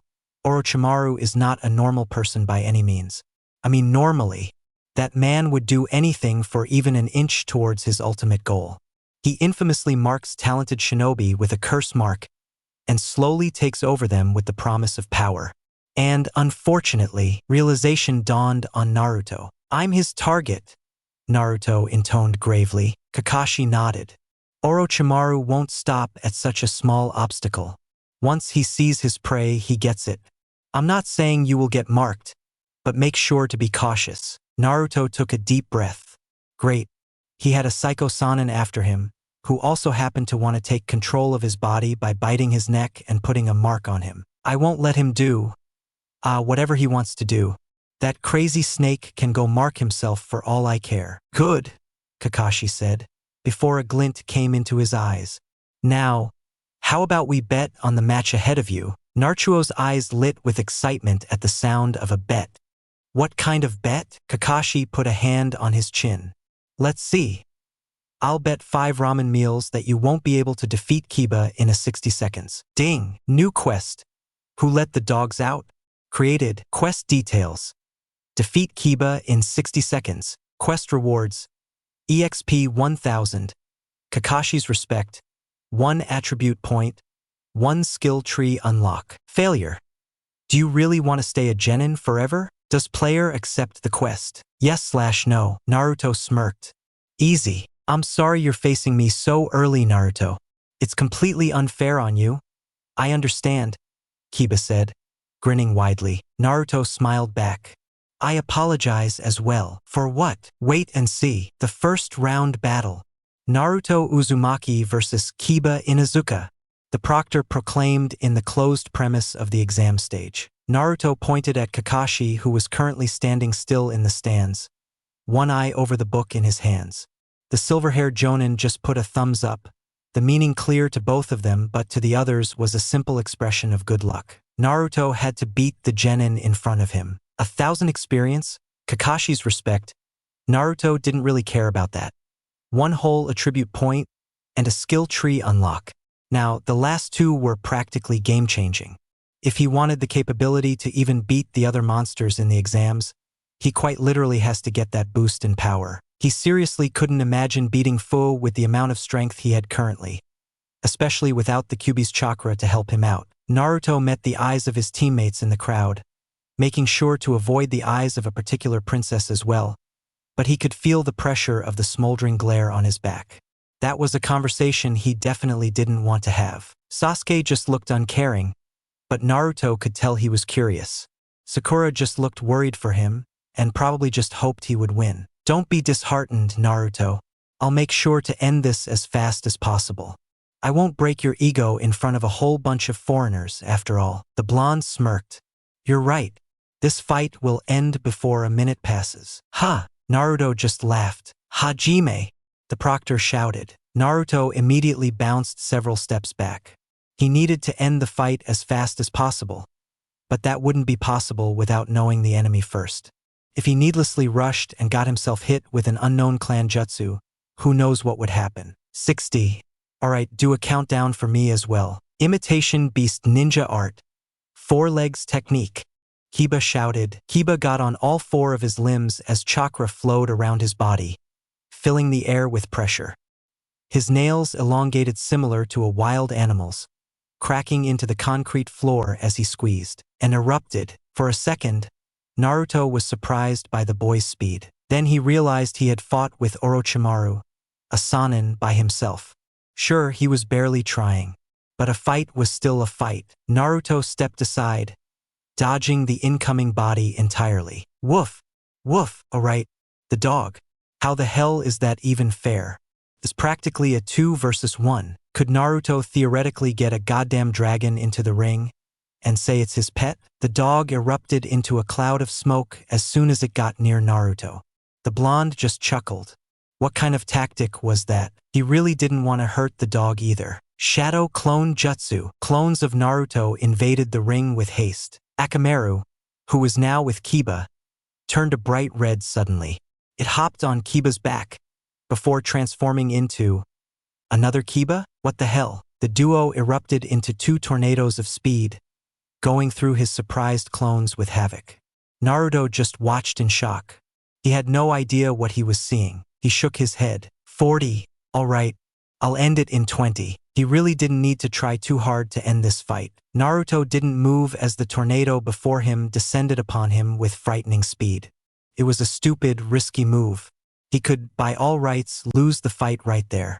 He wasn't sure just how strong the technique in front of him was, but he was sure he couldn't just sit there and take it head on and not expect to get hurt. But he could if he did something very, very specific. Activate Iron Skin. Activating skill. Iron Skin. LVL 1 activated. Usage takes 10 MP and lasts for 1 minute before a skill cooldown of 10 minutes applies. Naruto caught the hands of both Akamaru and Kiba, gasping at the sheer impact he felt on his hands. While his skin took the characteristics of iron, all the pressure from the incoming bird had to go somewhere. He tossed aside Akamaru like a toy and twisted Kiba's arm like it was rubber. The resounding scream was terrible to the ears. Naruto kicked him in the gut to make sure the boy wasn't screaming. The whiskered genin glared down at him. I told you this would end before a minute passes, mutt. The Inuzuka just groaned. The winner is Naruto Uzumaki. The crowd went into a low applause as they saw the utter dismantling of Kiba occur in front of them. Ding! Quest. Who let the dogs out? Completed. Rewards. EXP 1000. Kakashi's respect. 1 attribute point. 1 skill tree unlock. Use the skill tree unlock. Ding! Skill tree unlock used. Choose between the 2 skills shown. Enhanced Eyesight LVL 1. Iron Clones LVL 1. Ding! Skill tree unlock used. Choose between the 2 skills shown. Enhanced Eyesight LVL 1. Iron Clones LVL 1. Naruto bowed to the proctor out of habit, before slowly walking back to the stands. Naruto, you've improved a lot. Kakashi thought with pride. I wonder how you took his jutsu head on. But you probably won't tell me anyways. The old Naruto would have been racing up and down to tell me just how you beat the Inuzuka. His rate of improvement, it's not only amazing, it's terrifying. At the pace he's going, Kakashi wiped away the incoming thoughts, instead focusing on the small body climbing up the stairs. Naruto wasn't paying attention to the crowd as he walked through the stands. He felt kind of sorry for Kiba, who was being placed on a stool to be carried away. It was unfortunate luck that Kiba had to face Naruto in the first round, but it is what it is. Naruto, congratulations! Sakura exclaimed, patting his back. Naruto smiled. Thanks, Sakura. Sasuke just looked at him. I won't congratulate you. It's expected for you to beat Kiba, after all. Naruto nodded. He didn't expect much from Sasuke either. But, I guess I have to win my fight now, Sasuke continued. Sasuke smirked. Because I'll have to defeat you in the finals. Naruto chuckled. You can try, Uchiha. Good job, Naruto, Kakashi said right after. I guess I have to buy you some ramen now. Of course. The bet's the whole reason I actually tried to defeat the brat anyways, Naruto admitted. Well, let's hope the next match for one of us is just as easy. With that, they waited for the next match announcement. Naruto looked back to the screen next to him. Choose between the two skills shown. Enhanced Eyesight LVL1. Iron Clones LVL1. Enhanced Eyesight. It's the exact same skill as last time. As for the other one, Iron Clones. It's like Iron Skin but more of an advanced version. It's almost like the skills themselves are evolving for me to choose which to unlock. The system blurred into a loading screen before then showing a digital tree of sorts. The skills Iron Skin and Enhanced Eyesight were at the bottom of the tree. The icons above Enhanced Eyesight were shaded black, indicating they were yet to be unlocked, whereas the icon above the Iron Skin skill was a bright white, with the label of Iron Clones next to it. Naruto could see that the more he went through the skill tree, the further and further the skills branched. So far, he couldn't see an ending to the tree. So then came the decision. Enhanced Eyesight LVL1. Info. While skill is activated, the user has a greater understanding of the environment. The range of the user's eyesight is drastically improved as well as the overall perception of moving targets. Alright, it seemed pretty effective, but he still needed to see the other skill before he decided entirely. Iron Clones LVL1. Info. While skill is activated, any active clones the used has summoned will have the effects of Iron Skin. Time of usage and skill cooldown is affected by the number of clones used at one time. That sounds seriously useful. It would be easier for someone to think that one of his clones were actually real if they took more than one or more hits. Furthermore, he would have a lot more firepower with several iron-covered bodies. Naruto could swarm his opponents at once, and they wouldn't know who the real Naruto was until the skill was over. So, while he really wanted to get Enhanced Eyesight, especially when he could barely see people like full move while they fought, he also really wanted to get Iron Clones. Choose Iron Clones. Ding! New skill achieved. Iron Clones, LVL1. Usage takes 30 MP and lasts for variable time before a variable skill cooldown applies. 30 MP? What the hell? That's not too bad for a skill that makes my clones just as strong, Naruto thought with a clearly surprised expression. He wasn't sure when he would get the next skill upgrade, but he seriously wanted to get it soon. Naruto might have to choose to get Enhanced Eyesight if the Iron Route, as he started to call it, had a mediocre skill next. For now, he could wait. Things were going really well after all. Naruto, a dangerous, feminine voice whispered from beside him. Oh hell no. Naruto froze as he heard the voice. He slowly turned his head to the side to meet the dark, blazing eyes of one Kuratsuchi.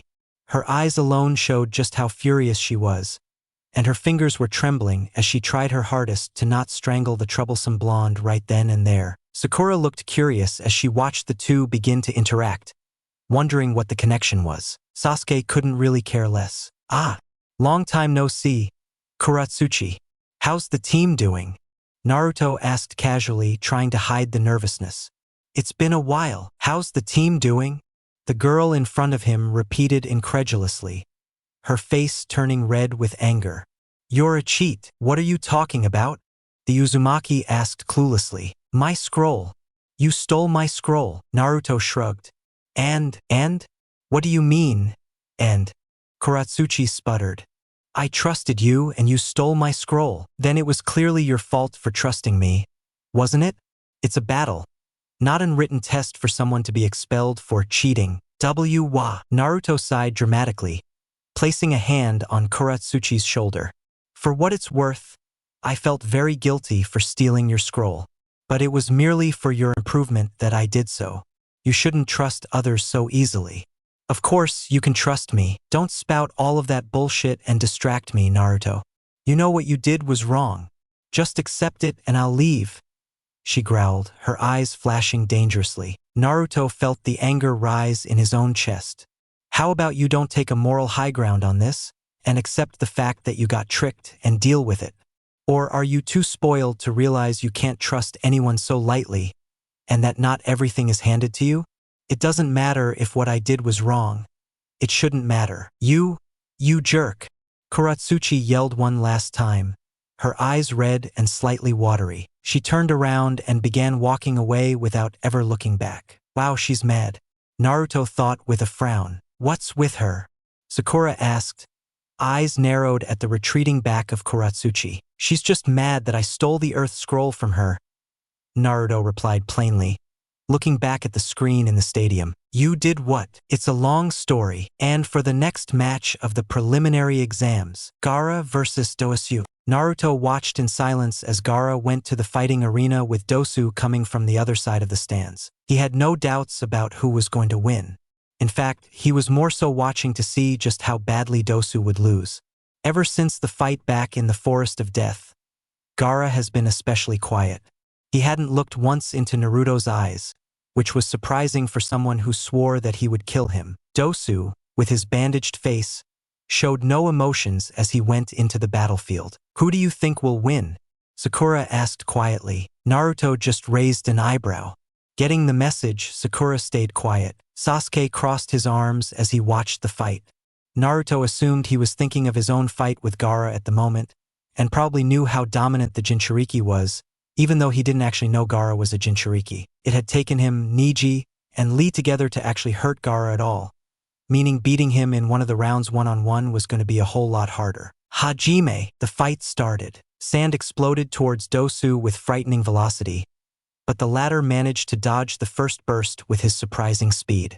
Naruto watched in shock as Dosu actually managed to close up on Gaara without being hit by the sand, which was practically impossible for most of the genin that were gathered. He's fast, Sasuke muttered. Yeah, faster than me at least, Naruto replied with a frown. He needed to find a way to get faster.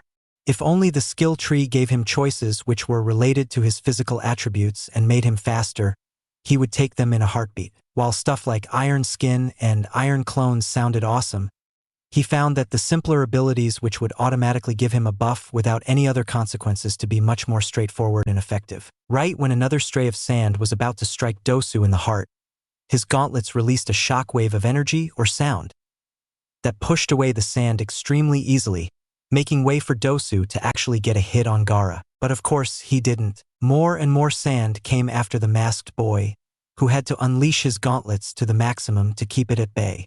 His eyes widened when he realized he couldn't do so for much longer. The fight was practically over. Dosu didn't have much an offensive arsenal compared to the Gaara, who didn't have a wide variety of moves, but his sheer control over the sand was enough to break through almost all defenses. Paired with his near impenetrable defense, the Jinchuriki was unstoppable, and Dosu knew that. Putting a hand up, he prepared to forfeit. Well, that's a smart way of going through with it, Sasuke snorted. Naruto has to agree. No words came out Dosu's mouth. The audience burst into a collective amount of murmurs, each of them wondering what the hell Dosu was doing. Wait! Sakura exclaimed. Is that sand? Naruto walked over to where Sakura was sitting, seeing that she had a better view of the whole occurrence, with Sasuke following behind soon after. She was right. A bar of sand blocked Dosu's mouth, preventing him from saying anything. His eyes were practically bulging out of their sockets now, as he stood still with a hand in the air. To everyone else, it simply looked like Dosu was out of his mind. Naruto frowned. What is Gaara doing? Sand burst beneath where Dosu was standing, immediately surrounding the boy, who tried to jump upwards as soon as possible, but was too late. The sand had circled around him like a sphere, blocking any sort of escape from the second Dosu saw it. Dosu forfeited to gravity and was immediately put back down. It all happened too fast. The sand enclosed around Dosu, whose eyes spoke for themselves, even if his mouth couldn't. Naruto could feel the fear in Dosu's eyes. Soon enough, Dosu was nowhere to be seen, covered by an armor of sand that rose around 10 meters into the air. At first, the dome was large enough to fit a regularly sized genin. Then it shrunk. The crowd watched in horror as the ball of sand began to decrease in radius, and soon began to gasp in fright as red blood dripped from the dome and onto the floor. At that point, there was no question that Dosu was severely mutilated, if not dead by then. Before the proctors could even say any objections, Gaara squeezed his open palm into a fist. The ball shrunk into the size of a cannonball. Blood exploded outwards from the quick transformation of the container that once held Dosu. Gaara smiled evilly as he released his clenched fist, causing the ball to dissipate into regular sand that fell dramatically to the floor along with the crumpled and torn down bones of Dosu. The audience was filled with shrieks of terror as they saw that happen in front of them, while the jonins merely stayed quiet and watched. Naruto could tell that even they were surprised by the show of aggression. The blonde just narrowed his eyes at the Jinchuriki in front of him. He's pure evil. Some genin just vomited into the stadium below, disgusted and horrified by what they saw, whereas others just mutely watched the aftermath. Sakura's eyes were just as wide as Dosu's before he died, and she looked like she was about to run away before Kakashi put a hand on her shoulder and whispered something to her ear. Whatever he said, it seemed to have calmed her down a little bit, but the slightly crazed look in her eye was still present. Naruto glared at the red-haired boy beneath him, the boy who merely grinned before a death he caused. A death which wasn't required. Naruto, Sasuke, Sakura, Kakashi stated calmly, bringing the attention of the genin to him. Don't be scared of him. While he may seem impossibly strong, trust me when I say this, I can mold you both to become stronger. Scared? Never. But Kakashi's words still brought some confidence to him. There were holes in Gaara's defense. That was something he realized from the first time he fought the brat. Winner, Gaara, the proctor stated with some hesitation. He's insane, Ino whimpered slightly. Well, if I'm paired against him in the next round, I'm for sure forfeiting, Shikamaru said plainly. Naruto didn't really blame him. Hinata appeared as if tears were going to fall down her eyes soon. Wydd, did he have tea to do that? Some people are just like that, Hinata. Believe me, I've seen worse people in my career as a shinobi, Kurenai informed the frightened girl. Naruto didn't want to believe that she was telling the truth. Such an unwarranted death. I sincerely hope my youthfulness will be enough to beat the evil of that boy, Lee stated seriously, staring intently at Gaara, who began to retreat into the crowds. Where the hell did Lee come from? Ah, Lee, Naruto said. How exactly did I not notice you yet? Naruto prided himself in being pretty observant, so finding that he couldn't notice Lee of all people, who was fully clad in a bright green suit, coming ho to them was quite demoralizing. Lee looked thoughtful for a second. Maybe because my footsteps are completely silent. What? Naruto looked confused for a second. How did someone make their footsteps absolutely silent?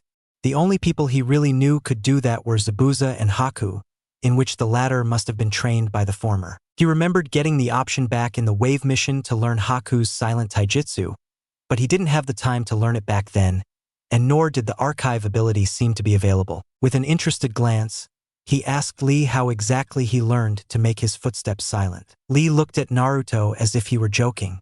I didn't learn. So you're telling me it came naturally? Is that even possible?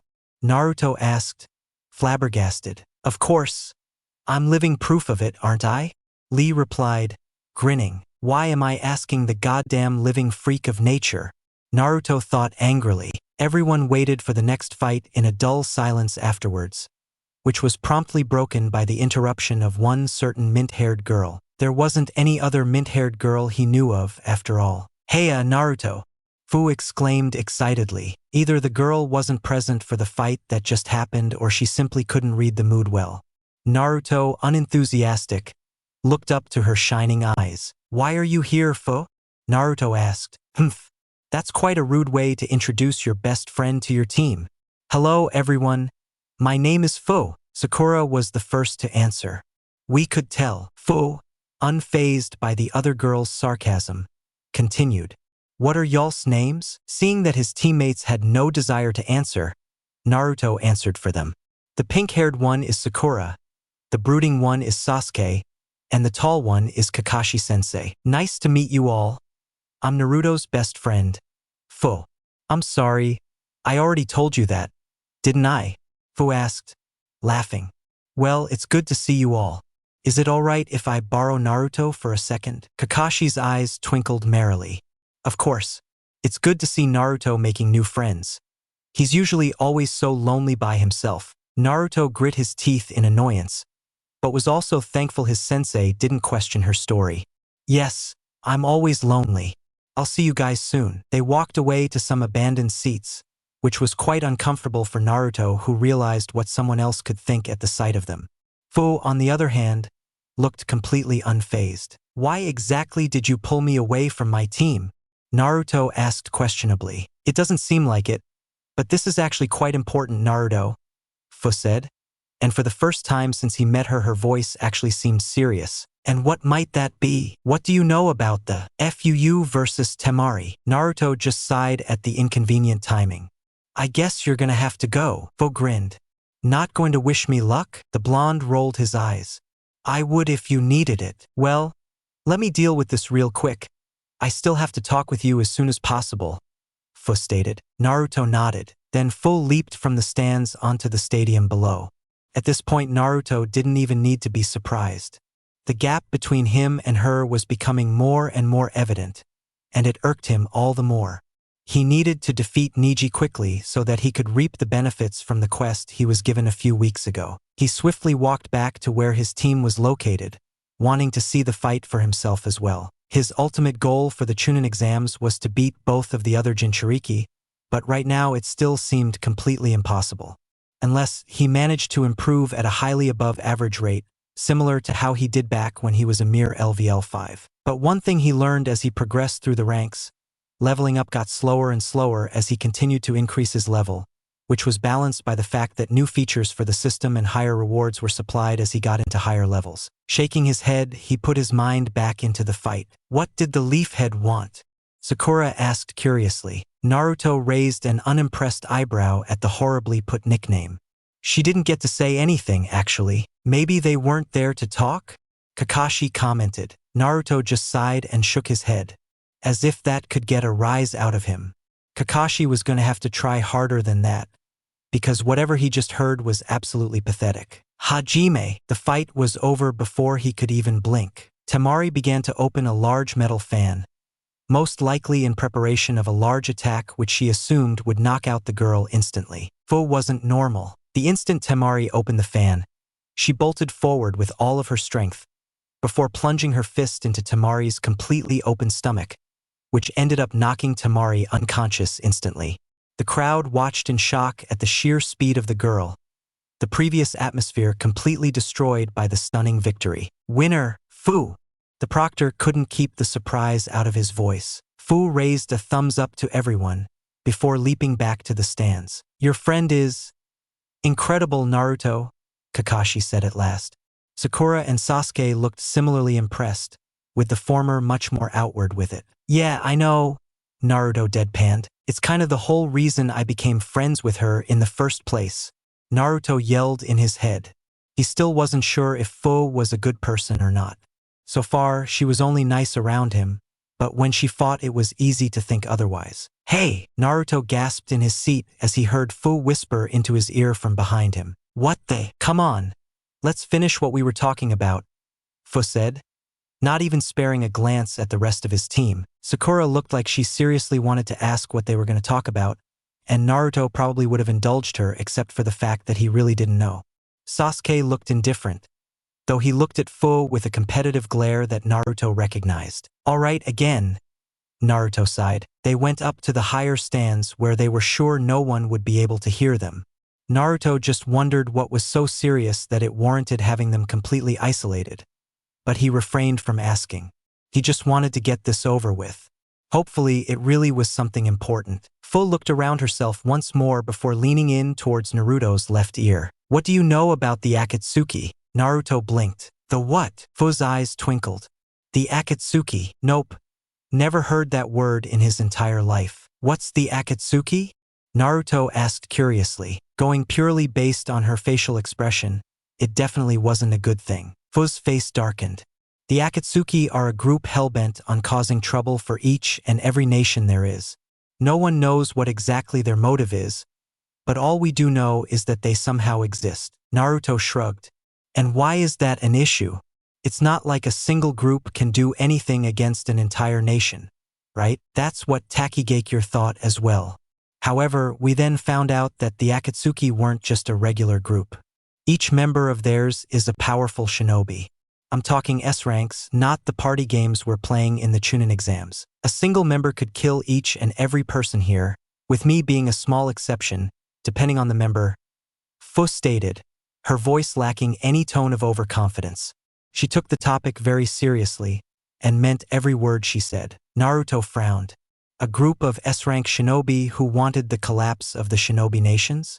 He felt like he would have heard at least something about them by now. Fu smirked, as if noticing his predicament. Are you wondering why no one knows about them? Naruto nodded in confirmation. Because the Akatsuki haven't truly begun their operations as of now. But once they do, trust me, their name alone will give the Kage migraines. Someone actually made Fu nervous? Naruto was becoming similarly anxious as well. But he still had to make sure of something. The blonde stared into Fu's eyes intently. And what exactly does this all have to do with me? The main target of the Akatsuki are the Jinchuriki. What? Naruto's blood froze. Why, you can't be serious. Fu grimaced. I am, unfortunately, serious. The thought pierced Naruto straight in the brain, rendering him slightly paralyzed for a brief second before he got back into the moment. There was a group of S-rank shinobi that were after him. Put that along with Orochimaru, a crazed Sanin who also was after him. How do you know this all? I had an encounter with one of the Akatsuki members. That person told me from their own mouth. Other than that, my village has a particularly advanced espionage system. Regardless, that is besides the issue. Fu began, her hand coming up to pull the hair that fell over her head back. Besides the issue? Woman, you literally faced a member of the group trying to kill us. I need to know more information. And why would that person tell you anyways? Naruto yelled in his head. There's more. The girl crossed her arms. The longer I stayed in Takigakure, the higher the chance I would end up an easy target for the Akatsuki. My Kage told me this himself, actually. Us Jinchuriki, our lives are at risk every second we stay still. I was going to try and tell the sandboy about the Akatsuki as well, but it quickly became obvious he's a bit too psychotic. Naruto frowned. Wait, you're going to leave your own village? Of course, Fu declared. It's the best option. What about your Friday teammates? Naruto corrected himself. Would you really abandon your teammates so easily? Fu grinned. My teammates. She spread her hands wide. Where are they? They're gone, Naruto. The instant the second exam was over, they forfeited just like that Kabuto guy. What? Naruto quizzed. Why would they leave? Fu bared her canine-sharp teeth. They didn't want to fight me, he shuddered. I don't exactly blame them. Besides, staying in my village endangers them as well. Fu whispered, her eyes downcast. It endangers the entire village itself, actually. Naruto found himself agreeing. She was right. If the Akatsuki really were as dangerous as she said they were, then leaving the target, especially Fu, who mentioned she has already interacted with one of them before, right in their own village wouldn't be a very smart decision. Despite the fact that Fu was an incredibly talented shinobi and had a tailed beast inside her, it wouldn't be worth the safety of an entire village. Alright, so you're going to leave your village, and what exactly does that have to do with me? Naruto felt the hair on his arm rise in realization. No, I can't. I won't. I can't leave Konoha, my home. It didn't matter if he was risking the village and his safety. He didn't care if he was going to be selfish. He wasn't going to do it. Fu put a hand forward. Naruto, I want you to leave Konoha with me. Sasuke Uchiha versus Choji Akimichi, the proctor announced. The visible paling of Choji's face was amusing to see. Sasuke nodded in acceptance before leaving for the stadium. Oh well. Goodbye, Choji, Sakura murmured, obviously expecting Sasuke to win. It would be wise to not underestimate your village's genin, Sakura. Choji, as an Akimichi and a capable ninja of his own right, will have many tricks up his sleeve, Kakashi said, not bothering to peek over his book. Naruto stayed silent at that. He also believed Sasuke would win, but he wasn't underestimating the Akimichi by any means. He was simply aware of the fact that Sasuke became several times stronger than the point he was at in the academy, and most of the other genin wouldn't be ready to face him. Why do you look so disturbed, Naruto? Kakashi asked, surprising Naruto with how well he could read facial expressions. He must have been in the umbu or something because this is just ridiculous. Naruto thought sourly. Nothing, sensei. I'm just worried for Sasuke. That's all, Naruto said meekly, cringing as he heard himself say that. Kakashi just raised his only visible eyebrow. I don't really believe you, to be honest. Why would you of all people be worried for Sasuke? Weren't you the one who said not to underestimate Choji? Naruto quipped back. True, but it simply goes against your character to be worried over such a simple matter, doesn't it? His sensei asked with a smirk that Konoha couldn't see, but knew for a fact was there. Naruto shrugged, trying to swerve the topic somewhere else. He really needed something to distract himself from what the previous conversation with Fu led his mind to. Unthinkable thoughts kept creeping up to his head, and the more they did so, the more they started making sense. He really didn't want to leave Konoha, and right now he didn't really need to. Naruto didn't have any proof of the Akatsuki except for Fu's words, and in the worst-case scenario, this could all be an elaborate scam to lure him outside the safety of Konoha borders. Although, it might actually be the best-case scenario due to the fact that the Akatsuki were just a lie made by some crazy teenager. But from the look in Fu's eyes, Naruto was practically certain the aforementioned shinobi group did exist. And it was terrifying. The fact that a group of S-ranked shinobi, people who could actually qualify for the rank of Hokage, were after him would leave anyone in a daze of shock. That and the fact that Orochimaru was after him as well. Yep, a totally normal day for one Naruto Uzumaki. It wasn't Fu's fault for warning him, and she was actually being quite the helpful person by telling him beforehand. But, in Naruto's opinion, she quite literally ruined the rest of the Chunin exams for him. Naruto couldn't even focus on the fight before him as Sasuke and Choji faced off against each other, bowing first. His mind kept wandering to the forbidden fruit that he later found was quite actually poisonous to eat. Hajime! Sasuke dashed forward in an attempt to end the fight as quickly as possible, spinning his kunai in the middle of his fingers. How much has Choji improved? Sakura asked the rest of his boys' team. Shikamaru smirked. A lot. You'll see anyway. Don't be surprised if our boy gives Sasuke a tough time. Ino nodded in approval. And who exactly are you supporting, Ino? Sakura asked with a glare. Ino looked affronted. My teammate, of course. Naruto was slightly surprised by that. Scratch that, he was incredibly surprised by that. Ino had wholeheartedly admitted she would prefer Choji to win rather than Sasuke. Looked like the blonde had matured, whether she knew it or not. Naruto guessed that training like a maniac during your time as a genin was a good maturing experience for any person, regardless of how they were in the past. He had to stop underestimating people, as it would definitely affect him in the future. Choji was surprisingly quick for his size, having dodged past Sasuke's first strike and engaging in some nimble taijutsu with the Uchiha for a few seconds. Sparks flew as kunai smacked against kunai in a crisp manner, increasing the crowd's excitement for the fight. Double weight technique. Choji yelled out, bringing his hands together as soon as he got the space. Naruto watched, gobsmacked as Choji literally grew like someone was blowing air into a balloon. Even Sasuke hesitated for a brief second before he ran forward once more, no longer fazed by the bizarre transformation. Sakura whistled. Wow, but wouldn't that just slow him down though? If not, make him a bigger target? Naruto asked confusedly. Shikamaru just smiled. That's what I thought as well. But Choji always managed to surprise me the most. A layer of chakra surrounded Choji as he began to literally roll in his humongous form, steamrolling the ground as he moved quickly into the incoming Sasuke.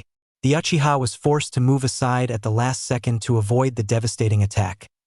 There was simply no way he would stay conscious if he was hit by that. Choji's will to get stronger was always there. If only he got rid of his stupid eating habit. Asuma mumbled annoyedly. Doesn't the shinobi lifestyle negate all of the calories he gains from eating the junk food? Naruto asked, genuinely curious. Asuma nodded. Yes, but it's probably an Akimichi thing. They most likely don't have much metabolism. But I'm not an actual doctor, so I wouldn't really know for sure just how much stopping the chips would help him. Sasuke leaped into the air, dodging another roll of the living ball of flesh and bones that Choji made. Everywhere he trekked in that form, the floor turned into a broken trail of bumps everywhere, the concrete completely wrecked through. Why isn't Sasuke using his Sharingan? Naruto inquired, looking at his sensei with suspicion. He had a sneaking thought that was probably correct. Because I told him not to, Kakashi answered plainly, not bothering to lie to the Uzumaki, seeing no point in really doing so. Are you going to ask why I did so? Yes, I need something to motivate him. The Sasuke we know won't be able to go far into the exams if he faces off against someone like your friend from earlier. I need drastic improvement as fast as possible. And that starts with his physical capabilities. If your teammate can't defeat someone without the use of his Sharingan, there's no point in training him to win in the Chunin exam, Kakashi stated bluntly. Isn't that extremely overconfident of you to do so? Weren't you the one who said not to underestimate our Konoha genin? Naruto inquired with obvious bewilderment. His teacher seriously had a split personality disorder. It had to be the only answer. I was telling that to you too. Sasuke is a lot more mature to handle these things, though I can see you doing it as well these days. Regardless, have some trust in your teammate to come out on top, Kakashi said with a note of finality, ending the discussion entirely. Watch the fight and see what exactly you can improve on. Right now it was a game of cat and mouse as Sasuke dodged all over the place as Choji began bulldozing around the whole arena, hoping for the best and that he would be able to actually hit the Uchiha once. It didn't seem like it was going to happen at this rate. Naruto had to applaud the Akimichi for his sheer chakra reserves to be undergoing that transformation for such a long time. But Sasuke had more chakra now. Much more chakra in comparison. Lightning release. Lightning slash. Arcs of blue light erupted from Sasuke's hand in an X shape in front of him, clearly trying to stop the rolling Akimichi. Naruto was impressed by the size of the jutsu, if he was being honest. The lightning buzzed dangerously as the ball got closer and closer, before disappearing entirely once Choji got out of his ball shape. That's when Sasuke moved. His hands moved in a flash, throwing lightning-charged shuriken at the target. Choji, in his somewhat exhausted state, moved sluggishly away. A few shuriken nicked his clothes due to his lack of movement, making the Akimichi gasp in pain at the contact with the flying electricity and drawing blood almost instantly. Sasuke's face was in a wide grin as he started to begin his onslaught on Choji. While Choji was surprisingly nimble as Naruto noticed earlier, he still wasn't as proficient in taijutsu as the Uchiha, who had a fluid and quite technical way of fighting that could beat everyone other than a certain green beast. Oh no! Sakura whimpered. Choji! Ino whispered silently. Sasuke attacked each and every opening that Choji presented to him, not giving a single shred of mercy to the bumbling boy, who looked like a deer caught in the dark, while he continued to resist Sasuke's barrage. It wouldn't last forever. Choji was being pushed back with every jab, kick, and fake that Sasuke delivered. The rotund boy kept his hands up, blocking 50% of the hits. One roundhouse kick managed to sneak through his guard, hitting him straight in the liver. Choji gasped at the sudden pain, before falling to his knees soon after, clutching at the area where Sasuke had hit him. It's practically over, Naruto thought with a frown. Sasuke looked over Choji with a pitying expression. Forfeit, Choji. And never? Choji grunted out, his face scrunched up in pain. I can either make this painful or not. It's for you to decide. I won't lose this way. Never again.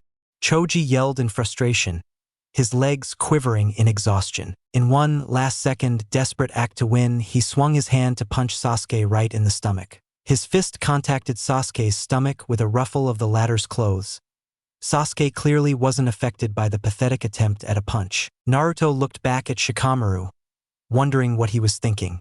He was probably worried for his teammate, and hoped that the fight would end soon. He felt fear when he saw the utter smirk on the Nara's face. No, organ expansion technique. Choji's hand grew instantly in size, as the boy immediately threw all of his strength into the punch at the last second.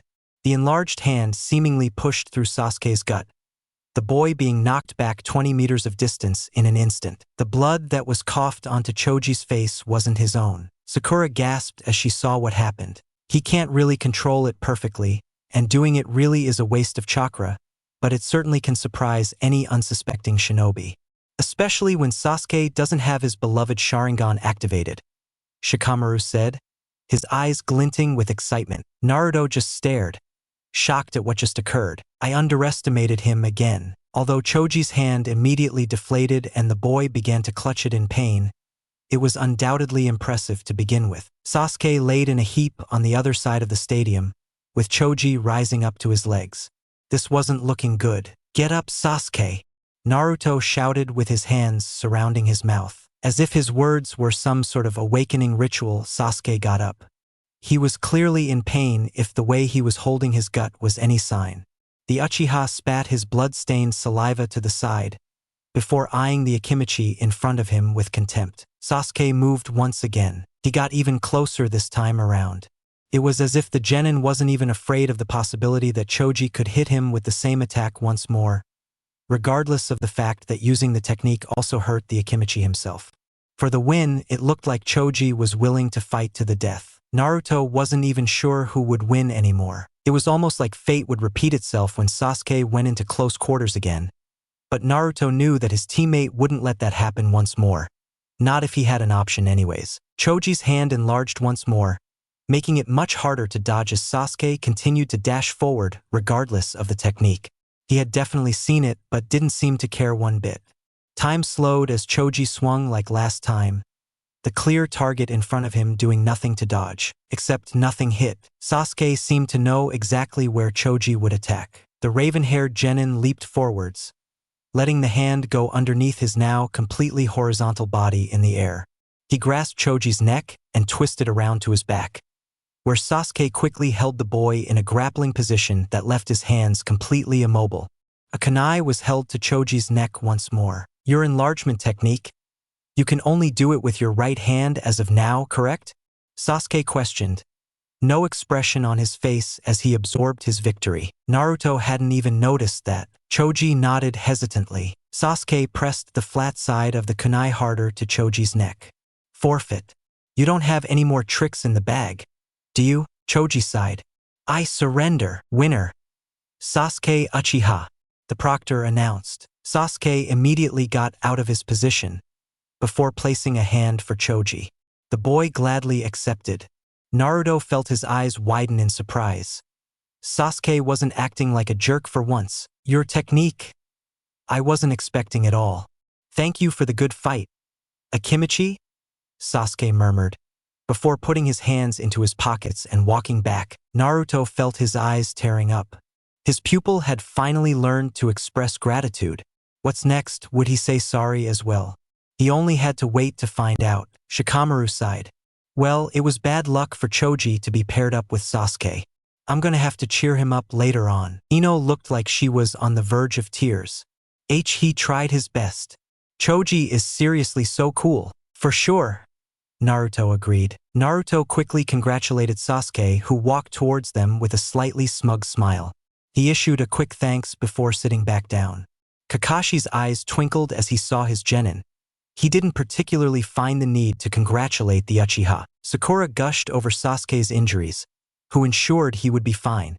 A lot of the other Konoha genin came to congratulate Sasuke, who quickly waved them off. For the next fight, Rock Lee versus Karen. The red girl with black glasses looked nervous at being called so fast, but nonetheless trudged towards the stadium. Lee's going to win, Naruto said immediately. How would you know for certain? Ino asked questioningly. Is it because she's a girl? Naruto quickly backtracked. No, it's because Lee is one of the top contestants here. I don't see him losing so quickly. Besides, I'm friends with Fu, and she's definitely the strongest genin here. Oh, the green-haired girl from earlier? Shikamaru asked. Naruto nodded. Yes, that's the one. Well, I'm going to say Karen is going to win, Ino stated with confidence. You don't even know how she fights, Sakura exclaimed. He doesn't really look like it, but Lee is very strong. Lee faced off Karen in the middle of the stadium. For once, the boy finally seemed serious. It looked like he wasn't the type of person to underestimate their opponent no matter who he was facing off against. Hajime, Lee rushed forward, immediately closing up against Karen. Naruto thought the fight was over the moment he did that. Lee was just too fast for the girl to react to, especially with his sheer acceleration. The moment the fight started was too much to handle.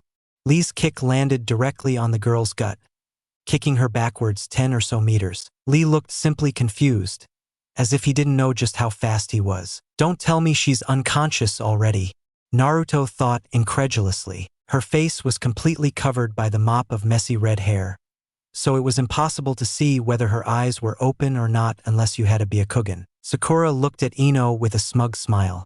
Well, Ino refused to say anything. Naruto froze as he felt a sudden burst of chakra erupt from the girl. What the? Golden chains of chakra erupted from her body and towards Lee, who waltzed backwards in surprise at the sudden technique.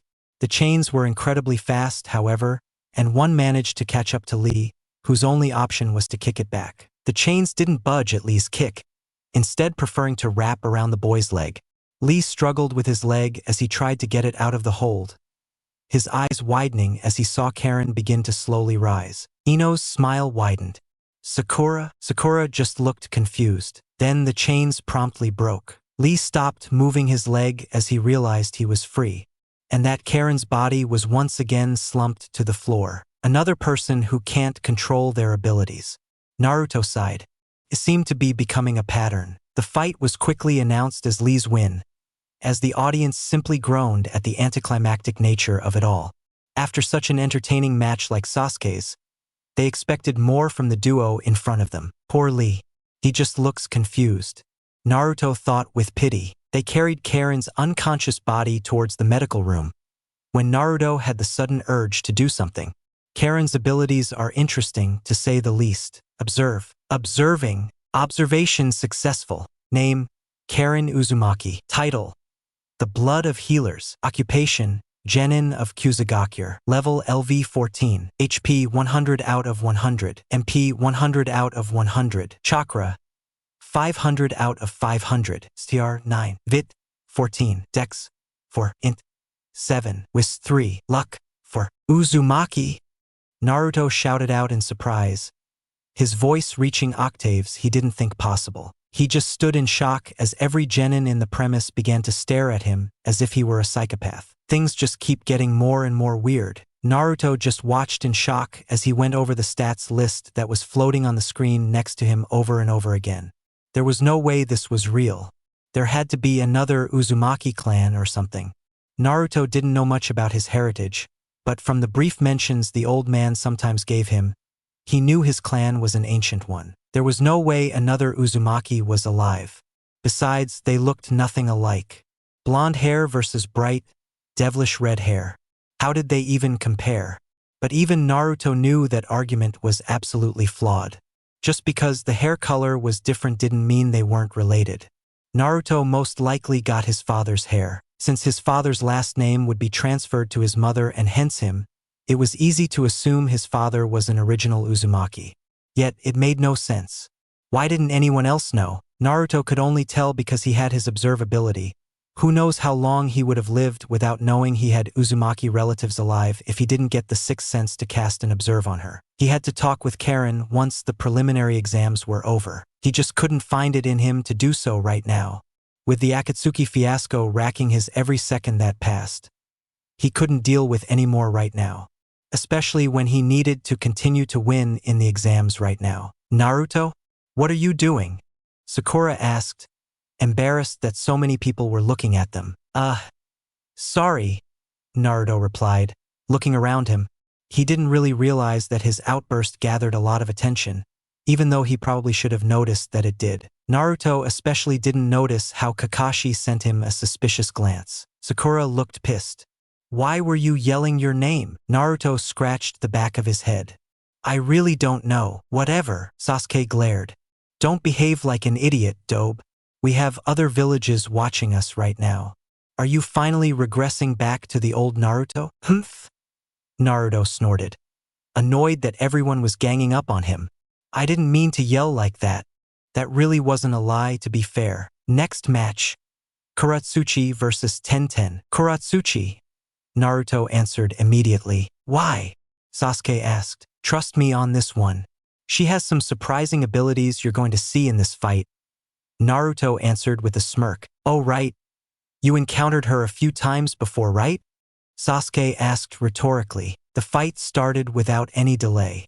Lee had immediately started shouting in favor of Tenten, motivating her so to speak, which didn't really differ from what he expected from his normal behavior. Tenten started instantly with a barrage of shuriken that she threw towards Kuratsuchi, which the latter easily dodged right afterwards. Silly Tenten.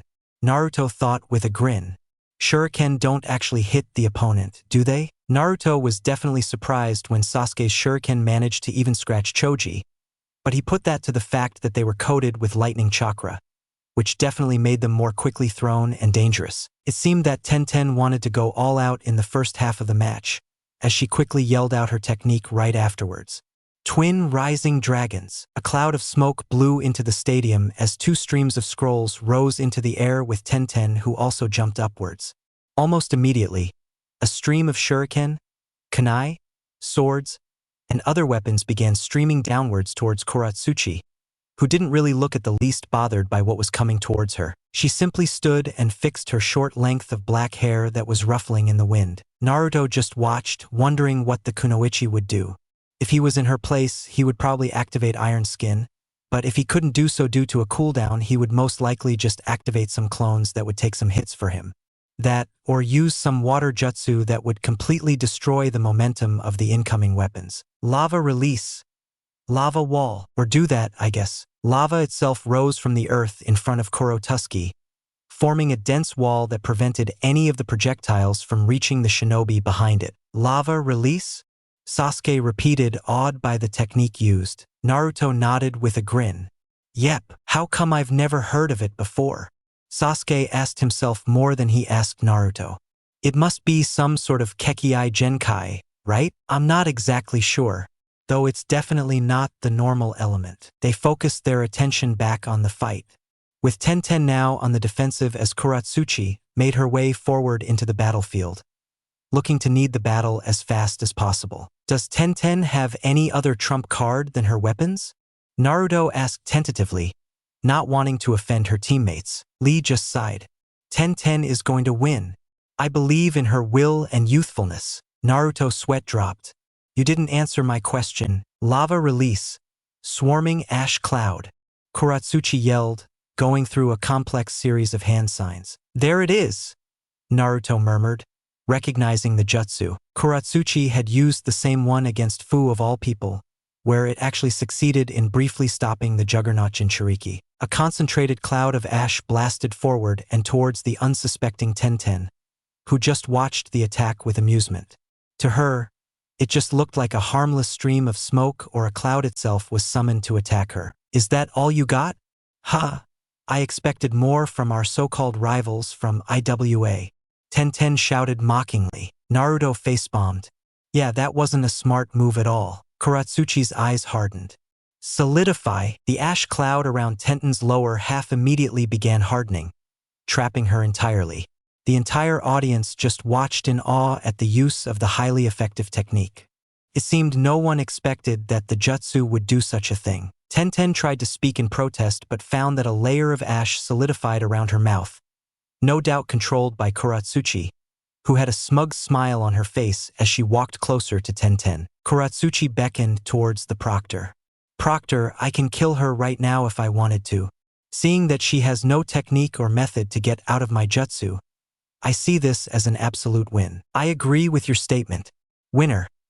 Kuratsuchi from IWA. Naruto clapped slowly as he processed the win. Kuratsuchi might be tougher than he thought to beat as he went ahead in the exams.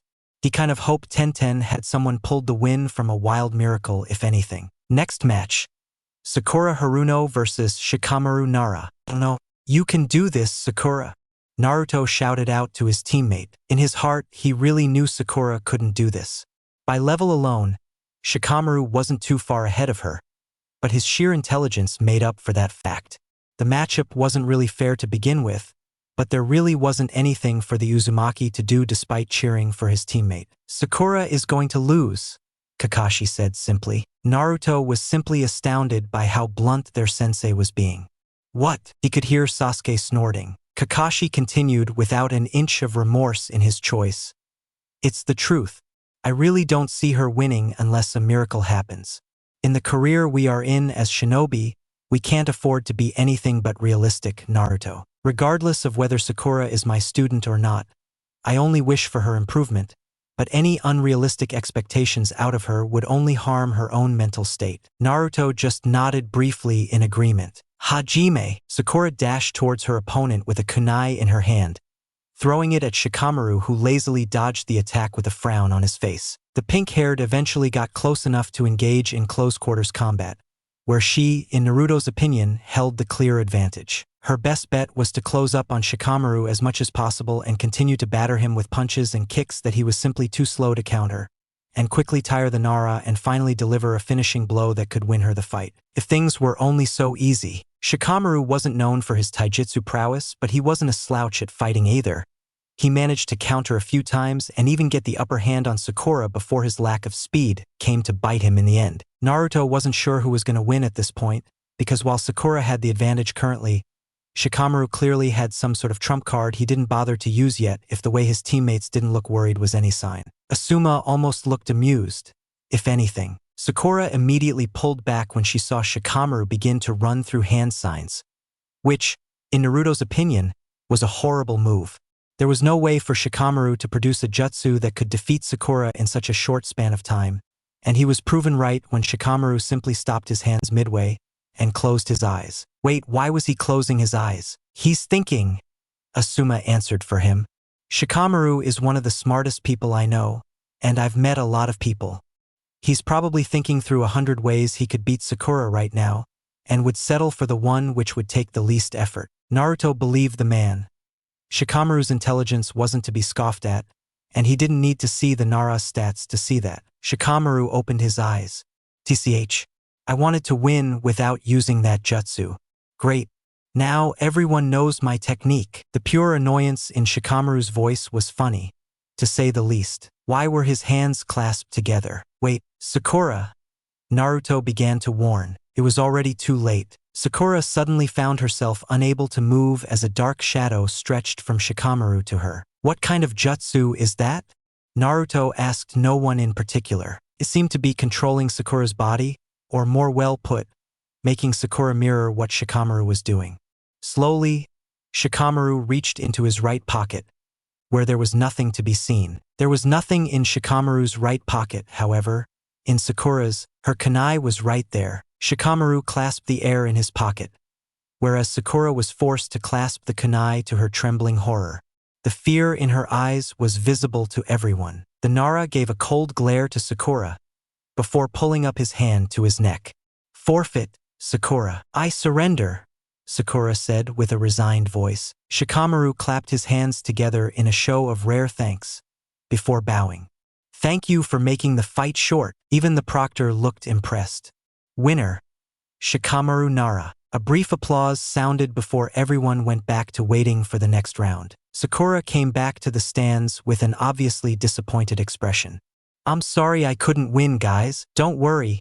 You tried your best, Sakura, Naruto said, his eyes expressing his understanding. There's always a next time once you get stronger. Sakura nodded slowly, her eyes beginning to water. She slowly creaked her head to Sasuke, who watched her with an indescribable expression. Sasuke smiled.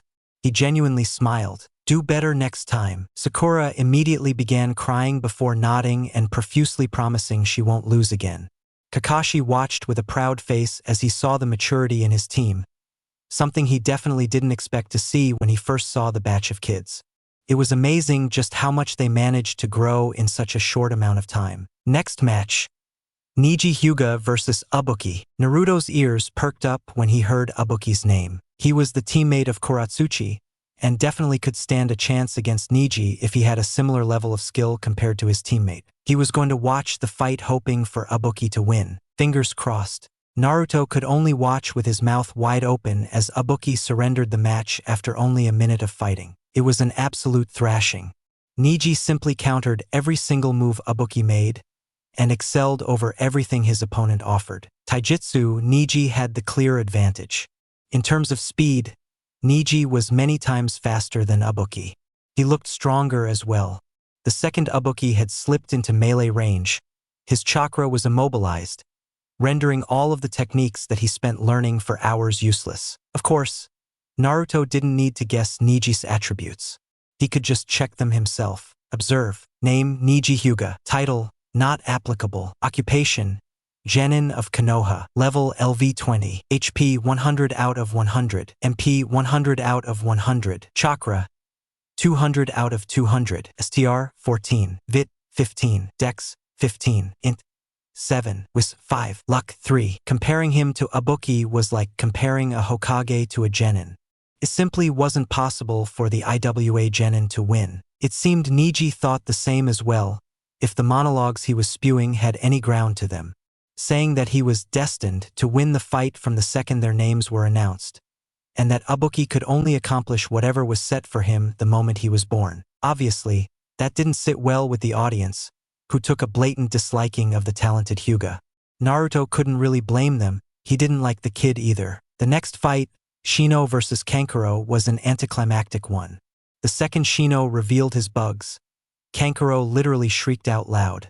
He immediately forfeited, saying that he was allergic to bugs, and more importantly, terrified of them. Who would have thought the hotshot was scared of bugs? Naruto, though, grinning in amusement. With that said and done, the next fight was announced. Next match: Hinata Hyuga versus Ino Yamanaka. Naruto wished both of the girls luck as they proceeded to the stadium, where they faced off each other with the determination to win obviously present. Prediction: Sakura asked the blonde. You've been accurate so far. Naruto thought for a minute. He really had no idea about the capabilities for either of them, nor did he really have the need to find out. Personally, he just assumed that Hinata would win based on her family taijutsu, but he didn't really know how strong Ino was. He was absolutely right. The fight was almost as one-sided as Niji's own fight, with a few moments where she seemed to be holding well. Hinata's taijutsu wasn't as fast nor as efficient as Niji's own, but it appeared to be just as honed. He could see she spent hours of her day practicing the Hyuga style, and that was enough to beat Ino, who simply couldn't keep up with the other girl. Wow! I never knew Hinata was that strong. Sakura mumbled, envy present in her eyes. Naruto didn't really know either, to be fair. It doesn't cater how strong she is. She won't last in the next stage if she doesn't get stronger than this, Sasuke proclaimed, his eyes narrowing onto the Hyuga. Ino was completely outclassed, and it showed with how fast she was forced to forfeit. The crowd erupted into cheers as the match concluded. With that, the preliminary exams were finally over. The proctor stood forward. As of now, the preliminaries to the third and final exam are over. I urge the qualifiers to please come forward. Kakashi signaled for the blonde to come forward. Naruto, I'm gonna go out for a bit. I have a few important errands to run. Listen to what they say for me, will ya? Errands? Now? Naruto questioned, curious as can be. Kakashi nodded slowly. Yes. Now be a good genin and do what your Jonin sensei tells you to do. Alright? Naruto gritted his teeth before staring at Kakashi blankly. Tell you what again? Kakashi chuckled. I'm afraid my own techniques don't work on me. I'm the copy ninja, not you. Well then, goodbye. Their sensei left without another word, leaving Naruto and the rest of Team 7 to watch the rest of what happens alone. There were 10 students left in the stadium, with the other teammates who couldn't qualify watching from the stands. I'll begin to explain the final stage of the Chunin exams. So please do listen carefully, Hiruzen ordered, his eyes narrowed in seriousness. The final stage of the Chunin exams is a spectacle meant for everybody to see the respective talent of all the nations across the world. There will be a large audience watching the fights, which will be important in the future. Many important people will be watching them, and how successful your career as a shinobi will be depends on how you perform in front of them. Now, for the first announcement. The finals will start a month from now. Murmurs broke through the arena as the message came across. Why exactly was there a month-long break? Hiruzen smirked, amusement showing through his wrinkled but wise features. The answer to your questions is the simple fact that it takes time for the Kage to clear their schedules and visit to another land altogether, especially with the large distance some are located from here. Another reason is for you all to strategize and improve as much as possible in this short period of time. Gather information, weaknesses, and strengths about your enemies, and risk it all for the victory. The finals are a whole other breed compared to the previous stages. You are capable of being injured, but you must persevere through the pain to win. And now, we must conduct the drawings which will decide who will fight who. The genin went one by one, drawing out a number from the small box that Ibiki, the proctor for the first exam, handed them. Naruto looked at his number carefully. 2. He looked over at Sasuke. What did you get? 5. Sasuke recited, looking around at the rest of the genin. Everyone, please recite your number to Ibiki over here, the Hokage instructed. Ibiki listened intently before writing down something onto the paper which was clipped onto the board he had in his hands. Ibiki looked up from his paper, his face twisted into a perfect poker face, refusing to reveal any emotions. The initial matches are as follows. Everyone leaned forward unconsciously, eager to see who was fighting who, if not anxious. The first fight is Naruto Uzumaki versus Rock Lee. Naruto dropped his kunai to the floor. I've lost. I've lost. I've lost. Naruto continued to recite to himself, absent-mindedly walking on the streets of Konoha. Why do you think you already lost before you actually fought? Fu asked, walking beside him. Because Lee is incredibly strong. Naruto exclaimed loudly. Too strong. Too strong for me to beat in a month. Anyways, Fu just chuckled, but didn't say anything afterwards. Not everyone gets to skip a match entirely, Fu, Naruto rebuked instantly.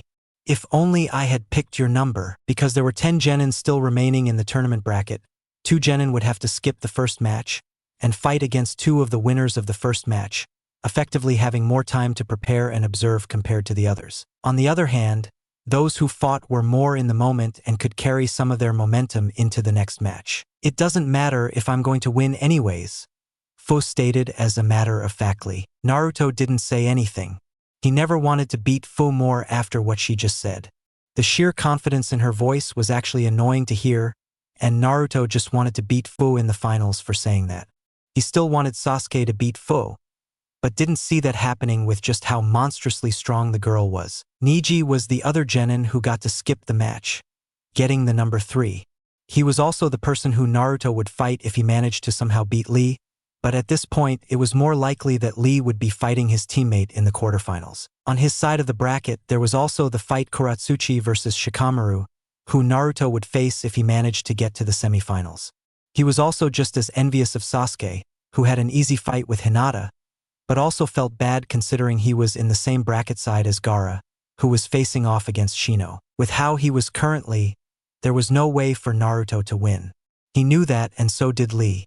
The moment the bracket was announced, Lee had come up to him and wished him good luck, which Naruto replied correspondingly. On the inside, he seriously hoped Lee had some sort of bad luck. I'm going to have to beg Kakashi to teach me a few more jutsus at this rate, and I don't want to beg that man even if my life was at risk, Naruto whispered to himself. Kakashi is going to be too busy training Sasuke anyways. I can't afford to train based on the split attention of our sensei. It's just not pretty. I need a sensei of our own. But who? Fu's eyes lit up. How about me? You? Naruto asked, his lips curling upwards. Why do you look like I'm joking? Of course, me. I'm the strongest person I know, Fu said without hesitation. I don't know, Kakashi is definitely stronger than you. Regardless, no, I can't have you as my teacher. It wouldn't be fair to take your time when you could be preparing or doing something else. Naruto responded to her offer. Fu looked annoyed. For what reason, Naruto didn't know. Although Naruto suddenly felt a chilling presence overcome him. What the? It wasn't bloodlust. No, the sheer pressure of whatever was there made goosebumps travel through Naruto. Naruto felt a hand on shoulder from behind. "Yo!" the unnamed voice said. "What the?" Naruto shrieked in fear, before he finally came to sight of the man in front of him. "Who the hell are you?" Naruto recoiled as he felt a strong hand slap him on his head, rendering him slightly dazed at the contact. He caught a sight of the newcomer as he held his head, however. Dark skin, white clothings, and multiple swords on his back. "You fool, you fool. The name's Killer B, though some call me the 8th Jinchuriki. You see? Now can you please tell me where I can find a boy named Naruto Uzumaki?" "Who the hell are you? You fool, you fool. The name's Killer B, though some call me the 8th Jinchuriki. You see? Now can you please tell me where I can find a boy named Naruto Uzumaki?" Naruto was in absolute bafflement. For one, there was a crazy man who was practically shirtless that was rapping in his face while moving his hands in some sort of rhythmic pattern that he didn't understand. And all the while, Killer B, as he called himself, looked completely serious. He could tell Fu was in shock as well, if the expression on her face was any sort of sign. It showed just how bizarre the situation was if Fu of all people was surprised, considering she was probably the most eccentric person he knew before he met the man before him. "Are you deaf, you fool?" Killer B asked once again, raising an eyebrow over his dark shades. "Don't just sit there and drool. Wait, was the man writing those lyrics into his notebook? What the hell?" Naruto took a deep breath. "I'm Naruto Uzumaki." Fu looked angry at him for a brief second before stepping in front of him protectively. "He might be with the Akatsuki," she whispered gently. Naruto instantly became wary. He did recognize the headband on B's head, which was the well-known symbol for Kumo, a rival of Konoha for a long time. If the man before him really was part of the Akatsuki like Fu thought, this would not end well at all, especially considering the fact that Naruto decided to be an idiot and tell the man his name despite knowing that a group of S-rank shinobi were after him specifically. Observation failed. Target's level is too high. Would player like a partial observation? Yes/no. Damn it. Yes. Name Killer B. Title: The Rapper. Occupation: Guardian of Kumogakure. Level: HP 100 out of 100. MP 100 out of 100. Chakra: STR? Vit? Dex? Int? Wis? Luck? I can see that he's a rapper, alright? Naruto thought sarcastically. "You're Naruto Uzumaki?" B asked, tilting his head. Naruto nodded. "Yes, alright. Come with me, you fool. I'ma take you to the Killer B school.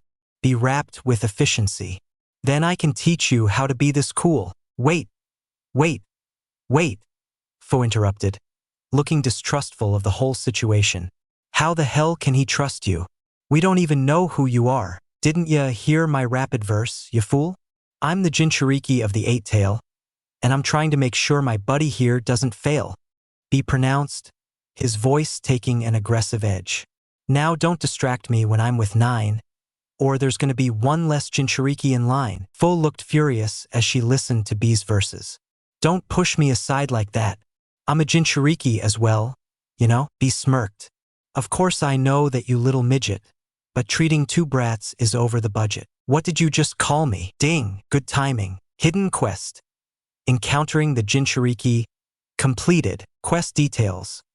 Meet and converse with the other 9 Jinchuriki spread around the elemental nations. 3/9 Jinchuriki found. Rewards: Skill Tree Point, EXP 1800. Amazing. Well, there are clearly advantages from this. 1. I know for a fact that Killer B is a Jinchuriki, which means I can trust him to a degree.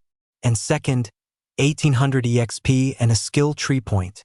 That's crucial considering who I have to fight in a month's time. Though Naruto quickly realized with a frown that he couldn't trust all Jinchuriki, especially red-haired ones. "Fu," Naruto said, placing a hand on his friend's shoulder. "Don't worry, I trust him. He's a Jinchuriki for sure." Fu placed 2 hands on her hips. "And how would you know?" Naruto grinned. "Trust me. When I know, I know. He has some good senses for a brat. If only the weird girl could understand that," be stated in response. "You said you wanted to be my teacher?" Naruto asked the strange man. B nodded. "Yes, sir. Why?" Why did you come all the way from Kumo for me? Naruto inquired, narrowing his eyes on suspicion. That was the only part of the story that he truly didn't understand. Why would be, a Jinchuriki no less, come so far for Naruto? The question alone kept him from believing B entirely. It's a favor from an old man, ya fool. Killer B has much more important things to do than take a young kid to school. Naruto's sweat dropped. He didn't miss how B winced at his own line. Did you just repeat the same rhyme as last time? Whatever, please don't answer that. Who's the old man you're speaking of? Jiraiya, the Toad Sage. I tried reading one of his books and couldn't keep my eyes off the page, B said, his eyes turning weirdly glinty at the end. This is just getting weirder and weirder. Why would one of the legendary Sannin care for what I do? Naruto questioned. B sighed. It's clearly a personal issue, so I won't really try and bother. But are you sure that's how you should be speaking to your godfather? What the? Naruto couldn't believe his ears. Firstly, this crazy man who was a Jinchuriki has apparently traveled across the entire nation to train him just for a favor that he had with his godfather.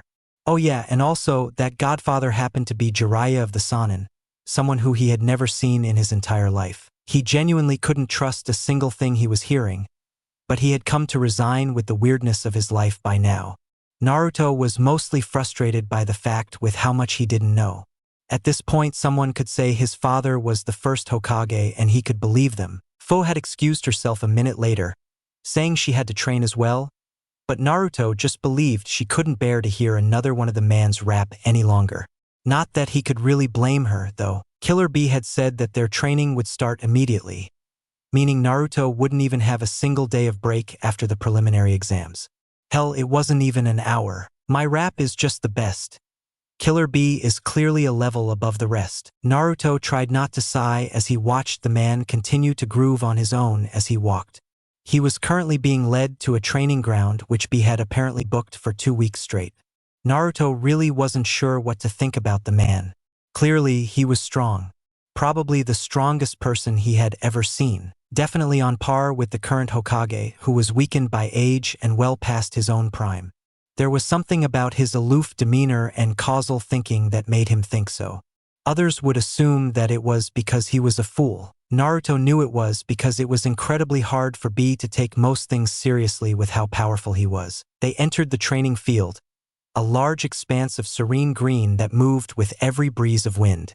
The tranquil sun stared down at them through the expanse of clouds with golden rays of benevolence, easing his skin with the gently warm, but not hot heat. Naruto sighed in relief. What a beautiful! The blonde flew backwards as he felt a fist squeeze into his belly. His eyes bulged outwards and he immediately spit out some blood as he was knocked back at an incredible speed, but not as incredible as the sheer amount of pain he was feeling at the punch. Naruto felt his regeneration immediately get to work, but it simply wasn't fast enough to tear away the pain. What the hell are you doing? He groaned out. Naruto tried to stand up, struggling to even do so. Killer B looked almost smug. Float like a butterfly, sting like a bee. During a fight, I'll make sure you'll always be ready.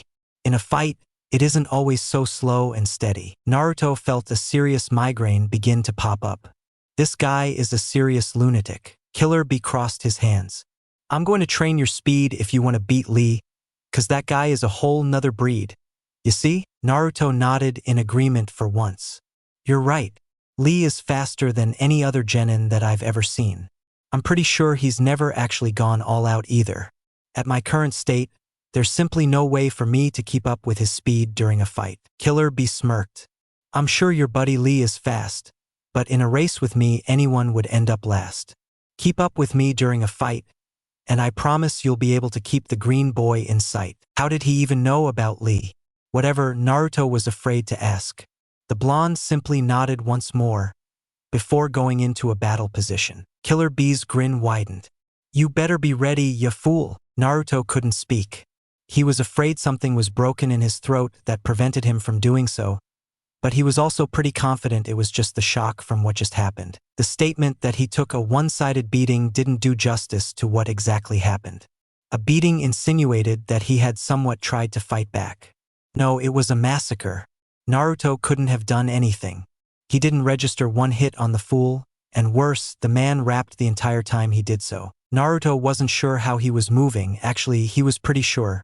If it weren't for the QB in his head, he was pretty confident that he would be dead by now. He imagined someone like Sakura having to go through this training and plainly shuddered.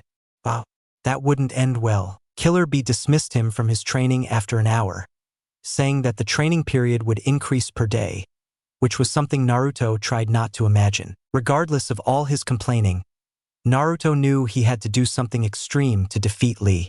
That boy was a league above him at the moment, and the only way to catch up was doing something like this. He was fortunate Killer Bee was a crazy man, and not actually normal like Kakashi. His team sensei would have most likely insinuated on the dangers of such training and limited the effectiveness of it. Naruto went to the ramen stand that always stood for him during his darkness of times, which quite frankly was one of them right now. "One miso ramen please, with extra pork?" Naruto asked Tucci with a downtrodden expression. "Coming right up, Naruto," Tucci said cheerfully. Naruto took a seat and patiently waited, feeling his aches and pains slowly begin to fade away as he smelt the wonderful scent of freshly cooked noodles and crispy pork slices. He closed his eyes and simply relaxed. I could drown in this feeling forever. Ah, Naruto. Naruto tried not to curse at whoever greeted him, and instead opened his eyes to the visitor who sat next to him. It was certainly a surprise when he saw Kakashi of all people there. Naruto's eyes widened. "Kakashi-sensei?" "Kakashi," I smiled. "Yo, the one and only. What are you doing here?"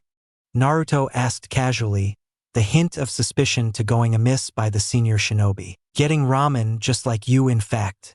Even jonins need time to relax here and then, you know?"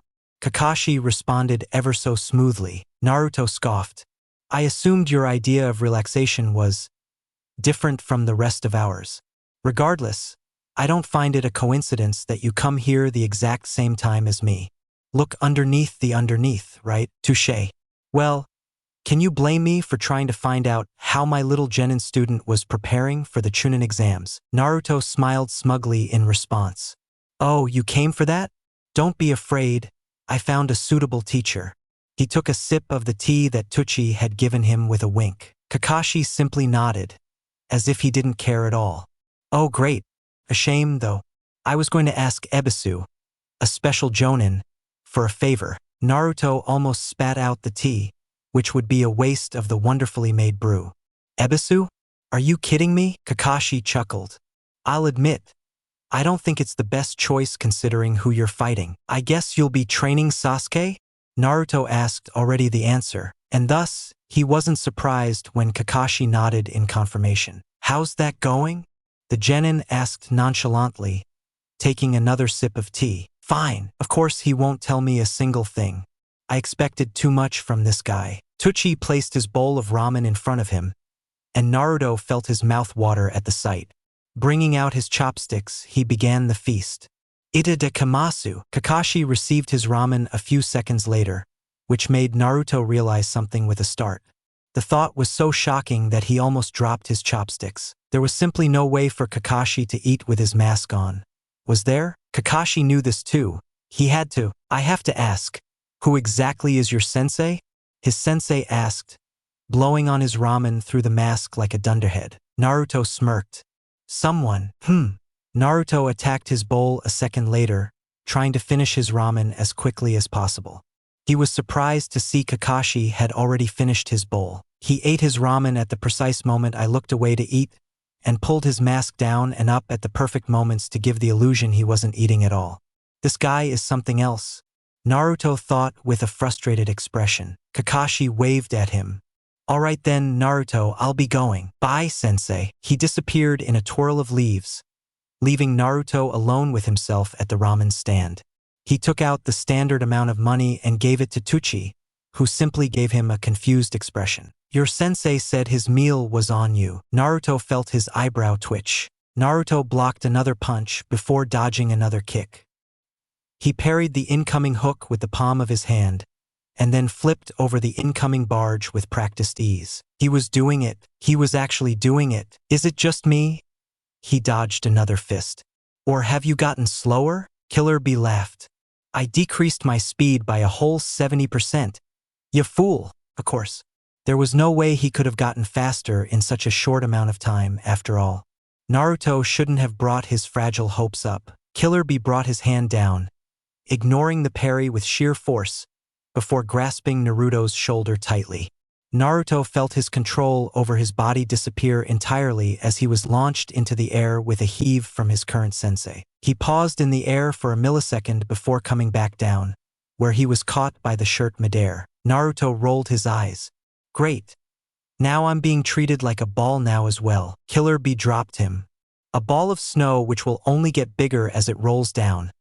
Soon enough you'll be the fastest genin in town. Naruto immediately pulled his hands out, bending his hands at the contact with grass before pushing outwards, putting himself back on his feet. I don't see that happening in a month. And aren't you only staying here for 2 weeks? There's simply no way for me to get faster than Lee. You don't need to be faster than him, you fool. Killer Bee exclaimed. But you just said, listen here, you idiot blonde. You're right, you're a droplet, he's a pond. But in terms of ninjutsu, he's nothing. But you're everything. Naruto sweat dropped. That was a horrible line. Killer Bee clapped his hands. All right, it's time for the next lesson. But before that it's time I make a confession. Your physical skills are lame, but your rap is subpar. But with me teaching you, I'm sure you'll make it far. What? No, there was simply no way. He had to fight Rock Lee, got him Rock Lee in a couple of weeks, and his teacher wanted to teach him how to rap. This couldn't be happening. It was happening. For the next hour, Naruto had to listen to Bee explaining the importance of rap and its influence on music culture. Then, of course, he made Naruto rap on his own, where he sighed disappointedly at every lyric Naruto rapped and simply frowned. Rap is gonna die if I leave it to this generation. Y'all expect the talent to appear as if it's some type of magic conjuration. That's why I don't want to rap. You fool. Naruto thought with an annoyed expression. Oh no, it's actually spreading. I think we've done enough rapping, sensei.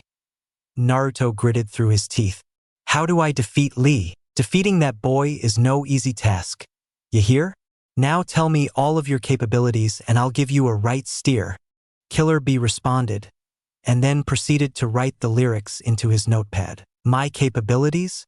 Well, my elemental affinity is water. I have a few jutsus that I can perform against him. Shadow clones? Naruto trailed off. He seriously couldn't tell Bee about his shadows. That would lead to a whole lot of trouble and questioning that he would rather avoid right now, especially in the midst of the Chunin exams, where a bunch of people would be gathered. He also didn't trust Bee to keep his mouth shut, but he could tell him about his iron skin. That was a much more believable ability, and Naruto was confident that it wasn't that rare of an ability to have anyways. There was probably more than just a few shinobi in the world who had such a skill, if he was being honest. I can do something called chakra hardening. I pretty much gather my chakra around my body and harden my skin as a result. Though I'm not sure if it's some kind of resurfaced bloodline or I made some kind of new technique. I can hold the ability only for a short amount of time due to the strain it puts on my body, Naruto said, hoping Bee would bite on his lie. The man looked like he was listening to Naruto's dying last words. Humph. Well, that makes things easier. This fight definitely got a bit less breezier. Now I'm just gonna believe all you said was lies, until I see it with my own eyes. Understanding his message, Naruto complied. Activate Iron Skin. Activating. Skill. Iron Skin. LVL 1 activated. Usage takes 10 MP and lasts for 1 minute for a skill cooldown of 10-minute supplies. Naruto could practically feel his skin harden slightly, though the weight of his body didn't change one bit. Thank Kami skills existed. Killer Bee stepped forward, before lightly punching Naruto's fist. Whoa! Naruto was surprised he was able to make Bee stop rapping even for a minute. Killer Bee placed his hand below his chin in a thinking position. While this ability isn't very original, it throws the idea of definite failure down the urinal. I firmly believe you have a chance. Now don't waste it and go right back into your battle stance. Naruto sighed and went back into his taijutsu stance, preparing for another beating. Yet this time it didn't hurt as much. Killer Bee's hits weren't hurting as much. Granted, he was barely trying, but it still meant a lot considering he didn't purposefully weaken himself this time. It showed just how crucial his skill, Iron Skin, was and will be in his fight with Lee. Lee was a monster in terms of speed, strength, agility, flexibility, and basically everything that was needed in terms of physical ability. Naruto was a jack of all trades who picked up a few skills and talents here and there in his travels. What he needed to do was hard counter Lee with pure durability. That was the only path to victory. Either that or summon his shadows, and he knew that wouldn't be possible. And he couldn't do that with just iron skin, nor just iron clones. He hadn't actually used his iron clone's ability yet, but he knew what capabilities it would have. Naruto wasn't sure just how strong the ability was, and he needed to do that soon. He would have to use every advantage possible to beat Lee, no matter how dirty it was. And for that, he had to do something else. Use skill tree point. Ding! Skill tree unlock used. Choose between the two skills shown. Perfect Henge LVL1. Iron Touch LVL1. Information, please. Perfect Henge LVL1. Info. Turn into a perfect henge, meaning even sensors will not be able to detect your transformation while active. There is no cooldown, but chakra consumption is high. Iron Touch LVL1. Info. Make anything you touch receive the properties of iron. The object has to be in the contact of your hands while doing so. It consumes 10 MP, and the amount of time the object remains as iron depends on chakra used. 1 month later. There's no way Blondie wins this, right? Ino said with a contemplative frown. Don't even think about it, Kiba snorted. He's stronger than me. Sure, but that Lee guy is on a whole other level. But he could have gotten better in a month. Hinata argued quietly. Nah, maybe it's possible, but it's also way too far-fetched. A month isn't enough to cross a gap so wide. Besides, even if he did improve, Lee didn't just waddle around this past month, you know? I've seen some of his training. Kiba shuddered. That guy is a different beast. It seemed like his beatdown a month prior had made Kiba lose some of his excessive ego, which was a plus. Sakura watched with trepidation as the crowd eagerly waited for the first fight of the final stage of the Chunin exams. There was one thing for sure. These guys were seriously underestimating her teammate. Naruto can win this, Sakura stated as a matter of factly. Ino raised an eyebrow. Ha! Shikamaru shook his head. Naruto Uzumaki is a wild card.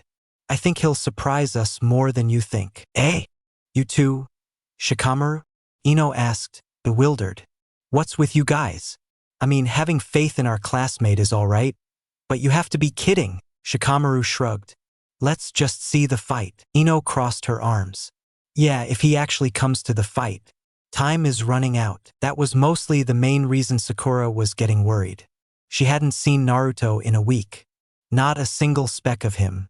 Sure, he was training for the big fight which would decide his future for the next few years, but so was Sasuke, and she had seen Sasuke a couple of times, however fleeting they were. She hadn't seen the blonde at all for a week. Some say he got stranded in a dangerous forest and would never come back again. Others said he had died in a training accident. Obviously, they didn't really know anything. Kakashi-sensei was deceptively quiet about everything, but Sakura had an inkling that he had an idea, or else he would have been a lot more worried about it all. She had a small urge to ask Fu, the petite girl who would probably know where her teammate was, but for some reason the girl kind of terrified her. She was just so uncaring about anything. We have allotted 2 more minutes for Uzumaki Naruto to arrive. A loud voice announced from the top of the tower. If he doesn't arrive in that time period, it will be considered as immediate disqualification. Lee was already gathered in the center, waiting impatiently for his opponent to arrive. At this point, he was doing one-hand push-ups on the center stage as a way to warm up. Time passed by in relative silence as Sakura just watched worriedly. Yo! Sakura yelped as she suddenly felt a hand on her shoulder, but calmed down when she realized it was Kakashi-sensei. You didn't have to do that. Kakashi shrugged. Where's Naruto? How am I supposed to know? Sakura asked confusedly. I thought you knew. I never know where the brat is these days. Where's Sasuke then? Kakashi chuckled. I don't think he's coming. 30 seconds left. The proctor yelled once more. It's over. Sakura whimpered helplessly. There's no way he's coming now. I knew he would lose, but I didn't think he would lose before the fight even started. Ino drawled sarcastically. 10, 9, 8, 7. Sakura closed her eyes. Where the hell are you, Naruto? 6, 5, 4. The silence was deafening. 3, 2, 1. Sakura let out a long sigh. Oh well, the proctor seemed to be frowning. Naruto Uzumaki is officially here. A dark-figured body leaped down to the stage from the hood of the roof above, flipping continuously in the air as he or she dropped down. The mysterious person landed onto the stage with a loud bang and a cloud of smoke. The crowd erupted into murmurs. The smoke slowly revealed itself like the curtains of a theater, and the figure stood tall and proud in the middle of it all. Orange and black jumper, black trousers, roguish grin, and wait, that had to be Naruto. Naruto Uzumaki is here, ya fool. Now prepare to see me take Mr. Lee to school. Naruto rapped chaotically as he moved his hands rhythmically to his lyrics. The audience just sat in silence, equally shocked and confused. Naruto Uzumaki, you're awfully late, the proctor stated blandly. Late or early, I don't care. Start the fight and see how I fare. Naruto barked back. What is wrong with you, brat? The proctor said, shaking his head. You were a lot more tolerable a month ago. Naruto smirked. I guess you're really not a fan. You were a lot younger around a few decades ago, old man. Nah, the proctor continued to ignore him. Are both participants ready? Naruto looked over to his opponent. Lee stood his in taijutsu stance and simply smiled in greeting towards the blonde, before his eyes hardened in determination once again. Lee needed to win this. Deep in his heart, he knew he was the favorite here. But that didn't mean he was going to underestimate the Uzumaki.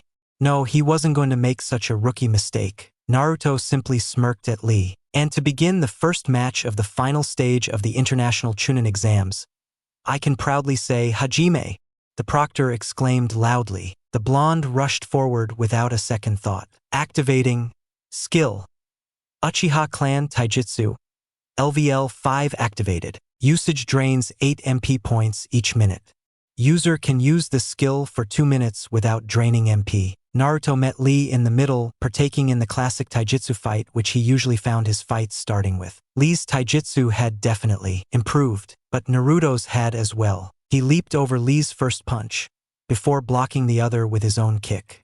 He transformed his body into a lower stance, lunging for a lower kick that managed to graze Lee on his way backwards. Lee wasn't as fast as Naruto thought he would be. Of course, he knew why. Lee rushed forward without a second thought, not wanting to allow Naruto to get an aggressive streak in. Naruto couldn't help but smile. This was nothing compared to B. Naruto calmly parried Lee's first punch, using his opponent's momentum against him to quickly plunge an open palm right into Lee's stomach. Lee ignored the pain entirely, instead preferring to attempt a short wheelhouse that managed to tag Naruto. Naruto allowed Lee to take a few steps back, thus letting both of them reassess the fight for where it stood. Naruto was going to win this. He knew it, at this rate anyways. Take them off, bastard, Naruto growled. What?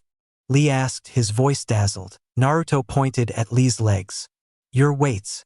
Take them off or I'll forfeit this match right now. Of course, that was a sheer bluff, but it was enough to scare Lee, whose eyes widened in panic. The genin in question definitely didn't want to advance to the next round in such a manner. Why? Lee questioned. Naruto shrugged. I really don't know. I could probably beat you before you take them off, but there really isn't any fun in that. Huh. Without another word, Lee reached for his ankles. The seals looked small. They were dainty little things attached to his legs, and when Lee picked them up, they looked almost weightless. He then threw them into the air behind him. The seals fell to the ground with a massive boom, bringing up shrines of dust and shocking everyone in the crowd. Naruto just grinned and cracked his knuckles. It was finally time to start going all out. When Lee moved, it was almost impossible to see him. It was only due to B's torture/training that he was even able to react to the boy's sheer speed. The blonde was surprised. He didn't expect Lee to be this fast, actually. He wasn't as fast as B when he used more than 50%, but Lee was closer than Naruto at the very least. He blocked the first punch by putting an X shape with his arms and preventing his face from getting smashed open like a treasure chest. Naruto felt a horrible feeling as he didn't feel anything hit his hands, and instead a second later a leg smashed through his abdomen, knocking him back several meters. Ugh! Naruto groaned in pain even as he felt the regeneration start back up. He needed to ignore the pain. He rolled and pushed himself up. Shadow Clone Jutsu. Clones of Naruto began to fill the stage in puffs of smoke as they all rushed towards the single figure of Lee, who watched calmly as they began to swarm him. Unsurprisingly, the clones were like ants to the taijutsu expert, who quickly dismantled the roaring copies of Naruto with single kicks and punches each, not wanting to waste any energy on the extras. Naruto wasn't sure what this feeling was, but it was something akin to dread. He shook his head, removing those emotions from his body. He couldn't afford to back down now or get scared. That was the first step to failure. He needed to think that he was going to win this. Lee rushed forward, his speed seemingly increasing as a result of his raw need to win this fight and end it right here. Naruto wouldn't let that happen. Activating skill. Iron Skin, LVL 4 activated. Usage takes 7 MP and lasts for 1 minute before a skill cooldown of 10 minutes applies. Naruto quickly disabled his Uchiha Taijutsu in tandem with his Iron Skin. Those two abilities usually didn't match up well. Lee's punch landed, but it didn't feel as tough as before. Lee's eyebrows raised as he felt the pressure on his fist, but he didn't seem too affected by it. His knuckles were a dull red that faded away, but Naruto didn't care about how much effect his ability had. He just needed to decrease the effectiveness of his speed. Right now, he needed to use everything he could to beat Lee, but the question remained, would everything he had be enough? He watched Lee begin another motion forward. It was time to bring out the big cards. Naruto kept a finger forward. Listen here, Lee. Lesson 1 of becoming a ninja. Kenjutsu. He plunged a hand into his utility pocket. A second later, the blonde threw 4 pinpointed swords into the air. Activating skill. 7 swords dance. Acrobat Kenjutsu. LVL 2 activated. Usage drains 15 MP points each minute. User can use this skill for 30 seconds without draining MP. He paled at the sight of the MP usage before catching the swords in each of their targeting locations. One in his forearm, one in the crook of his leg, one in his mouth, and the other just in his hand. It was different from B's own, mostly because B's required a shit ton more experience to master, and the man had been doing it since birth. Naruto found that a mere 4 weeks to perfect this was way too less, that too with the Kenjutsu style he had to copy from B. Without the copying ability of his system, he wouldn't have gotten this far. The main reason he requested B to teach him this was because it was a perfect counter to Lee. Kenjutsu was the standard antithesis of taijutsu, weapon versus hand. In a versus between the two, the weapon usually won. Lee couldn't really get in-your hits in with the fear of getting slashed rampant in his mind, and Naruto would use that to his utter advantage. He spun rapidly as his swords followed through with him, making him look like a spinning ball of metal as he neared towards Lee. Lee pushed forward regardless, not one to easily get frightened from new techniques like other, more vulnerable genin. They were both the best you could really ask for. It was a shame they were forced to fight so early on. Lee swung a fist at Naruto, who quickly spun past the fist, and at the same time scratched Lee with the sword which was snug in his leg. Blood. Lee managed to dodge the second kunai, which Naruto responded by dropping the sword in his mouth by opening his jaw, catching the weapon with his right hand, and striking Lee with it all in the same motion. Lee groaned as he felt the pain register in his left hand, which had a flowing slash going through the skin. In a moment of desperation, Lee spun into a frenzy of kicks and punches that seemed too out of control for him, surprising Naruto into retreat. This was good. He could do this. Naruto smiled as he bounced energetically around his side of the stage, waiting for his opponent to make a move. Right now, he had the advantage. Of course, he knew Lee could do something to make that advantage promptly go away, but he wasn't going to let that happen. He definitely wasn't going to let that happen. For now, he had a few more tricks up his rather long sleeve. He dropped his swords and disabled his Kenjutsu style. Lee was an adaptive fighter, that much he knew. If he were to continue to use the same technique over and over again, eventually Lee would find that hole in his plan, and he would make sure to punish him for that. Plus, it would be nice without his MP being brutally used by the Seven Swords dance. 20 MP per minute was absolutely insane. Taijutsu has increased by a level. What? No. Wait. The timing was too impeccable. Naruto couldn't help but feel giddy when he realized what he was about to do. He had waited a few months for this to occur, after all. Ever since he first fought Lee, He had this ability in his drawer since the beginning, but his taijutsu level was never high enough. Activate Archive. Archive opening. Taijutsu. Goken is available. Do you wish to learn this taijutsu? Yes/no. Hell yeah. Ding. New skill achieved. Goken Taijutsu LVL 1. MP usage is 25 MP per minute. User can use this technique for 30 seconds without any MP used. Naruto rushed forwards with a burst of speed as he met Lee in the middle of his own trajectory. And when Lee went in for a signature jab, Naruto did as well. Both of their jabs met in the middle, colliding with each other in a symphony of pain, though it wasn't really on both sides, as Naruto's iron skin resulted in more damage from Lee's end. Their wavelengths were on the same field as they continued to synchronize their attacks, and Naruto could feel Lee's confusion emanating off of him, as he most likely wondered how in Kami's name Naruto was able to read his moves so easily. His technique wasn't fair. To gain so much knowledge, experience, and the time spent into the technique with just one broken ability that he had the fortune of attaining through some sheer cosmic luck, it was blatantly unfair. But Naruto didn't particularly give a shit. Unfair was his middle name. He continuously met Lee's attacks in the middle, until eventually he decided to take advantage of it. The next jab that Lee threw, Naruto caught with his palm, and forced both of their hands into a seal. Then the next seal. Then the next. And soon enough, he jumped backwards before putting his hand to his mouth. Water release. Surging sea. The fountain of water which erupted from his mouth flew like a bullet towards the stunned Rock Lee, who tried his best to evade the close-ranged attack, but promptly failed. The water bulldozed him straight on the chest, forcing Lee backwards with a pained grunt. Naruto propelled Chakra to his feet before rushing forward once more on the water before him.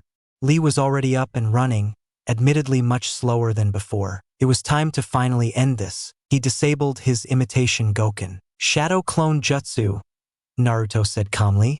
Before saying another command in his head, he summoned 10 or so clones. Activating. Skill. Iron Clones. LVL 1 activated. Usage takes 7 MP and lasts for 1 minute before a skill cooldown of 10 minutes applies. Lee ran forward, keen to still win this fight without the use of that. He would only use that if he was forced into a corner, or if he knew for a fact that he couldn't win this fight without it. For now, he could still fight, and he had hit Naruto more than a few times. He could endure the blonde out, or so he thought. Naruto made his clones line up horizontally, before he made one order, pointing a finger up. Mix. The clones moved completely randomly along with the original Naruto. They mixed and matched in ways that made it impossible to tell which was the real by the end of it all. Lee just watched confusedly as he tried and failed to keep track of the 11 moving bodies. Eventually, he shrugged, giving up. It wouldn't matter anyways. The clones were a mere shadow of the original, and weren't as durable either. It would be easy to dismantle them one by one and get to the real Naruto. And once again, or so he thought, the clones attacked as one. The first clone reached him with a determined look, which Lee almost felt bad for erasing when he spun a simple kick at the clone. The clone didn't go away. The original already, Lee thought, shocked that Naruto would be first. Then the next clone struck. This time, Lee truly attempted to get rid of the clone. His leg struck with solid skin, and the clone didn't go away. Something was terribly, terribly wrong. Lee tried not to groan. This would take a long time to get out of. The swarm of iron clones was tough for even Lee to handle, as the green-clad genin found himself expending a lot of energy to escape the corner he was being forced into, and instead began to brute force his way through them all. Naruto watched, or felt, with a grin as he felt one clone disappear. Iron or not, they were still clones. There was a difference between the original becoming iron and the clones becoming iron, after all. It took around 2 minutes for Lee to dismantle 9 of the clones, leaving only one which didn't want to attempt to rush the genin. The thought was crossing Lee's mind. Where is the original? He shook his head. He needed to open the gates. He had stalled long enough. Though he would have preferred to win the first round without showing his trump card, he was being forced to use it this time around. Noting that the clone wouldn't aggress, Lee bent his knees and his arms and began to focus. An aura of green chakra erupted from his body as he felt his blood boil and face redden. Yes, I can win. The power flowing through his body was unimaginable. but it made sense with the consequences that would follow it. A few more seconds. "Oh, no you don't," was that from under him? Lee couldn't react in the middle of his power-up as he felt a hand erupt from the concrete below and grab onto his leg, before yanking down toughly. Lee felt his body blow through the floor to the point where his head was the same not thing emerging out of the concrete. Naruto emerged from a hole underground behind Lee, before sliding downwards so he was face to face with Lee, and placed a kunai to his neck. "It's over," the proctor nodded. "Winner, Naruto Uzumaki. Winner, Naruto Uzumaki." The audience went into a loud cheer as they watched the conclusion of what was easily the most entertaining match so far. Even the adults who hated Naruto for his more infamous status could do nothing but grudgingly applaud his fighting ability. "The brat actually did it, huh?" Kakashi said thoughtfully. "I wonder who trained him." "Who cares?" Sakura exclaimed. "Naruto seriously got a whole lot stronger." Kakashi's eyes glinted as he saw the fire of determination light up in Sakura's eyes. "Your win may have more of an effect than you think, Naruto." Kiba looked miffed. "When did the dead last get so good? I for sure thought he would lose that one." Ino crossed her arms, her gaze contemplative. "Same here." Shikamaru lazily placed his hands behind his head, leaning back onto his chair. "Naruto is easily the most unpredictable guy I've ever met. It's never safe to count him out." The Inuzuka reluctantly agreed with a nod. "That may be true, but the way he's improved makes no sense. How can one person improve so much in so little time?" "Stop crying, Kiba," Sakura rebuffed with a snort. "Maybe our team just put in more effort." Kiba's eyes lit up in annoyance. "Hey! If that was true, then shouldn't you have been way stronger as well?" Sakura's hair stood up with a blazing fire as Kiba felt a chill go over his skin. "Care to repeat that?" the pink-haired genin sweetly requested as she cracked her knuckle bones. Kiba paled dramatically as the others laughed at their antics. Kakashi merely chuckled at the genin, reminiscing about his own younger years for a brief second. He looked back at the stadium, where Naruto was helping Lee onto his feet. The silver-haired Jonin's eyes zoned onto his student, who was all smiles after his triumphant result. He recalled the variety of techniques he used, eyes narrowed. "I wonder." Naruto stood still after helping his fallen opponent, basking in his victory. "I actually did it." He was still surprised himself. The adrenaline from the fight continued to pulse through his veins, the fact supported by his still wide and bloodshot eyes. "Congratulations! You leveled up. Player is now LV14. Nice. Congratulations. You leveled up. Player is now LV15. Naruto cheered loudly with his fist in the air as he finally saw the fruits of his effort bloom. He glanced towards Lee, who had a slightly defeated look in his eye. "Good match, Lee," Naruto remarked. "I was worried there at the end." Lee smiled.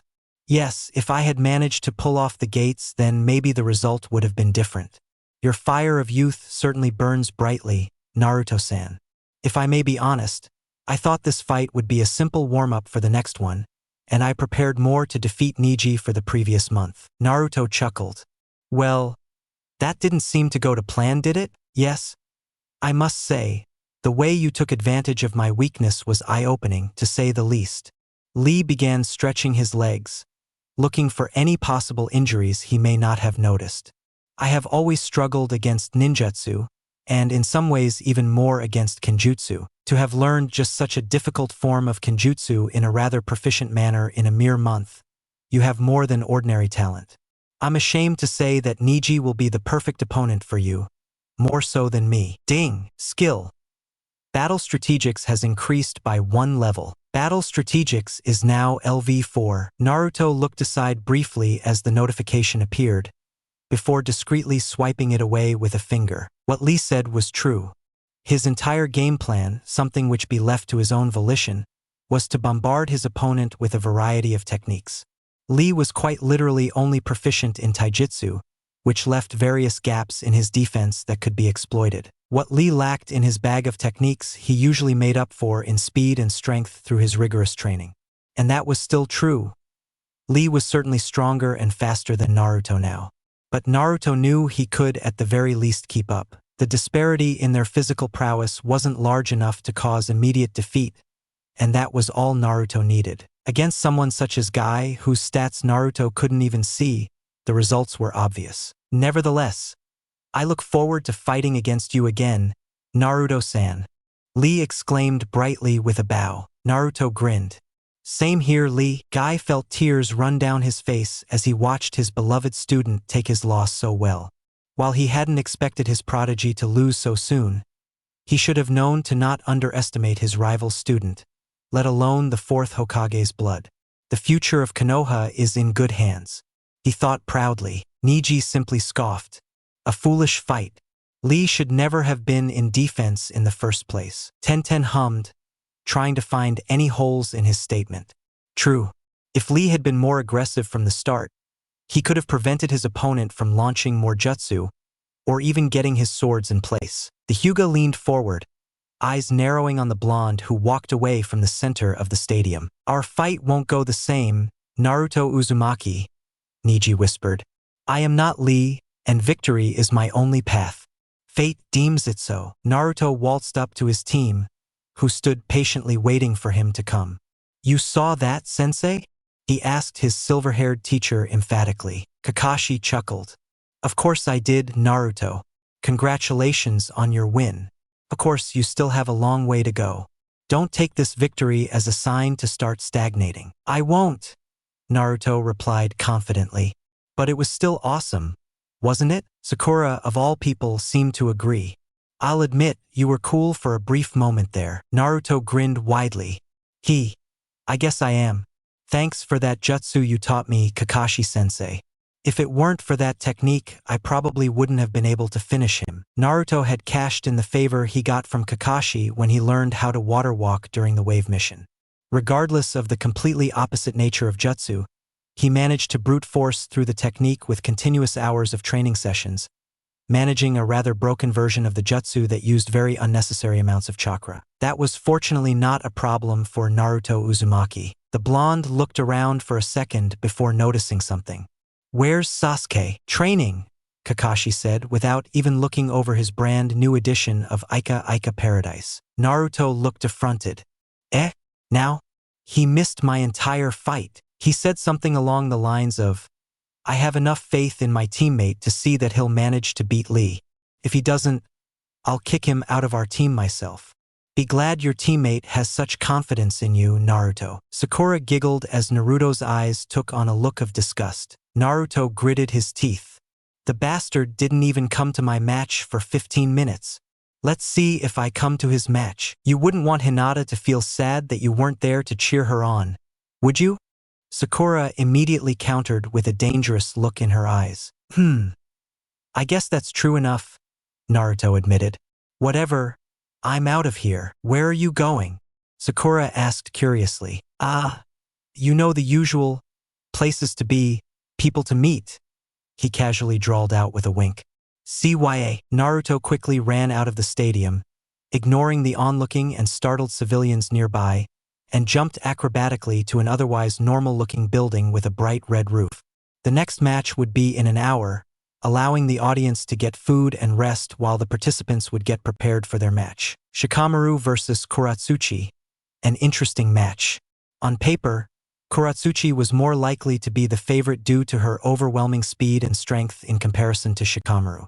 However, underestimation of Shikamaru's abilities was something the spiky-haired genius desired. The outcome of the match would depend on whether or not Shikamaru would be able to pull out a miracle through the machinations of his brain. Naruto absent-mindedly opened his status window while waiting for a certain someone to reach the destination. Name, Naruto Uzumaki. Title, Stormbringer. Occupation, Genin of Konoha. Level LV15. MP 100 out of 100. Chakra, 2000/2000. STR 14. Vit 13. Dex 12. Int 6. Wis 4. Luck 2. Class, Necromancer. Attribute points 2. Naruto quickly placed his attribute points into intelligence, wanting to balance out the stats that were lacking compared to his main physical ones.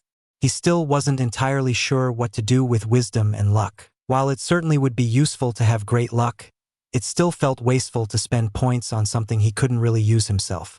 He also noticed that his current skills tab was missing, Most likely because he has a few too many skills to fit in a single column now. While he was musing about the state of his stats, pressing and scrolling here and there, Naruto felt his ears twitch as the soft sound of feet moving onward entered his ears. Long arms enveloped him from behind as Naruto felt his lungs squeeze uncomfortably for the longest 3 seconds of his life. Great job on the win, Naruto. Fu congratulated with a wide grin. I was rooting for you the entire time. Naruto kneeled, wheezing as he tried to get his breath back. Thanks a lot, Fu. She looked confused. You don't look too happy. Well, there's still a lot of the tournament left. Niji isn't an opponent to scoff at either. Niji? Fu scoffed. You'll wipe the floor with him. If you say so. Naruto replied nonchalantly, agreeing that he would win but not assuming it would be easy at all. He understood the dangers of underestimating the enemy more than anyone, mostly since that's what his opponents usually did against him, resulting in their loss. Besides, you just need to worry about the finals. It's gonna be me versus you after all. Don't get too disheartened after I win. I've had a lot more practice than you, Naruto. She sang the last word with a smirk on her face. Naruto felt a surge of annoyance at her confidence. And what if I beat you? Fu arched an eyebrow. Seriously? I could have beaten Lee with one hand. Let's not have this argument again. The blonde didn't budge, taking a step closer, staring directly into his fellow Jinchuriki's eyes. The odds were against me for this match. I improved and won. Databeo. The odds will be against me for our match as well. What's not to say I'll do the same thing? Fu looked flustered, her face turning a bright red. She quickly took a few steps backward, pointing her finger at the advancing ninja. What are you? Naruto looked absolutely serious. Fu, the reason I asked you to come here after the match. It's my answer to what you asked a month ago. The Akatsuki were a rampant threat, according to Fu. Anyway, initially, he had taken her worries to be a slight exaggeration. S-rank ninja they may be, but Konoha had those in spades, didn't they? The Hokage, Kakashi, and some other shinobi he probably didn't know the name of. Fu had asked him to run with her away from Konoha until the Akatsuki were dealt with. He was going to deny her, of course. Run away from his home, become a rouge shinobi? All because of a random foreign shinobis, even though she was his friend. Worries? Then Killer Bee came into the picture. He had nothing to add, but could only support Fu's statements. The Akatsuki were serious. Bee himself hadn't encountered any of the terrorist shinobi, but had heard accounts from other Jinchuriki that were more than telling of the grave situation. However, Konoha was his home. It didn't matter that the civilians didn't treat him properly. Naruto couldn't care less about how they treated him. Once he became Hokage, they had no choice but to acknowledge and respect him. It was because all of his friends, comrades, and teachers were in this country. He still had so much to learn, so much to experience here. If he left, and Kamui forbid never came back, he wasn't sure what to think. Naruto took a deep breath. I won't be able to leave Konoha yet. The girl opposite him let out a frustrated groan. Do you seriously not understand the situation, Naruto? These people, they can raise your entire village in a matter of hours. It doesn't matter if they eventually lose. Think of the lives lost. Naruto growled angrily. You think I haven't thought of that? This is my village. Fu. But I can't just leave without a proper reason. Proper reason? Her eyes narrowed angrily. These monsters will hunt you down and kill you. How is that not a proper reason? Maybe it is, but I won't and can't just leave everything behind just because of the possibility of something happening. Naruto rebutted, waving a hand through his hair in an attempt to calm down. You may not have such a deep connection to your village, but this is my home. Fu laughed. Your home? The same home, filled with people who hated and shunned you for your entire life? The same people wouldn't care a damn if you died tomorrow. What about my friends? The people who took care of me when no one else did. How would they feel if I ran away, ignored everything, and hid who knows where? Naruto asked, his hands now clenched by his sides. Ignore everything, huh? Hiding. Fu repeated monotonously, her eyes seemingly lacking any emotion. Is that what you think I'll be doing? Naruto sighed, wincing at how his sentence had turned out. I'm not the most well-spoken of people. You know that's not what I meant. Fu. So what exactly did you mean, Naruto? Fu asked sharply, already turning around. I thought whatever. I understand. Today is the last day I'll be seeing you then. Naruto felt an uncomfortable emptiness appear in his stomach. What? Why? He asked, confused. Fu looked back, smiling bitterly. I'll be leaving after the finals. Back to hiding, as you say. This can't be how our last meeting goes.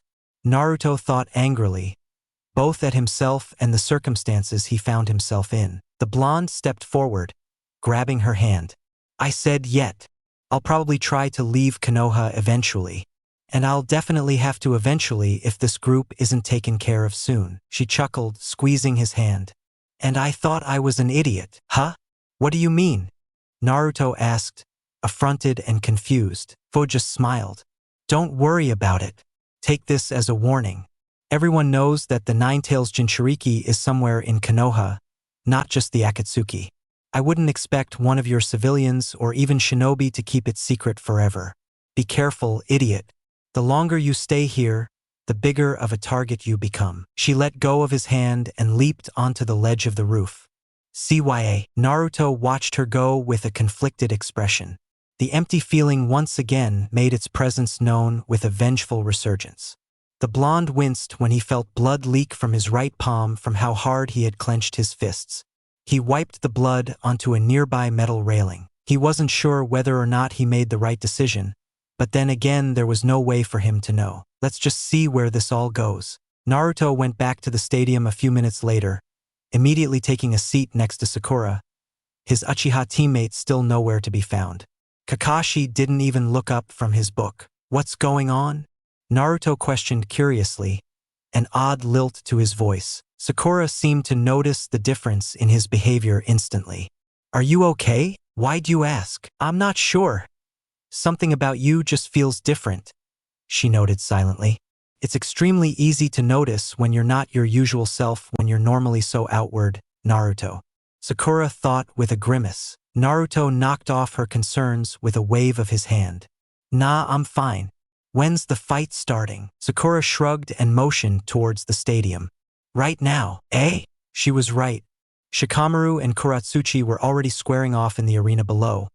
A determined look on the latter and a rather annoyed expression on the former as the crowd shouted and rumbled their support, with a few choice words from the minority which had bet their savings on the match. The crowd surged with electrifying energy, a palpable current of excitement that crackled through the air. Hundreds of voices melded into a single, thunderous roar, a relentless wave of anticipation that reverberated through the arena. Naruto felt his adrenaline rise from just watching everything unfold. Who do you guys think will win?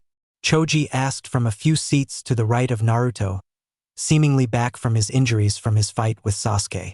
I think Shikamaru has this one. He shook his fist in the air, the other hand deep into a bag of chips. Ino nodded in support.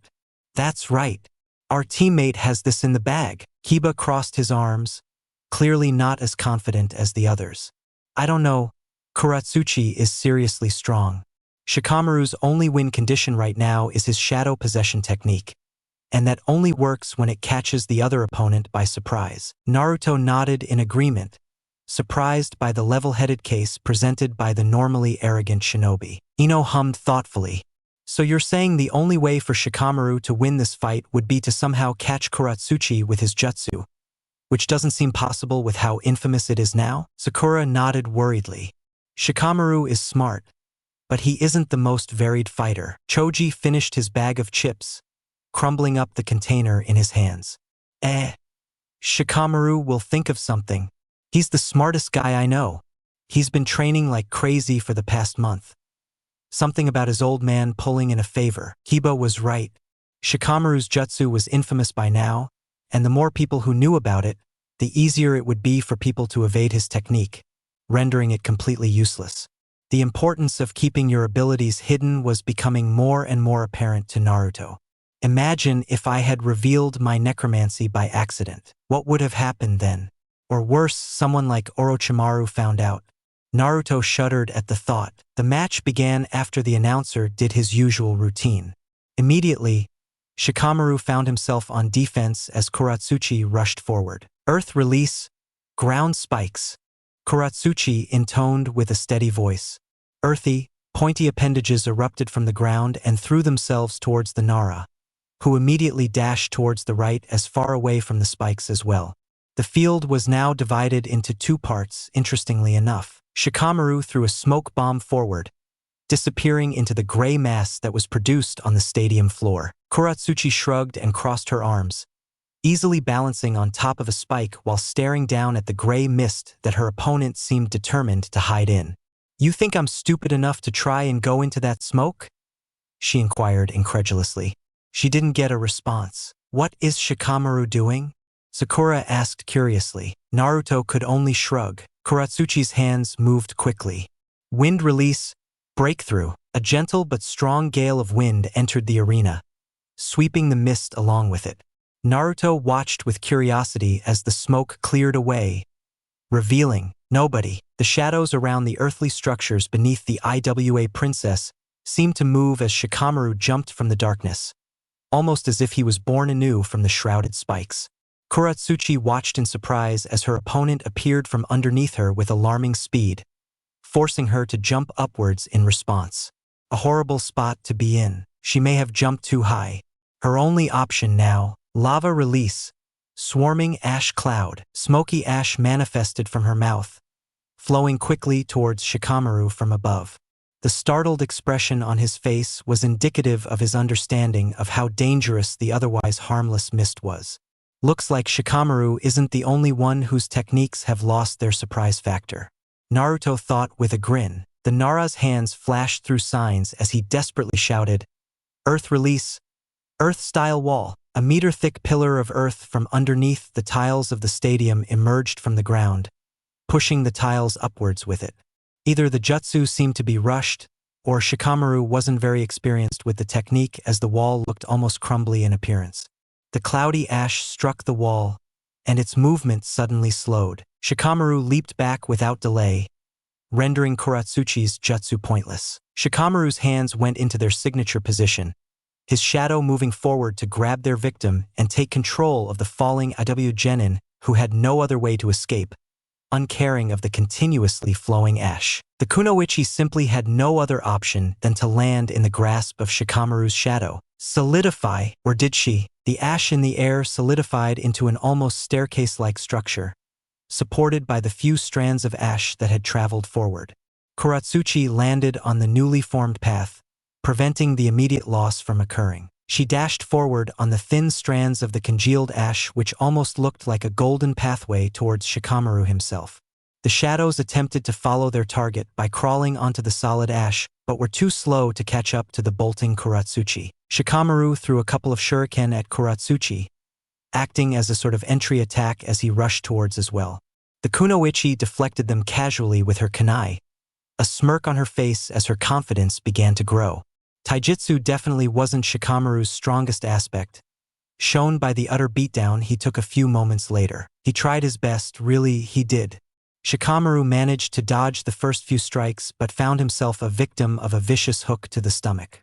He doubled over, one hand clutching onto his stomach and another attempting to keep his guard up. Kuratsuchi grabbed his hand and tore it away from his head, leaving him completely open for a spinning kick that launched him away.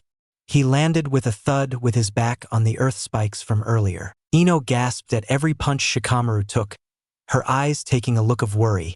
"Fight back, Shikamaru," she begged quietly. Choji had his hands gripped tightly onto the rails, completely forgetting about the half-eaten bag of chips that were on the floor. He glared intensely at the stadium like he was willing for the fight to end in his teammates' favor somehow. Naruto shook his head. Shikamaru's opponent had a clear advantage at this point. Blood and dirt were plastered all over his face from the earlier kick, a small frown on his face as he watched Kuratsuchi saunter towards him with an almost bored expression on her face. Shikamaru stood up, taking the form of the Academy Taijutsu stance once again. That was practically asking her to finish the fight.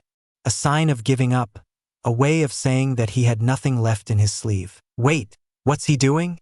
Sakura asked, her index finger pointing. He kept his hands behind his back, forming a similar position. Kuratsuchi's eyes immediately went to track his shadow for any movements. You think just because your hands are behind your back that I wouldn't know what you're doing? Konoha and their arrogance. She looked back at Shikamaru's beat-up face with a smirk. What? Not enough chakra for your secret technique? Are you not able to move your pitiful shadow? Do yourself a favor and surrender now. Shikamaru shrugged, somehow managing a wide grin showing all the teeth he had. Fuck off. Kuratsuchi visibly bristled, before calming down. It's your wish. Now I won't let you get the chance to surrender, Nara. She began running, and it seemed like the audience was now simply waiting for Shikamaru's loss. A few members left their seats in silence. The Konoha genin in the arena continued to watch with his hands behind his back as Kuratsuchi dashed towards him, not even attempting to retreat. What the hell is Shikamaru doing? Kakashi's ruby, I seemed to notice it without a problem. Whatever Shikamaru was attempting somehow got a chuckle out of the jonin. Naruto looked at his friends, noticing their similar expressions of confusion. That's when Naruto saw it. His shadow was moving, or more specifically, the shadow's hands were moving. Kuratsuchi was now a few meters away from Shikamaru. Her eyes were wide with adrenaline, a look of triumph and the feeling of victory literally within arm's reach. Fire release, miniature fireball. Shikamaru all but shouted, the strain of dual-casting jutsus evident on his sweat-riddled face that mixed with the blood and dirt. The kunoichi seemed to think it was a bluff, for she continued to move forward without a care. That was her biggest mistake. At the last second, Shikamaru made his move. He stepped back, inhaling a short breath, and then released a small but blazing fireball from his mouth. The flames roared to life, illuminating the shadow cast by the spikes behind him and casting an eerie glow on both the contestants' faces. The fireball surged forward, an inferno of intense heat and light, catching Kuratsuchi completely off guard. Kuratsuchi's eyes widened in shock as the fiery projectile hurtled toward her. She tried to twist away, her agility giving her a slight edge, but it was too late.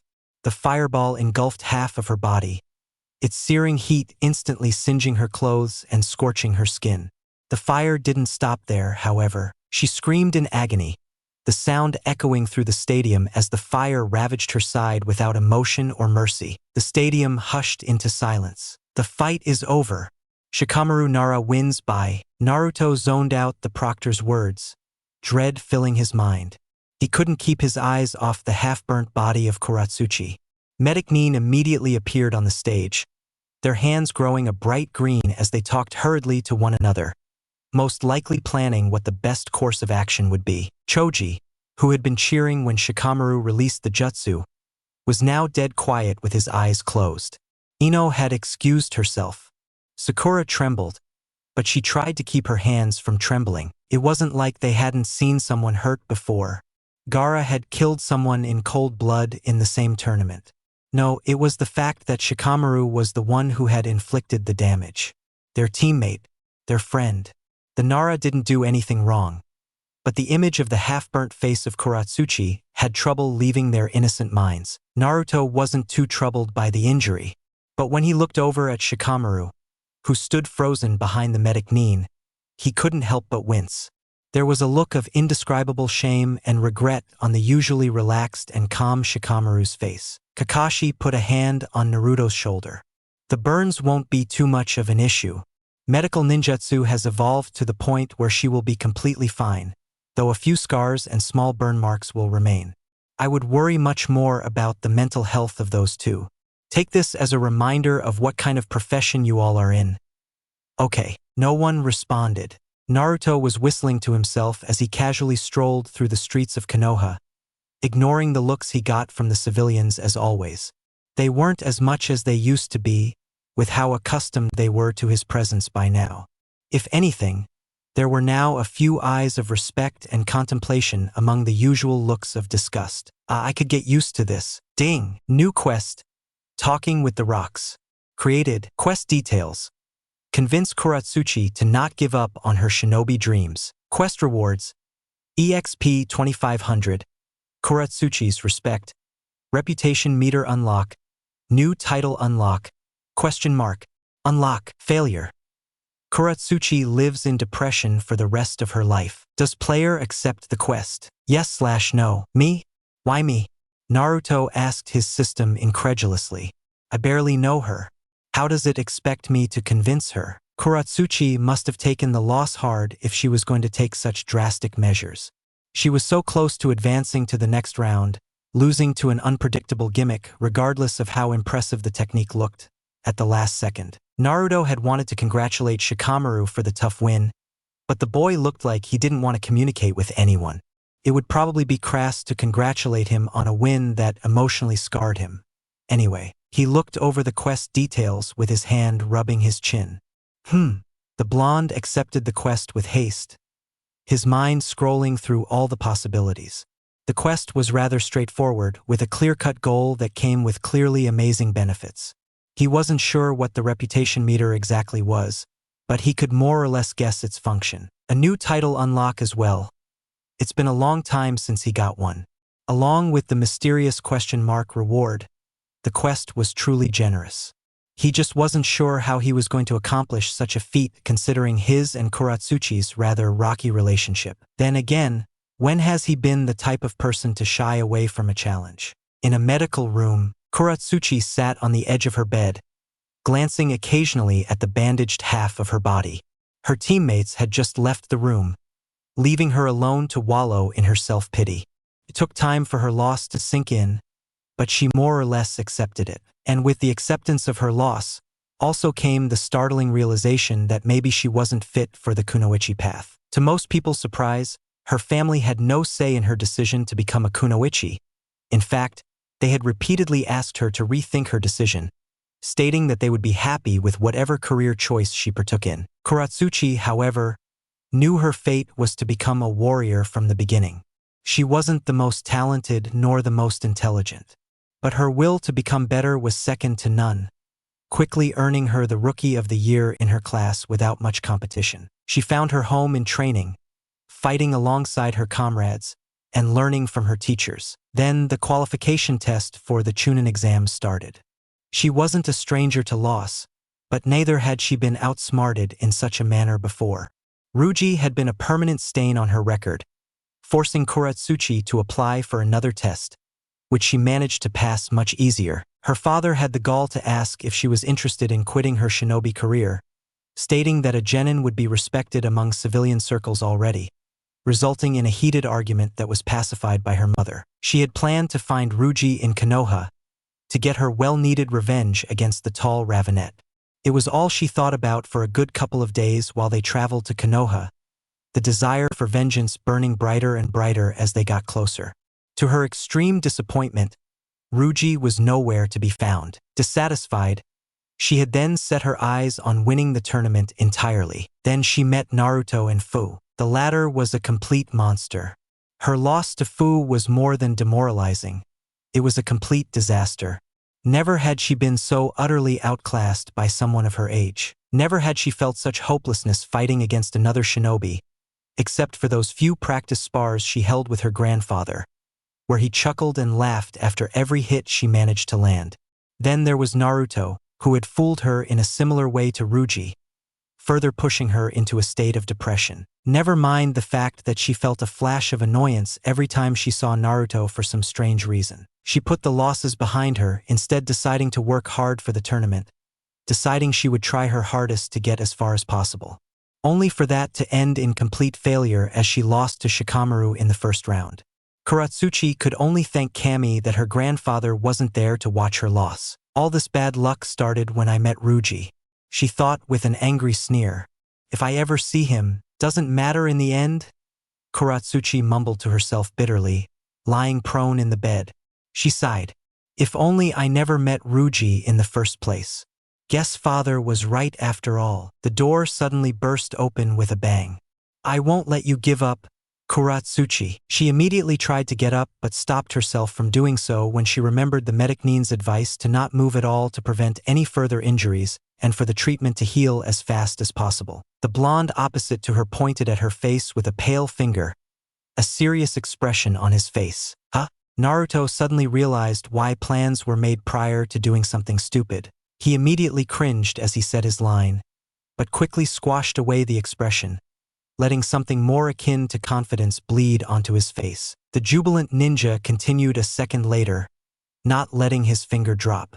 I won't let my rival quit after a single loss. Come on. Talk no jutsu, work your magic. As it was a passive skill, Naruto couldn't activate it, but he tried his best to be as charismatic as possible. Kuratsuchi had her mouth open as she also raised her hand at him. What are you doing? Naruto crossed his arms, not letting any emotion peek through his stoic face. I was walking by when I heard you mutter that you would quit as a shinobi, and now I'm here to persuade you to not do so. You, a Konoha genin, are trying to convince your enemy to try and continue being a kunoichi? Are you insane? Naruto didn't falter at her disbelieving tone. That's right, Databeo, she chuckled. Her chuckle slowly grew in volume until it eventually became a full-blown laugh. Naruto stood flummoxed for nearly a near minute as the laughter slowly quieted down. Let me get this straight, Kuratsuchi said, wiping a stray tear from her eyes as she smiled. You, Naruto Uzumaki, the person who backstabbed me while in the forest, think you can persuade me from leaving this career? A choice I had to make with a very heavy heart and through lots of thinking and self-doubt? Naruto blinked. Well, it sounds a lot more idiotic when you point it out like that. Yeah. What makes you so special?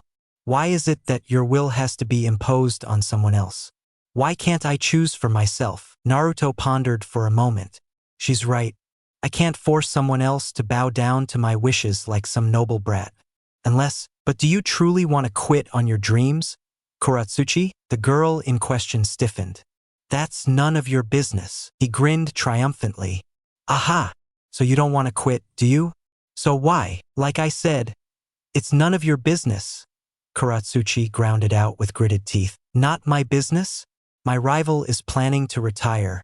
Who else would I be able to torment for the rest of my shinobi career? Now, tell me the actual. It's because I'm weak, Kuratsuchi interrupted with a whisper. Not everyone has the ability to improve so much in a mere month like you. I'm simply not fit for this job. Naruto started to sweat. He was going nowhere with this route of attack. Looks like the supportive rival act isn't going to work out. I'll have to get serious now, even if it results in a few uncomfortable moments. I need those rewards, he sneered, an expression that rarely found itself on the blonde's face. So much so that he legitimately found it difficult to keep the haughty look for longer than a second. So that's it? You're weak? What a pitiful excuse.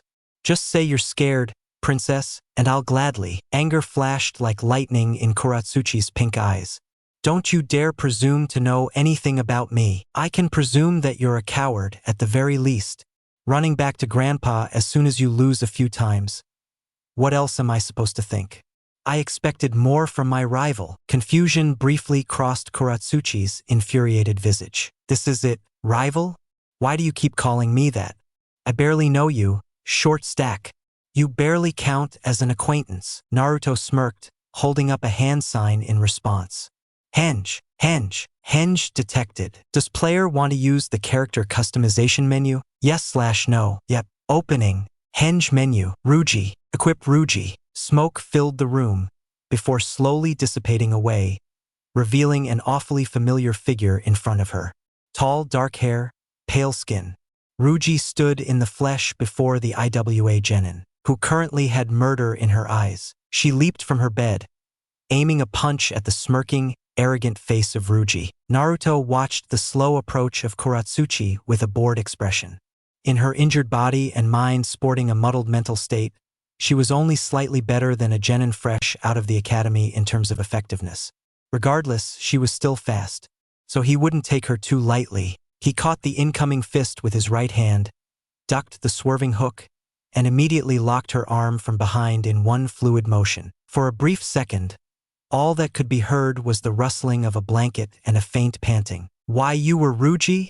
Kuratsuchi asked in shock, struggling to get out of his hold. So that's why you mentioned the pre-examination in the forest. Let me go. I'm going to end you, bastard. He shook his head disappointedly. End me? You can't even touch me in the state you're in. Kuratsuchi, I knew you were a coward, but a liar too? TCH. Kuratsuchi went red in embarrassment, growling in frustration at her newfound weakness. Naruto let her go, carefully noting whether she would attack again or not. She turned to face him, her eyes sparkling with restrained anger. I'm going to kill you the next time we meet. The certainty that she spoke with did nothing to calm Naruto's heart. But he had to continue. Big words for a retiree. While you help your grandpa with paperwork, I'm going to be training as a shinobi. What gives you so much confidence, princess? Her fists tightened. I'm going to train harder than all of you. I'm going to train until my bones crack and my chakra gets depleted to the minimum. Then I will rest and train again. If I don't kill you the next time, I'll repeat the process. She walked forward, placing a menacing finger on Naruto's chest. Oh, I'll retire, Ruji, but I'll only do so once you're on your deathbed. Ding! New quest. Talking with the rocks. Completed. Quest details. Convince Kuratsuchi to not give up on her shinobi dreams. Naruto internally cheered at the quest's completion. His mood dimmed down after he realized he might have just created a mortal enemy for himself. Doesn't matter too much. I just won't let her catch up. Naruto laughed evilly at the thought. Ding! He quickly looked away from the rest of the notifications, hoping to end his conversation with the previously retired Kunoichi. Previously retired? Huh. I guess she's a retired retiree now. Naruto continued the act. I look forward to it, Kuratsuchi. Try your best. Looking to annoy her some more, he flicked her forehead with a decent amount of strength, watching her gasp in pain before quickly lunging forward to inflict some damage of her own. Naruto easily dodged her advances and fled the room with a second thought. He might have felt bad for hitting her unexpectedly if she hadn't already tried to do the same thing. Frustrated shouts sounded out from behind him, which he dutifully ignored, before rushing towards a relatively isolated area where he used to hang out with Shikamaru when they were kids. He needed somewhere peaceful after that whole fiasco. Naruto didn't like acting like such a douchebag, that was Sasuke's role, but he did end up enjoying her genuine annoyance. I might be a psychopath, he thought with a startled expression. If Naruto was being honest, other than the acting part, the quest was relatively simple. Kuratsuchi never truly wanted to give up on the shinobi career, only viewing that as the only option due to a string of unfortunate failures. He simply had to hook her in by using Ruji as bait, making Ruji a sort of goal in her head. Knowing her, she would have started training again with or without Naruto's help. He only accelerated the process. He sighed, deciding not to think of the dangerous enemy he had made any longer. The grassy slope was perfect for cloud watching. Something related to the angle, as Shikamaru put it. With a sigh of relief, he sat down and opened his status. Ding! Congratulations! You leveled up. Player is now LV16. Naruto was shocked. Just how much experience did he get from beating Rock Lee? Leveling up from 2500 experience was impossible, meaning the remaining amount must have been from the earlier fight. This wouldn't have been surprising if it wasn't for the fact that he had already gained 2 levels directly after the fight. Level 16. It seems like a decade ago when I was outraged when the system assigned me to level for the first time I opened it. Nice. I'll give the attribute point to strength. Ding! New window. Reputation meter unlocked. Info. This meter allows the user to understand their standing or reputation with the desired target. Interesting. I could technically use this to see who likes me and who doesn't, which isn't too useful right now but will come in handy in the future. Ding! New title. A Sorrowful Titan Dancing in the Rain, achieved. What a weird title. Title? A Sorrowful Titan Dancing in the Rain gives plus 35% chakra efficiency when using either water-style jutsus or lightning-style jutsu during a rainstorm, along with increasing all other stats by 10%. That's seriously overpowered. Naruto thought with a grin. I'm practically invincible if it starts raining in the middle of a fight. I'll have to remember to equip the title beforehand. However, he could also wait for rain to occur and attack an opponent then. Naruto was more than happy with his rewards. He was starting to make even greater progress at a faster rate, which was needed now more than ever. Now for the last reward. I wonder what those question marks were hiding. Ding! Special quest. A Forgotten Relic of Time, created. Quest details. Yuzushioga Cure. led by the legendary Uzumaki clan, was once a glorious village testing the capabilities of mankind to its very limit. Discover the ruins of the forgotten village and the reason for their untimely destruction. Quest rewards: EXP 25,000. Question mark, question mark, question mark. His eyes widened comically. What the ding? Special quest: a forgotten relic of time created. Quest details: Yuzushiogakure, led by the legendary Uzumaki clan, was once a glorious village testing the capabilities of mankind to its very limit. Discover the ruins of the forgotten village and the reason for their untimely destruction. Quest rewards: EXP 25,000. Question mark, question mark, question mark. Naruto continued to stare at the quest for another 5 minutes, questioning whether what he was seeing or not was real. Yuzushiogakure? Uzumaki? What the hell does this all mean? Does this mean I'm from an actual clan? He always wondered who exactly his parents were, but those questions were immediately met with stares. Even the third seemed to avoid answering, looking to divert the topic as much as possible. As a kid, Naruto simply went with the flow, slowly getting the feeling that he would never get the answer. Eventually, he stopped asking at all, sticking to the idea that his parents were just regular civilians. Then came Karen Uzumaki. At first, Naruto doubted that they were related. For one, they were in completely different villages. Secondly, Karen's blood-red hair didn't have much in common with Naruto. Even so, the name Uzumaki wasn't a common one at all. He was tempted to go and find Karen after the revelation but waited for a bit as she had just lost her fight. He went a few hours later to go searching for her, but a nearby proctor had stated that they had already left. This quest, however, seemed to confirm his suspicions. The Uzumaki were more than just a regular clan, being noted as legendary and glorious by the system itself. Any praise from the system couldn't be taken lightly at all. I have a clan. Uzumaki. It means something more. Naruto thought joyously. Then how come I never heard of it before? How come a village so illustrious isn't recorded anywhere? Did I never pay attention? No, that's stupid. Someone else would have noticed the Uzumaki clan for me. The only possible outcome is that information regarding the Uzumaki clan has somehow been deleted from the records. For what reason? How were the Uzumaki destroyed? The quest wanted him to find the reason for the destruction as well as find the ruins of the village.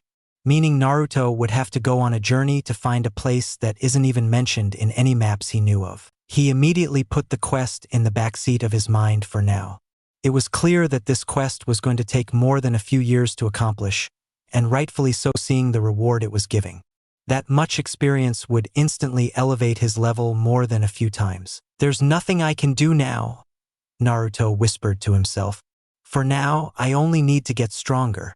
That was the only solution to the multitude of problems he found himself in. He checked out his other reward, the reputation meter.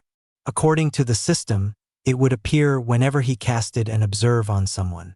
Naruto headed back to the arena, eager to test out the new mechanic as soon as possible. Hopefully, my reputation isn't too bad. Naruto chuckled bashfully. Well, you reap what you sow. Naruto rushed towards the arena, not wanting to miss any of the fights, especially this one. Sasuke was going to fight against Hinata. He could finally see the Uchiha's progress over the last month that he and Kakashi had tried so desperately to hide. As he neared the arena, he noted with confusion the absolute silence that the crowd was in. Did something happen? Ignoring the crowd, he took his usual spot near Kakashi and Sakura, albeit noting their eyes focusing towards a specific area. Naruto followed their gazes until his sight reached a fancy podium that overlooked the arena. Inside were a couple of old men, including the third Hokage. Why are they inside there? Sitting next to the third Hokage as if they have similar positions. Naruto thought for a brief second before slapping his hand on his forehead. Of course, the other men were clearly Kage of their respective villages. That meant the other Kage had missed the earlier fights. Naruto wasn't sure if that was a good or bad thing. Regardless, they would have to see him fight Neji later that day, so Naruto wasn't too bothered about the fact. The third smiled down at the stadium. I wish to thank everyone in attendance. This exam is a tradition passed from our fathers and forefathers, a symbolic representation of the hopeful peace between our nations. But even more than that, it's a culmination of the hard work of hundreds of genin across the globe, not limited by any border. I would like to thank our esteemed leaders from the participating villages who decided to visit. Naruto quickly felt a yawn approaching, but managed to shut it out. He looked towards Sakura, who was listening with keen interest. "Oi, Sakura, who are the geezers next to the Hokage?" he whispered casually. He was too far away from the podium to cast observe, meaning simply had to rely on general knowledge for now. It wasn't like his observe would give him anything more than a name and a lofty title anyway. His level was too low to be compared to Kage for now. Sakura looked affronted at his language, and even more so that he was interrupting the Hokage's speech. "They're Kage. Show some respect, Naruto. Anyways, I don't recognize all of them, but some of them are obvious enough. They show clear similarities to the pictures in our books anyway. The Kazekage is obvious enough. That's from Sunagakure if you didn't know. The Tsuchikage from IWA is obvious enough. I don't know about the others. Must be minor villages. So that's Kuratsuchi's granddad. He's a lot shorter than I expected. As for the Kazekage, nothing much to note there. Kakashi had to know a lot more about the other villages, but he didn't look like he was going to give any explanation. Heh, I might need to work on my general knowledge, Naruto admitted with a frown. Who knows, reading might increase my intelligence. It's so boring though. Hiruzen seemed to be finishing his speech. Now, let the Chunin exams continue. Naruto let out a sigh of relief. Ugh, finally. Where's Sasuke? He looked to the left to see Shikamaru's team to the left. They looked too good, but still better than before. Shikamaru at least wasn't as pale-faced as he once was. It was good to see that he was feeling better after the horrific incident from earlier. Naruto assumed that they knew that Kuratsuchi was mostly fine now. His teammates were fine as well, though they seemed to be staring at Naruto with a weird intensity. Naruto waved a hand in greeting. Hey weirdos, I don't know what's worse. The dead last being so strong or him of all people calling us weird. Ino murmured with a conflicted expression. Choji laughed boisterously, eager to lift the mood. What Ino means to say is congratulations on the win, Naruto. I didn't know you had it in you, to be honest. You defeated Kiba pretty easily, but that's honestly a low-hanging bar. Kiba elbowed the Akimichi in the back, growling angrily. Say that again and I'll find the hidden snacks in your room and feed them to my dog. Choji looked genuinely frightened. How did you know about those? I made sure to hide them carefully. Nothing hides from this. Kiba pointed at his nose with a smug grin, showing off his sharp teeth. What makes the Inuzuka more dog-like? Is it some kind of Kekai Genkai? Naruto thought curiously. I might ask Kiba later. Maybe Kakashi could know. Where's Kakashi? Naruto asked his only teammate available right now. He waited for her answer as he smiled in greeting toward Shino. Sakura answered without even glancing in his direction. He's with the other Jonin sensei. He quickly cast an observe at Sakura. Observing. Observation successful. Name, Sakura Haruno. Title, not applicable. Occupation, Academy student. Level LV8. HP 100 out of 100. MP 100 out of 100. Chakra, 100 out of 100. STR, 5. Vit, 4. Dex, 3. Int, 6. Wis, 3. Luck, 5. Reputation, 70. His eyes skimmed past her regular stats, noting with interest that they had definitely increased since the last time he had seen them. Reputation at a 70? Is that good or bad? Naruto felt like it was pretty good considering how much she used to despise him. The main reason for the turnaround was due to the fact that he simply stopped asking her out, which seemed to be Sakura's main gripe with him back at the academy. He looked at Shikamaru next. Observing. Observation successful. Name, Shikamaru Nara. Title, The Lazy Genius. Occupation, Academy student. Level LV15. HP 100 out of 100. MP 100 out of 100. Chakra, 150 out of 150. STR, 8. Vit, 7. Dex, 8. Int, 15. Wis, 8. Luck, 6. Reputation, 80. The Lazy Genius? Naruto harumphed into his elbow. That matched Shikamaru perfectly. He was surprised with how much the Nara had improved, being only one level behind Naruto himself. Although that could be attributed to the fact that he had started at a much lower level compared to Shikamaru. The reputation wasn't too much of a shock. He had been friends with Shikamaru and Choji for a long time. Naruto looked at the others, ready to cast observe on them as well, but stopped as he noticed the fight was commencing. Sasuke versus Hinata. Needless to say, the fight had garnered a lot of attention. The Uchiha versus a Hyuga, an age-old debate dating back to the origin of these clans. The crowd was as rambunctious as ever, betting at an all-time high as people weighed in on the fight with critical eyes. The fight had meaning politically as well, more so in the case of Hyuga, obviously. Naruto couldn't care less. "Let's go Hinata! Kick his ass!" He cheered as loudly as possible. He obviously didn't want Sasuke to lose, but that didn't mean he was going to cheer for the bastard. Hinata, who stood patiently in the middle of the arena waiting for her tardy opponent, trembled slightly before facing his side of the arena. Her pale eyes looked to be searching for something before they finally settled on Naruto. The boy in focus let out another ear-piercing shout of support before lifting a thumbs up into the air. Hinata's face blushed a bright red, much to Naruto's confusion. "Is there something on my face?" he cluelessly asked his teammate. Sakura just shook her head and sighed. "Doesn't matter how strong they get. Boys will be boys. Tell me about it," Ino said, nodding in agreement. Naruto just looked at them, clearly bewildered. "The system is once again astounded by your stupidity." The proctor in the middle began looking at the clock in annoyance. Was his name Ganma or something? Naruto pondered.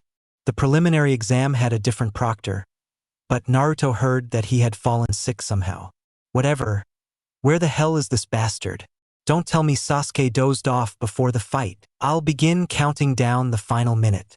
If Sasuke Uchiha does not arrive at that time, then he will be withdrawn from the tournament, the proctor said without an ounce of hesitation. The crowd watched with trepidation as the time went down, and no sign of the infamous Uchiha was to be found.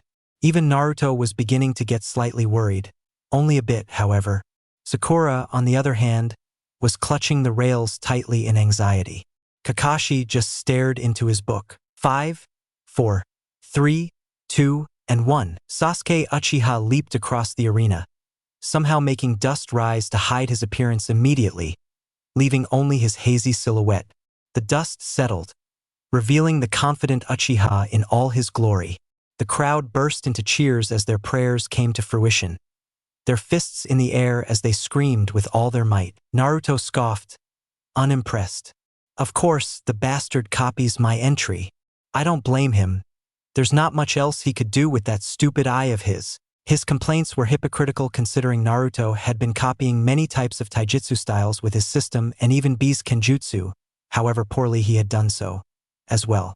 Oh well, a bit of hypocrisy never hurt anybody, right? Ino and Sakura, the leaders of the Sasuke fan club back in the academy, led the charge of the incoming cheers, each of their shrills attempting to burst Naruto's ears without a shred of remorse. Kiba shouted loudly in support of Hinata. "Destroy the Uchiha, Hinata. Make sure he never walks again." "Wow.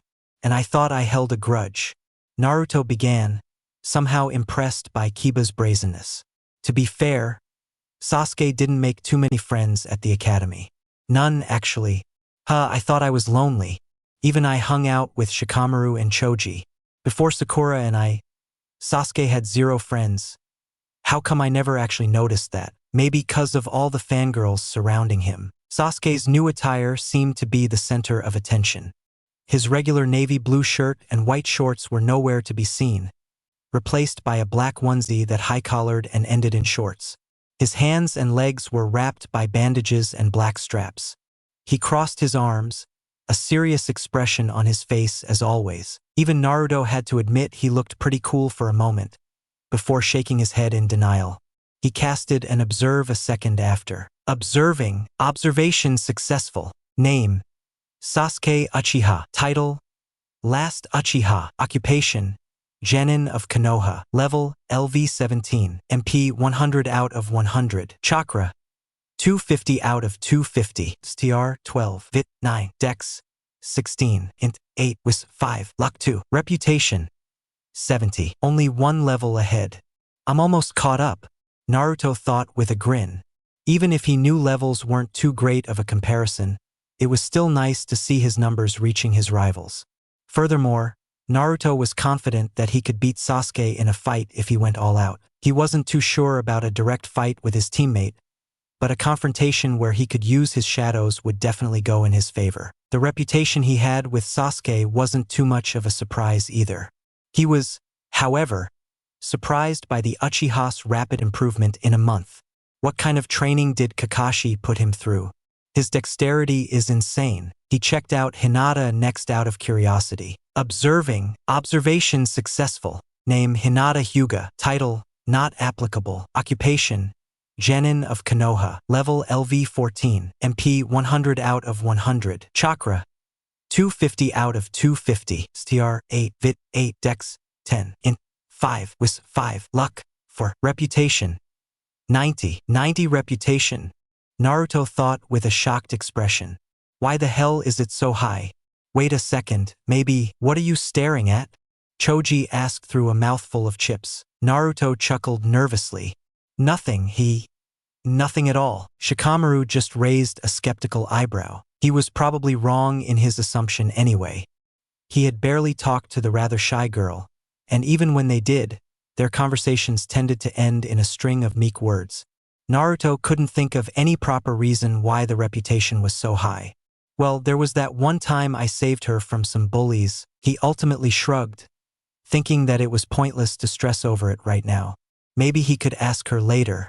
Right now he was eager to see how much Sasuke had improved. The two contestants stood a small distance away from each other.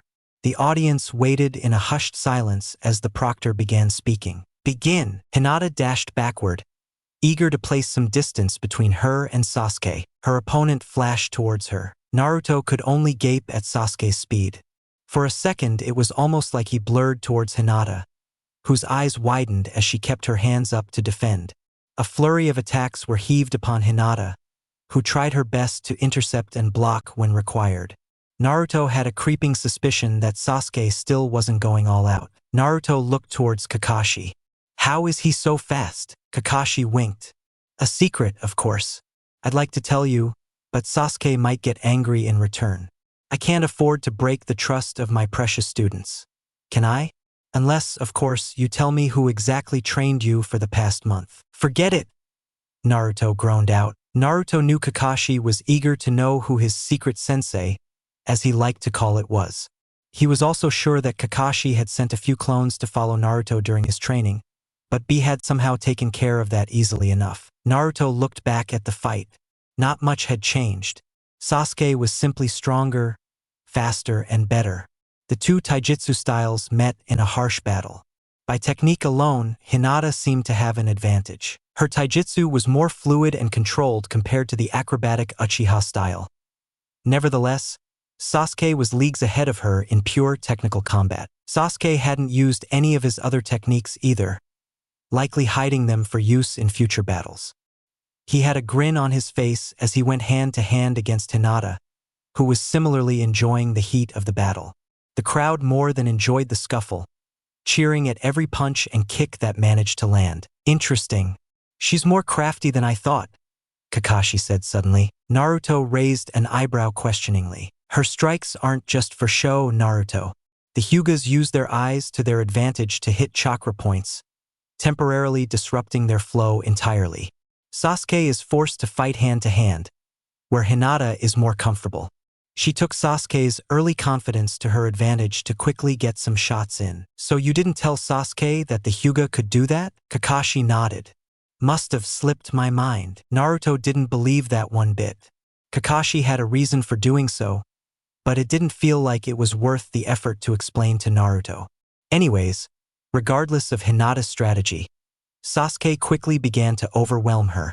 Her movements became sloppier and lacked the scary precision she once had. Sasuke feinted left, an attack that Hinata desperately tried to evade. That action only put her right side into a completely vulnerable position, and thus she could do nothing as the Uchiha kept a kunai right to her neck with a burst of speed. Winner. Sasuke Uchiha. The crowd burst into applause at the performance, easily the loudest thus far. With names like Uchiha and Hyuga, he supposed it was to be expected. Great job, Sasuke-kun. Sakura shouted from the stands, her hands to the sides of her mouth. Ino echoed her with equal intensity. Great. I didn't learn anything about his current ability other than that he's somehow radically faster. I know for a fact that Kakashi taught him something special. He should have expected that Sasuke wasn't going to be such an idiot. Looks like he's gotten stronger as well. This is going to be troublesome, Shikamaru said, massaging his forehead. Naruto grinned. Don't worry too much about Sasuke. You aren't going to get past me, Databeo. Shouldn't you be worrying about Niji, him? I got it handled. Naruto could humbly say that he was one of the strongest going into the tournament. The only issue was that he simply couldn't use his shadows. He wasn't an idiot, even though he often made reckless decisions. He knew that revealing such a technique would only bring negative attention to him. My necromancer abilities are too strange and not a type of regular jutsu. I would get questioned as to where I got the technique, and if I didn't answer, I would get sent to some interrogation team. He knew that the Yamanaka clan that Ino came from had some sort of way of viewing memories and such. Everything would go to hell. That's why he made a rule for himself. Only use the shadows when his life was on the line. A situation which was getting more and more likelier as Naruto found out the hard truth of his current life. Sasuke appeared next to them a second later. He was ushered with compliments by Ino, and Naruto noted with some amazement that Sakura managed to stop herself from fangirling. Sasuke seemed to notice as well if the tilt of his head he gave to Sakura was any sign. The blonde was originally going to just congratulate Sasuke but decided otherwise when he realized his friend had skipped his fight entirely. Naruto dramatically sighed, walking towards his rival. His words were dripping with mock arrogance and haughtiness. I won't say good job. That sort of performance won't work against me in the finals, Sasuke. I haven't revealed any of my tricks yet. Whereas you showcased everything you had against Lee, Sasuke sniped back, smirking. Naruto shrugged, lazily placing his hands on his head. I don't need to hide anything. Do your best. He walked past, whistling all the while. Let's go. That had to have sounded cool, right? Damn it, where are you going? Kiba asked from behind him. How's that any of your business? Naruto quipped as he continued walking forward. Internally, Naruto was sweating. There was no way he was going to let them know that he had been so overcome by the act that he hadn't realized he was walking towards nowhere. What do I do? What do I do? His eyes darted left and right as he viewed every possible path. They stopped at the sight of a violet-haired girl talking to an older woman. Hinata. Perfect. Naruto sped up his walk soon after. Shikamaru's sweat dropped. He had no idea where he was going. Did he? Yep. Sakura confirmed with a grin. Kiba barked with laughter, with Ino following soon after. Naruto rushed forward, getting closer to Hinata, who seemed absent of any injuries after a quick checkup with the medic. There was still a presence of fatigue in her eyes, however. Medic ninja were miraculous, but even they couldn't randomly increase energy levels. Yo! Hinata! He greeted her enthusiastically. The girl in question froze. Naruto then noticed the woman in front of her. That's probably their sensei. Kore something, right? He cast an observe so that he wouldn't make a fool of himself. Observation failed. Target's level is too high. Would player like a partial observation? Yes/no, as expected from a jonin. Yes. Name Kurenai Yuhi. Title: The Genjutsu Princess. Occupation: Jonin Sensei. Level: MP 100 out of 100. Chakra: STR? Vit? Dex? Int? Wis? Luck? The Genjutsu Princess? That was interesting. Naruto had never fought anyone that adept at Genjutsu before. After noting the name properly, he looked back at the teacher. He noted with a slight blush that she was incredibly beautiful, if not unfairly so. With dark hair and ruby eyes, she was almost like something out of a book. Get yourself together, Naruto. Kurenai looked amused. Who might you be? She clearly knew but wanted an answer anyway. There wasn't anyone, especially shinobi, in Konoha who didn't know who Naruto Uzumaki was. Naruto obliged regardless.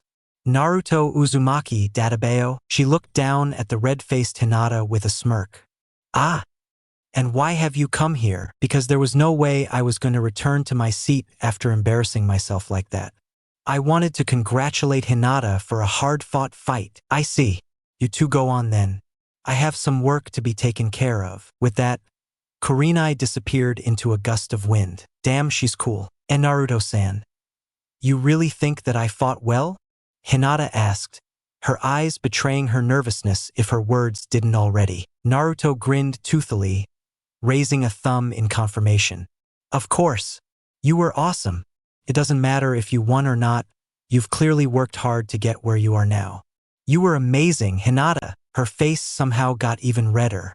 Thank you. Come back to where I'm sitting, Hinata. The others will want to talk to you as well. She looked disappointed for a brief second before smiling widely. Sure, Lady Hinata. To be frank, you're right, with Sasuke Uchiha was a disappointment. Both Naruto and Hinata swerved their heads to the left at the new entry. Niji Hyuga stood still without any feelings of regret at the words that came out of his mouth. As for him, those words were nothing but the absolute truth. Besides him was Tenten, who was slightly uncomfortable but preferred not to say anything. He continued after a brief pause. You're not cut out to be a shinobi. I request that you do not try to advance to Chunin anymore. In fact, you can comfortably stay in the genin ranks and live the rest of your life peacefully in the main branch manner. Naruto felt his anger spike as the pale-eyed boy in front of him continued to talk. Hinata trembled beside him, taking the words to heart. Ni-san, I tried my best. Your best won't cut it. Niji cut her off, closing his eyes. Fate is an unbreakable chain weighing all of us down. Some were born to be strong. Others were born to be weak. Some were born to be geniuses, whereas others merely lack any talent. You lack self-confidence. You lack instinct. You don't have what it takes to be strong. Please, for the sake of our clan, give up. Hinata froze again. Her words stuck in her throat.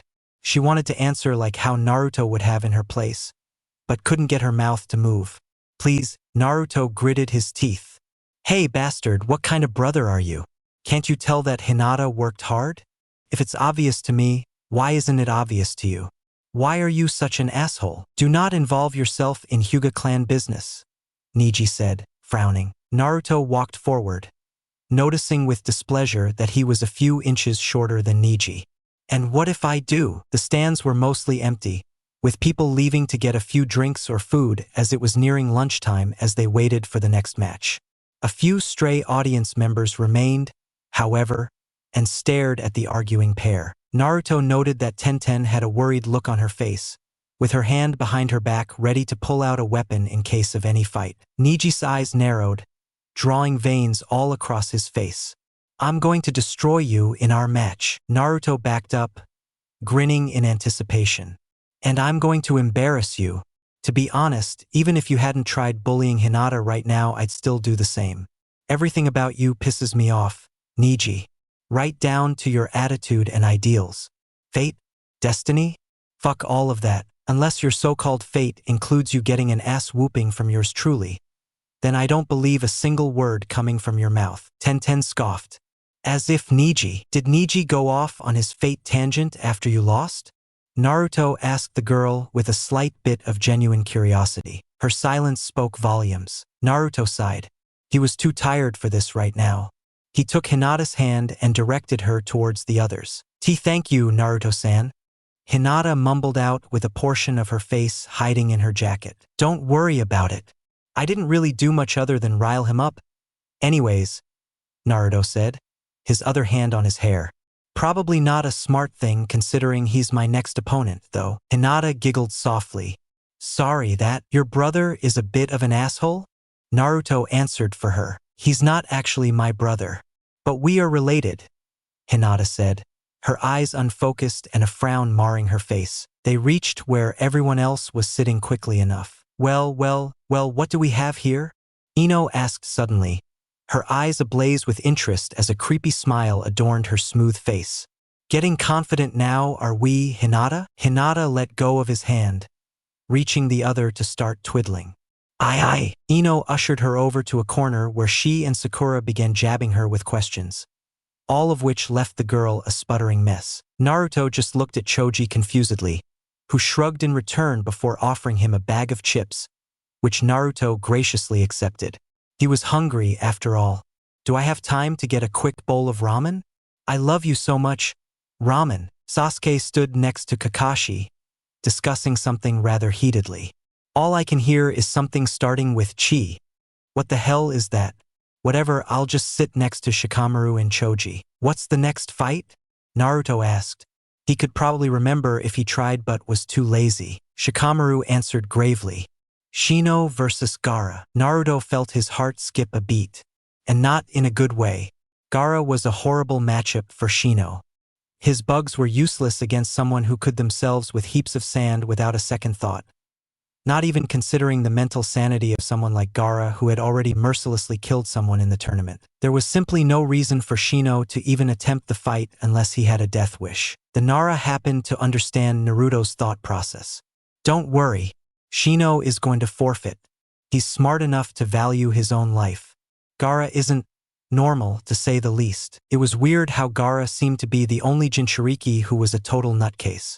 A case could be made for Fu, but that was simply because she was truly battle-hungry. The fight went just as Shikamaru said. Both Gaara and Shino met in the middle of the stadium, where Shino announced his decision to forfeit the match. Needless to say, the boos that resounded were from people who hadn't seen the red-haired boy's previous fights. Gaara seemed to accept the forfeit, simply walking back to his seat without a semblance of emotion. The proctor motioned towards the bracket. With the first rounds of each side of the bracket dealt with, we move to the second round, and the first match will be. Everyone waited in apprehension for the announcement. The contestants to see whether they got to rest or fight. The audience members to see which powerhouses were going to fight next. The silence was louder than any scream and the tension in the air seemed almost tangible to the touch. Naruto Uzumaki versus Neji Hyuga. Naruto couldn't resist laughing out loud, drawing everyone's eyes towards him. But he was only looking at one person. I'm gonna crush you, Neji. Naruto Uzumaki versus Neji Hyuga. The crowd buzzed with excitement as the names of two major powerhouses were called out. Thousands of spectators erupted into cheers as they realized they were in for a treat of a fight as their voices blended into an unintelligible cacophony of roars. Sakura winced at the piercing sound, her hands immediately coming up to block out the noise. She looked towards the others who had similar expressions. Shikamaru was curled into a ball, trying his hardest to avoid the sound. Lastly, she glanced at Naruto, expecting him to be nervous if not slightly panicked. The blonde in question was silent, his eyes closed and arms crossed. Naruto, are you okay? Sakura asked, voicing the question that everyone else had in their minds as well. Naruto opened his eyes, revealing blue orbs that seemed to be dancing with excitement. Yeah, but I can't seem to control my excitement. On closer thought, Naruto's hands were shaking as they balled them into fists. Excitement? Choji questioned dubiously. Why would you be excited to fight him? Isn't he your relative or something? Hinata shifted in her seat, suddenly feeling uncomfortable. Thankfully enough, Kiba answered for her. He's an absolute ass. I met him once or twice, and I'm still not sure what's worse between his attitude and his hair. Don't get me started on how he treats Hinata. Ino frowned. Who in their right mind would treat Hinata badly? She's the poster girl of innocence. Someone not in their right mind, Kiba responded, scoffing. The Hyuga shuffled again. Neji-san isn't a bad person. He's been through a lot of troubles because of our clan. Please don't. Naruto cut her off. Circumstances don't excuse what he said, Hinata. All of us have our own circumstances. That doesn't mean we can use those as a reason for being a bully. That's one of the few things Naruto respected Sasuke for. Naruto could say with certainty that his teammate had suffered a lot, and yet the Uchiha had never made it his mission to trouble others, mostly keeping to himself in the end. Hinata hesitated once more but nodded in the end. May the contestants come to the stage, the proctor said loudly, his eyes sweeping the crowd searchingly. Naruto grinned. All right, now it's time to go. Wish me luck. Not that I need it, Databeo. His friends did exactly that, except for Sasuke, who simply nodded. Always trying to be different. Just wait. I'll beat the arrogance out of you too. Naruto daydreamed about his eventual fight with his teammate until he found himself face to face with pale eyes. Unlike Hinata's, these eyes were narrow and cold, completely opposite to the large Tao-like expression Hinata always had. Veins protruded from around his Byakugan, mostly covering the top half of his face. Naruto's mind immediately blanked, his focus tunneling on the opponent in front of him. Neji was easily the strongest opponent he would ever have to face. Lee was a close second, because Naruto simply had a perfect counter for his taijutsu, and the green spandex ninja didn't have a chance unless he managed to open his gates. Opening his gates in a small enclosure without any cover, a very unfortunate winning condition against opponents who were dead focused on preventing the taijutsu specialist from doing so. Neji could be classified as a taijutsu specialist as well, but was just as proficient in the other arts. Therefore, Naruto was facing a version of Lee that had access to chakra, along with that busted taijutsu that came with literally zero disadvantages, other than looking creepy. Observe. The observation was successful. Name, Neji Hyuga. Title, not applicable. Occupation, Genin of Konoha. Level, LV20. MP, 100 out of 100. Chakra, 200 out of 200. STR, 14. Vit, 15. Dex, 17. Int, 7. Wis, 5. Luck, 3. Reputation, 10. For a second Naruto thought the reputation was also a stat, but quickly realized that Neji hated him to a higher degree than he thought. Naruto didn't blame him, he hated him just as much. It wasn't like they were mortal enemies. In fact, Naruto and Neji had barely interacted, and only interacted through words. The truth was that they were paragons of completely conflicting ideals. There was Neji, who believed that life was merely a servant to fate, and that destiny was a fixed path in life that offered no change.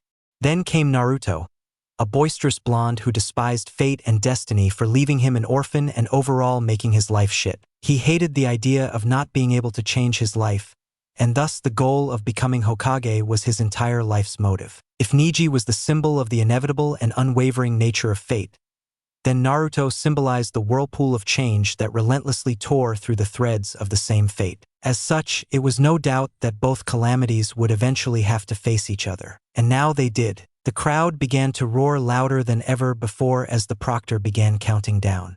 Naruto didn't hear a single thing. It's showtime. Begin. Activate Uchiha Taijutsu. Activating. Skill. Uchiha Clan Taijutsu. LVL 5 activated. Usage drains 8 MP points each minute. User can initially use this skill for 2 minutes without draining MP. This skill had become Naruto's go-to for engaging any enemy as he had become comfortable with the fluid style, and along with the lack of MP drainage, as long as he used it for only 2 minutes, it was very cost-efficient as well. Naruto dodged the kick that went over his head with a simple duck, then parried the palm heading for his stomach with his forehead, pushing Neji's hand to the right. A counter left hand missed its mark right on the liver as the Hyuga backed up with a strong kick of his foot on the ground. Water release. Surging sea, Naruto said after he made the proper hand signs. With a forceful exhalation, a torrent of water escaped from his lungs, swiftly cascading forward as a powerful wave that threatened to sweep up the Hyuga into its grasp. Neji responded with inhumane speed, his hands flashing as he intoned something Naruto couldn't hear through the sound of crashing waves. 2 walls of mud rose from beneath him, dividing the aggressive tide in the middle. The spear of earth parted the cohort of rushing water with ease, leaving a relatively dry Neji standing on it with an emotionless expression on his face. Naruto shook his head in disbelief at how fast Neji had been able to dismantle his jutsu. He was in no delusion that his opponent would have faltered, but he was looking forward to Neji using his ultimate defense. Instead, it was almost as if Neji knew beforehand that Naruto was going to attempt such a technique with how fast he was able to cast his mud wall. He decided to file away the information for later. He met Neji in the middle once again, pulsing chakra through his feet so that he could avoid plunging his legs into water and greatly reducing his speed. The Hyuga did the same, making Naruto realize right then that Neji was much faster than him. The next bout of taijutsu didn't go as well for Naruto. Neji's taijutsu was honed with years of grueling training, each strike a result of countless hours of practicing stances by himself. Naruto's taijutsu wasn't his own and never would be. It was just that, an imitation. It lacked the heart and soul that Niji's taijutsu did, and more importantly, lacked the experience and finesse. Another startling realization overcame Naruto. He was inferior in taijutsu. Niji was reading his moves with practiced ease, his eyes flying back and forth as he parried any attack Naruto tried to attempt. And then he began to truly fight back. Naruto wasn't an idiot. He knew that the moment he started to defend, Niji would have easy access to his chakra points, which would more than likely win him the fight. That's why he continued his relentless barrage of hooks, uppercuts, and kicks with disregard for Niji's strikes. He had to take damage now to prevent a further, greater loss in the future. Meanwhile, Sasuke frowned from the stands. The dobe shouldn't have used my taijutsu in the first place. He still had no idea how Naruto was so good at copying taijutsu and ended up scrapping it up to talent. He knew that his teammate was hiding something, but getting annoyed by that would be hypocritical considering the bundle of secrets that Sasuke himself held. Sakura had her hands on the rails, worriedly looking down at the fight. Why is he so aggressive right now? And Naruto-san doesn't want to be on the defense against the gentle fist. Hinata murmured a second later. What's so special about the gentle fist? Ino asked confusedly. For once, Hinata didn't mumble, her eyes completely attached to the fight before her. The gentle fist is a deadly taijutsu style created by the Hyuga clan to fully optimize the Byakugan. We can disrupt the opponent's chakra pathway by injecting chakra along with our strikes directly into the nodes of the tenketsu. Someone like Niji-san can prevent someone from even drawing their chakra if he lands his hits. Her face blushed right after as she realized just how much she had just spoken. The others looked at her in shock. Good explanation, Hinata, a new voice said from beside them. Sasuke glanced to his left, recognizing Tenten and Lee as they stood watching the fight. Tenten had a smug smirk on her face as she watched one of Naruto's hooks helplessly pass Niji. I told the brat that he shouldn't have underestimated Niji. Of course, he didn't listen. Look where that got him now. What are you doing here? Shikamaru asked annoyedly. Tenten smiled mischievously. Oh, I just wanted a better view. We all are Konoha genin, aren't we? Plus, I wanted to meet the famous rookies everyone keeps boasting about. Lee just shook his head, an apologetic look on his face. That didn't stop him from not so innocently scooting closer to Sakura. Sasuke just gritted his teeth. You better beat this bastard, Naruto. I won't let you live if you lose right now. Naruto felt a stray bead of sweat reach the corner of his lips, the salty taste not welcome in the already humid environment. He managed to dodge another punch, but his luck couldn't last forever. As long as he isn't able to hit my chakra points, I'll be fine for right now. He was too slow for the impending kick right on his shoulder, knocking Naruto several meters to the right as he briefly rolled on the ground before pushing up with his hand to get back into position. That fucking hurts. Naruto internally groaned, unwilling to show his pain to the world. But this was good. There was some distance between the two, and Niji wasn't showing any rush to head towards him. Without wasting another second, he reached into his utility pocket and threw 4 swords into the air, making sure to not throw them too high as it would take too long. The previous bout made one thing known: Naruto would never win in a regular taijutsu fight. The year of experience and age Niji had on the Jinchuriki was more than crucial. Thus, Naruto had to rely on his skills to even the playing field. If only I could use my shadows, he thought bitterly. He wallowed in his self-pity for a little bit before snapping himself back to reality. There was no time for indecision. Activating skill. 7 swords dance, acrobat kenjutsu, LVL2 activated. Usage drains 15 MP points each minute. User can use this skill for 30 seconds without draining MP. He simultaneously disabled the Uchiha taijutsu style just in case there was some sort of consequence by having both active at the same time.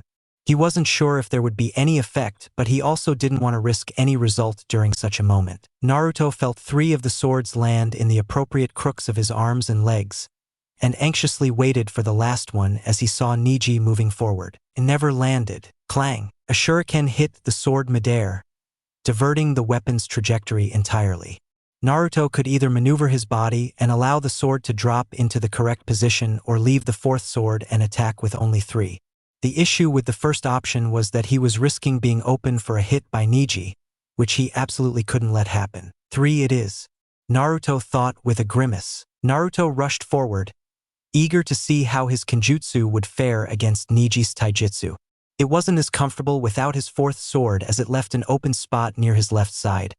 But Naruto wouldn't let that stop him. He somersaulted into the fray, making sure to give the name of the acrobatic kenjutsu justice. A solid palm launched itself towards his abdomen, which coincidentally wasn't covered with a sword. Naruto, in a terrific show of flexibility, bent his knees, faltering to the ground purposefully to dodge the strike. His hands fell palm first to the flat surface before tightening and pushing upwards. Naruto converted as much force as he could into torque so that he could spin his body into Neji. He grinned as he felt his sword make contact with the pale-eyed genin, spraying blood onto his weapon and the ground.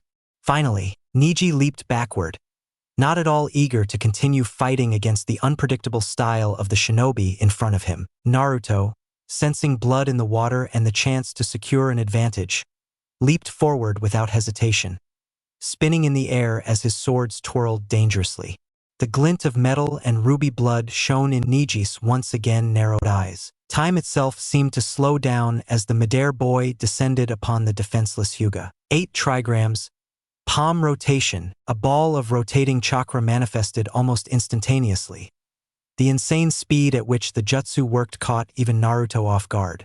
The 2 of the 3 swords which made contact with the blue dome immediately crumbled, but also saved Naruto, who stopped himself from falling into the sphere of doom soon after. What's the smell?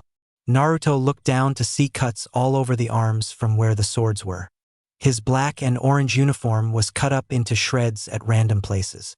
Blood oozed out slowly, covering his exposed skin in red. Naruto took his bloodied hands and swept them through his hair, not caring about the uncleanliness of his actions right now. Red specks covered his hair and face, and along with the grin on his face, Naruto looked frightening. Demon, one of the audience members whispered. He was met with looks that didn't necessarily disagree but clearly wanted him to quiet down. Neji stood in the middle of the small hole he created in the ground, unperturbed by the manic state of his enemy. If anything, he welcomed it. Now we can finally start fighting for real, Naruto thought excitedly. Shadow Clone Jutsu. 9 other clones formed around Naruto, each of them sporting a bloodied look. Neji's eyes were transfixed on his clones, sweeping through each one without a particular preference for the original. That means, no way. The Byakugan can't tell between a shadow clone and the original. This is perfect. Naruto began running, feeling his clones following as well. They ran in a practiced V-shape with Naruto in the rear. Neji stood his ground, unwilling to take any form of retreat against the blonde. The Hyuga quickly disabled the first clone, which turned into a ball of smoke. The others fell soon after, not as desperate to shield themselves as Naruto was before, and thus falling to the chakra strikes that Neji administered mercilessly. Naruto soon was the only one, and not wanting to end his assault, he assumed the appropriate hand sign to summon more clones. Instead, he found a kunai sailing straight for his head. When the fuck did he throw that? Why is it moving so fast? I can't afford to stop the attack right now. The match so far was like a chess game. Whoever gave up their lead during the fight would end up losing. Naruto currently was the one applying pressure, and while the Hyuga was responding easily, he knew that Neji would eventually crumble or make a mistake that he could capitalize on. After all, Naruto was the type of shinobi to wholeheartedly believe in the saying, offense is the best defense.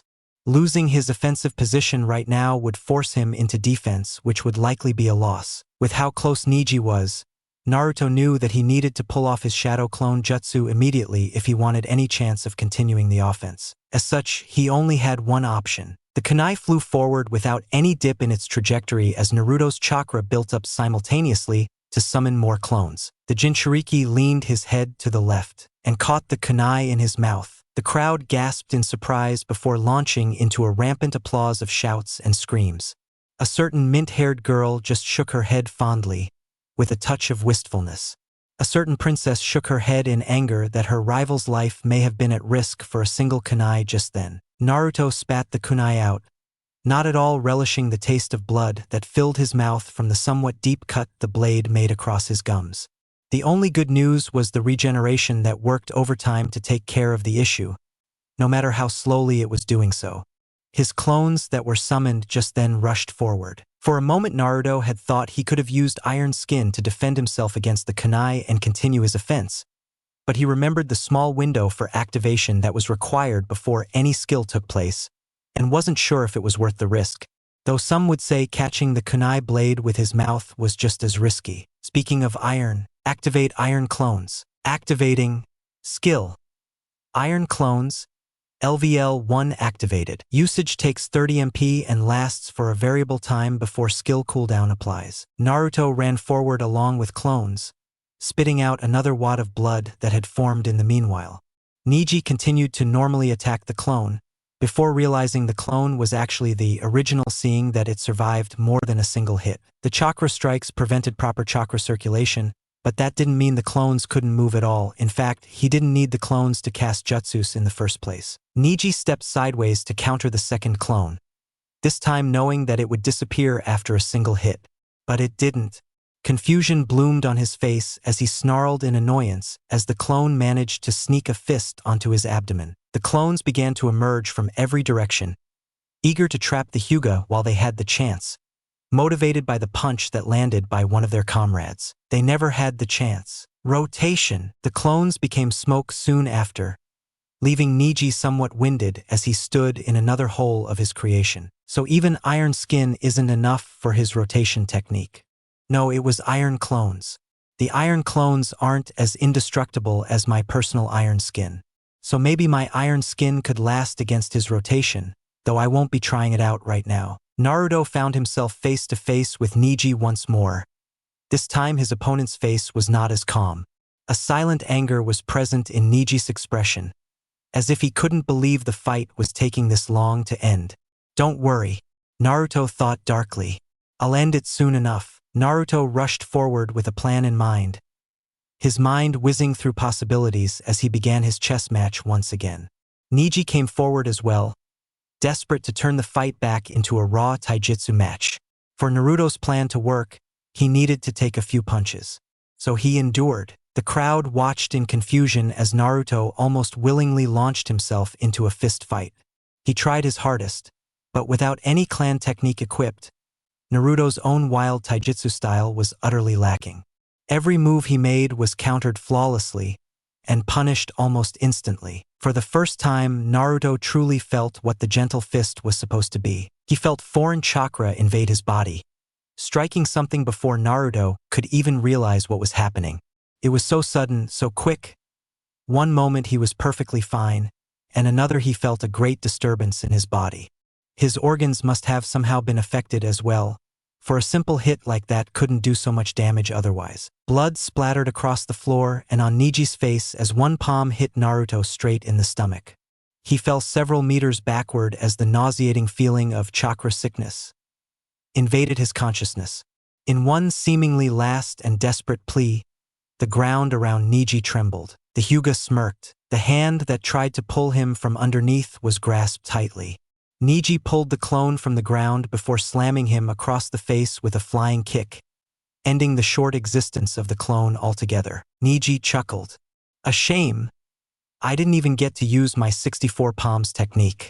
You were strong, Uzumaki. But nothing is stronger than fate. Triumph filled Naruto's heart as he realized what had just happened. Naruto summoned more clones, the act taking much longer than normal due to the chakra imbalance in his body, and thus only forming 5 of them. One of the clones popped immediately, covering everyone's sight of the blonde ninja for a second. Naruto activated Iron Clones once again, hoping to make the clones last as long as possible. Neji was more wary this time, taking all 5 of the clones as seriously as possible due to their tough nature. The moment he got a good angle, he brought the sphere of chakra to life. The clones dispersed without any incident, further solidifying Neji's win in the hearts of the audience. Neji walked slowly towards Naruto, and the Jinchuriki could only thank Kami for the Hyuga love of theatrics. With a desperate heave, he threw a kunai at Niji. The throw was despicable. The kunai trembled at Niji's feet pitifully, the sound vibrating throughout the quiet stadium. Some chuckled at the feeble attempt. Niji didn't even pay attention to the kunai. His Byakugan, the all-seeing eye, deeming the weapon unimportant. That was his fatal flaw. The second Niji took one step past the fallen kunai, his loss was all but confirmed. The kunai wasn't any regular kunai. It was Naruto in a henge. But how could a henge get past Niji's eyes? Perfect henge LVL1. Info. Turn into a perfect henge, meaning even sensors will not be able to detect your transformation while active. There is no cooldown, but chakra consumption is high. He had been testing Niji's sensitivity to his MP skills the entire fight, and noted that while Niji could sense when a jutsu was being cast, he couldn't tell when Naruto used a skill. The Byakugan could not detect MP. Furthermore, perfect henge wasn't called perfect without a reason. It was perfect to the utmost degree, avoiding the watchful eyes of the Byakugan with ease. Naruto spun an extra kunai in his hand as Niji noticed the presence behind him. Focus. A sizzling sound was formed as Naruto encased his kunai with lightning. Not to a perfect degree as he did with Zabuza's sword, but good enough. Niji immediately began to try and rotate, but Naruto had none of it. He grabbed the spinning arm of his enemy with left hand before plunging the lightning kunai into the waist of Niji, making sure to aim for somewhere non-lethal, but allowing it to hurt nonetheless. Lighting covered Niji for a brief moment as the boy stood frozen in shock, before he fell to the ground unconscious. Winner, Naruto Uzumaki. The crowd surged with applause at the ending of the thrilling fight before them. Naruto collapsed to the ground in exhaustion as he looked to the sky. Fuck you, fate. Ding. New quest. Schooling the Hyuga. Completed. Quest details. Defeat Niji during the Chunin exams. Quest rewards. EXP 2500. Learn the Hyuga Taijutsu style, and increase Taijutsu level by 2. Phew. Finally. Ding. Congratulations. You leveled up. Player is now LV17. Naruto cheered internally. Ding. Skill tree unlock used. Choose between the two skills shown. Camouflage LVL1. Interesting. Does that mean I can hide anywhere I want? That sounds so overpowered. Black Flash LVL1. What the hell is that?